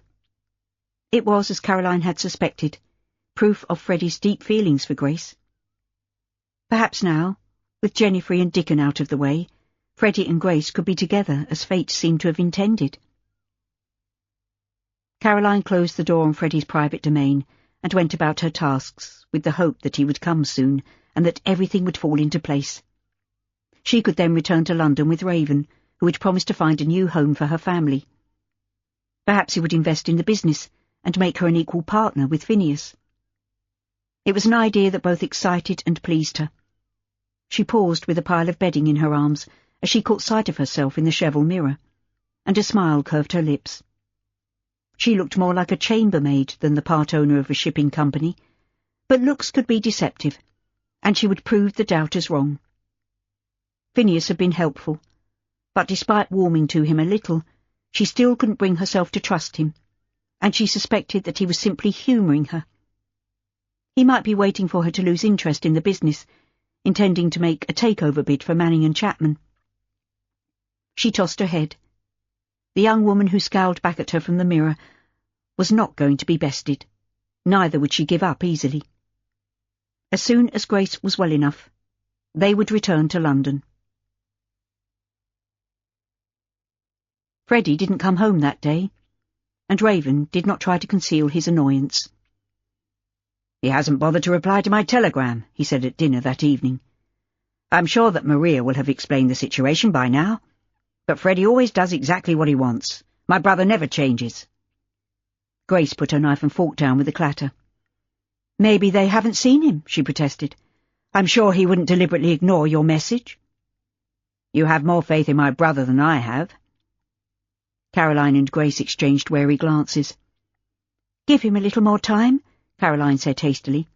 "We don't know how things are in London." "I intend to find out." Raven reached for his glass of wine and took a sip. "I'll travel up to London tomorrow morning. You'll be quite safe here, ladies. And I'll make sure the gatekeeper and the outdoor servants know that Dickon and Quick are not to be allowed anywhere near the house." "We'll be all right," Caroline said stoutly. "Do what you must, my lord." Raven shot her an amused glance. "I thought we'd agreed that you would call me Raven. I never use my title these days, or at least I don't in Australia. Although if it works to my advantage, I might throw it into conversation now that I'm home." "Do you intend to stay in England?" Grace asked. "No, at least not permanently. I've worked hard, and I've had a certain amount of luck, which has enabled me to have a house built to my exact requirements. I own a gold mine, and I have a half share in the Bendigo Queen. But what I'm really interested in are the reefer ships that the Americans use to transport frozen meat. If we could perfect the use of refrigeration in shipping, there would be a huge trade between England and the Antipodes." "That's amazing," Caroline said eagerly. "I wish our company had the money to invest in such a wonderful idea." Raven smiled. "Who knows? Maybe you will." True to his word, Raven left for London early next morning. Grace had virtually taken over in the kitchen, having found that Mrs. Duffin was next to useless. Her only talent was burning everything to a crisp, for which she blamed the range. But as Grace managed to use it without setting fire to the bacon or serving the porridge blackened and lumpy, it seemed that the fault lay firmly with Mrs. Duffin. However, she claimed to be a good laundress, and was relegated to the wash-house to light the fire under the copper, in readiness to deal with the soiled bedding, towels, and table linen. "Everyone is good at something," Grace said philosophically. "You just have to find out where their talents lie. Maybe Freddie will keep me on as cook general. I won't be his mistress, but I think I'd like to live here and look after him, on the understanding that Jennifer and that boy of hers are kept away, of course." Caroline was about to take a basket of towels to the laundry room, but she hesitated. "Don't you want to go back to London, Grace? I thought you were eager to spend more time with your daughter." "Of course I want to be near my girl, but if she's set on marrying that sea captain, there'll be no stopping her. She'll be off with him on his ship, and I'll be on my own in London." "Is there no chance of a reconciliation between you and your mother?" Caroline voiced the question, although she felt she already knew the answer. "None at all. My mother has a heart of pure granite. My brother, Everard, Finn's father, was her favourite, and my sister, Clarice, Gilbert's mother, wouldn't say boo to a goose. Mamma never liked me because I stood up to her." "I'm sorry." Caroline was at a loss as to what else to say. "It doesn't matter now, Carrie. I've been through worse since I married Elias. I'll never go back to him. Never." "Of course not," Caroline said firmly. "There's no question of that." She left Grace in the kitchen and took the washing to Mrs. Duffin, who was in the wash-house stirring the contents of the copper with a wooden stick. Her round cheeks were flushed from the heat and exertion, but she was singing at the top of her voice, and Caroline placed the basket on the table and left unnoticed. She was cheered by the improvement in Grace's mood, and her pragmatic approach to the life she might expect to lead if she chose to stay at the Abbey. Freddie would have his muse, and would have a good cook into the bargain. If he was genuinely fond of Grace, it would be up to him to sort out his tangled relationship with Jennifer, but then, lurking in the background, was Elias Quick. Divorce proceedings were expensive, and even though she knew little of the law, Caroline suspected that it would be very difficult for Grace to prove that she had been so cruelly abused. The day passed pleasantly, and in the afternoon Caroline took a pair of rattan chairs from the old orangery and placed them on the lawn.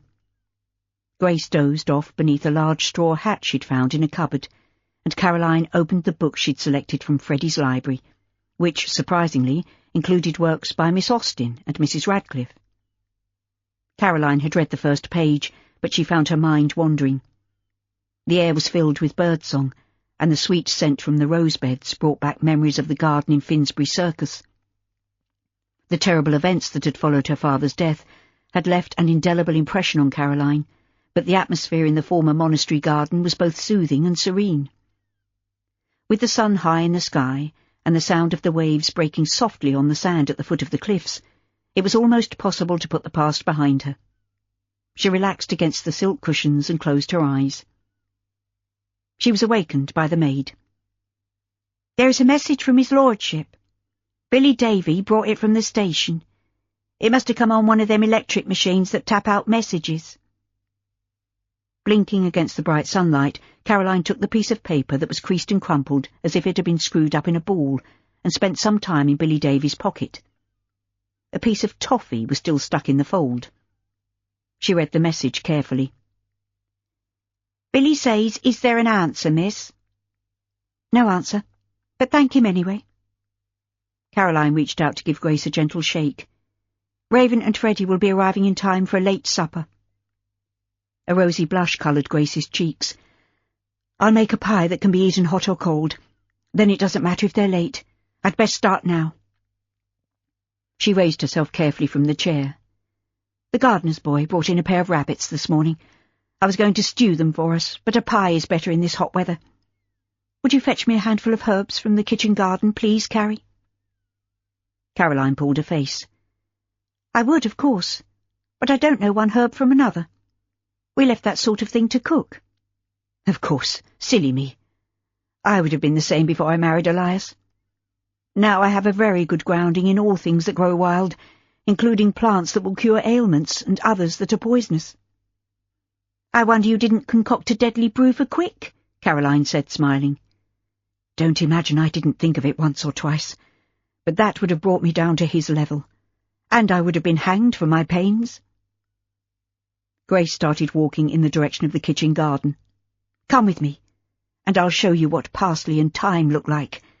I hope there's a bay tree, or even a rosemary bush. Look, Carrie, I'm walking without a limp. Isn't that wonderful? And the pain is getting less and less. The magic of Starcross Abbey is healing my injuries.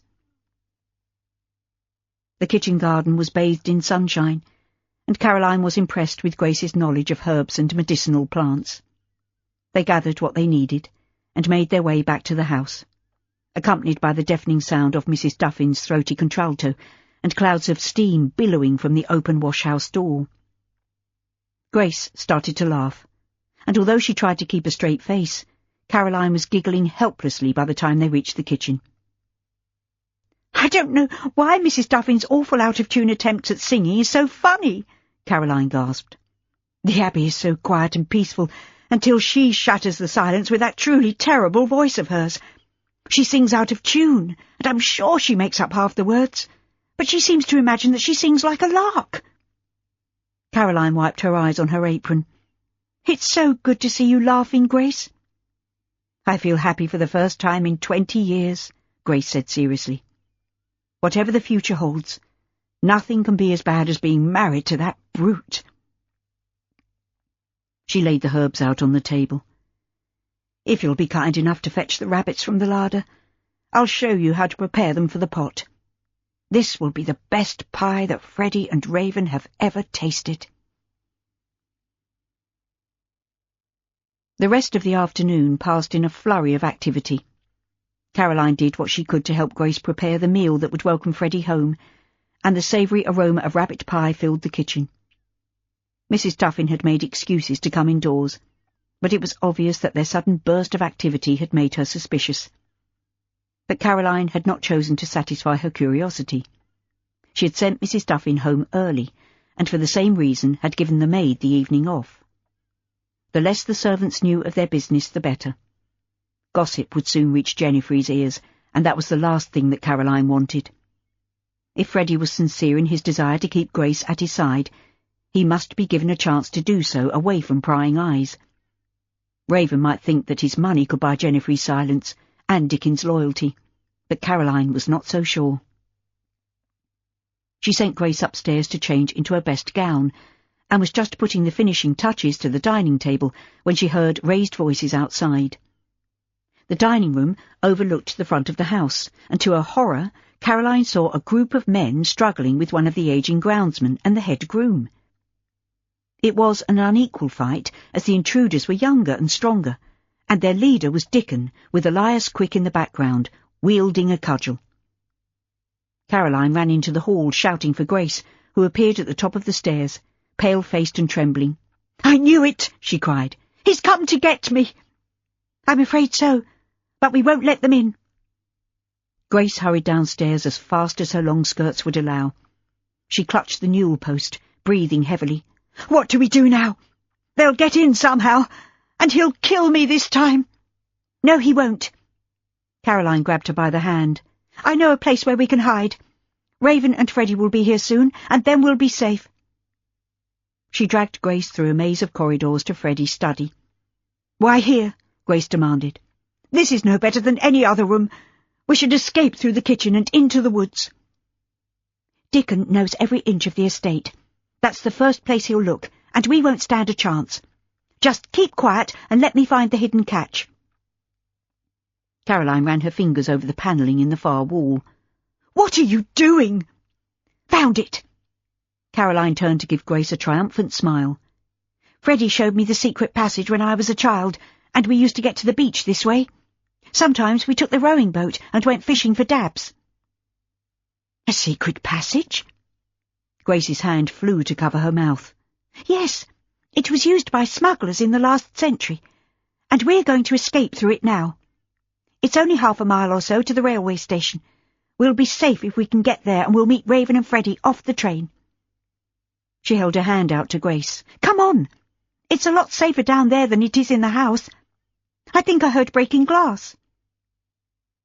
Grace needed no second bidding, and she squeezed through the narrow opening. It's very dark. Hold on a moment, I'll light a candle. Caroline snatched a chamber candlestick from Freddie's desk and struck a match. Holding the candle high above her head, she followed Grace into the passage and closed the door behind them. I'll go first. There are steps leading downwards, so mind how you go. I can hear the sea. It sounds very close, Grace whispered. Caroline could feel the cold air rushing towards her, and condensation dripped off the tunnel roof and walls. She remembered asking Freddie who had hewn the red sandstone, carving the passage through the cliff, but he protested that history was not his forte, and she'd better ask someone who was better informed. But then he had sworn her to secrecy, and she had never discovered the answer to her question. It was irrelevant now. All she knew was that it provided a means of distancing them from the intruders who meant them harm. However, it was only a matter of time before Dickon would realise where they had gone. He might not have been present during her past visits to the Abbey, and Freddie had good reason for keeping his love-child a secret, but Dickon would know every nook and cranny in the old building, and he would soon find them. It's not much further. Caroline made an effort to sound positive, but Grace was right. The sound of the waves crashing on the rocks was growing louder. I think I can hear them in the study, Grace said in a low voice. Dickon would be the only one to know about the tunnel. Best hurry now. Caroline led the way, slipping and sliding on the wet stone steps, and grazing her knuckles on the rough walls as she tried to stop herself from falling. She mustn't allow the candle flame to be extinguished. Grace stumbled and righted herself by clutching Caroline's arm, and for a moment it seemed that they would both tumble into the blackness. But Caroline wedged her elbow against the rock, and managed to steady both of them. Her arm was bruised and sore, but she ignored the pain, breathing a sigh of relief when she realised that they had come to the bottom of the steps. It really isn't far now, she whispered. I can see a glimmer of daylight. Thank goodness, because my legs are shaking so badly I think they might give way beneath me. The passage ends in a cave. We'll be there very soon. Caroline felt the salt air on her cheeks, and she pressed on with Grace clinging to her hand. Not far now. When we get to the beach, we're almost there. The waves are very loud. Can you see the mouth of the cave, Carrie? Caroline came to a sudden halt. The mouth of the cave was clearly visible now, as was the water that was lapping around her feet. She hadn't bargained for a high tide, and she could hear shouts echoing off the walls of rock. Their pursuers were coming, but they were cut off by the sea. I'm so sorry, Grace. The tide is in. We're trapped. Chapter 20. The waves were lapping gently round Caroline's feet, and the water seemed calm, almost inviting. Through the mouth of the cave she could see the sky, rose-pink in the sunset, and the wet sand beneath her feet suggested that the tide was on the turn. I can't swim. Grace clutched Caroline's arm. But I'd rather drown than go back to Elias. You won't have to. In the dark shadows of the rocky cave wall, Caroline caught sight of the rowing boat, moored to an iron ring. She bundled her skirts up round her waist. Wait there, Grace. You can't go into the water. I've done this once before, and it only came up to my waist. Caroline cocked her head on one side, listening. Can you hear them? They'll be on us in a few minutes. Let go of me! She wrenched free from Grace's frantic clutch and waded into the water. The sudden chill made her stomach clench, and she could feel the undertow as the water receded. But she reached the boat, and after a couple of unsuccessful attempts, managed to heave herself on board. Her fingers were numb with cold, but she untied the painter and manoeuvred the boat towards Grace. "You'll have to get your feet wet," Caroline said through chattering teeth. "Hurry, Grace. They'll be here any moment now." Quick's voice echoed off the walls of the tunnel, and Grace flung herself into the boat. Caroline thrust an oar into her hands. "Do as I do. The tide is on our side." Quick and Dickon had reached the end of the tunnel, and they waded into the water, but they were soon waist-deep, and a combination of desperate sculling and the ebb tide helped the small craft out to sea. "It's no good, Carrie." Grace bent double over the oar, gasping for breath. "My ribs hurt, and I can't row any quicker." "We need to get away from the shore." Caroline grabbed the oar from Grace and began rowing furiously. "Where are we going?" Grace clutched the sides of the boat, glancing anxiously over her shoulder. "They can't follow us unless they can swim like porpoises," Caroline said, chuckling. "But they'll probably make for the beach, where they think we'll put ashore." "Where are we going, then?" "Let me concentrate on rowing." Caroline was beginning to struggle as the tide and currents were taking them further and further from the shore. She hadn't handled the oars of a boat for several years, and she could feel a change in the weather as the wind increased and the sky darkened. The sun was obscured by dark clouds, and spots of rain landed like pinpricks on her cheeks, numbing her fingers as they curled around the oars. Grace huddled, petrified in the stern, covering her face with her hands. A sudden flash of lightning was followed by a rumble of thunder, and a gust of wind seized the boat, sending it scudding out of her control. Caroline struggled to hold on to the oars, but one of them snapped in two, and she was left holding a broken spar. She tossed it into the sea, attempting to scull, using the remaining oar, but she was no match for the elements, and they bobbed about on the waves like a child's toy. The sky visible between the heavy black clouds was sulphurous yellow, and the boiling black mass of water had them at its mercy. Caroline shipped the oar and held on to the gunwales for dear life. The flashes of lightning were followed seconds later by ear-splitting crashes of thunder, loud enough to waken the dead. The boat was bouncing off the waves, plunging into troughs, and then, by some miracle, came up head to the wind. Then, even more terrifying, Caroline was aware of a dark shape looming above them, and they were heading for it at an alarming speed. The keel grated on shingle, and for a moment it seemed as though they were safe. But then a huge wave flipped the boat over, and they were flung into the water. Gasping for air, Caroline crawled up the beach, raising herself to her knees as she struggled for breath. "Grace!" She scrambled to her feet and stumbled over to where Grace lay, face down in the surf. Caroline used the last of her strength to pull her clear of the water. "Grace! Speak to me!" Grace retched and turned her head as she coughed up seawater. Caroline raised her to a sitting position. "You're all right. We're safe. On shore." "Where are we?" Grace looked round dazedly. A flash of lightning illuminated the small cove, surrounded on three sides by high cliffs. A wooden jetty jutted into the water, and across the dark expanse of the bay, Caroline could see pinpricks of light from the mainland. "It's Bear Island," she said softly.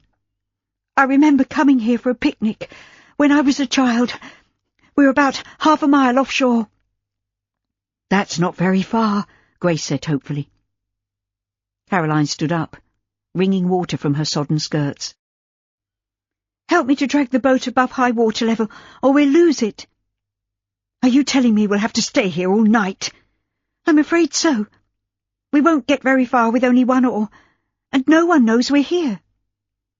"But Elias and Dickon know that we took the boat." "Yes, but they won't know that we were washed up on this beach, and the island is uninhabited." Caroline could see that Grace was close to tears, and she made an effort to sound positive. "We'll move the boat first, and then we need to get dry."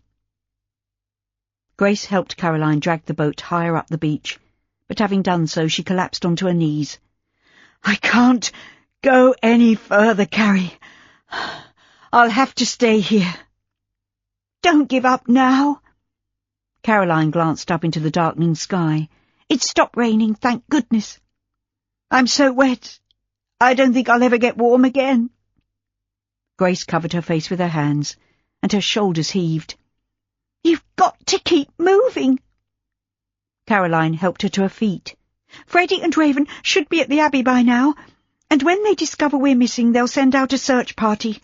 We're safe here, for now, but we have to find shelter. I can't go any further, Carrie. I'm sorry, but I'm done in. If I remember rightly, there's a path that leads from the beach to the top of the island, and there's a hut that the fishermen used to use to watch for shoals of fish. Oh, that's what Freddie told me. Anyway, if it's still there, we'll be able to shelter until morning. I don't think I can walk that far. My gown is so wet, I can hardly stand. Caroline began to unbutton her bodice. I'm going to take mine off. It'll make walking easier, and it's not cold. My teeth are chattering. Then take off your dress and start walking. There's no one to see us, and we'll die of lung fever if we don't get warm. Caroline allowed her soaking garment to fall to the ground. She picked it up and looped it over her arm. Are you coming, or are you going to spend the night on the beach? It was a long walk up the steep incline, and they had to keep stopping to allow Grace to catch her breath. But eventually they reached the top of the island, and as Caroline had said, there was a stone hut perched on a vantage point overlooking the whole bay. The storm had abated, and in the moonlight the small building looked lonely and dilapidated. The door creaked and opened, although it hung precariously on one hinge, and Caroline stepped inside. There was no glass in the windows, and judging by the smell, birds had obviously been nesting in the rafters, but it was shelter of a sort, and reasonably warm. A shaft of moonlight filtered through the small windows, revealing wooden benches built along two of the longest walls. At least we can lie down. Caroline heaved the door shut, and clicked the latch into place. I'm almost dry after that walk. How about you, Grace? I'm so tired. I could sleep anywhere. Grace sank down on one of the benches. I suppose I should be thankful that we're alive. But I'm starving, and I keep thinking of that pie we took so much trouble to make. Caroline hooked her wet gown over one of the window frames, and did the same with Grace's equally sodden dress. I'm hungry too. Grace stretched out on the rough planks. How will we let them know where we are? We could make a flag from our clothes. We'll think of something. And Freddie will see that the boat is gone. We've survived so far, haven't we? Caroline eased herself onto the bench and lay back. She was certain that she would not sleep a wink on such an uncomfortable bed. But she was exhausted, and she closed her eyes. She awakened suddenly and found herself lying on the floor in a pile of dried moss and straw. For a moment she didn't know where she was, and then she remembered. She raised herself to a sitting position and glanced anxiously at Grace, who was still asleep, although it was daylight and sunshine streamed through the windows. Caroline scrambled to her feet and stretched. Every bone in her body seemed to ache, but she was alive, and for that she had to be thankful. She was also very hungry, and she decided to leave Grace to sleep while she went outside to look for something to eat. Perhaps she would find some blackberries. Although born and bred in the city, she had very little knowledge of what she might find growing in the wild.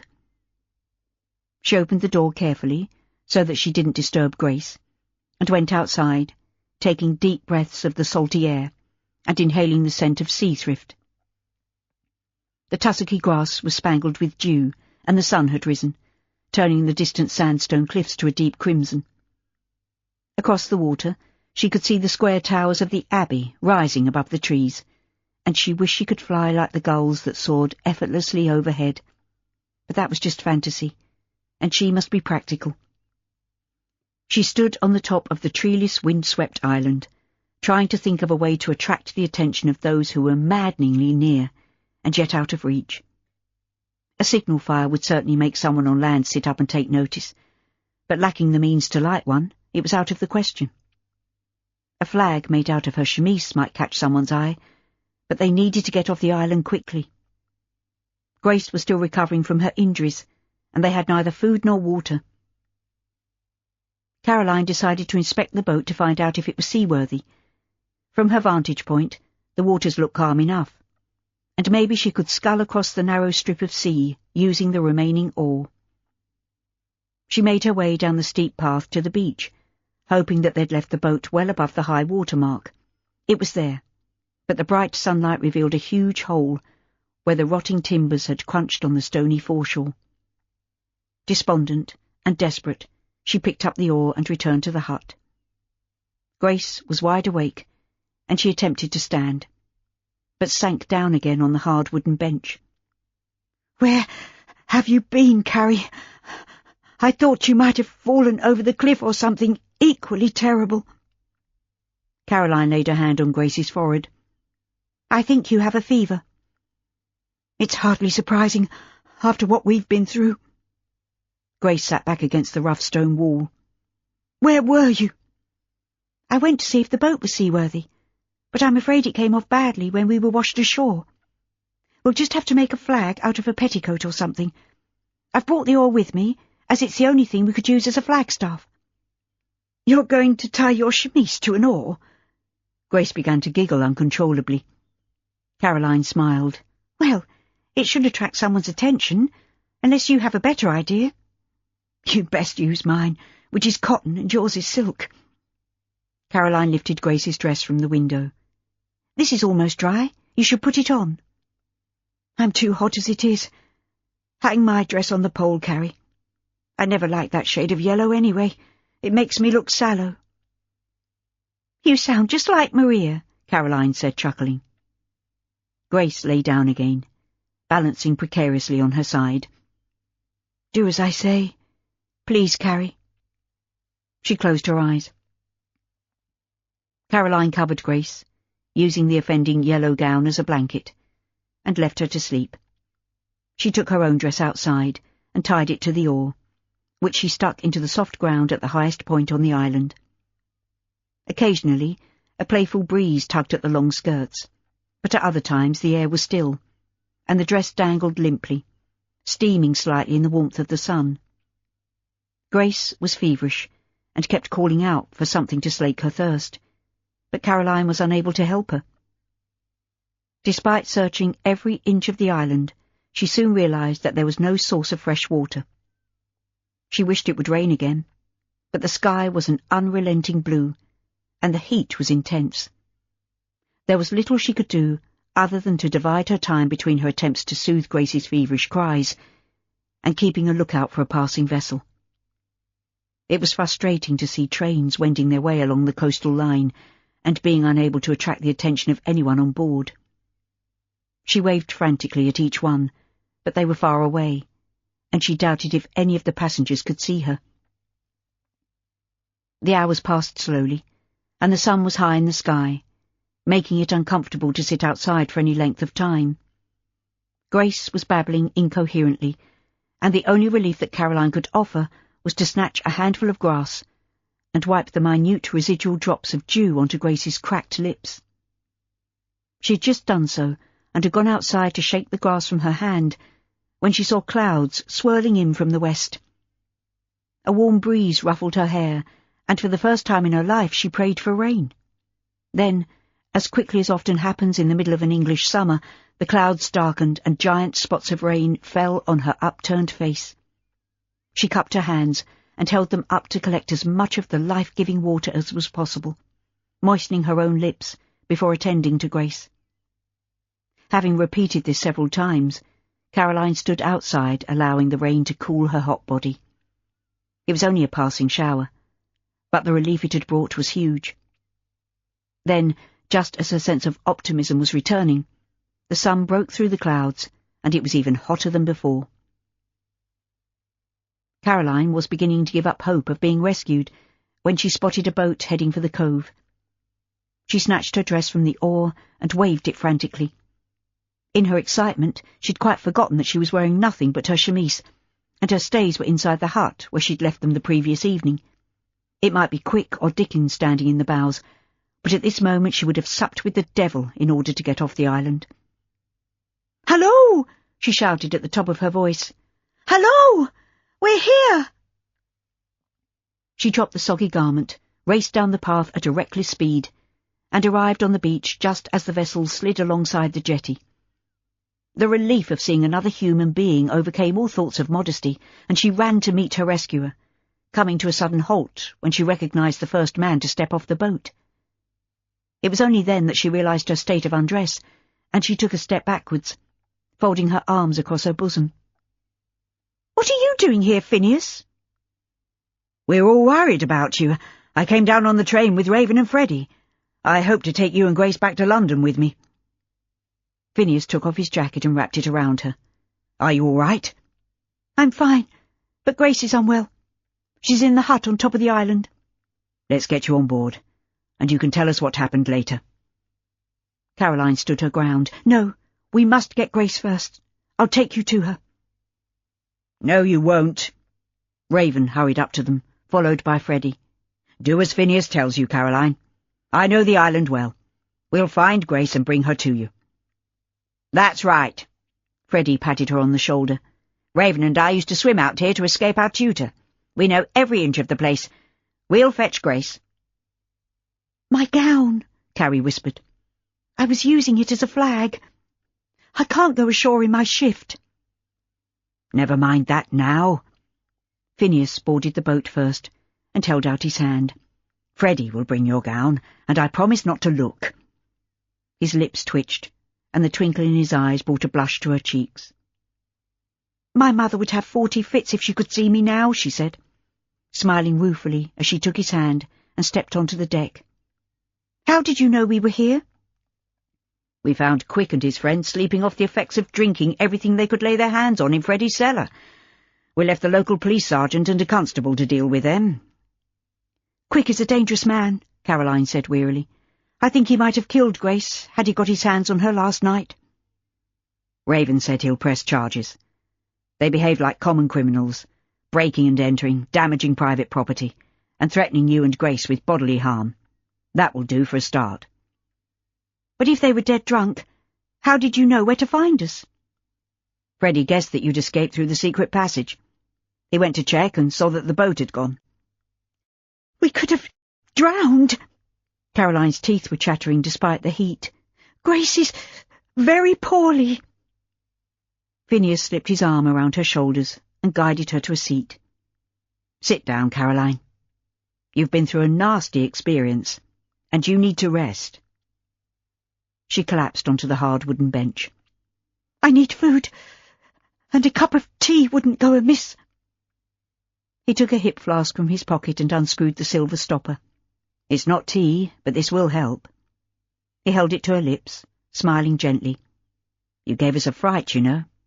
Freddie knew that the rowing boat was in a poor state of repair. You and Grace were lucky it got you this far."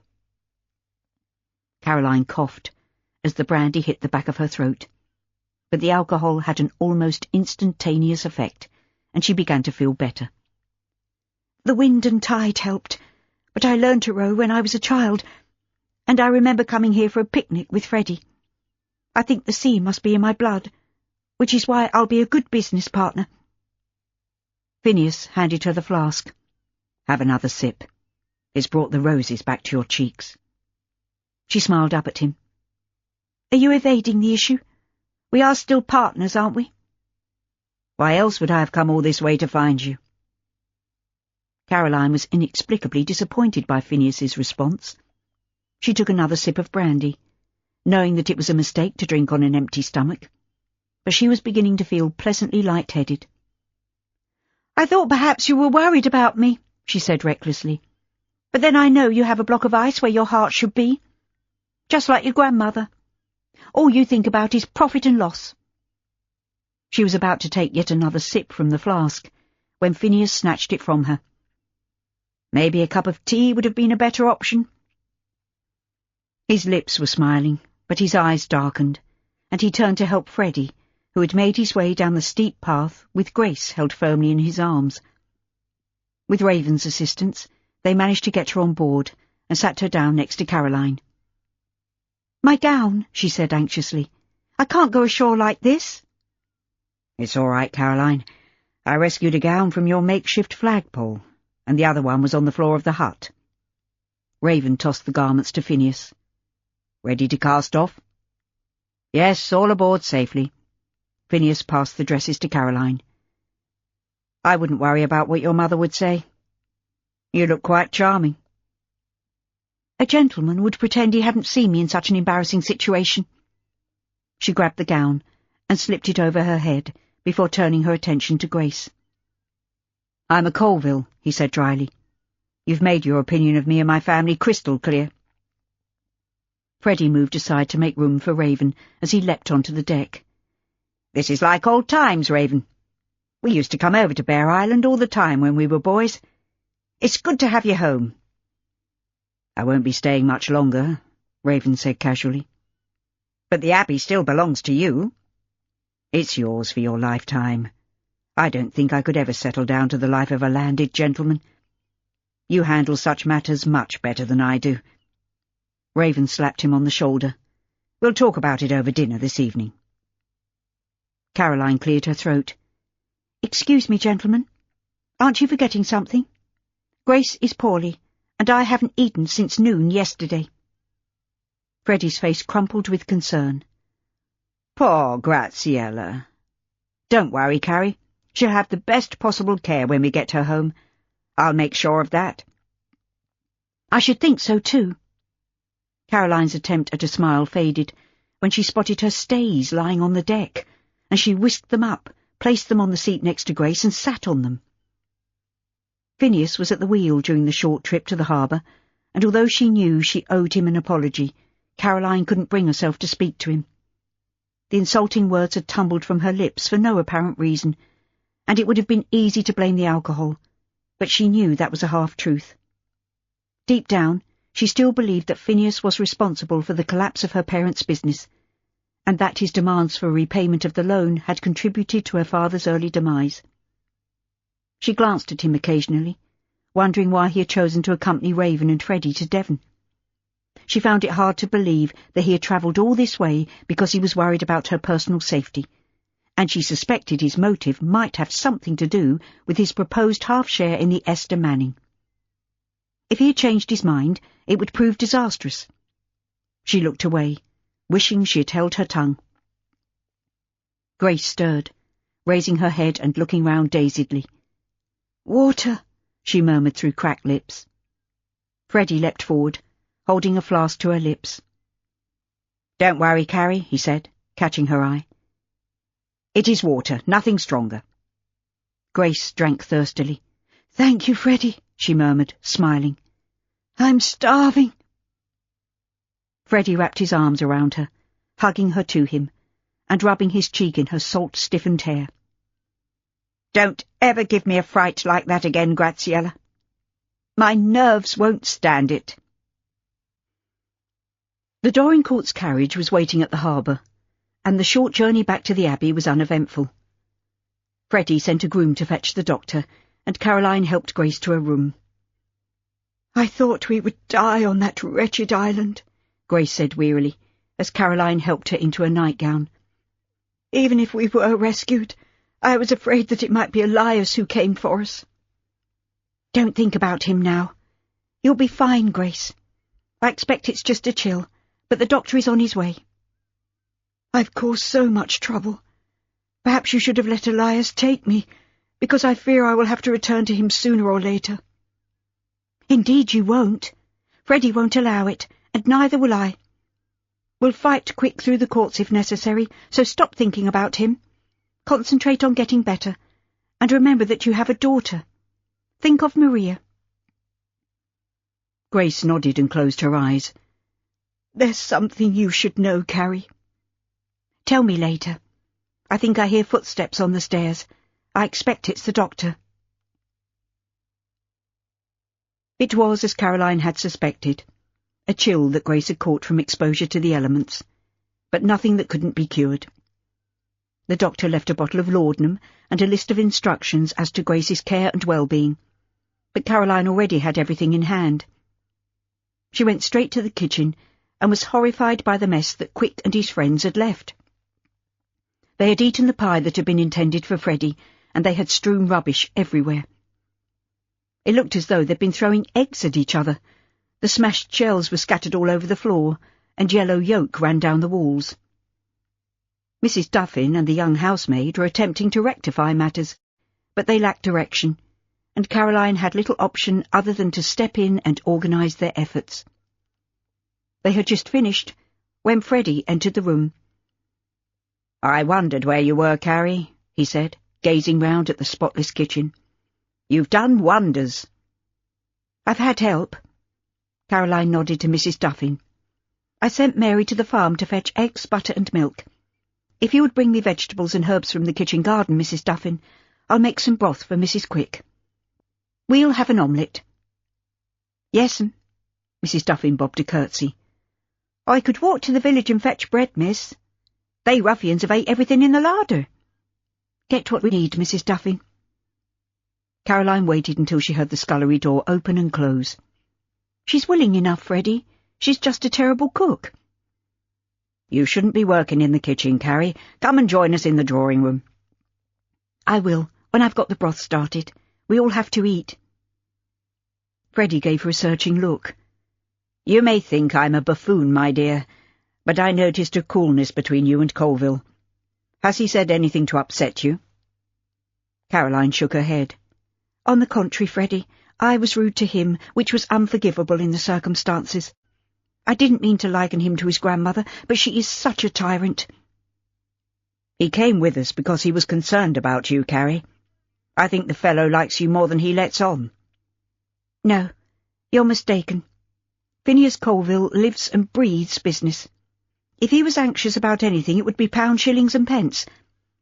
I suspect an ulterior motive, although I'm sure that Mamma would handle company matters far better than I ever could." "Your mother is doing well, but her main concern is for your brothers. I think she feels that she has spent too little time with them in the past. She told me that she devoted all her time to working with Jack and her brother to make Manning and Chapman a success, but that now they've gone, she doesn't feel the same enthusiasm for the business." "That's probably why Phineas came for me. I believe that he wants complete control of our company, and he'll offer to buy us out." "He could do that anyway, Carrie. Some people would think it a good thing for all concerned, and I'm sure he would be generous." "Whose side are you on, Freddie?" "I'm strictly neutral in this matter, but I think you might be missing the point. Could it be that he cares just a little for you, my dear? I'm well versed in affairs of the heart. I've had enough in my lifetime. I think I know the signs and symptoms." "No, Freddie, you're quite mistaken." Caroline turned away, unable to look him in the eye. "Ours is a purely business arrangement." "If you say so, my dear. Anyway, I want to thank you for everything you've done for Grace. I intend to press charges against Quick, but I'll let Dickon off if he promises to join the army. I've had enough of that young man's conniving and posturing. He might be my son, but what he needs is discipline, and that's what he'll get." "What about Jennifer?" "She has the cottage, and I'll give her an allowance. I can do no more. She wasn't a child when we got together, and she has a husband somewhere in the background." "How does Grace fit in with your plans?" A wry smile curved his lips. "My intentions are strictly honourable. I will marry her as soon as she is free from that vicious brute." Caroline gave him a hug. "You are a good man, Freddie. I love you as if you were my uncle. Anyway, I have work to do, or no one will get fed today. I'd better see to the soup before Mrs. Duffin has a chance to meddle." "Grace is a wonderful cook," Freddie said wistfully. "But of course it wouldn't do for her to work in the kitchen after we're married." "I'm sure she'll have time to train someone to take over from her." Caroline managed to keep a straight face as she hurried from the room.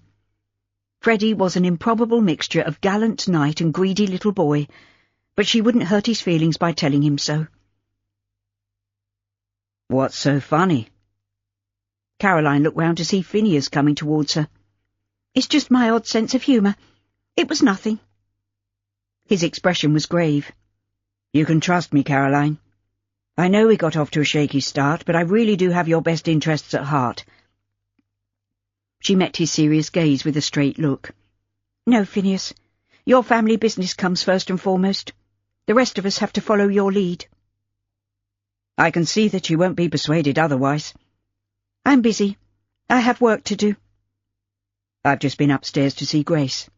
She insists that she'll come down to dinner tonight. Apparently she has something to tell us all that simply won't wait." Chapter 21. Grace refused to stay in bed, and insisted on joining them for dinner that evening.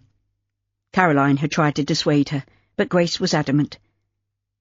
"I can see that you have the Colville stubborn streak," Caroline sighed, shaking her head.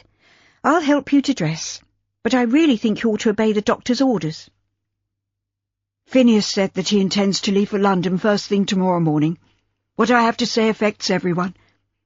I've kept quiet for too long, and it's time I spoke up. It's for your sake as well, Carrie. Believe me." "All right, but I think perhaps you ought to concentrate on sorting things out with Freddie. He's desperate for you to remain here." "I'll do that, too." The meal would have consisted mainly of the vegetable broth, followed by an omelette, had Mrs. Duffin not been so determined to prove her worth. She had gone in person to the nearby farm, and if her account were true, had selected and wrung the neck of the chosen bird. Returning in triumph, she had plucked and prepared the chicken for the oven, acknowledging Caroline's praise with a sly grin. Grace would have a battle on her hands if she decided to take over the kitchen permanently, but it was her own problems that were uppermost on Caroline's mind. She had been away from her family for too long, and she must return to London as soon as possible. Having left Mrs. Duffin and Mary to serve dinner, Caroline stood with the ladle poised over the tureen, waiting for everyone to be seated at the dining table. Freddie insisted that Raven took his rightful place at the head, and Grace sat on his right. With everyone settled, Caroline began serving the soup, but was interrupted by Grace, who rose to her feet. "I have something very important to say." She reached for her wine-glass and sipped, as if to give her courage to continue. "I'm only revealing this now because I think it's absolutely necessary." "Speak up then, Grace," Phineas said, smiling. "I'm glad you're feeling better, but be quick or the soup will be cold." "This isn't a laughing matter." Grace shot him a baleful glance. "I've kept this secret locked away in my heart for over 20 years. But I have to tell you now that I was young and very much in love with Maria's father." Caroline sank down on her chair. Whatever it was Grace had to say was obviously causing her a great deal of pain, and Caroline was suddenly nervous. "You don't have to do this, Grace. You've been through a terrible ordeal. Don't make things worse for yourself." "I have to tell you, Caroline. This affects you particularly, and you, Phineas, and Maria, my daughter." She drank more wine, placing the glass on the table with a shaking hand. "This isn't easy to say." "Come on, old girl," Freddie said cheerfully. "It can't be that bad, and I'm hungry." "I'd had a crush on Maria's father since I was 15, Grace continued dreamily. "We met occasionally at social events, and I imagined myself to be in love with him, even though I knew he was engaged to someone else." "It was a childish attachment," Freddie said casually. "I expect whoever it was felt flattered. I know I would be in similar circumstances." Phineas shot him a disapproving glance. "Go on, Grace. You can't stop now." "One evening, after my chaperone had been taken ill in the middle of a ball, and she left early, the man I hero-worshipped took pity on me and escorted me home. Everyone was asleep, apart from the maid who let us in, and my parents always went to bed on the stroke of 10. Grace reached for her glass and drained the last drop of wine. "We both drank too much champagne. But he was about to leave when I begged him to stay. I kissed him, and he kissed me back. I knew he didn't really want me, but I was mad with love for him. I realized afterwards that what I'd done was wrong, and I was ashamed. which is why I never told him that I was with child." "Who was this fellow who took advantage of a young and innocent girl?" Phineas demanded angrily. "I told you that it was my fault, Finn. I take full responsibility for my actions, and I've paid for my mistake over and over again." "Who was he, Grace?" Caroline found her voice at last, but she had already guessed the answer to her question. "I'm so sorry, Caroline. It was your father, Jack Manning. I promised myself I would never tell a living soul, but now I see that I was wrong." "You should have told our father," Phineas said angrily. "He would have made Manning face his mistake and make reparation." "Essie will be heartbroken," Raven said slowly. "I would have horsewhipped him, had I known." "Stop it, all of you," Caroline cried passionately. "What's done is done, and I have a sister." She turned to Grace with a watery smile. "I knew from the start that Maria was special." "Half-sisters," Grace nodded tearfully. "Your papa wasn't to blame. I'm sure that he loved your mother with all his heart." "Raven is right," Caroline said softly. "My mother will be devastated." "It happened only once," Grace insisted. "It meant nothing to Jack." "That's easy for you to say now, Grace, but this changes everything." Phineas turned to Caroline. "You're related to the Colvilles, whether you like it or not." "This has nothing to do with Caroline," Raven said angrily. "What Jack did was wrong, but he's not here to defend himself." "I agree." Freddie reached for the decanter and refilled Grace's glass. "It all happened 20-odd years ago. Time to let it go." "Have you told Maria?" Caroline asked anxiously. "She'll have to know." Grace shook her head. "We've spent so little time together, and my problems with Elias have come between us. I want to make amends, but I don't know if she'll want to see me again when she discovers the truth." Caroline shot a wary look in Phineas's direction. "Don't worry, Phineas. I'm not a threat to the Colville shipping dynasty. I don't want anything to do with your wretched business." "We'll discuss this at a later date," he said coldly. "This isn't the time or the place." "I agree with Phineas." Raven took the ladle from Caroline's hand and filled her bowl with the steaming broth. "As a concerned friend, I would say that Essie's feelings ought to be considered before this becomes widely known." He served himself before passing the tureen to Freddie. "My mother will have to know before word gets out," Caroline said worriedly. "Heaven knows how Maria will take the news. Will you tell her, Phineas?" "She's fond of you, Caroline, and I think it might be best if you tell her." Phineas turned to Grace, shaking his head. "You should have been honest from the start. Your silence hasn't helped anyone." "I am so sorry," Grace whispered.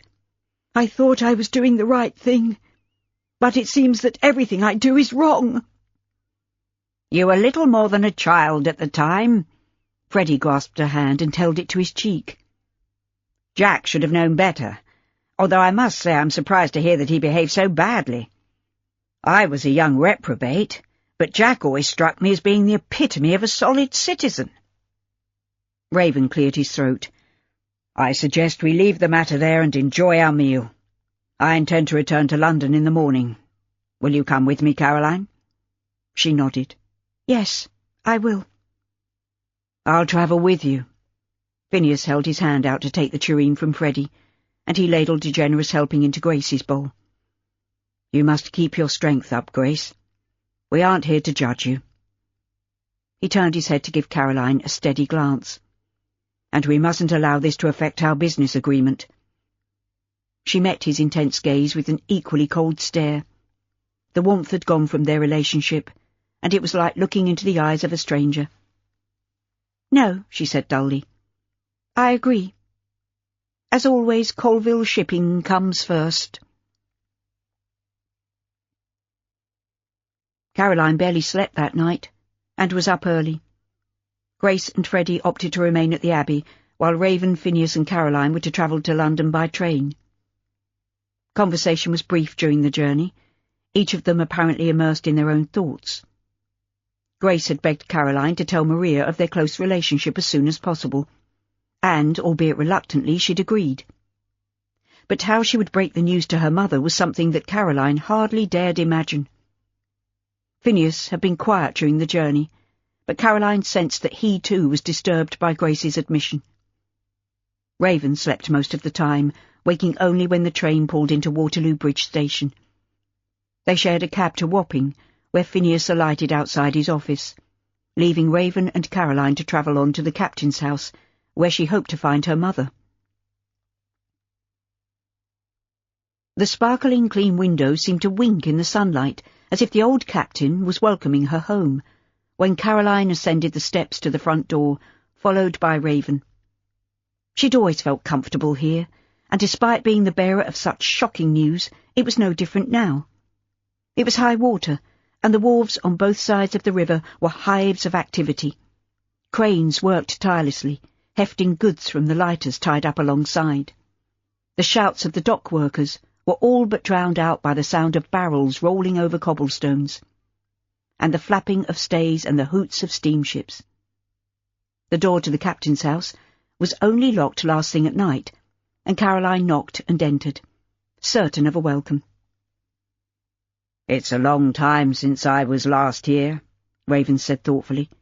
"I should have returned to London long ago, if only for a brief visit." "Well, you're here now. I'm sure that Mamma will be delighted to see you. She's often spoken of you." "Really? Nothing bad, I hope?" "Of course not. I think she was very fond of you." Caroline opened the door and stepped inside. Sadie popped out of the front parlour with a big smile on her face, putting Caroline in mind of the little wooden lady on a weather house that her father had brought back from Germany. The happy little woman only came out when the sun was shining. Today it was glorious outside, but Caroline could feel a big black cloud looming over them. "It's good to see you, Carrie." Sadie gave her a hug, but her eyes widened when she saw Raven. "Good Lord! You're the last person I expected to walk through my door, Raven Dorincourt." He kissed her on the forehead. "How are you, Sadie? Although I hardly need to ask. The years have been kind to you." Sadie flapped her apron at him, spots of colour staining her cheeks. "Oh, get on with you." "No, I mean it. You were a skinny little thing when I first met you, but now you're a handsome woman, Sadie Dixon." "Soon to be Mrs. Lawrence Bromley," Sadie said smugly. "I must congratulate the lucky man," Raven said smoothly. "I hope he's worthy of you, Sadie." She giggled, blushing like a girl. "Shut up, Raven. I know it's Essie you've come to see, but she's at the office." She led the way to the kitchen with Caroline close on her heels. "Is Jimmy well now?" Caroline asked anxiously. "Fully recovered, I'm glad to say. Quite back to his old mischievous self." "It's very quiet." Caroline glanced at the clock above the range. "It's time for lunch, but surely they aren't studying on a day like this." "Lawrence has given them all a holiday, and he's taken your brothers and the 2 new boys who started yesterday on a fishing trip upriver." "It's good that Lawrence has new pupils, but it seems a strange time for them to start," Caroline said, momentarily diverted. "To tell the truth, I think their parents simply wanted them out the way." Sadie heaved a sigh, and her eyes darkened.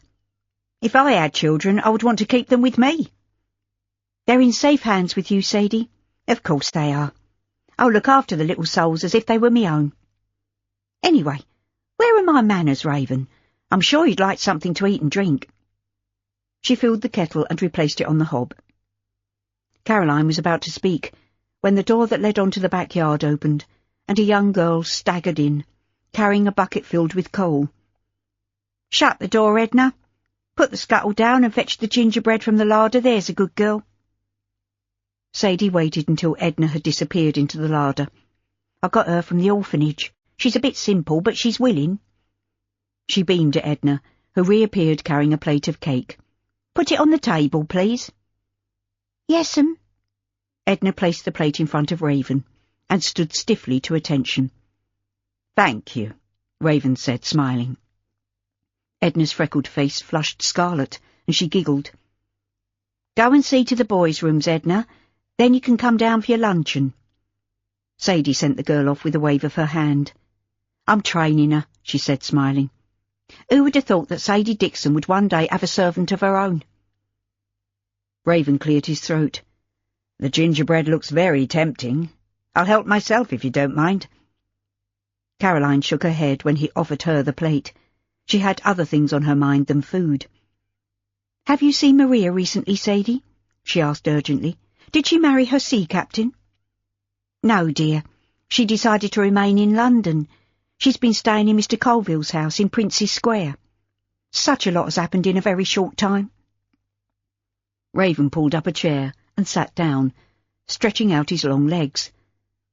"I've missed all this while I've been living a bachelor existence in Bendigo." "It was your choice." Sadie bustled about, taking cups and saucers from the dresser. "I always thought you and Essie would make a match of it, but you didn't." She reached for the teapot. "Where was I? Oh, yes, I remember now. I was saying that the company couldn't find a replacement for Theo, and Maria was supposed to travel down to Dover to get married, but she changed her mind. A good thing, too, if you ask me." "I don't suppose that Captain Reed had anything to do with her change of heart?" "He is rather dashing, apart from being related to the Colvilles, which makes him quite a catch, and they do seem to get on very well together." Sadie threw back her head and laughed. "Oh, to be young again! Mind you, I prefer to be my age and have all that silliness behind me. Lawrence and I have named the day, and the first of the banns was read last Sunday. At my age I can't afford to wait." "You're not old, Sadie. What are you, 32 or 33? My mother was a grandmother at 32. Would you like some more gingerbread, Raven? I've just made another batch. The boys love it." "I haven't tasted gingerbread for years," Raven said, smiling. "My cook in Bendigo is an ex-convict and has only just mastered the basics." Caroline took a seat at the table. "I have something to tell you, Sadie, although I really wanted to tell Mamma first, but you'll know soon enough." Sadie's smile faded. "What is it, dear? You're not sick, are you? Has anything happened to Grace or Freddie?" "No, I'm well, and so are the others, but this concerns Grace and Maria." Caroline repeated what Grace had told them the previous evening, and when she finished speaking there was a moment of stunned silence. "Well, I never did!" Sadie shook her head. "Who would have thought it of Jack? He loved your mother so much. I can't believe that he'd do a thing like that." She dabbed her eyes with her apron. "It'll break Essie's heart. Or she mustn't know, Carrie. Don't tell her." "It's no use," Caroline said gently. "Now that Grace has let her secret out, there's no stopping it. Maria will have to know, and it would be cruel to keep it from my mother. I dread telling her, but I feel I must tell Mamma first." Sadie stood up, ripping off her apron. "Then I'm coming with you. Essie will need a friend standing by her." She glowered at Raven. "You were Essie's friend. You'd better come as well." Sidney Masters was seated in his usual position at the front desk. The office looked neat and clean, but there was none of the hustle and bustle Caroline remembered from the old days, when she'd come to visit her father and mother. Masters greeted her with a wary look, as if expecting trouble, but he relaxed a little when she made it plain that she'd come to see her mother. He rose stiffly from his chair. "I'll just check to see if it's convenient, Miss Manning." Caroline was too nervous to wait. "It's all right, Mr. Masters. She won't be too busy to see us." She walked past him and let herself into the main office, which had once been the centre of their shipping operation. The walls covered with charts and lists of ship movements, and clerks working at their desks. Esther sat in solitary state behind the desk where Ezra Parkinson had once ruled the department. She rose to her feet, smiling and holding out her hands as she walked towards them. "Caroline, darling." She came to a sudden halt when she saw Raven. "No, I don't believe it. What are you doing all this way from Bendigo?" She rushed past Caroline to grasp Raven's hands. "You're really here?" "Are you pleased to see me, Essie?" The warmth in his voice and the teasing smile in his eyes as he raised her hands to his lips came as yet another shock. Caroline had been used to seeing her parents together, but now she was seeing her mother in a new light. Until this moment, Esther Manning had been a mother figure, slightly remote during Caroline's younger days, but much loved and respected. It came as a surprise to realise that men still found her mother attractive, and Sadie had a smug smile on her face, as if she was party to a well-kept secret. Caroline was intrigued. "Why didn't you let me know that you were coming, Raven?" Esther demanded, breaking free from his grasp. "Has my pa come with you?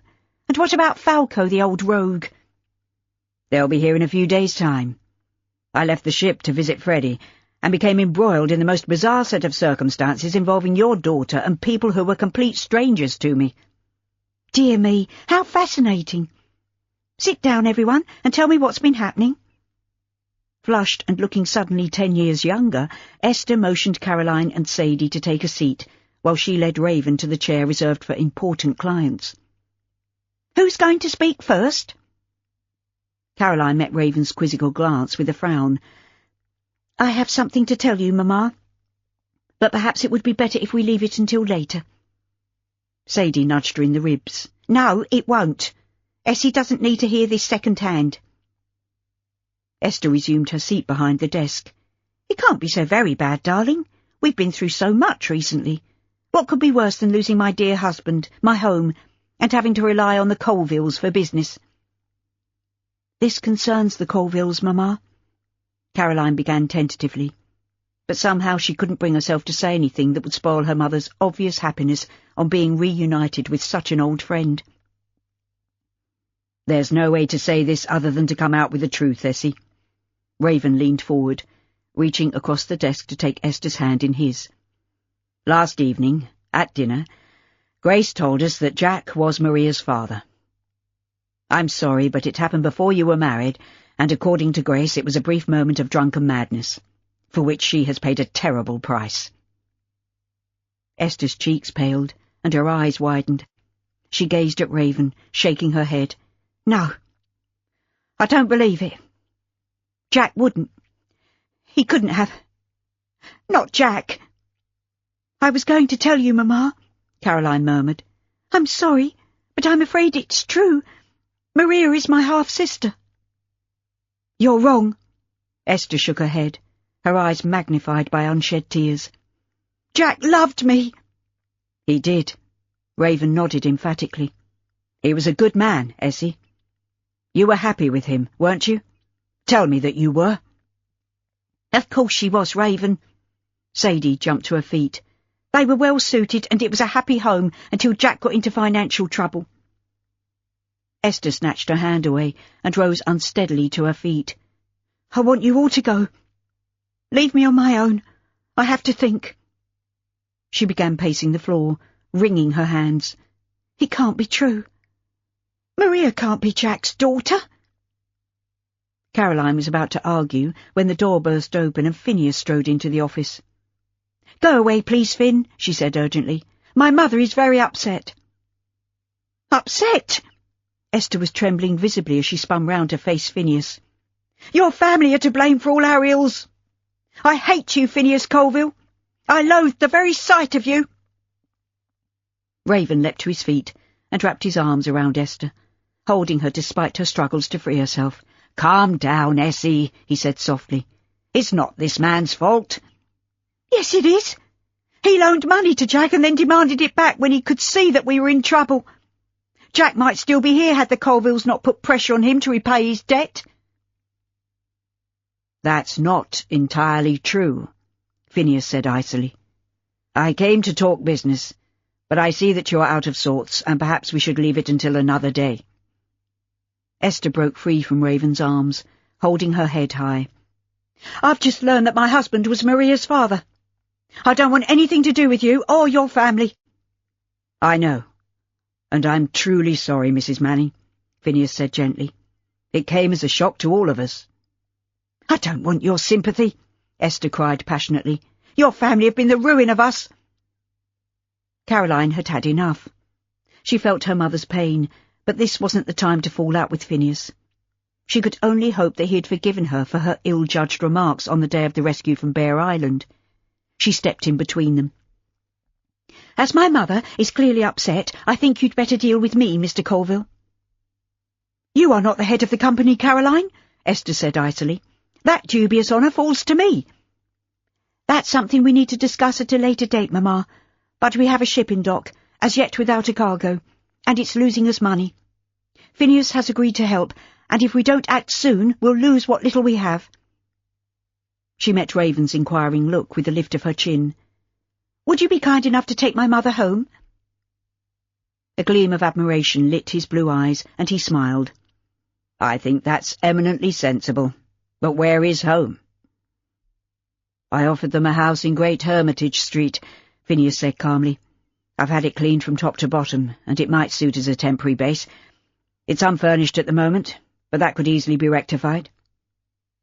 Great Hermitage Street, Raven frowned. I think I know it, and it's not the sort of area that would suit Mrs. Manning. I can speak for myself, Esther protested. I don't need you to tell me what I can and cannot do, Raven.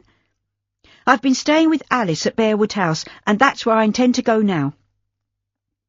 You should, by rights, own the captain's house, Sadie said in a low voice. Nonsense! Esther turned on her with an angry frown. It was I who advised Jack to leave it to you. Anyway, it would have been sold to pay off our creditors had it not been your property. You're part of my family, Sadie, and we look after each other. Sadie nodded. You'll always have a roof over your head while I live there, Essie. I'll never let you down. Phineas made a move towards the doorway. You don't have to worry about your ship, Mrs. Manning. A cargo will be found and the crew will be paid. And I'm sure whatever you do will be for the benefit of your own company, Esther said angrily. I neither trust nor like you, Phineas Colville. I know who my friends are, and that doesn't include you. Caroline opened her mouth to protest, but Raven forestalled her. He tucked Esther's hand in the crook of his arm. This is getting us nowhere, my dear. Maybe you could stay with Alice for a few more days while we look for somewhere more suitable. All right. Esther turned to Carrie. Do what you must.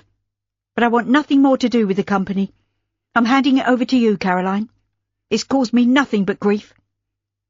She marched out of the office, leaving a shocked silence in her wake. Raven was the first to recover. A sensible decision, he said firmly.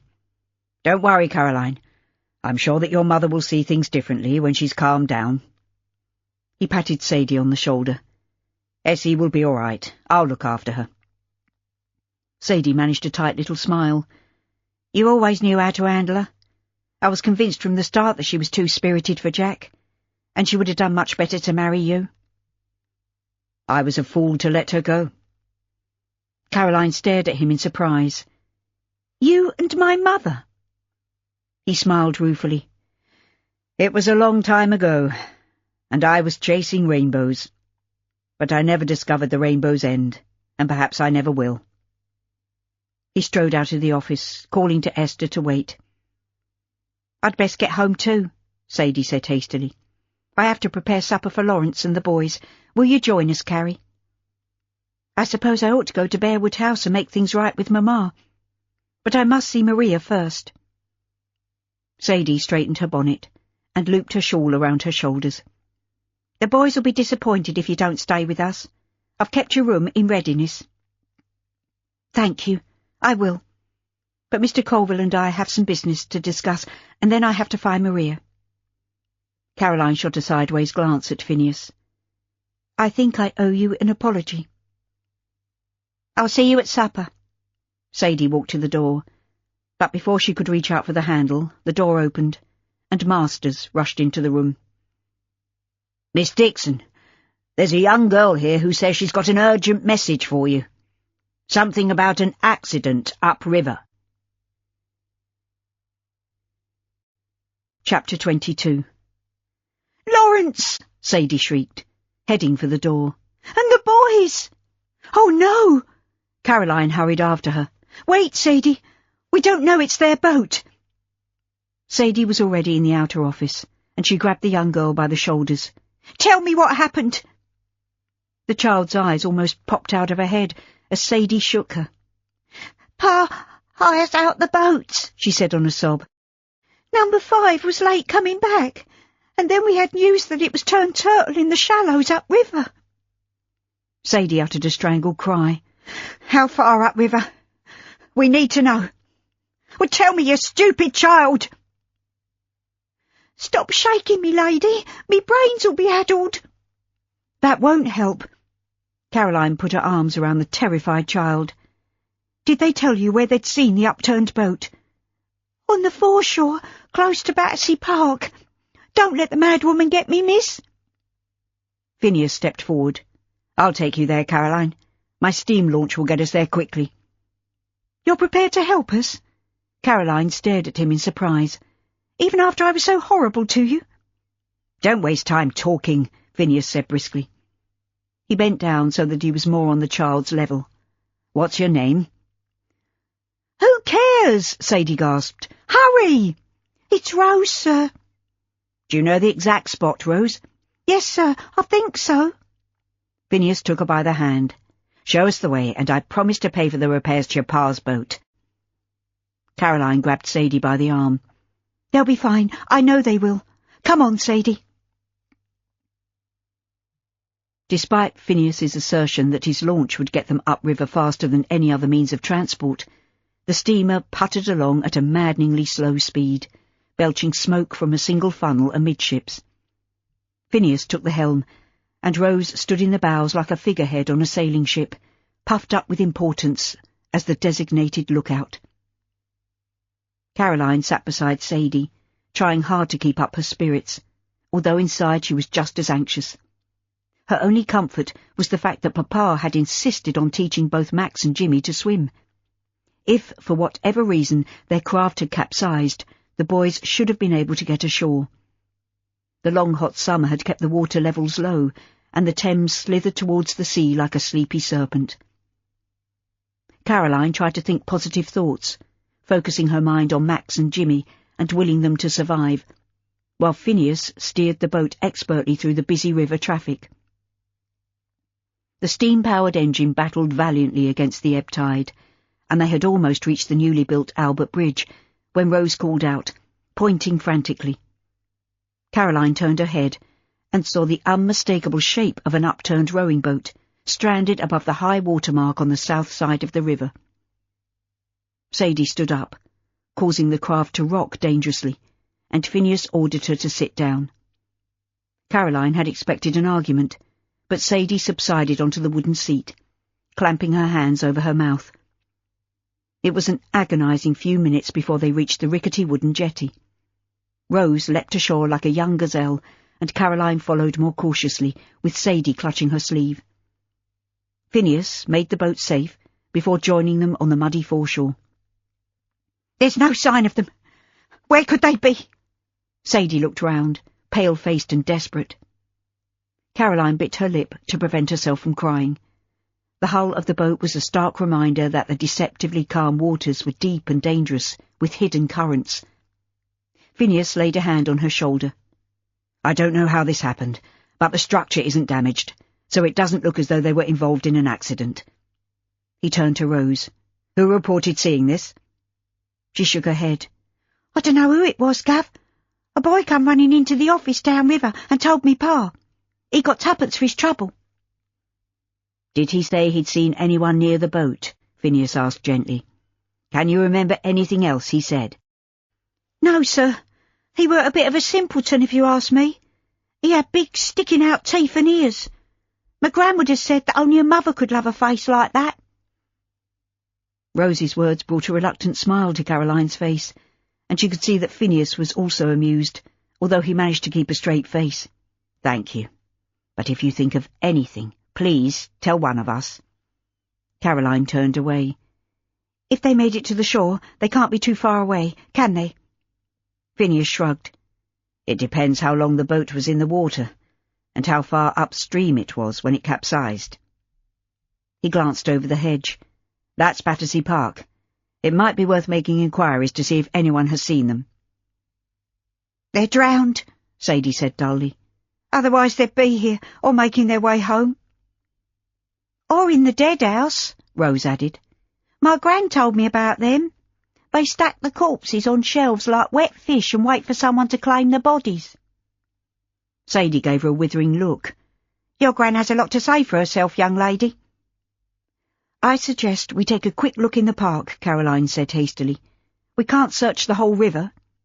I agree. We should split up and meet back here. But we can't take too long or the fire will have gone out in the boiler, and it takes a devil of a long time to get up steam. Phineas headed for a break in the hedge, leaving the others little option other than to follow him. Caroline and Rose walked the twisting paths, stopping anyone they saw to make inquiries. But Sadie ran on ahead, shouting Lawrence's name at the top of her voice, and Phineas strode off in the opposite direction. All too soon, Caroline realised that there were no witnesses and they were wasting time. Phineas gathered them together, and hot, tired and dispirited, they made their way back to the boat. "We can't give up yet," Sadie said tearfully. "We could search all day and still be in the wrong place." Phineas untied the painter and climbed on board. "We'll take Rose back to her father, and I'll make sure that the authorities are alerted.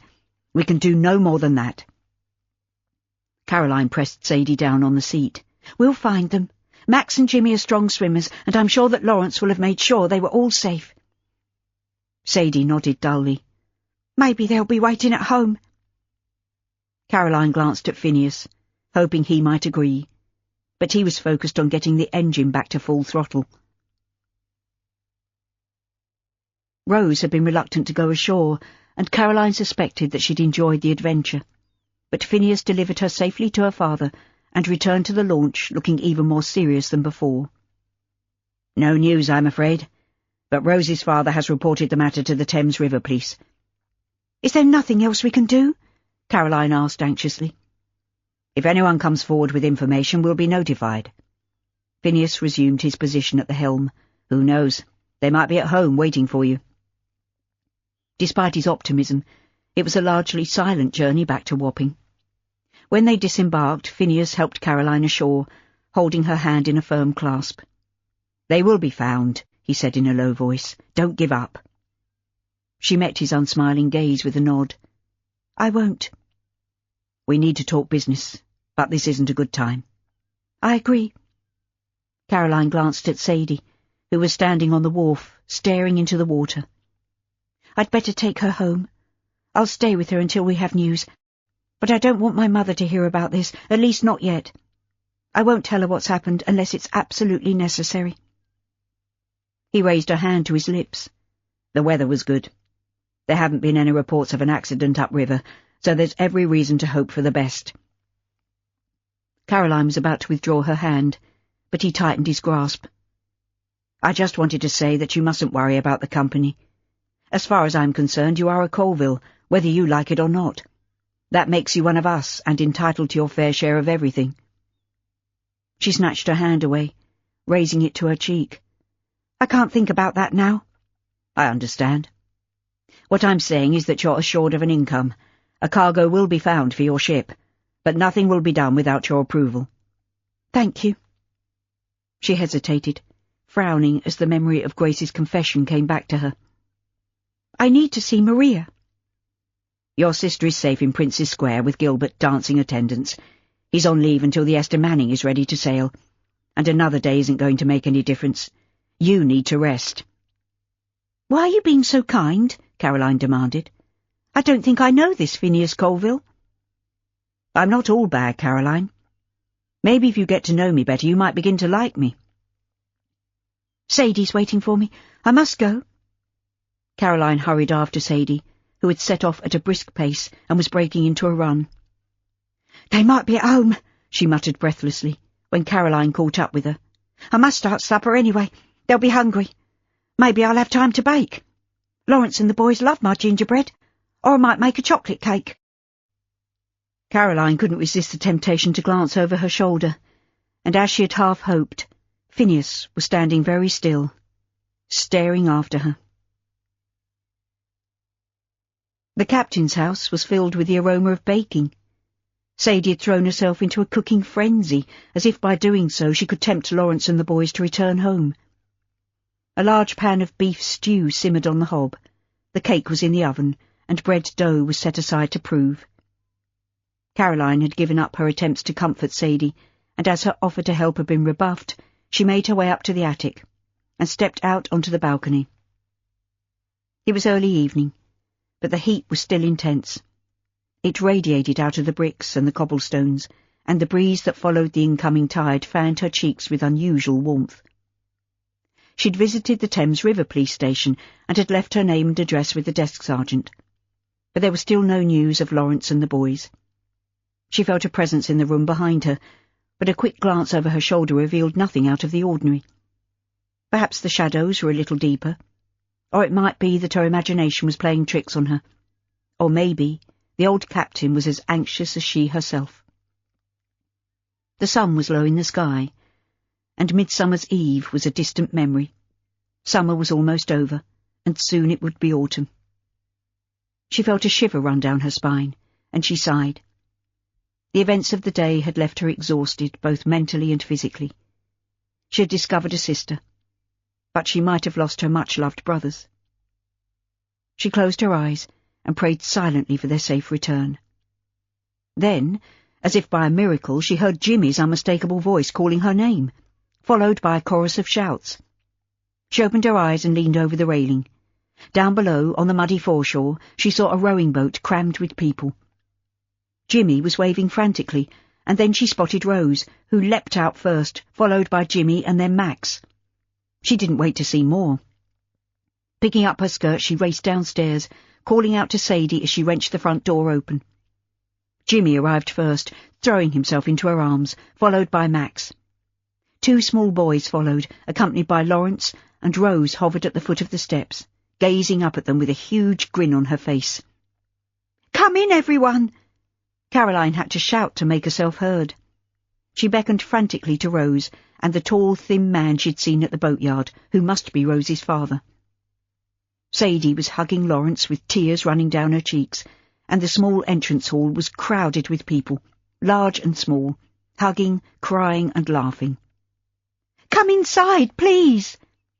Caroline shooed the boys into the kitchen. She held out her hand to Rose's father. "Thank you for bringing them home, Mr. I'm sorry I don't know your name." He shook her hand. "Ted Munday, miss." "I'm Caroline Manning. Oh, do come into the kitchen, Mr. Munday. You must need a rest after rowing all the way from Chelsea." "I'm used to it, Miss Manning." "My pa is a champion rower, miss," Rose said proudly. Sadie released Lawrence, wiping her eyes on her pinafore. "I don't know how you did it, sir, but you've brought my intended home. I thought I was widowed before I was a bride." Lawrence patted her on the shoulder. There, Sadie. It wasn't as bad as that." "Maybe not for you." Sadie slapped him on the arm. "We were worried sick, weren't we, Carrie?" "Yes, we were." "Anyway, why are we standing here? You must all be hungry, and Sadie has made enough stew to feed an army. There's chocolate cake to follow." "I must have known it was going to be all right," Sadie said happily. She hurried off in the direction of the kitchen, dragging Lawrence by the hand. "Don't ever give me a fright like that again, Lawrence Bromley." "I really should be getting home." Ted Munday held his hand out to his daughter. "Come on, Rosie. We don't want to keep these good folk from their supper." He grinned ruefully. "It does smell good." "I'm hungry, Pa," Rose protested. "We only got bread and a heel of cheese for supper." "Hush, Rosie. You don't tell people things like that." "Please join us," Caroline said, smiling. "We owe you that at least for bringing the boys home safely. I can't thank you enough." "Well, if you're sure." "She's sure, Pa." Rose tugged at his hand. "Follow the pretty lady, Pa, or those boys will have scoffed the lot." Food came first. It was obvious that Lawrence and the boys were famished, as were Ted and Rose. The stew vanished like summer lightning, mopped up with bread still warm from the oven. The cake disappeared almost as quickly, although it seemed that bellies large and small were stretched almost to capacity as the boys licked the last delicious crumbs from their sticky fingers. "That was the best cake I've ever tasted." Ted beamed at Sadie. "Thank you, Miss Dixon. I haven't eaten a meal like that since my wife passed away 4 years ago." "I'm glad you enjoyed it," Sadie said briskly. She turned to Lawrence, who was pouring boiling water into the teapot. Now that we've finished our meal, I want to know what happened and why we've been left to worry all day. He placed the teapot on the table and sat down. I'm not quite sure how it happened, Sadie. 1 minute we were fishing happily. And then a paddle steamer came downriver, Max added, without giving Lawrence a chance to finish. I don't think the captain saw us because we were partly hidden by a weeping willow. That's just about it, Lawrence said, nodding. We were caught in the wash, and I was standing in the bows. I overbalanced and fell in, and the boys tried to pull me on board. But our combined weight and the turbulence left by the paddle steamer caused the boat to turn turtle. We had to swim for the bank. Jimmy wiped his mouth on the back of his hand. Can I have another slice of cake, please?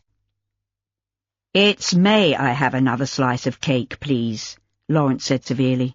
You know that, Jimmy. The 2 young boarders sniggered, but were quelled by a warning look from Sadie. She cut the last slice of cake into 4, handing the boys a piece each. That's enough for tonight, she said severely. Caroline smiled at the 2 small boys. It's Billy and David, isn't it? Yes, miss, they chorused. It's lucky that both of you could swim. I can, Billy said proudly, but David never learned. Mr. Bromley helped us to the bank. The river currents can be dangerous in that stretch. Ted accepted a cup of tea. You did well to get the lads ashore, sir. What happened then? Caroline asked eagerly.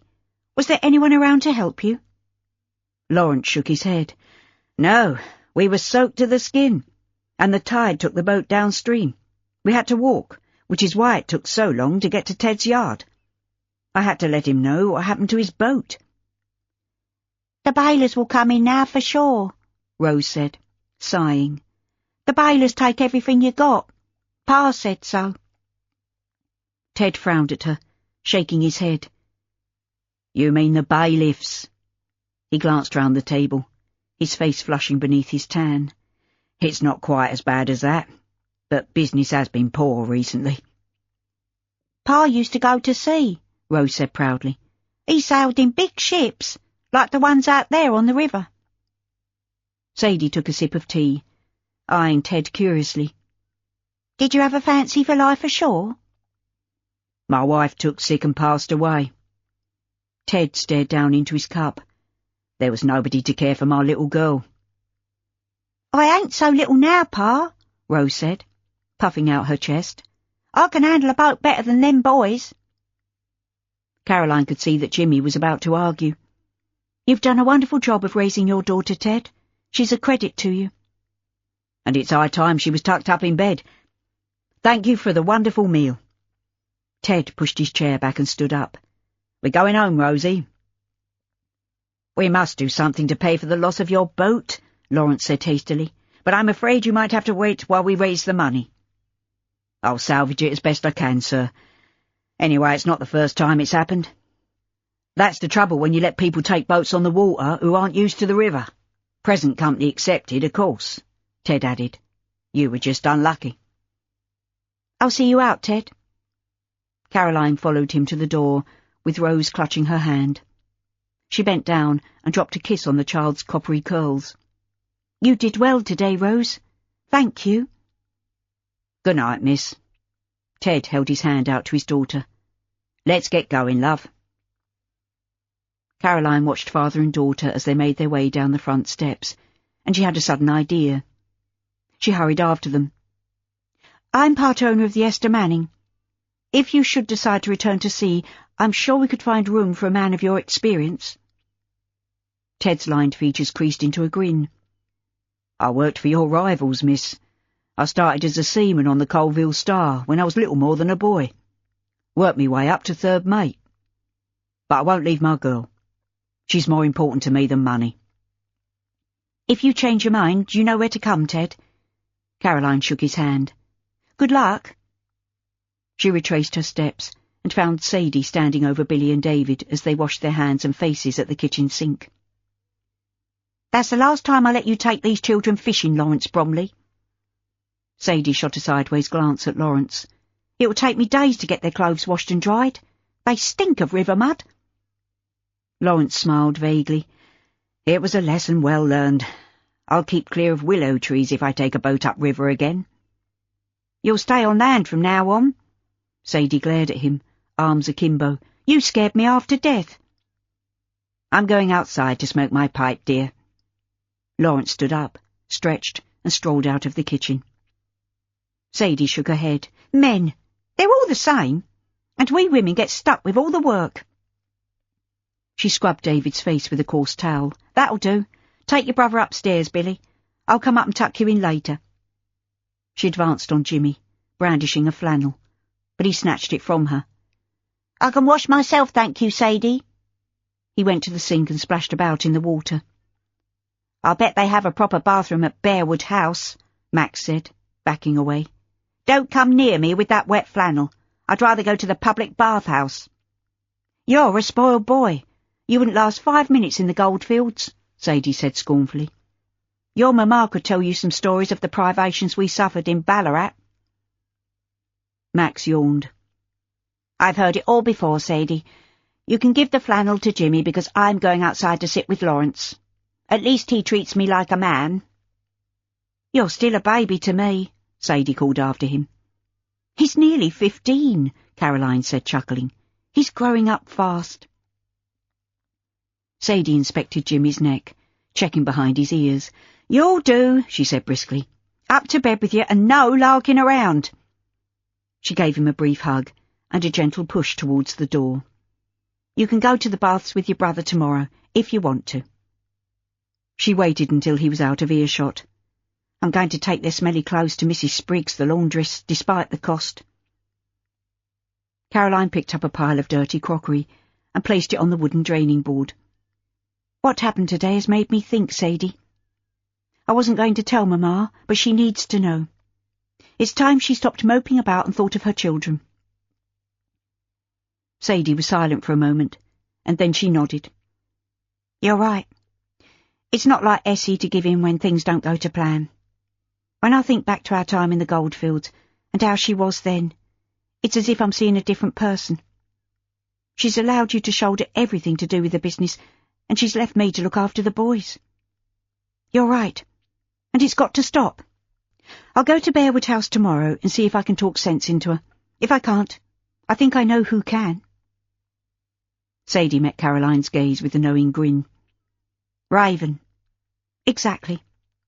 I saw how she reacted when he took her by surprise, and I think he's still in love with her. If anyone can bring her back to the real world, it'll be Raven Dorincourt. Caroline turned her head to see Max standing in the doorway, and for a moment she thought he might have overheard all or part of their conversation. But he was breathing heavily, as though he'd been running. What's the matter? She asked anxiously. What was the name of Raven's ship? Was it the Bendigo Queen? I think it's just arrived at the moorings. Yes, I think so. Caroline hurried to his side. Are you sure? Yes. I took a look through the captain's telescope in the front parlour. A lighter is on its way to her, so maybe I'll meet our grandpa at last. Chapter 23. The sky was livid with streaks of scarlet and purple, and clouds that were tinged a fiery orange by the setting sun. The river seemed to boil with reflected colours like a witch's cauldron as the lighter picked up its passengers and returned to the wharf. Caroline and the boys waited eagerly at the top of the steps, with Sadie and Lawrence close behind them. Caroline peered into the gathering dusk, and as the boat drew near, she could see her grandfather and Falco. She pointed excitedly. There you are, Max. Your wish is granted. The older man is our grandfather, and the one with the brass buttons on his jacket is Captain Falco. Max turned to her with a broad grin. That's what I want to do, Carrie. I want to go to sea like Grandpa and Uncle George, or maybe I'll join the army. I haven't quite decided. I like the water, but I don't want to go to sea, Jimmy said thoughtfully. Maybe I'll be a lighterman, so that I can come home every night and sleep in my own bed. Caroline ruffled his hair. That sounds like a much better idea. They waited impatiently, and minutes later the lighter came alongside, and Jacob Chapman climbed ashore, followed by Falco. Grandpa! Caroline held out her hand. Welcome home. Jacob enveloped her in a hug. I didn't expect to find you waiting for me, duck. He released her, staring up at Max. Am I to assume that this tall fella is one of my grandsons? Max grabbed his grandfather's hand and pumped his arm enthusiastically. I'm Max, sir. I'm nearly 15. And the taller for your age, I think, Falco said, smiling. A handsome fellow, Jacob. You should be proud. Indeed I am. Jacob patted Max on the shoulder. A good firm handshake, my boy. He turned his attention to Jimmy, who was standing close to Caroline, apparently overcome by shyness. And this must be young James. How'd you do, Jim? Jimmy eyed him warily. How do you do, sir? Tolerably well, thank you, my boy. And if I'm not mistaken, that's young Sadie lurking in the background. He made his way across the cobblestones with a rolling gait, as if he was still on board ship. Give an old man a big hug, Sadie, love. You never change, Jacob, Sadie obliged, but pulled away quickly. I want you to meet my intended, Lawrence Bromley. She gave Lawrence a gentle shove. He knows all about you, Jacob, and you too, Falco. I'm sure he feels as if he's known you all his life. She's a good girl, Jacob said, glowering at Lawrence. I hope you'll look after her as she deserves. I'll do my very best, sir. Jacob glanced over his shoulder. Where's Essie? Mamma is staying with Lady Alice, for the time being anyway. Caroline mounted the bottom step, holding out her hand. Come inside. I'll tell you everything that's happened since I last saw you, and tomorrow we'll go to Bearwood House. Caroline's first mission next morning was to walk to Prince's Square. It was still early, and if Mrs. Moorcroft was surprised to see her, she disguised her feelings with a welcoming smile. It's good to see you, miss. Come in, please. Caroline stepped over the threshold. I know it's early, but I wanted to see Miss Maria. She's in the dining room, but the master has already left for the office. Mrs. Moorcroft shot her a calculating look. You might catch him there, should you wish to see him.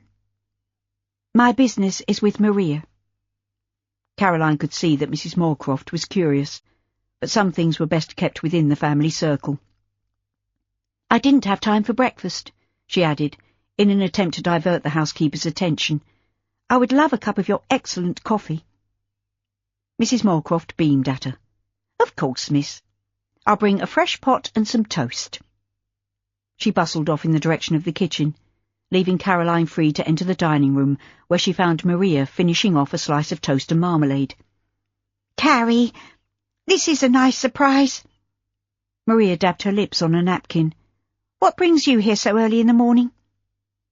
Caroline pulled up a chair, laid her shawl over the back and sat down. She had rushed here without giving a thought to how she would break the news to an unsuspecting Maria, but now they were face to face, she was suddenly at a loss for words. I have something to tell you, she said nervously. Is it bad news? Has Elias done something dreadful? As far as I know, your mother is safe at the Abbey with Freddie. Jennifer and Dickon have been sent packing, and Elias was carted off by the police. But you know this already.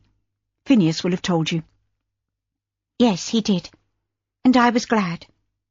Maria eyed her steadily. But what else is there to say? Grace told us something important, and she wanted me to pass it on to you. She gave you a name. We share the same father. Mrs. Moorcroft chose that moment to breeze into the room with a pot of coffee and a silver rack filled with daintily sliced toast. She placed them on the table. Is everything all right, Miss Maria? You're very pale. Maria gazed at Caroline, her stunned expression replaced by a dazzling smile. We're sisters, Carrie. We really are sisters. I knew it from the start. Mrs. Moorcroft folded her arms, looking from one to the other. Might I ask how this came about? Maria leapt to her feet and danced Mrs. Moorcroft around the table. I've just found out that Caroline's father is my father too.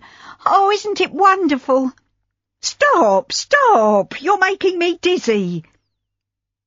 Maria released her with a hug. I'm going to Pier House to tell Grandmama that I have a proper family, people who truly care for me. Phineas loves you, Caroline protested. He has stood by you throughout. Don't forget that. Yes, of course.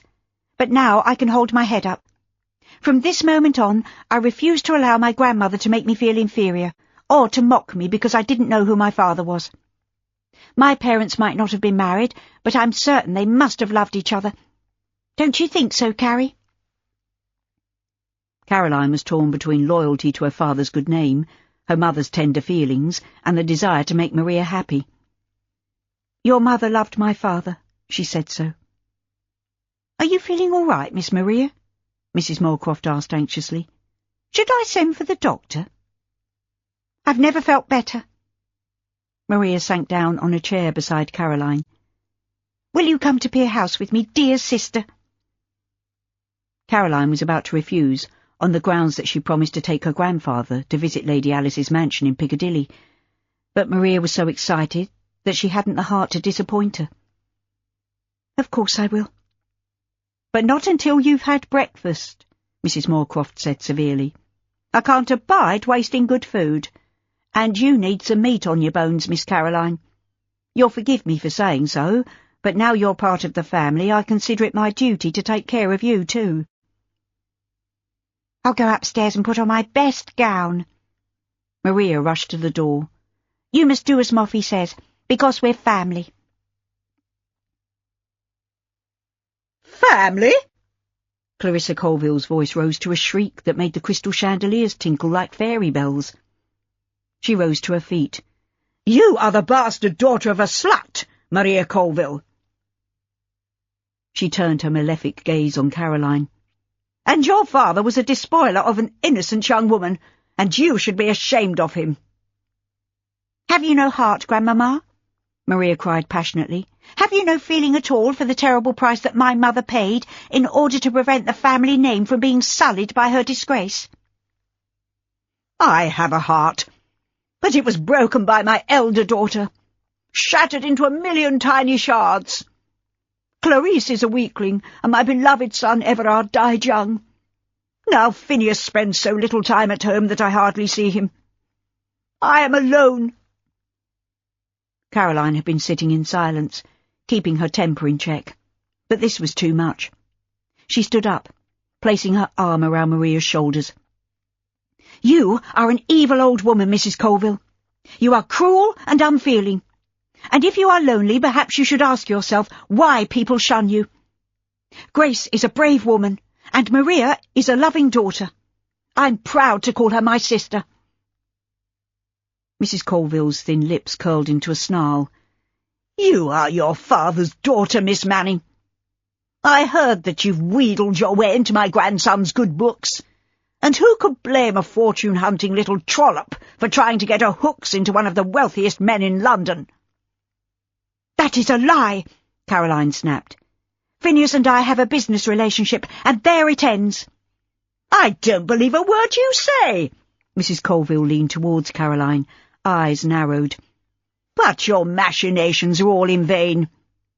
My grandson is going to marry Agatha Booth, the daughter of a Liverpool shipping magnate. It was arranged a long time ago. Caroline turned to Maria. Is this true? I don't know. I see it matters to you, Miss Manning. Mrs. Colville sat back in her throne-like chair, a smug smile on her thin features. Not at all, Caroline said icily. I don't believe it, Maria protested. She's just saying that to upset you, Carrie. Phineas can do as he likes. It has nothing to do with me. You can tell him so, face to face. Mrs. Colville chuckled, but it was a humourless sound as she pointed to the doorway. Caroline spun round to see Phineas standing behind them. Maria ran to him and seized him by the hand. Finn, come and speak to Grandmamma. She's been hateful to me and to Caroline. Mrs. Moorcroft told me that you'd come here, Maria. What did you hope to achieve by telling Grandmamma?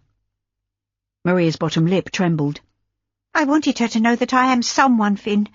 I'm not a nameless, illegitimate embarrassment. I have a father And now I have a sister, too. I'm part Manning, and I'm proud of it. Then I wash my hands of you. You are Maria Manning from now on because you forfeited the right to use our family name. Mrs. Colville waved her hand towards the door. You may leave now, and don't bother to come back. I want nothing to do with you, or that trollop I used to call my daughter. Neither of you will get a penny from me. She turned to Caroline. My grandson will tell you now that he is engaged to Miss Booth from Liverpool. Isn't that so, Phineas? You are a bully, Mrs. Colville, Caroline said angrily.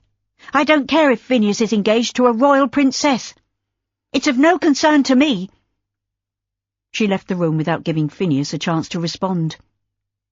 Gilroy was hovering outside the door. You got your comeuppance, snooty bitch, she hissed. Mind your own business. Caroline marched to the front door and opened it, hesitating at the sound of running feet. I'm coming with you, Maria said breathlessly. I've left Finn to sort Grandmama out. He's always good with her. He's welcome to her, and Miss Booth from Liverpool. Caroline stepped outside into the sunshine. Her hands and feet were as cold as if she'd been standing on a frozen lake. I'm going to find my grandfather and take him to Bearwood House. She turned to Maria with a sympathetic smile. I'd take you too, but I doubt if my mother will be any more forgiving than Mrs. Colville. My papa has a lot to answer for. Maria nodded. I understand. She glanced over Caroline's shoulder at the ships making for the docks, and a slow smile spread across her pretty face. Finn told me that the Colville Star was diverted to Calais at the last minute, and is due to arrive back in port any day now. Gilbert expects to take over as captain for the next trip. I thought that you were keen on Gilbert. He's my cousin, Carrie. We get on splendidly. But there's nothing romantic in our relationship. Do you still feel the same for Theo? I'm not sure. I've had time to think, and I want to see him again. It was a coup de foudre, as the French say, and I was scared. But if we both feel the same, perhaps we do belong together. Caroline leaned over to kiss Maria on the cheek. Good luck. I'm entirely on your side. I'll go to the office and wait for Finn. Why don't you come with me? No, I don't think that's a good idea. I must see my mother. There are so many things we need to discuss. The main one being where we'll live. There isn't room for us all at the captain's house, and Sadie's getting married soon. She'll want a bit of privacy. I'm hoping that Raven might help out until we get the business up and running again. Didn't Finn offer you the house in Great Hermitage Street? He did, but Mamma turned it down. You could suggest that she takes a look at the place. She might change her mind. Caroline laid her hand on Maria's arm. I have to go, but good luck with Theo. I'm sure it will all fall into place when you see him again. You'll be the first to know. Dear sister. Caroline sighed as she headed towards the wharf, and she quickened her pace when she saw a lighter pull away from the Esther Manning. She wasn't looking forward to the interview with her mother, but they needed to have a serious talk about business matters. Everything had been left in limbo since her mother had been told about Maria's parentage. Jacob glanced around the elegantly furnished drawing-room in Bearwood House, twisting his cap in his hands. I don't feel comfortable here, girl.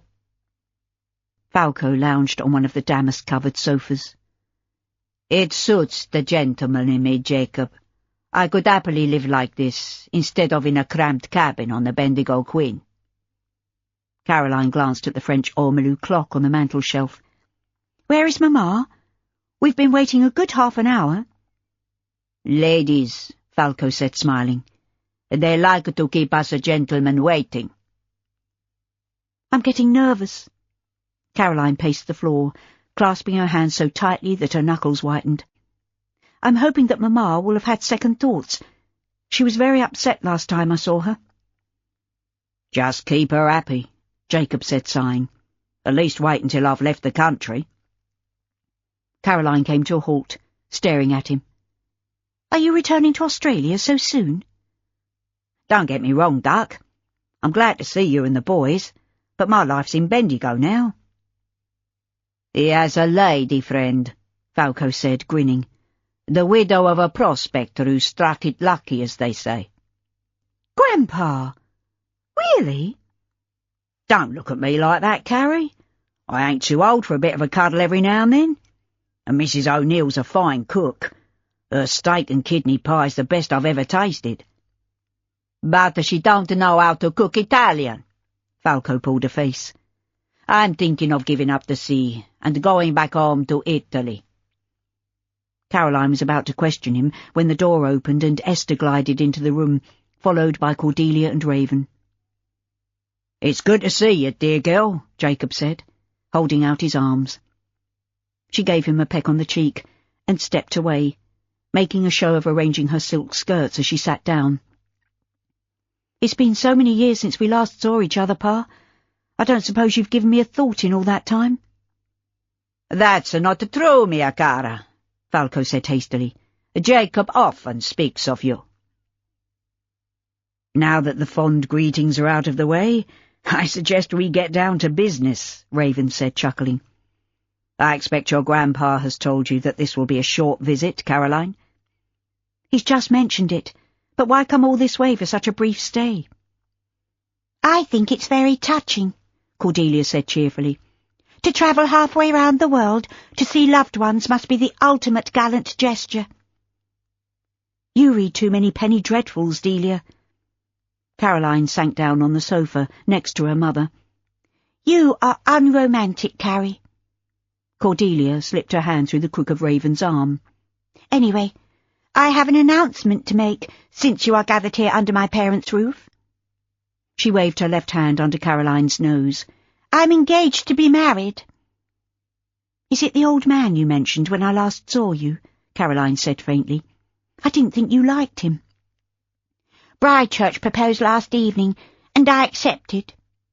Cordelia looked up at Raven, her pretty lips making a moo. "My parents will be very happy, and I will be a titled lady." He patted her hand. "You are a minx, Cordelia. You remind me of your mother's younger sister." "Is that a compliment? I don't quite know how to take you." Cordelia withdrew her hand, gazing at him with a puzzled frown. "I believe it is," Caroline said hastily. "You were named after her." She turned to her mother. "Isn't that so?" Cordelia was beautiful, but she died at a tragically young age. But enough of that. Esther dismissed the subject with a wave of her hand.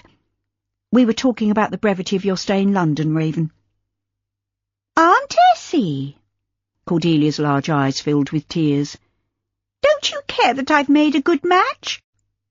"Congratulations, of course, Delia. I'm very happy for you. Now, would you do something for me, please? I want you to find your mamma and bring her here. I'm sure she'd like to see my pa and the captain. They won't be staying long." Cordelia rolled her eyes and flounced out of the room. "That was a bit unkind, Mamma," Caroline said in a whisper. "You might have pretended to be pleased for her. She's marrying a much older man purely for financial gain and a title. I would never have done that when I was her age." Raven's lips quivered, and his eyes twinkled. "Does that mean you're open to offers now, Essie?" "If that's a proposal, it's in very bad taste, Raven. I'm in deep mourning." A mischievous twinkle lit Esther's hazel eyes. Caroline stared at her mother, startled by the sudden change in her demeanour. It was becoming clear that there was a deeper understanding between her mother and Raven than she had ever suspected. "If it were, Essie, I would have chosen my timing better. But I rule nothing out." Raven laughed and pulled up a chair. "First of all, I want to tell you why I returned to England. I wanted to make certain that everything was running smoothly at the Abbey, and to ensure that Freddie had enough funds for the upkeep of our ancestral home. Who knows? Maybe I'll decide to return for good one day and face up to my responsibilities at Starcross." "All that aside, why did you return to London?" Esther eyed him curiously. "You never do anything without good reason." "I decided to invest some of my money in the stock market, and of course I wanted to see you and your family." His gaze rested for a moment on Caroline, and then he turned back to Esther. "I didn't know that your business was in trouble, but it seems I've arrived at an opportune moment. Are you going to buy me out, Raven? If so, make me an offer I can't refuse. Both Esther and Raven seemed to have forgotten that there were others in the room, and Caroline was suddenly anxious. Just a minute, Mamma. Don't forget that Phineas has offered to take half shares in the Esther Manning. Has he now? Raven met Caroline's defiant gaze with a smile. Would that be because he has a personal interest? After all, you are rivals. He's a very astute businessman. Caroline found herself defending Phineas, even though she had to agree with Raven. Her recent visit to Pier House and the meeting with Mrs. Colville had left her feeling bruised and angry, but Phineas had offered to help them out of an impossible situation. Indeed, Raven said slowly. Well, I might consider making a better offer. I intend to invest sufficient money in the shipping industry. In what way? Caroline demanded. The future will be in freezer ships. The Americans are already doing this using harvested ice, but that doesn't work for long voyages. Experiments are being carried out, and I'm betting that refrigeration will come within the next 10 years, which will revolutionize world trade in meat and dairy products. I want to be in at the start. Is this just a wild idea, or do you really think it will come about? Esther's voice quivered with excitement. It will come, Raven said seriously. There will be a fortune to be made. And we will have the opportunity to get in at the very beginning. I have the capital and the energy and drive to make it happen. Esther raised her hand to grasp his. I believe you, she breathed. Just a moment, Caroline said slowly. Does this mean that you want to take over our business, Lord Dorincourt? He turned to her with an amused smile. I told you before that titles mean nothing in the goldfields. Money is king. But it doesn't buy everything. Jacob yawned and stretched. It gets you most things, Duck. You should listen to Raven. He knows what he's talking about, and I'll bet he could buy your Mr. Colville's company lock, stock and barrel. Raven laughed. It won't come to that, Jacob. But if Essie and Caroline will consider my offer, I'll start by finding them a house of their own. Caroline jumped to her feet. Just a minute, sir. Who do you think you are to come here and take over our lives like this?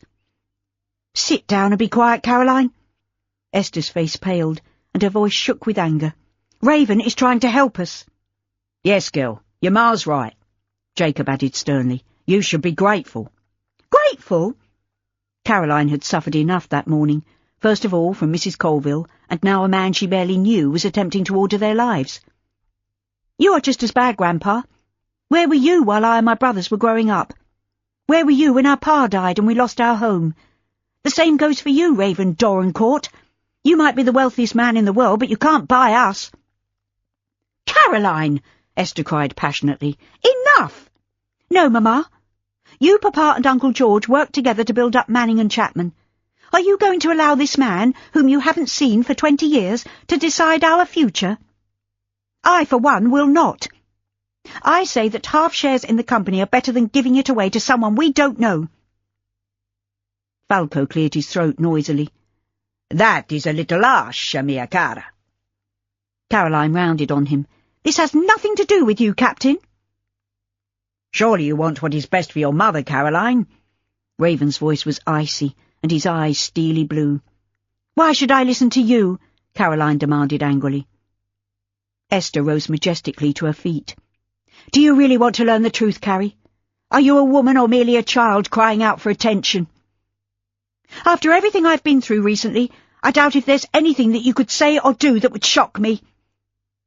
Caroline dashed angry tears from her eyes.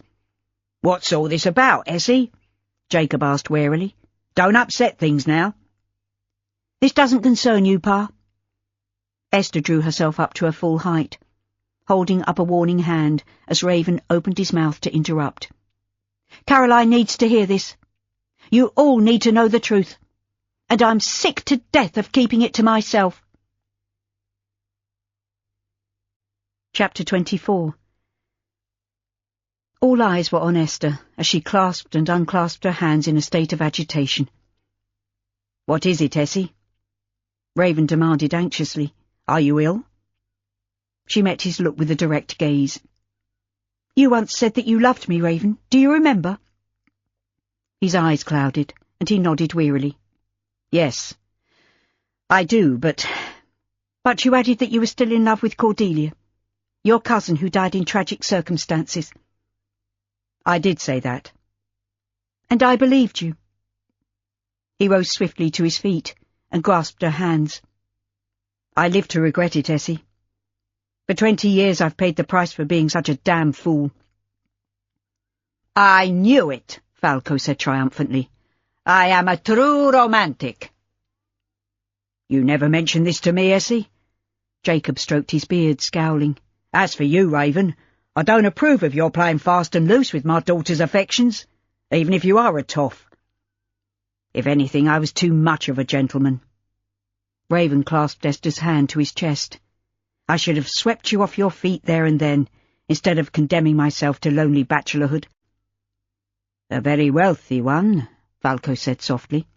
You made a lot of money, my friend. As I said, I intend to do some good with it now. Raven gazed into Esther's eyes, seemingly oblivious to those watching. Will you allow me to help you? I know that you loved your husband, and I can never take his place, but... Esther slipped her free arm around his neck and kissed him. I think we should leave. Embarrassed by this outward display of affection and touched by Raven's obvious devotion to her mother, Caroline jumped to her feet. You don't need us here. Wait. Esther freed herself from Raven's embrace, blushing rosily. I didn't mean to give way to my emotions, but I had to know what it felt like to kiss the man who was my first love. He'll be gone again soon. She shot a wary glance in Caroline's direction. I'm sorry, my dear. I know this must look strange, and I really did love your father. Caroline could feel the tension in the air as everyone waited for her to respond. She was shocked, and yet somehow she wasn't surprised. Deep down, even as a child, she had sensed that her mother was not entirely happy. Perhaps it was the odd wistful look, or the way in which Mamma had thrown herself into the business that had made her suspicious. But now it was as if the curtains in a theatre had been drawn back, and she was seeing her mother and Raven in their younger days, two star-crossed lovers, kept apart by the ghost of a dead girl. I know you did, Mamma, Caroline said softly. Jacob cleared his throat noisily. This is all very well, but what does this mean? You're in mourning, Essie. Why have you spoken out now? Falco nudged him in the ribs. She thinks he will go away, and she will never see him again, you old fool. You English have no romance in your souls. I think Essie and I deserve some privacy, Raven said sternly. We need to talk. Come with me, Jacob. Falco grabbed him by the arm. I should be back on board anyway. We'll take a cab back to Wapping. Sort yourself out, Essie, Jacob said, as he was propelled towards the doorway by a determined Falco. No need to push, Falco. I'm coming. Anyway, I suggest we stop by the pub on the way. I'll need a stiff drink after this. His voice faded away as Falco opened the door and shoved him unceremoniously into the hallway. Caroline was about to follow them when her mother barred her way. You do understand, don't you, Carrie? I had to speak out now before it was too late. I couldn't live another 20 years without knowing how Raven felt. Yes, Mamma. I know exactly how you feel. You do? Esther took a step backwards. I thought you would hate me for being disloyal to your father's memory. I could never hate you, Mamma. I love you, and I know you loved Pa. But nothing will bring him back, and I think he would want you to be happy. I can't tell you what to do, but whatever it is, I'm with you. Esther enveloped her in a warm hug. The scent of roses, jasmine, tuberose, and vetiver was a fragrance that Caroline remembered from childhood. Every evening, her mother had come to her bedroom to kiss her good-night, and the delicate perfume had lingered in the darkness as Caroline had succumbed to sleep. Thank you, Carrie, Esther whispered. I love you and your brothers above everything. I know you do, Mamma. Caroline kissed her mother's scented cheek and hurried from the room, closing the door behind her. What's going on? Caroline found herself face to face with Lady Alice, who seemed intent on entering the drawing room. "I know this is your house, Aunt Alice, but please don't go in there for a while." "Why ever not?" Alice pushed past her and opened the door, but she closed it hastily. "I see what you mean." "You don't seem surprised. Did you know how my mother felt about Raven?" Alice shrugged. "I knew that they had feelings for each other, but it was none of my business.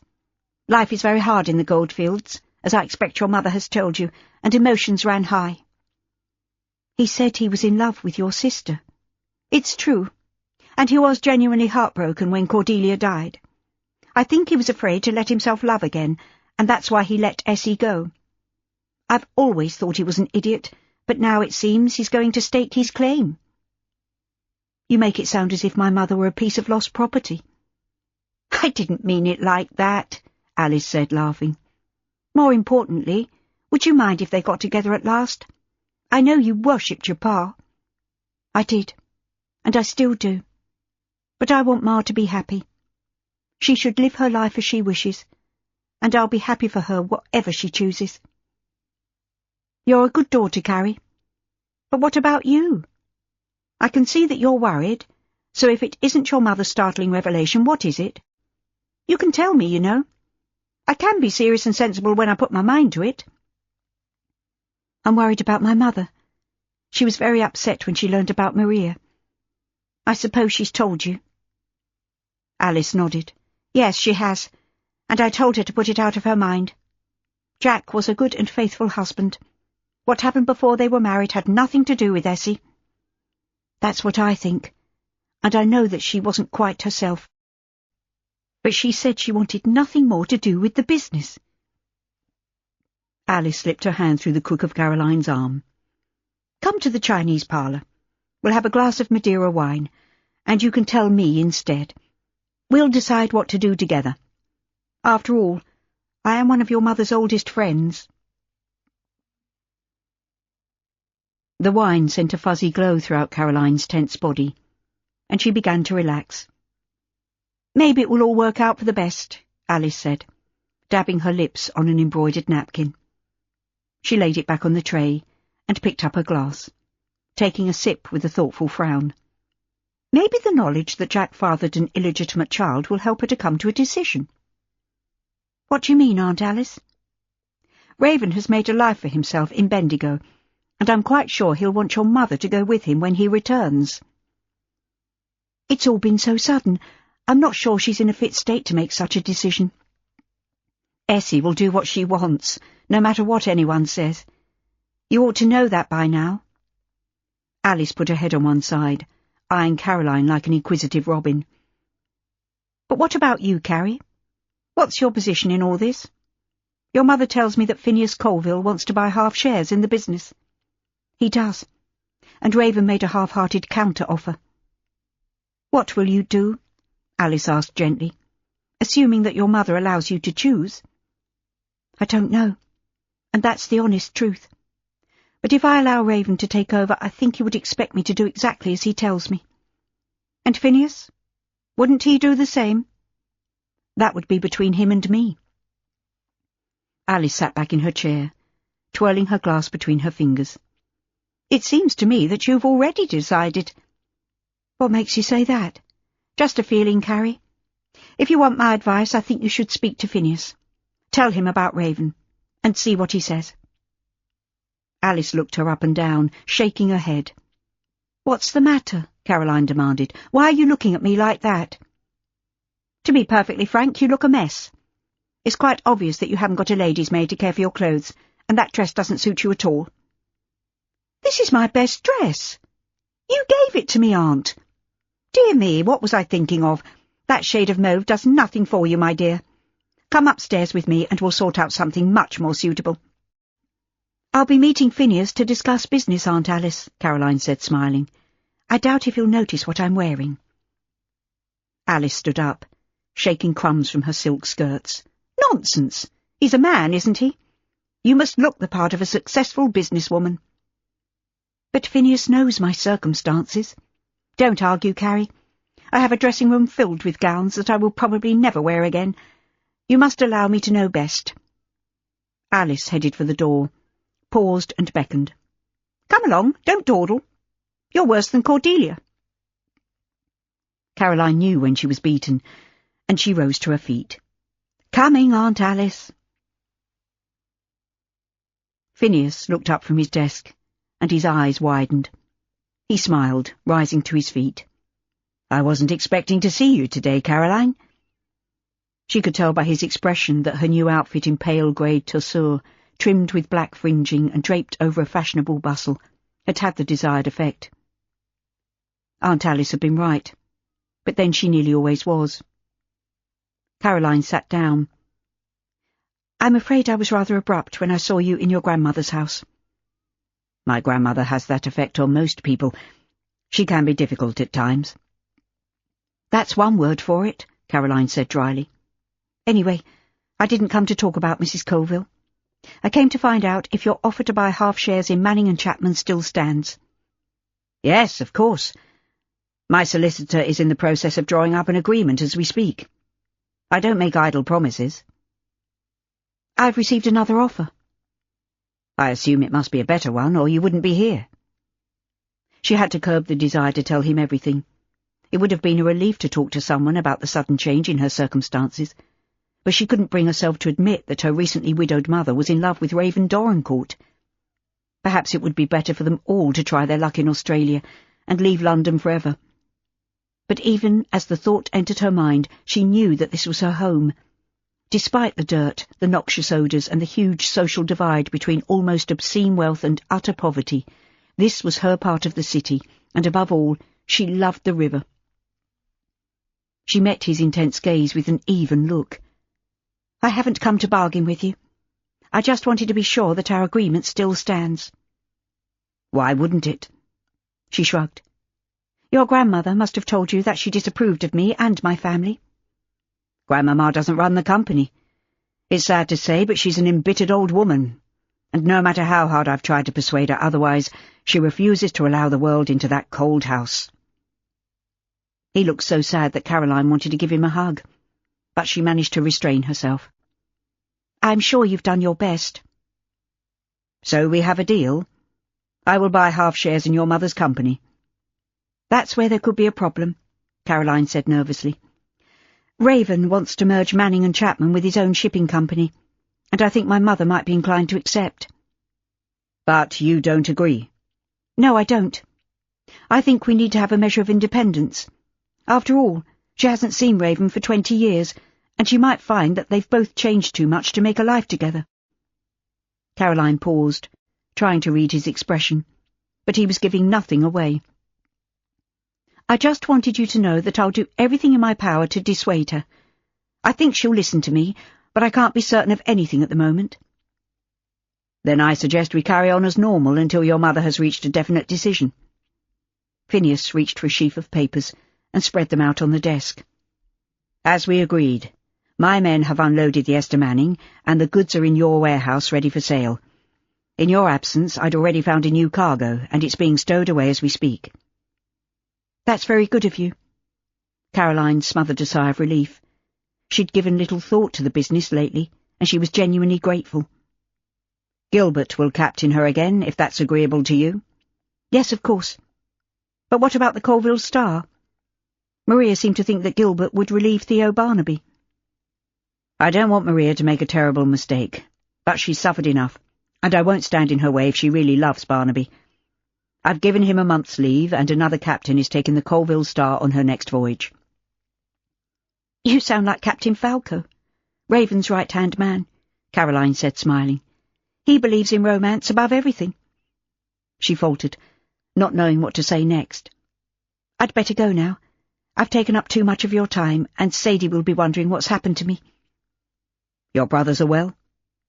Phineas was already on his feet. They didn't suffer any ill effects from the soaking they got when the boat capsized. "I'm sorry," Caroline said hastily. "I should have thanked you for coming to our aid, but so much has happened in such a short time." She eyed him curiously. "How do you know they were found? I didn't mention it." He opened the door for her. "I went back to see Monday and told him to keep looking and to let me know when the boys were safe." You could have come to the captain's house. I didn't want to intrude, and as it happened I remembered Ted Monday. He was a good seaman, and I offered him a job on the Esther Manning, but he couldn't accept because of his young daughter. Caroline stared at him in surprise. That's funny. I did exactly the same, but he refused because of Rose. It must be hard for him bringing up a child on his own. He's a good man. I'm going to see him again in the morning to try to work something out that'll suit both of us. Be careful, Phineas, Caroline said, laughing. I might begin to believe that you have a heart after all. I learned at a very young age to keep my feelings to myself, he said, with a rueful smile. I hope that I can persuade my mother to accept your offer. Now, I really must go. Goodbye, Phineas. She held out her hand, and he raised it to his lips. That sounds too final. I will see you again very soon. We're business partners. For the time being, at least. His words echoed in Caroline's head next morning, as she made her way home from the market, carrying a basket of groceries. In the last few months her whole world had seemed to be spinning round, quite out of control. As she entered the captain's house, the sound of a familiar voice led her straight to the parlour to find her mother seated on the sofa, talking animatedly to Sadie. Esther looked up and smiled. I thought you would be here, Carrie. I came to see my boys, but they've gone to see Monday to thank him for saving them. I'm surprised to see you here, Mamma. I thought perhaps you were looking for a house to rent. Raven had business in the city. He brought me in the brougham he's hired for the duration of his stay in London. Esther leaned back against the shabby cushions and sighed. It's so wonderful to have money again. I'd almost forgotten what it was like to have one's own carriage. Sadie rose to her feet. I'll make a fresh pot of tea. I think you two need to talk. Caroline held out her hand in a vague attempt to stop her leaving the room, but Sadie was already out of the door, and Caroline found herself alone with her mother. Do sit down, darling, Esther said, smiling. Things are looking up for us, Carrie. Isn't it wonderful? Mamma, there's something we need to discuss. Oh, don't spoil a lovely day talking about the business, Carrie. Can't it wait? No, Mamma. I saw Phineas Colville yesterday afternoon, and he's taken care of everything. But I need to know what your intentions are regarding the business. You said you wanted me to run it for you. Is that so? I've had second thoughts, darling. You know that Raven has offered to put up the money to rescue Manning and Chapman, and so I think we should get a manager in to run things. It's too much for a young woman to do on her own. That's another thing, Mamma. Caroline rose to her feet, taking a turn around the room as she struggled to find the right words. She came to a halt in front of her mother. Aunt Alice seems to think that you're in love with Raven, and you certainly gave that impression. Esther shrugged and smiled. I was, at one time. Maybe I still am, a little. But you're in mourning for Pa. You loved him. Yes, it's true. Even though I know he betrayed me. I did love your father very much. You weren't married to him then, Caroline said gently. It was an act of madness, if you want to call it that. Pa was a good man, but he gave way to temptation. Jack was always so quick to condemn others when they misbehaved. I can hardly believe that he did something so out of character. Caroline sighed, saying nothing. She'd run out of excuses for her father's behaviour. Did he know about the child? Esther asked after a moment's silence. Grace didn't tell anyone. She was separated from her baby at birth and forced to marry the man her father had chosen for her. She had the most terrible life with him, and he almost killed her. For that I am sorry, Esther said slowly. Does Maria know you're related? Yes, she does. And I know it must hurt you, but I'm very happy to call her my sister. You may do as you please, Carrie. Just don't expect me to welcome her into the family. You're taking this more calmly than I expected, Mamma. It's been a shock, but in a way it releases me from my own guilt. I was in love with Raven before I met your father, and I realise now that I never stopped loving him. This makes it easier for me to do what is right now. What are you saying? Sadie walked into the room at that moment. She put the teapot down on the small table next to the sofa. What have I missed? We were talking about Maria and my feelings. I think you made it quite clear, Sadie said, sniffing. Although I don't blame you. I'd probably feel the same. I've come through the worst, but now I feel free to follow my heart. Raven has asked me to marry him. Caroline stared at her in astonishment. Are you sure about this, Mamma? Sadie sat down on the nearest chair. Well, I'm blowed. What did you say to him, Essie? I haven't given him an answer. I wanted to talk to you about it, Carrie, but this piece of news has changed everything. I feel like my own woman again. So you will accept Raven's proposal? Carrie asked breathlessly. I will, Esther said, smiling. We'll live in Bendigo, and you will come with us, of course, Carrie. You want me to live in Australia? Esther threw back her head and laughed, looking so much like her old self that Caroline was astonished at the change in her. Of course I do, darling. The boys will love it, and they'll have the chance to make their own fortunes in a young country. Esther reached out to lay her hand on Sadie's arm. I'm not ungrateful for what you've done for them, Sadie, and I'll make certain that Raven pays you for their schooling as well as something for their board and keep. Sadie tossed her head. What I've done for you and the boys has been done out of love, not for money, Esther. You should know that. Sadie's been like a second mother to us all, Mamma, Caroline said hastily. She could see that her mother's careless offer of money had hurt Sadie's feelings. I don't know what we would have done without her. Sadie can come too, Esther said brightly. You and Lawrence could sell the captain's house, and then you could use the money to buy a school in Bendigo. It would be wonderful if we all lived there. Hold on a minute, Essie. Sadie gave her a reproachful look. Don't let Raven's title and wealth go to your head. You can't alter all our lives just to suit you, and this old house is mine. I'm a Londoner, and I don't want to go to the other side of the world again. Suit yourself, Sadie. It was just an idea. Esther turned to Caroline with a persuasive smile. You will come with me, won't you, Carrie? I need my beautiful daughter by my side. Carrie shook her head. I don't think so, Mamma. I have our business here, in London. As I said just now, I was talking to Phineas. I don't want you to have anything to do with the Colvilles, Esther said firmly.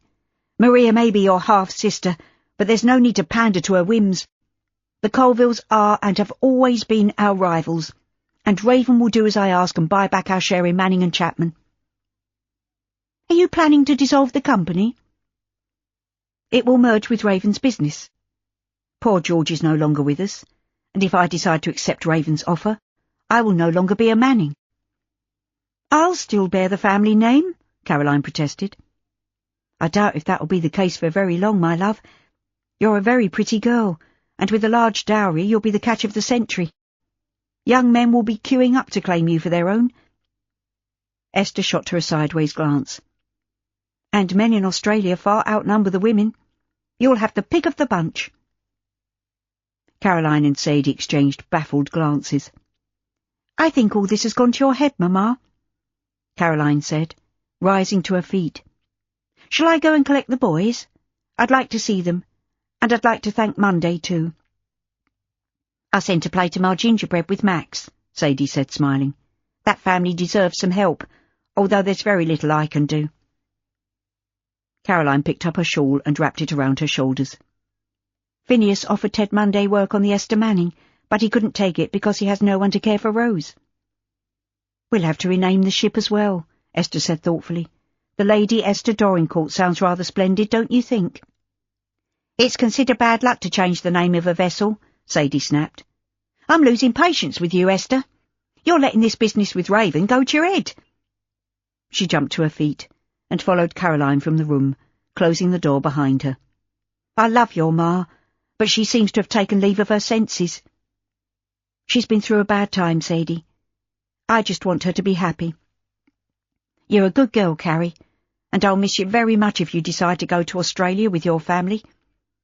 You are part of that family, Sadie, Caroline said, smiling. You'll be leaving me one way or another, my duck. Some lucky man will snap you up sooner or later. Anyway, that's what made me think of little Rose Monday. She reminds me of you when you were that age, and I took a real liking to her.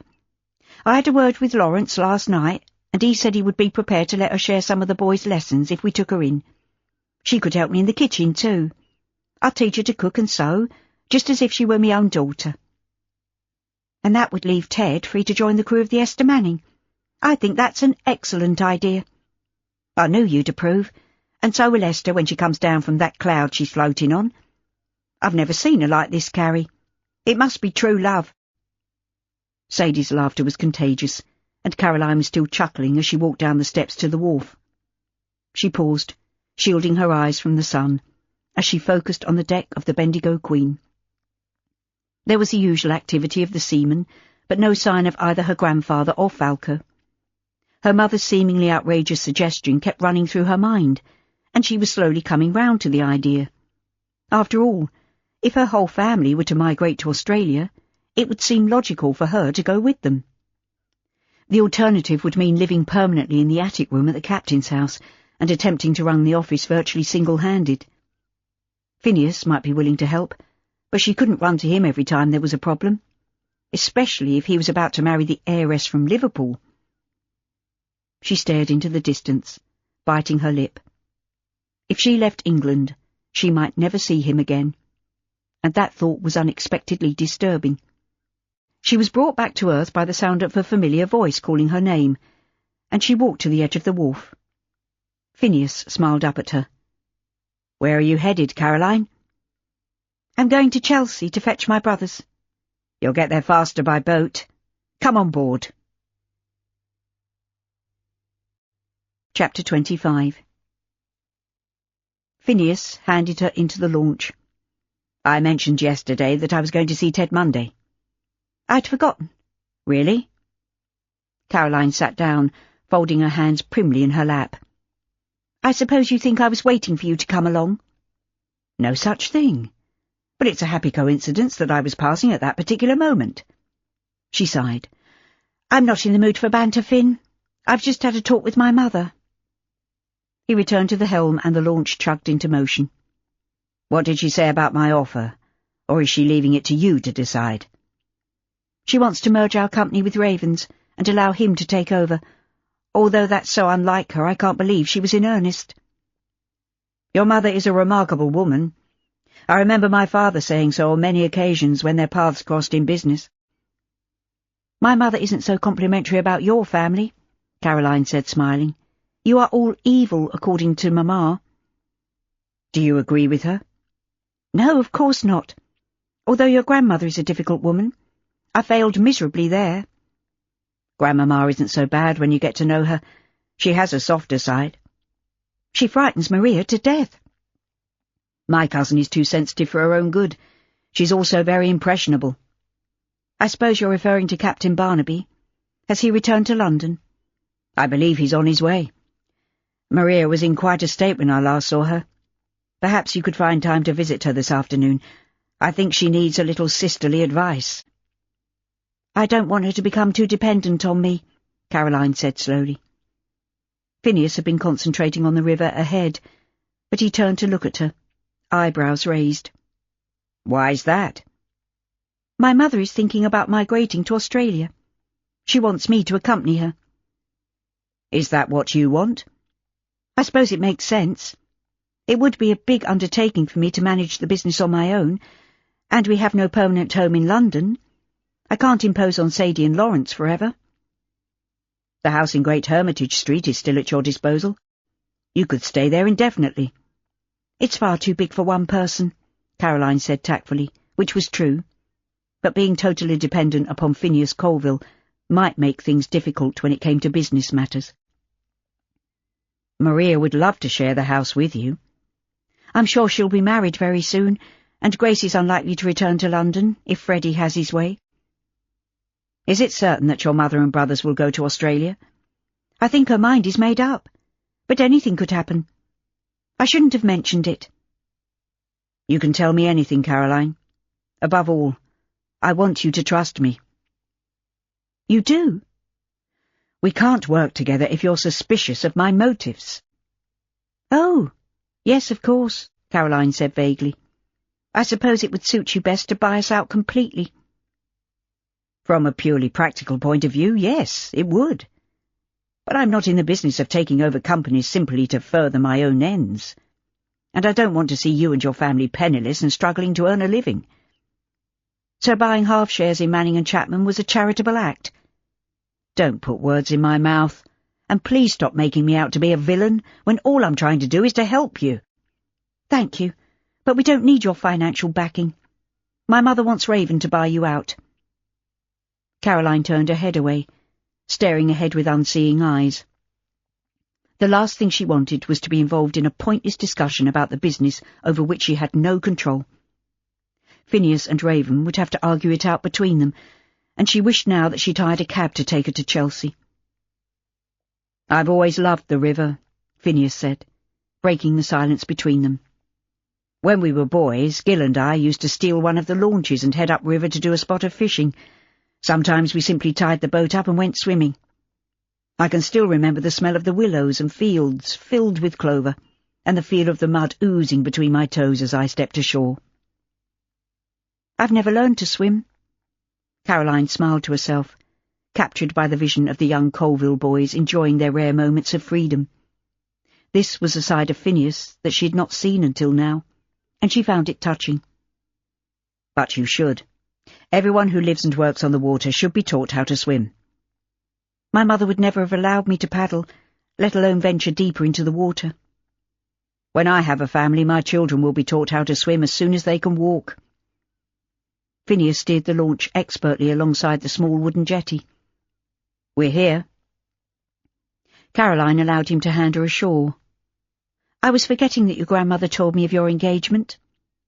She'd not intended to mention it, but she had to know the truth. He held on to her hand a moment or two longer than was necessary. "And you believed her?" "Are you saying that she was lying?" "Not exactly. She mooted the idea some time ago, and I told her that I would prefer to choose my own bride." "Oh, I see." Caroline snatched her hand away. "Would you pass my basket, please? Sadie has been baking again," she added, smiling. Monday's tiny boatyard was in an even more sorry state than Caroline remembered. She had not previously had the time or the interest to look around, but even a cursory glance revealed that the boats were patched and old, and it was clear that the business was failing badly. Rose came running down the path to greet her, and she grasped Caroline's hand. "Your brothers are in the boathouse helping Pa to mend the boat," Rose said happily. She eyed the basket covered with a clean white cloth. "I can smell gingerbread." "Sadie sent it for you, but you'd better ask your Pa if you may have some." "Oh, he won't mind," Rose said, holding out her hand. "I'll put it on a plate and then you can take your basket back with you." Caroline ruffled Rose's copper curls. "That's very thoughtful of you." She followed her into the shed. Ted looked up from his work. "Good morning to you both." "Look what Caroline has brought for us, Pa." Rose thrust the basket under her father's nose. "It's gingerbread. Sadie made it especially for us." Jimmy sniffed the air. "I like gingerbread." "Me too." Max lifted the corner of the cloth and grinned. "No one makes it better than Sadie." "It's for Rose and her father," Caroline said, laughing. "Sadie will make some for you, I'm sure." "It was very kind of her, miss." Ted glanced up at Phineas, eyebrows raised. "Is anything wrong, sir?" "A word in private, Ted," Phineas said, smiling. Caroline hustled her brothers and Rose outside, but she returned to find Phineas and Ted deep in conversation. "Excuse me for interrupting, but I just wanted to pass on a message from Sadie. She would love to look after Rose should you decide to return to sea, Ted. She would be treated like a daughter and would share lessons with the boys." Ted's eyes misted, and he clasped Caroline's hand. "Thank her for me, miss. I might just take her up on her offer." "Then let's get down to business, shall we?" Phineas perched on a stool by the workbench. "I'll happily take you on as third mate if you're willing to accept the usual terms. What do you say, Ted?" "I say thank you, Governor. Thanks from the bottom of me heart." Ted glanced round at the chaotic mess of wood shavings, broken oars and pots of glue. "This weren't never going to make me rich, and it barely feeds and clothes us, so I'll be more than glad to go back to doing something I know well." Caroline left them to talk over the details and went outside to join the children. She was delighted to think that Rose would benefit from Sadie's loving care, but space at the captain's house was limited, and Lawrence wanted to take in more boarders. Caroline knew that staying there indefinitely was not an option. Finding a home of her own was uppermost in her mind during the homeward journey, and she sat in silence while the boys chattered on excitedly about the prospect of migrating to Australia. It appeared to be an open secret, and she had been the last to know. There was little chance to talk to Phineas on the return journey to Wapping, and he dropped them off at the foot of the waterman's stairs. It was all rather hurried as the tide was on the ebb, tugging at the launch in an attempt to carry it downstream, and by the time Caroline reached the top of the wharf, the craft was lost to her sight amongst the busy river traffic. So much had been left unsaid, and she was left in an odd state of limbo, with her future hanging in the balance, over which she had very little control. She went indoors to pass on Ted's message of thanks to Sadie, who was thrilled at the thought of having a little girl to care for. "She won't take your place in my heart, Carrie. No one could. But it will make up a bit for the fact that you'll be on the other side of the world in Bendigo." "That's not certain," Caroline said aghast. "I haven't decided if I'll go with them or stay in London." "I expect Phineas would like you to remain here." Caroline sighed. "All he wants is to get his hands on the company. I thought at first that he was being kind and generous when he offered to buy half shares, but I'm still having doubts. I have a feeling that he wants to be king of the river." "Maybe he wants you to be his queen." "Don't be ridiculous," Caroline said, chuckling. "He's not the romantic type. I think he takes after his grandmother in his single-minded pursuit of power and wealth." "Isn't that a bit unfair, Carrie? You can't know that for sure." Caroline glanced at the kitchen clock. "I really should go to Prince's Square and call on Maria. Phineas thinks that she might need my support, but I don't think I ought to get too involved." "You're related to the Colvilles, whether you like it or not. Maybe you'd better get used to the idea." Caroline shook her head. "I thought you agreed with my mother when it came to that family. I've changed my mind about Phineas. Handsome is as handsome does, as the saying goes, and I'll say this for him. He is very good-looking, and he's proved that he has a kind heart by the way he's treated Ted and Rose." "I suppose you're right. But I have to go now. I'll see you later, Sadie." "Maybe your sister can help you to make up your mind," Sadie called after her. "I have no doubt that if your ma makes up her mind to accept Raven, she'll insist on taking you with her. You'd better think very carefully before you come to a decision, my love." Mrs. Moorcroft greeted Caroline as if she'd not seen her for weeks, and there was no doubting the sincerity of her welcome. She ushered Caroline into the front parlour, where Maria was attempting to darn a stocking, which she abandoned as she leapt to her feet and flung her arms around Caroline. "I was hoping you'd come today. I expect you know that Theo's on his way from Dover, or at least he should be, providing everything went smoothly. I can't wait to see him again, but I must confess that I'm nervous. What will I do if he's had a change of heart?"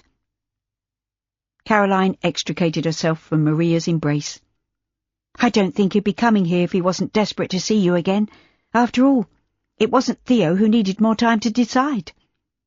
"It's true, and I wish I hadn't been such a coward. I knew he was the one for me the moment I saw him, and he said he felt the same. I should have been braver, Carrie. I was such a baby then." Caroline stifled a giggle. "You've been apart for a short time. You can't have matured suddenly." "Oh, but I have. I had to think things over, and Gilbert has helped me. If Theo's ship hadn't gone to Calais, he would have been away for months, maybe a year or more. What would I have done then?" "Maybe that's something you ought to think about before you commit to marrying a seafarer," Caroline said gently. "You would be on your own a great deal of the time." "I would sail with him." "What would you do when you start a family? You would have to bring them up virtually single-handed." "I'd have you to help and advise me," Maria said shyly. Caroline sat down beside her. "Maybe not. My mother is going to marry the man she fell in love with before she met my father." Maria dropped her darning and clapped her hands. "How romantic!" "Maybe, but it means she will migrate to Australia. taking my brothers with her. She wants me to go too." "Oh dear." Maria's lips trembled. "Will you go with them?"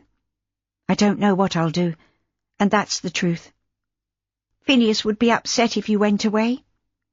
"Why'd you say that?" "Just a feeling I have." "I think you're wrong, Maria. Phineas wants to take over Manning and Chapman, but Raven wants to incorporate what's left of our company with his shipping line.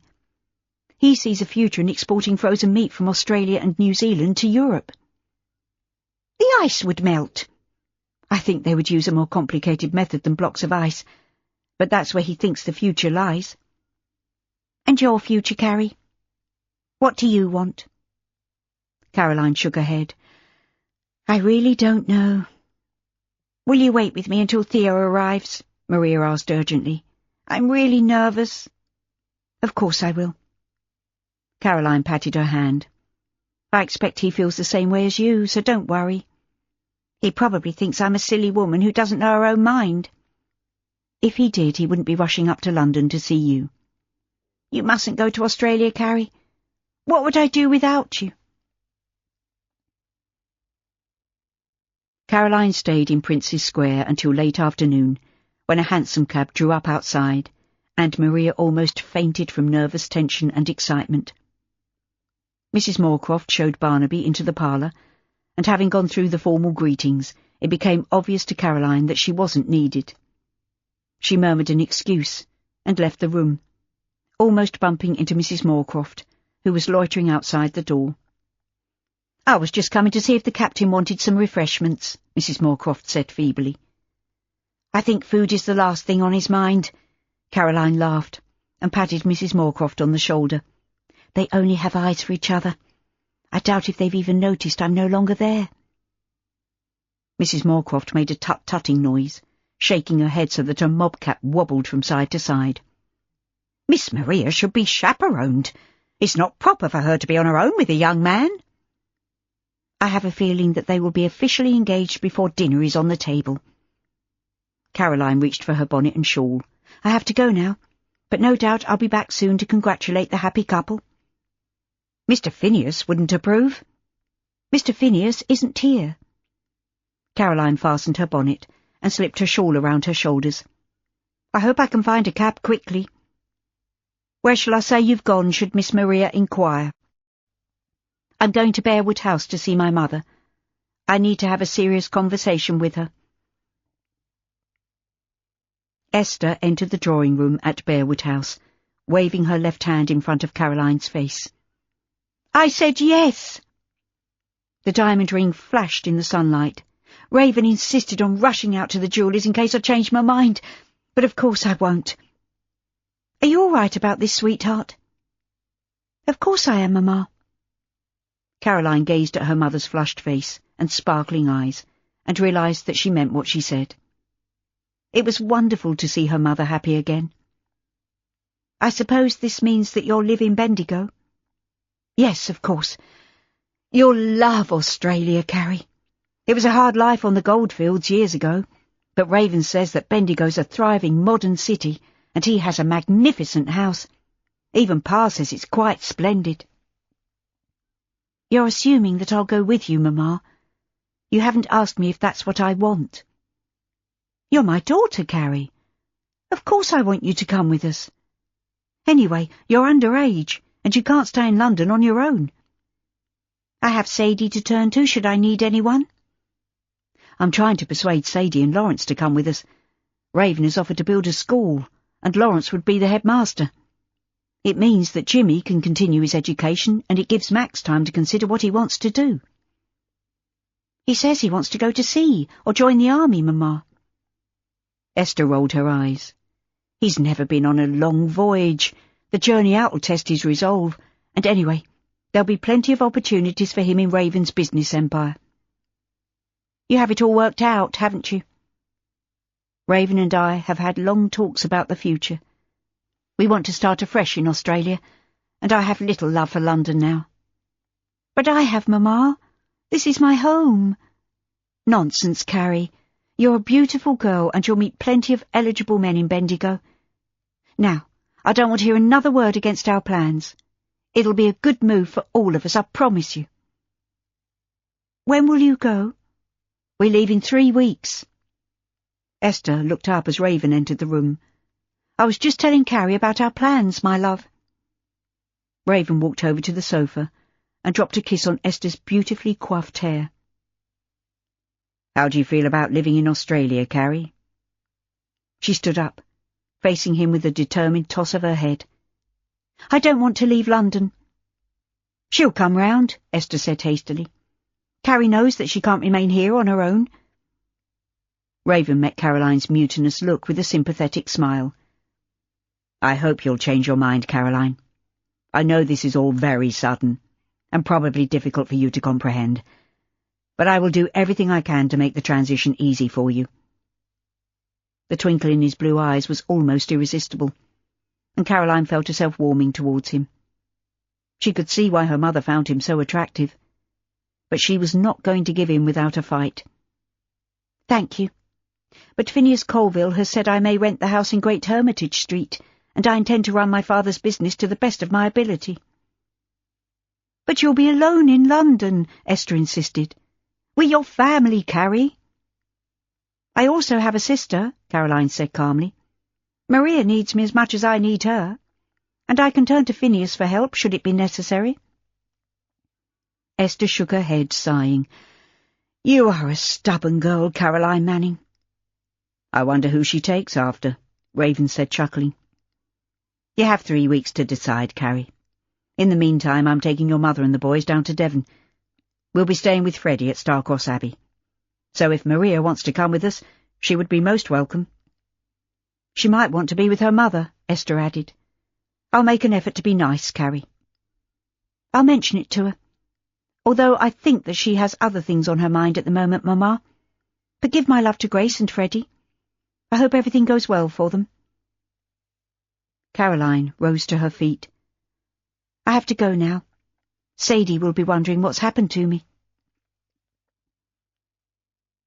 Sadie was in the boys' room, throwing items into a large pigskin valise, with a scowl on her face. Your mother's impossible at times, Carrie. She expects to click her fingers and have everyone running round after her. Let me help you. Caroline picked up one of Jimmy's shirts and folded it neatly before adding it to the heap of garments in the case. I've just come from Bearwood House. Mamma said she'd spoken to you about moving to Australia. She turned up earlier and told me her plans, including taking Lawrence and me with them. It was the first I'd heard of it. I said I don't want to go, but Mamma pointed out that I'm underage and I have to do what I'm told. It took me by surprise. I must admit I'd never given it a thought, but I'll have to discuss it with Lawrence. Caroline sat down on the edge of the nearest bed. Are you seriously considering such a move? I've been there before, so I know what it's like. I think it could be a good life and Lawrence would have a school built for him. That couldn't happen here. Put like that, it does sound as though it might be good for you. But you don't want to leave London. Sadie folded the last garment and placed it in the already bulging valise. Is there a special reason for you to stay here? It's my home, and Maria is here. I've only just found my sister. I don't suppose your decision would have anything to do with Phineas Colville, would it? What makes you say that? He's rich and handsome, the king of the river, as you called him. He's kind to his employees, if you think about what he's doing for Ted and his little girl. Who in their right mind would not fancy a man like that? Chapter 26. Maria was engaged to be married, and Sadie was planning her wedding, which was to take place on the Monday following the last reading of the banns. Then, as if to eclipse Sadie's wedding arrangements, Maria announced that Theo had obtained a special license and they were to be married at the end of that week. This meant that there would be 2 weddings, separated only by a few days, and as Caroline's help was needed on both occasions, she found herself in a flurry of dressmaking appointments for both brides. These had to be fitted in between other arrangements, including the sending of telegrams to Starcross Abbey to inform the family of the forthcoming nuptials. Fortunately, both brides had decided to hold their weddings at the Church of St. George in the East, which made life easier for Caroline, who was also responsible for ordering flowers from Covent Garden and finding somewhere to celebrate the 2 wedding breakfasts. Added to all this excitement, Sadie and Lawrence had decided to pack up and start afresh in Bendigo. And as Ted was going to be spending as much time in Australia as he was in London, they had agreed to take Rose with them.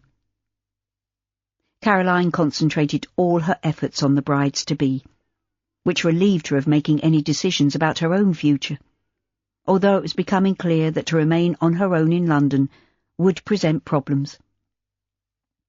She was still living in the captain's house, but Sadie had put it up for sale, insisting that they needed the money to keep them going until Lawrence's school in Bendigo was up and running.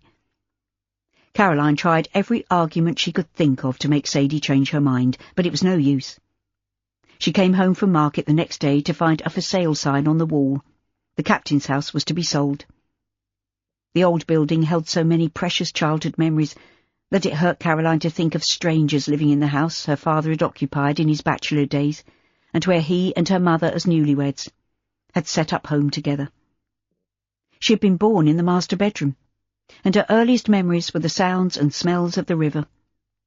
She remembered cosy teas, seated around a roaring fire on cold winter days, eating buns baked by Pa's cook housekeeper, Mrs. Cooper, before she'd retired and gone to live in the country.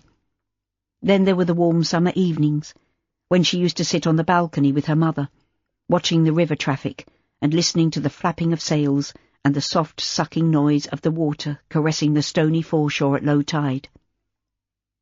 But when they moved to the grand house in Finsbury Circus, everything had changed, and although some things were better, it had meant seeing less and less of her busy parents, and despite the luxury, Caroline had often wished herself back in the warm hug of the captain's house. Upset and angry, Caroline decided to leave the shopping basket for Sadie to deal with, and she left for Prince's Square. Mrs. Moorcroft met her with a worried frown, and seemed oblivious to anything other than the forthcoming wedding arrangements. "I don't see why Mrs. Colville couldn't unbend for once and allow Miss Maria to have her wedding breakfast at Pier House," she said crossly. "That would have been the kindly thing to do, but she's a hard-hearted woman, even if I say so as shouldn't." "I agree," Caroline said vaguely. "Is Miss Maria at home?" "She's in her room." Caroline headed for the stairs before Mrs. Moorcroft had a chance to detain her further, but when she entered the bedroom, Maria gave her a searching look. "What's the matter, Carrie? Are you unwell?" Caroline shook her head. "No, it's not that." "Then what's wrong?" "Sadie has put the house up for sale. She won't even consider allowing me to rent it." "Would you really stay in the captain's house on your own? I mean, the ghost of the old man roaming around day and night would frighten me to death." "I'm not scared of the captain, and living there would have solved all my problems." Caroline laid her bonnet and shawl on the bed. "Well, I'm glad you've come anyway. This gown doesn't fit properly." "Let me look. I might be able to do something about it." Caroline picked up Maria's pincushion and set to work. "How does that feel?" she asked, taking a step backwards and surveying her handiwork. Maria peered at her reflection in the fly-spotted cheval mirror. "That's lovely, Carrie. I didn't dare send it back to Miss Rafferty. The poor creature's so overworked, and my wedding dress is absolutely beautiful. She's created the most beautiful gown I've ever seen." "And she will be handsomely rewarded," Caroline said, laughing. "You're lucky that Phineas is paying for everything." "I know. He's so generous, even though he didn't really want me to marry on such a short acquaintance. But I'm determined to sail with Theo on his voyage to New Zealand. It will be a wonderful honeymoon." Maria clasped her hands together, her eyes wide and shining as she gazed into the mirror. "The Bendigo Queen is bound for Australia, so you'll be following the same route as the Colville Star, at least part of the way." "I'll be able to wave to you when we pass you en route," Maria said, chuckling. "We're the faster ship." "Don't let Raven hear you saying that." Caroline placed the pincushion on the dressing table. "Slip the dress off, and I'll take it home with me. I've got some other sewing to do anyway. Sadie wants me to take up the hem on the wedding dress she bought in Oxford Street, so that will keep me busy this evening." Maria stepped out of the gown. "You've been wonderful, Carrie. I don't know how I'd have managed without you. You're my sister. Of course I'll do anything I can for you. Caroline folded the gown neatly, while Maria slipped on her blouse and skirt. Have you seen your grandmother and spoken to her about the wedding? No, I didn't have the courage to face her. I asked Finn to do it for me. He's the only one who can handle Grandmama. Grace will be there. At least you'll have your mother to support you, and Freddie, of course. She wrote to me, Carrie. It was such a lovely letter, and she said she'd agreed to marry Freddie as soon as her divorce comes through. Maria sat down suddenly. It's all been such a rush, but I'm glad she'll be looked after, and she did sound happy. Let's go downstairs. I could do with a cup of tea, and some of Mrs. Moorcroft's seed cake. I didn't have time for luncheon, and I missed breakfast because there was so much to be done. Maria rose slowly to her feet. What are you going to do? I know you want to stay in London, but with Sadie leaving as well as your family, I don't see that you have much choice. I don't. It hurts to admit it, and the last thing I wanted to do was to give up my father's business. But Raven has other ideas. Caroline turned with a start at the sound of someone rapping on the door. She skirted the bed and went to open it to see Mrs. Moorcroft outside on the landing. Mr. Phineas is in the parlour, miss. He wants to see you. Says it's important. Thank you, Mrs. Moorcroft. I'll come right away. Caroline glanced over her shoulder. Did you hear that, Maria? I'll be down as soon as I've tidied myself up. Anyway, it's you he wants to speak to. Perhaps it's good news.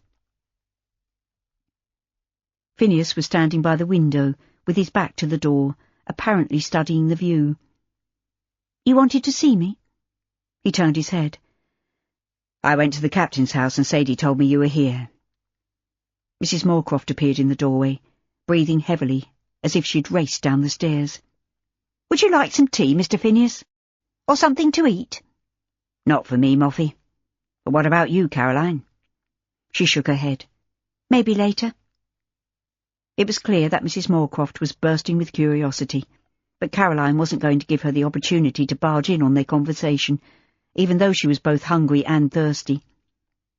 Mrs. Moorcroft withdrew, closing the door so slowly that Phineas put his fingers to his lips, his eyes twinkling with amusement. He waited until the latch clicked into place. I'm very fond of Moffy, he said, laughing, but she does think she owns me. Caroline sank down on the sofa. What did you want to say to me? Don't keep me in suspense. I had a letter from Lord Dorincourt's solicitor this morning. It contains a very generous offer for my share in the Esther Manning. I thought you would want to know. I knew that my mother would get round him, Caroline said, sighing. I don't blame her for wanting to start afresh in another country, or for agreeing to marry so soon after my father's death. But I wanted to prove that I could run the business successfully. I told you that you could have tenancy of the house in Great Hermitage Street if you wished to stay in London. I'm underage, Phineas. I have to follow my mother's wishes, and she wants me to go with them. And what do you want? Perhaps I should wait until I'm 21, and I've seen a bit more of the world before I decide what I really want out of life. Everything has been so confused since Papa died, and it's been one thing on top of another. And now Sadie has put the captain's house up for sale. That's my last connection severed. I really don't have a choice other than to follow my family to the other side of the world. Caroline rose hastily to her feet. Stating a simple fact had brought her close to tears, and she didn't want to embarrass herself or Phineas by breaking down and crying. I'll go and give Mrs. Moorcroft a hand with the tea. She never takes no for an answer. She hurried from the room, almost bumping into Maria. What's the matter? Maria demanded. What has Finn been saying to upset you? Nothing, Caroline said quickly. I was going to fetch the tea to save Mrs. Moorcroft the trouble. Go and talk to him, Maria. I won't be long. In the kitchen, Mrs. Moorcroft appeared to have dropped the milk jug and was attempting to pick up the shards of china without trailing her long skirt in the debris. She looked up, red-faced and perspiring. I'm sorry, Miss Caroline. So clumsy of me. Let me help. Caroline bent down and retrieved the last tiny pieces, leaving Mrs. Moorcroft to fetch a mop. There you are. No harm done, apart from a broken jug, and I'm sure Mr. Phineas can afford to buy a new one." If Caroline didn't know her better, she would have thought that Mrs. Moorcroft giggled, although she turned it into a cough. "You are a one, Miss Caroline. I'll miss you when you're gone to the other side of the world. So will Mr. Phineas, I've no doubt. I'm sure he'll be far too busy to even give it a thought." Caroline took another jug from the china cupboard and filled it from a pitcher of milk. "I'll take the tray into the parlour. I think you need to sit down for a while." "Thank you. Maybe I will." Caroline stopped outside the parlour door, painting a smile on her face, which turned into a genuine chuckle as the old saying about there being no use in crying over spilled milk came to mind. She would miss London, and she would miss her beloved river. But most of all, she would miss... She pushed the thought to the back of her mind, balanced the tray on one arm and opened the door. "Sorry for the delay," she said brightly.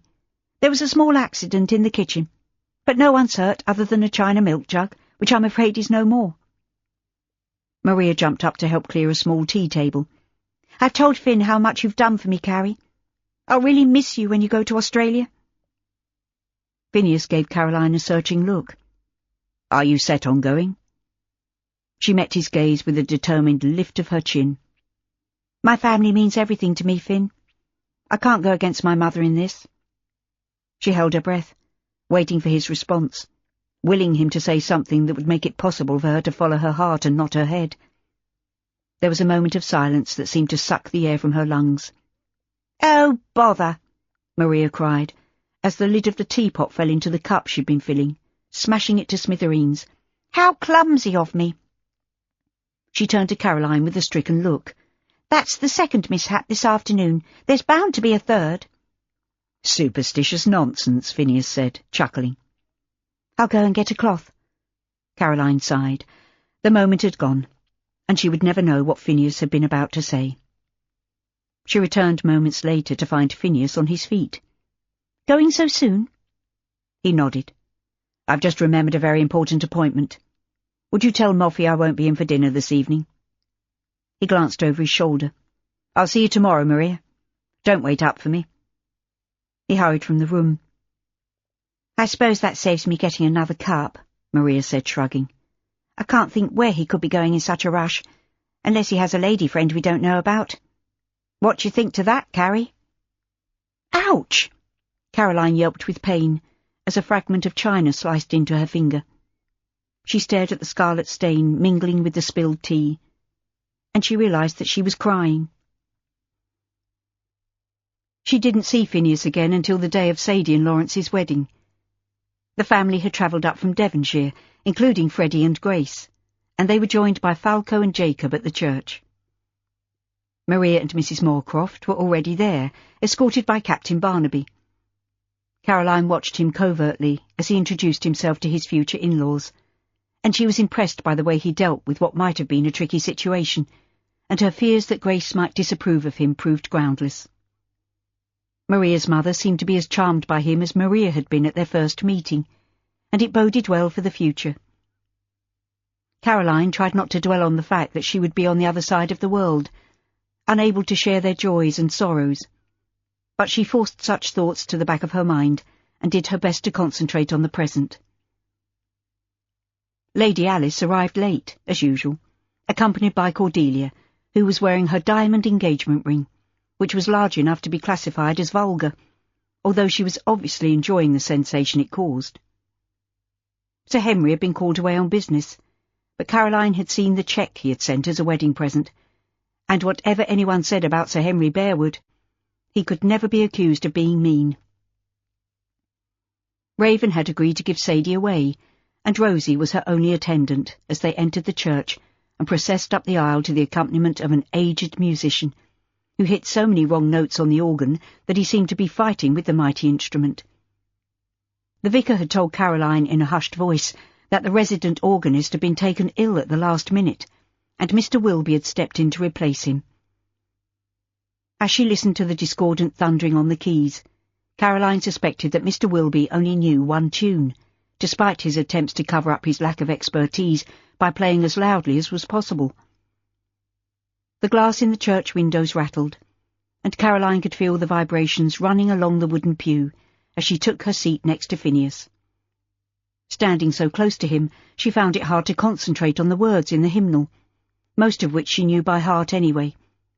But somehow, memory seemed to fail her, and it was not simply due to the noisy accompaniment. At last, the vicar pronounced the happy couple man and wife, and they disappeared into the vestry to sign the register before processing down the aisle and out into the late summer sunshine. The party then made its way to the prospect of Whitby, where Caroline had hired a private room for the wedding breakfast.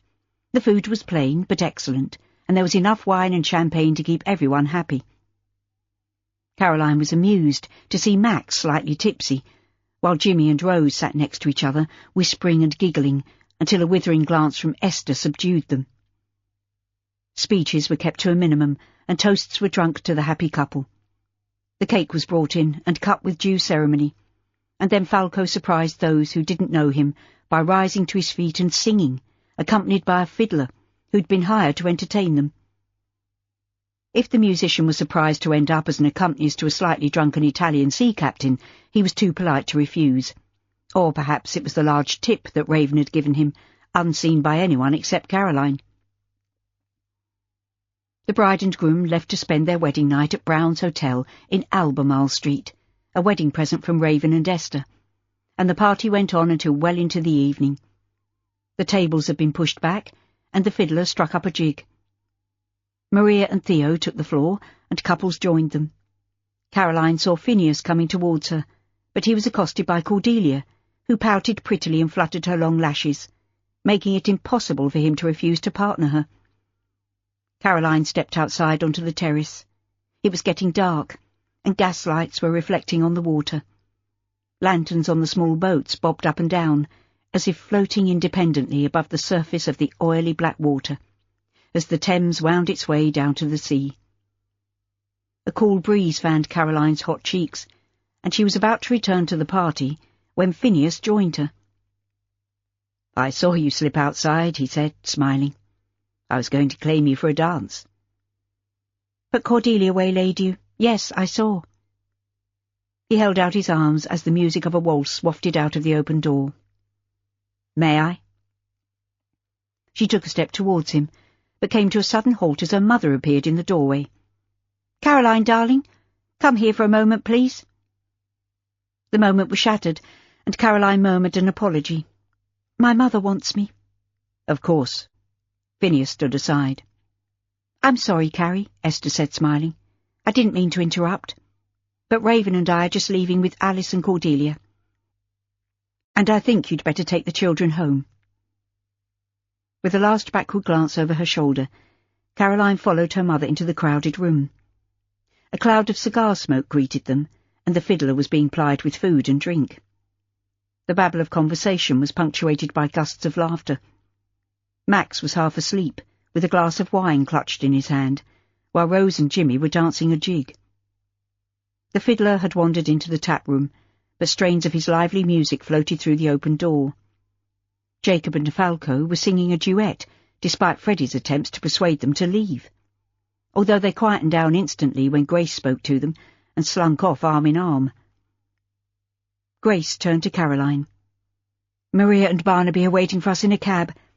Can you manage the children on your own, Carrie?" Max opened his eyes, giving them a blurry smile. "I'm fine, thank you, Ma'am." "Of course you are," Caroline said briskly. "Get up, Max. We're going home." "I don't feel well, Carrie," he whispered, clutching his stomach. "Oh, dear. He's going to be sick," Grace said weakly. "I really have to go, dear." "Don't worry, I'll deal with this." Phineas had come in from the terrace unnoticed. He lifted Max from the settle, looped the boy's arm around his shoulder, and propelled him out through the open door. "I can see you're in safe hands." Grace kissed Caroline on the cheek. "Coming, Freddie?" Caroline turned to the children, who were spinning round like dervishes. She clapped her hands. "That's enough, you two. We're going home." "Max has puked over the railings," Jimmy said, grinning. "He's drunk," Rose added triumphantly. "He'll be sorry in the morning. That's what my pa says. Phineas helped a pale-faced Max into the room. "He'll be fine," he said cheerfully. "Let's get him home. You as well, young lady," he added, nodding to Rose. "And you, young James. And if I hear that you've played Caroline up tonight, you'll be in trouble." "Thank you, Finn, I can manage." Caroline seized Jimmy by the hand and made a grab for Rose, who was still twirling madly. "Calm down, or you'll be the next one taken ill." "My carriage is outside," Phineas said calmly. "I'll take you home." Caroline slipped her shawl around her shoulders. "It's not very far to the captain's house. The fresh air will do Max good." "It's not safe for you to walk along the wharf at this time of night. I'll see you to the door." Caroline was too tired to argue, and Max was too tall for her to manage on her own. "Thank you, Finn." "Can't we stay and listen to the fiddler?" Jimmy asked, tugging at Caroline's hand. Phineas fixed him with a cold stare. "If you play your sister up tonight, you know what will happen." Jimmy stared at him suspiciously. "What? I ain't afraid." "The old captain will be angry," Phineas said in a low voice. "You had better beware." "I'll be good," Rose promised, crossing her heart. "Can I sleep with you, Carrie?" "Of course."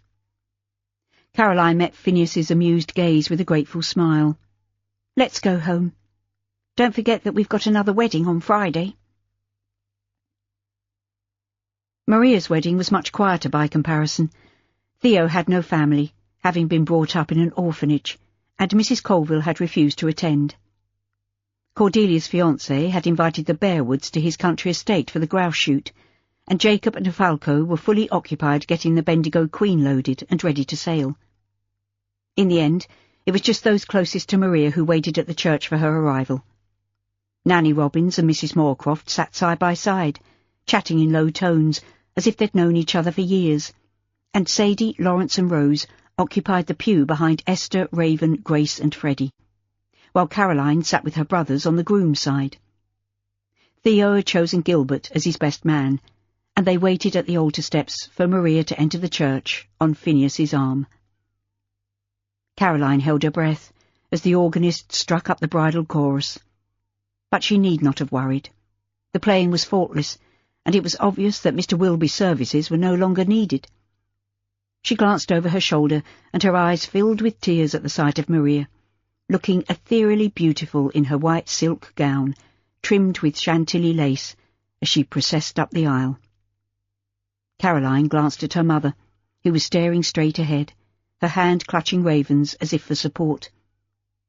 Caroline could only imagine how her mother must be feeling at this moment, but Grace was obviously deeply moved. Her handkerchief fluttered in front of her face like a ghostly white butterfly, and Freddie slipped his arm around her shoulders.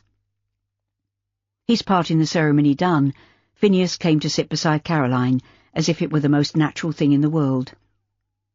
He gave her a sideways glance and an encouraging smile, and she experienced a sudden and almost overwhelming sense that all would be well, and an easing of the tension under which she'd been labouring since Sadie announced the sale of her old home. The rest of the ceremony passed off without a hitch, although when the vicar asked if anyone objected to the marriage, Caroline half expected Mrs. Colville to make a dramatic appearance. Thankfully the moment passed, and the couple were united as man and wife. Outside the church, Maria rushed over to Caroline and hugged her. "Thank you for everything you've done for me, Carrie. If you hadn't come to work for Grandmama, we might never have met, and I wouldn't know that I had a sister." "I wish I could stay in London," Caroline said tearfully. "You know that's not possible, Carrie." Esther moved closer, taking Caroline's hand. "We've been through all this, darling. You're my daughter, and I love you, so naturally I want you to come with us. There's no question of you staying on your own in London, none at all." "Don't you think that's up to Caroline?" Phineas had come up behind them, and they turned to stare at him. Esther recoiled angrily. "I'm sorry, Mr. Colville, but what has this to do with you? It's family business." "And whether you like it or not, I am connected to your family, even if it's only in a roundabout way," Phineas said evenly. "What my late husband did before our marriage is no concern of mine." "Really, Mamma," Caroline protested, glancing anxiously at Maria. This isn't the time or place to bring this up. I agree entirely, Esther said firmly. She fixed Maria with an attempt at a smile. I do wish you well, Maria. I know you are the innocent party in all this, and I'm sorry if I've appeared insensitive to your feelings, but you must understand how I feel. Maria reached out to clasp Esther's hands. I do, Mrs. Manning, and I'm truly sorry for any hurt you've suffered on my account. Esther glanced at Raven, who was standing a few paces away, deep in conversation with Barnaby. You'll excuse us if we don't attend your wedding breakfast, Maria, but Raven and I have an important appointment. What is more important than this, Mamma? Caroline demanded crossly. Esther turned to Raven, beckoning. We decided to get married quietly, because I'm officially still in mourning, but we wanted to do it here in London before we sail. But this is Maria's day, Mamma. I know, which is why we didn't tell you before. Go with your sister, Carrie. I really don't mind. Caroline looked to Raven for confirmation, and he nodded. It's best this way, Carrie. We don't want any fuss. He proffered his arm to Esther. Are you ready, my love? She slipped her hand through the crook of his arm. I am. You're getting married here, and you didn't think to tell me? We thought it would save any embarrassment, Esther said anxiously. I wish I hadn't said anything now, but you can see that this talk of splitting up our family has hurt me. Caroline threw up her hands. This is madness. I can't cope with this, Mamma. She walked away, heading blindly into the churchyard. Caroline, stop! She came to a halt, turning to Phineas with an angry frown. Did you know about any of this? No. On my honour, it was just as much a surprise to me as it has been for you. I love my mother, Caroline said slowly, but this was supposed to be Maria's day, and I don't want to go to Bendigo. My life is here in London, or it would be if it hadn't been made impossible. Phineas took her hand in his. Your mother thinks she's doing the right thing, but you don't have to go with them if you don't want to. I can't run the company on my own. I was stupid to think I could. I've offered you a partnership. But you sold out to Raven. He told me so. I sold my share in the Esther Manning to him, it's true, but I've offered Sadie the asking price for the captain's house, because I know you love it. So what are you saying? Caroline looked him in the eye, and suddenly she was as breathless as if she had just run a mile. I've been trying to find a way of telling you this for weeks. He raised her hand to his lips, holding her gaze with a tender smile. I want you to be my partner in everything, Carrie. I want you to stay here, with me. You want me to be your business partner? She said warily. I love you, Carrie. I'm asking you to marry me. Your grandmother would never agree. My grandmother will have to get used to it. The ground seemed to be spinning beneath her feet. She could hear her mother calling to her, and she was vaguely aware of the wedding party re-entering the church. Max and Jimmy were shouting her name, but nothing seemed real. Phineas swept her into his arms, kissing her until she responded with equal passion. I knew it, he whispered, covering her face with kisses. Say it, Carrie. Say that you love me.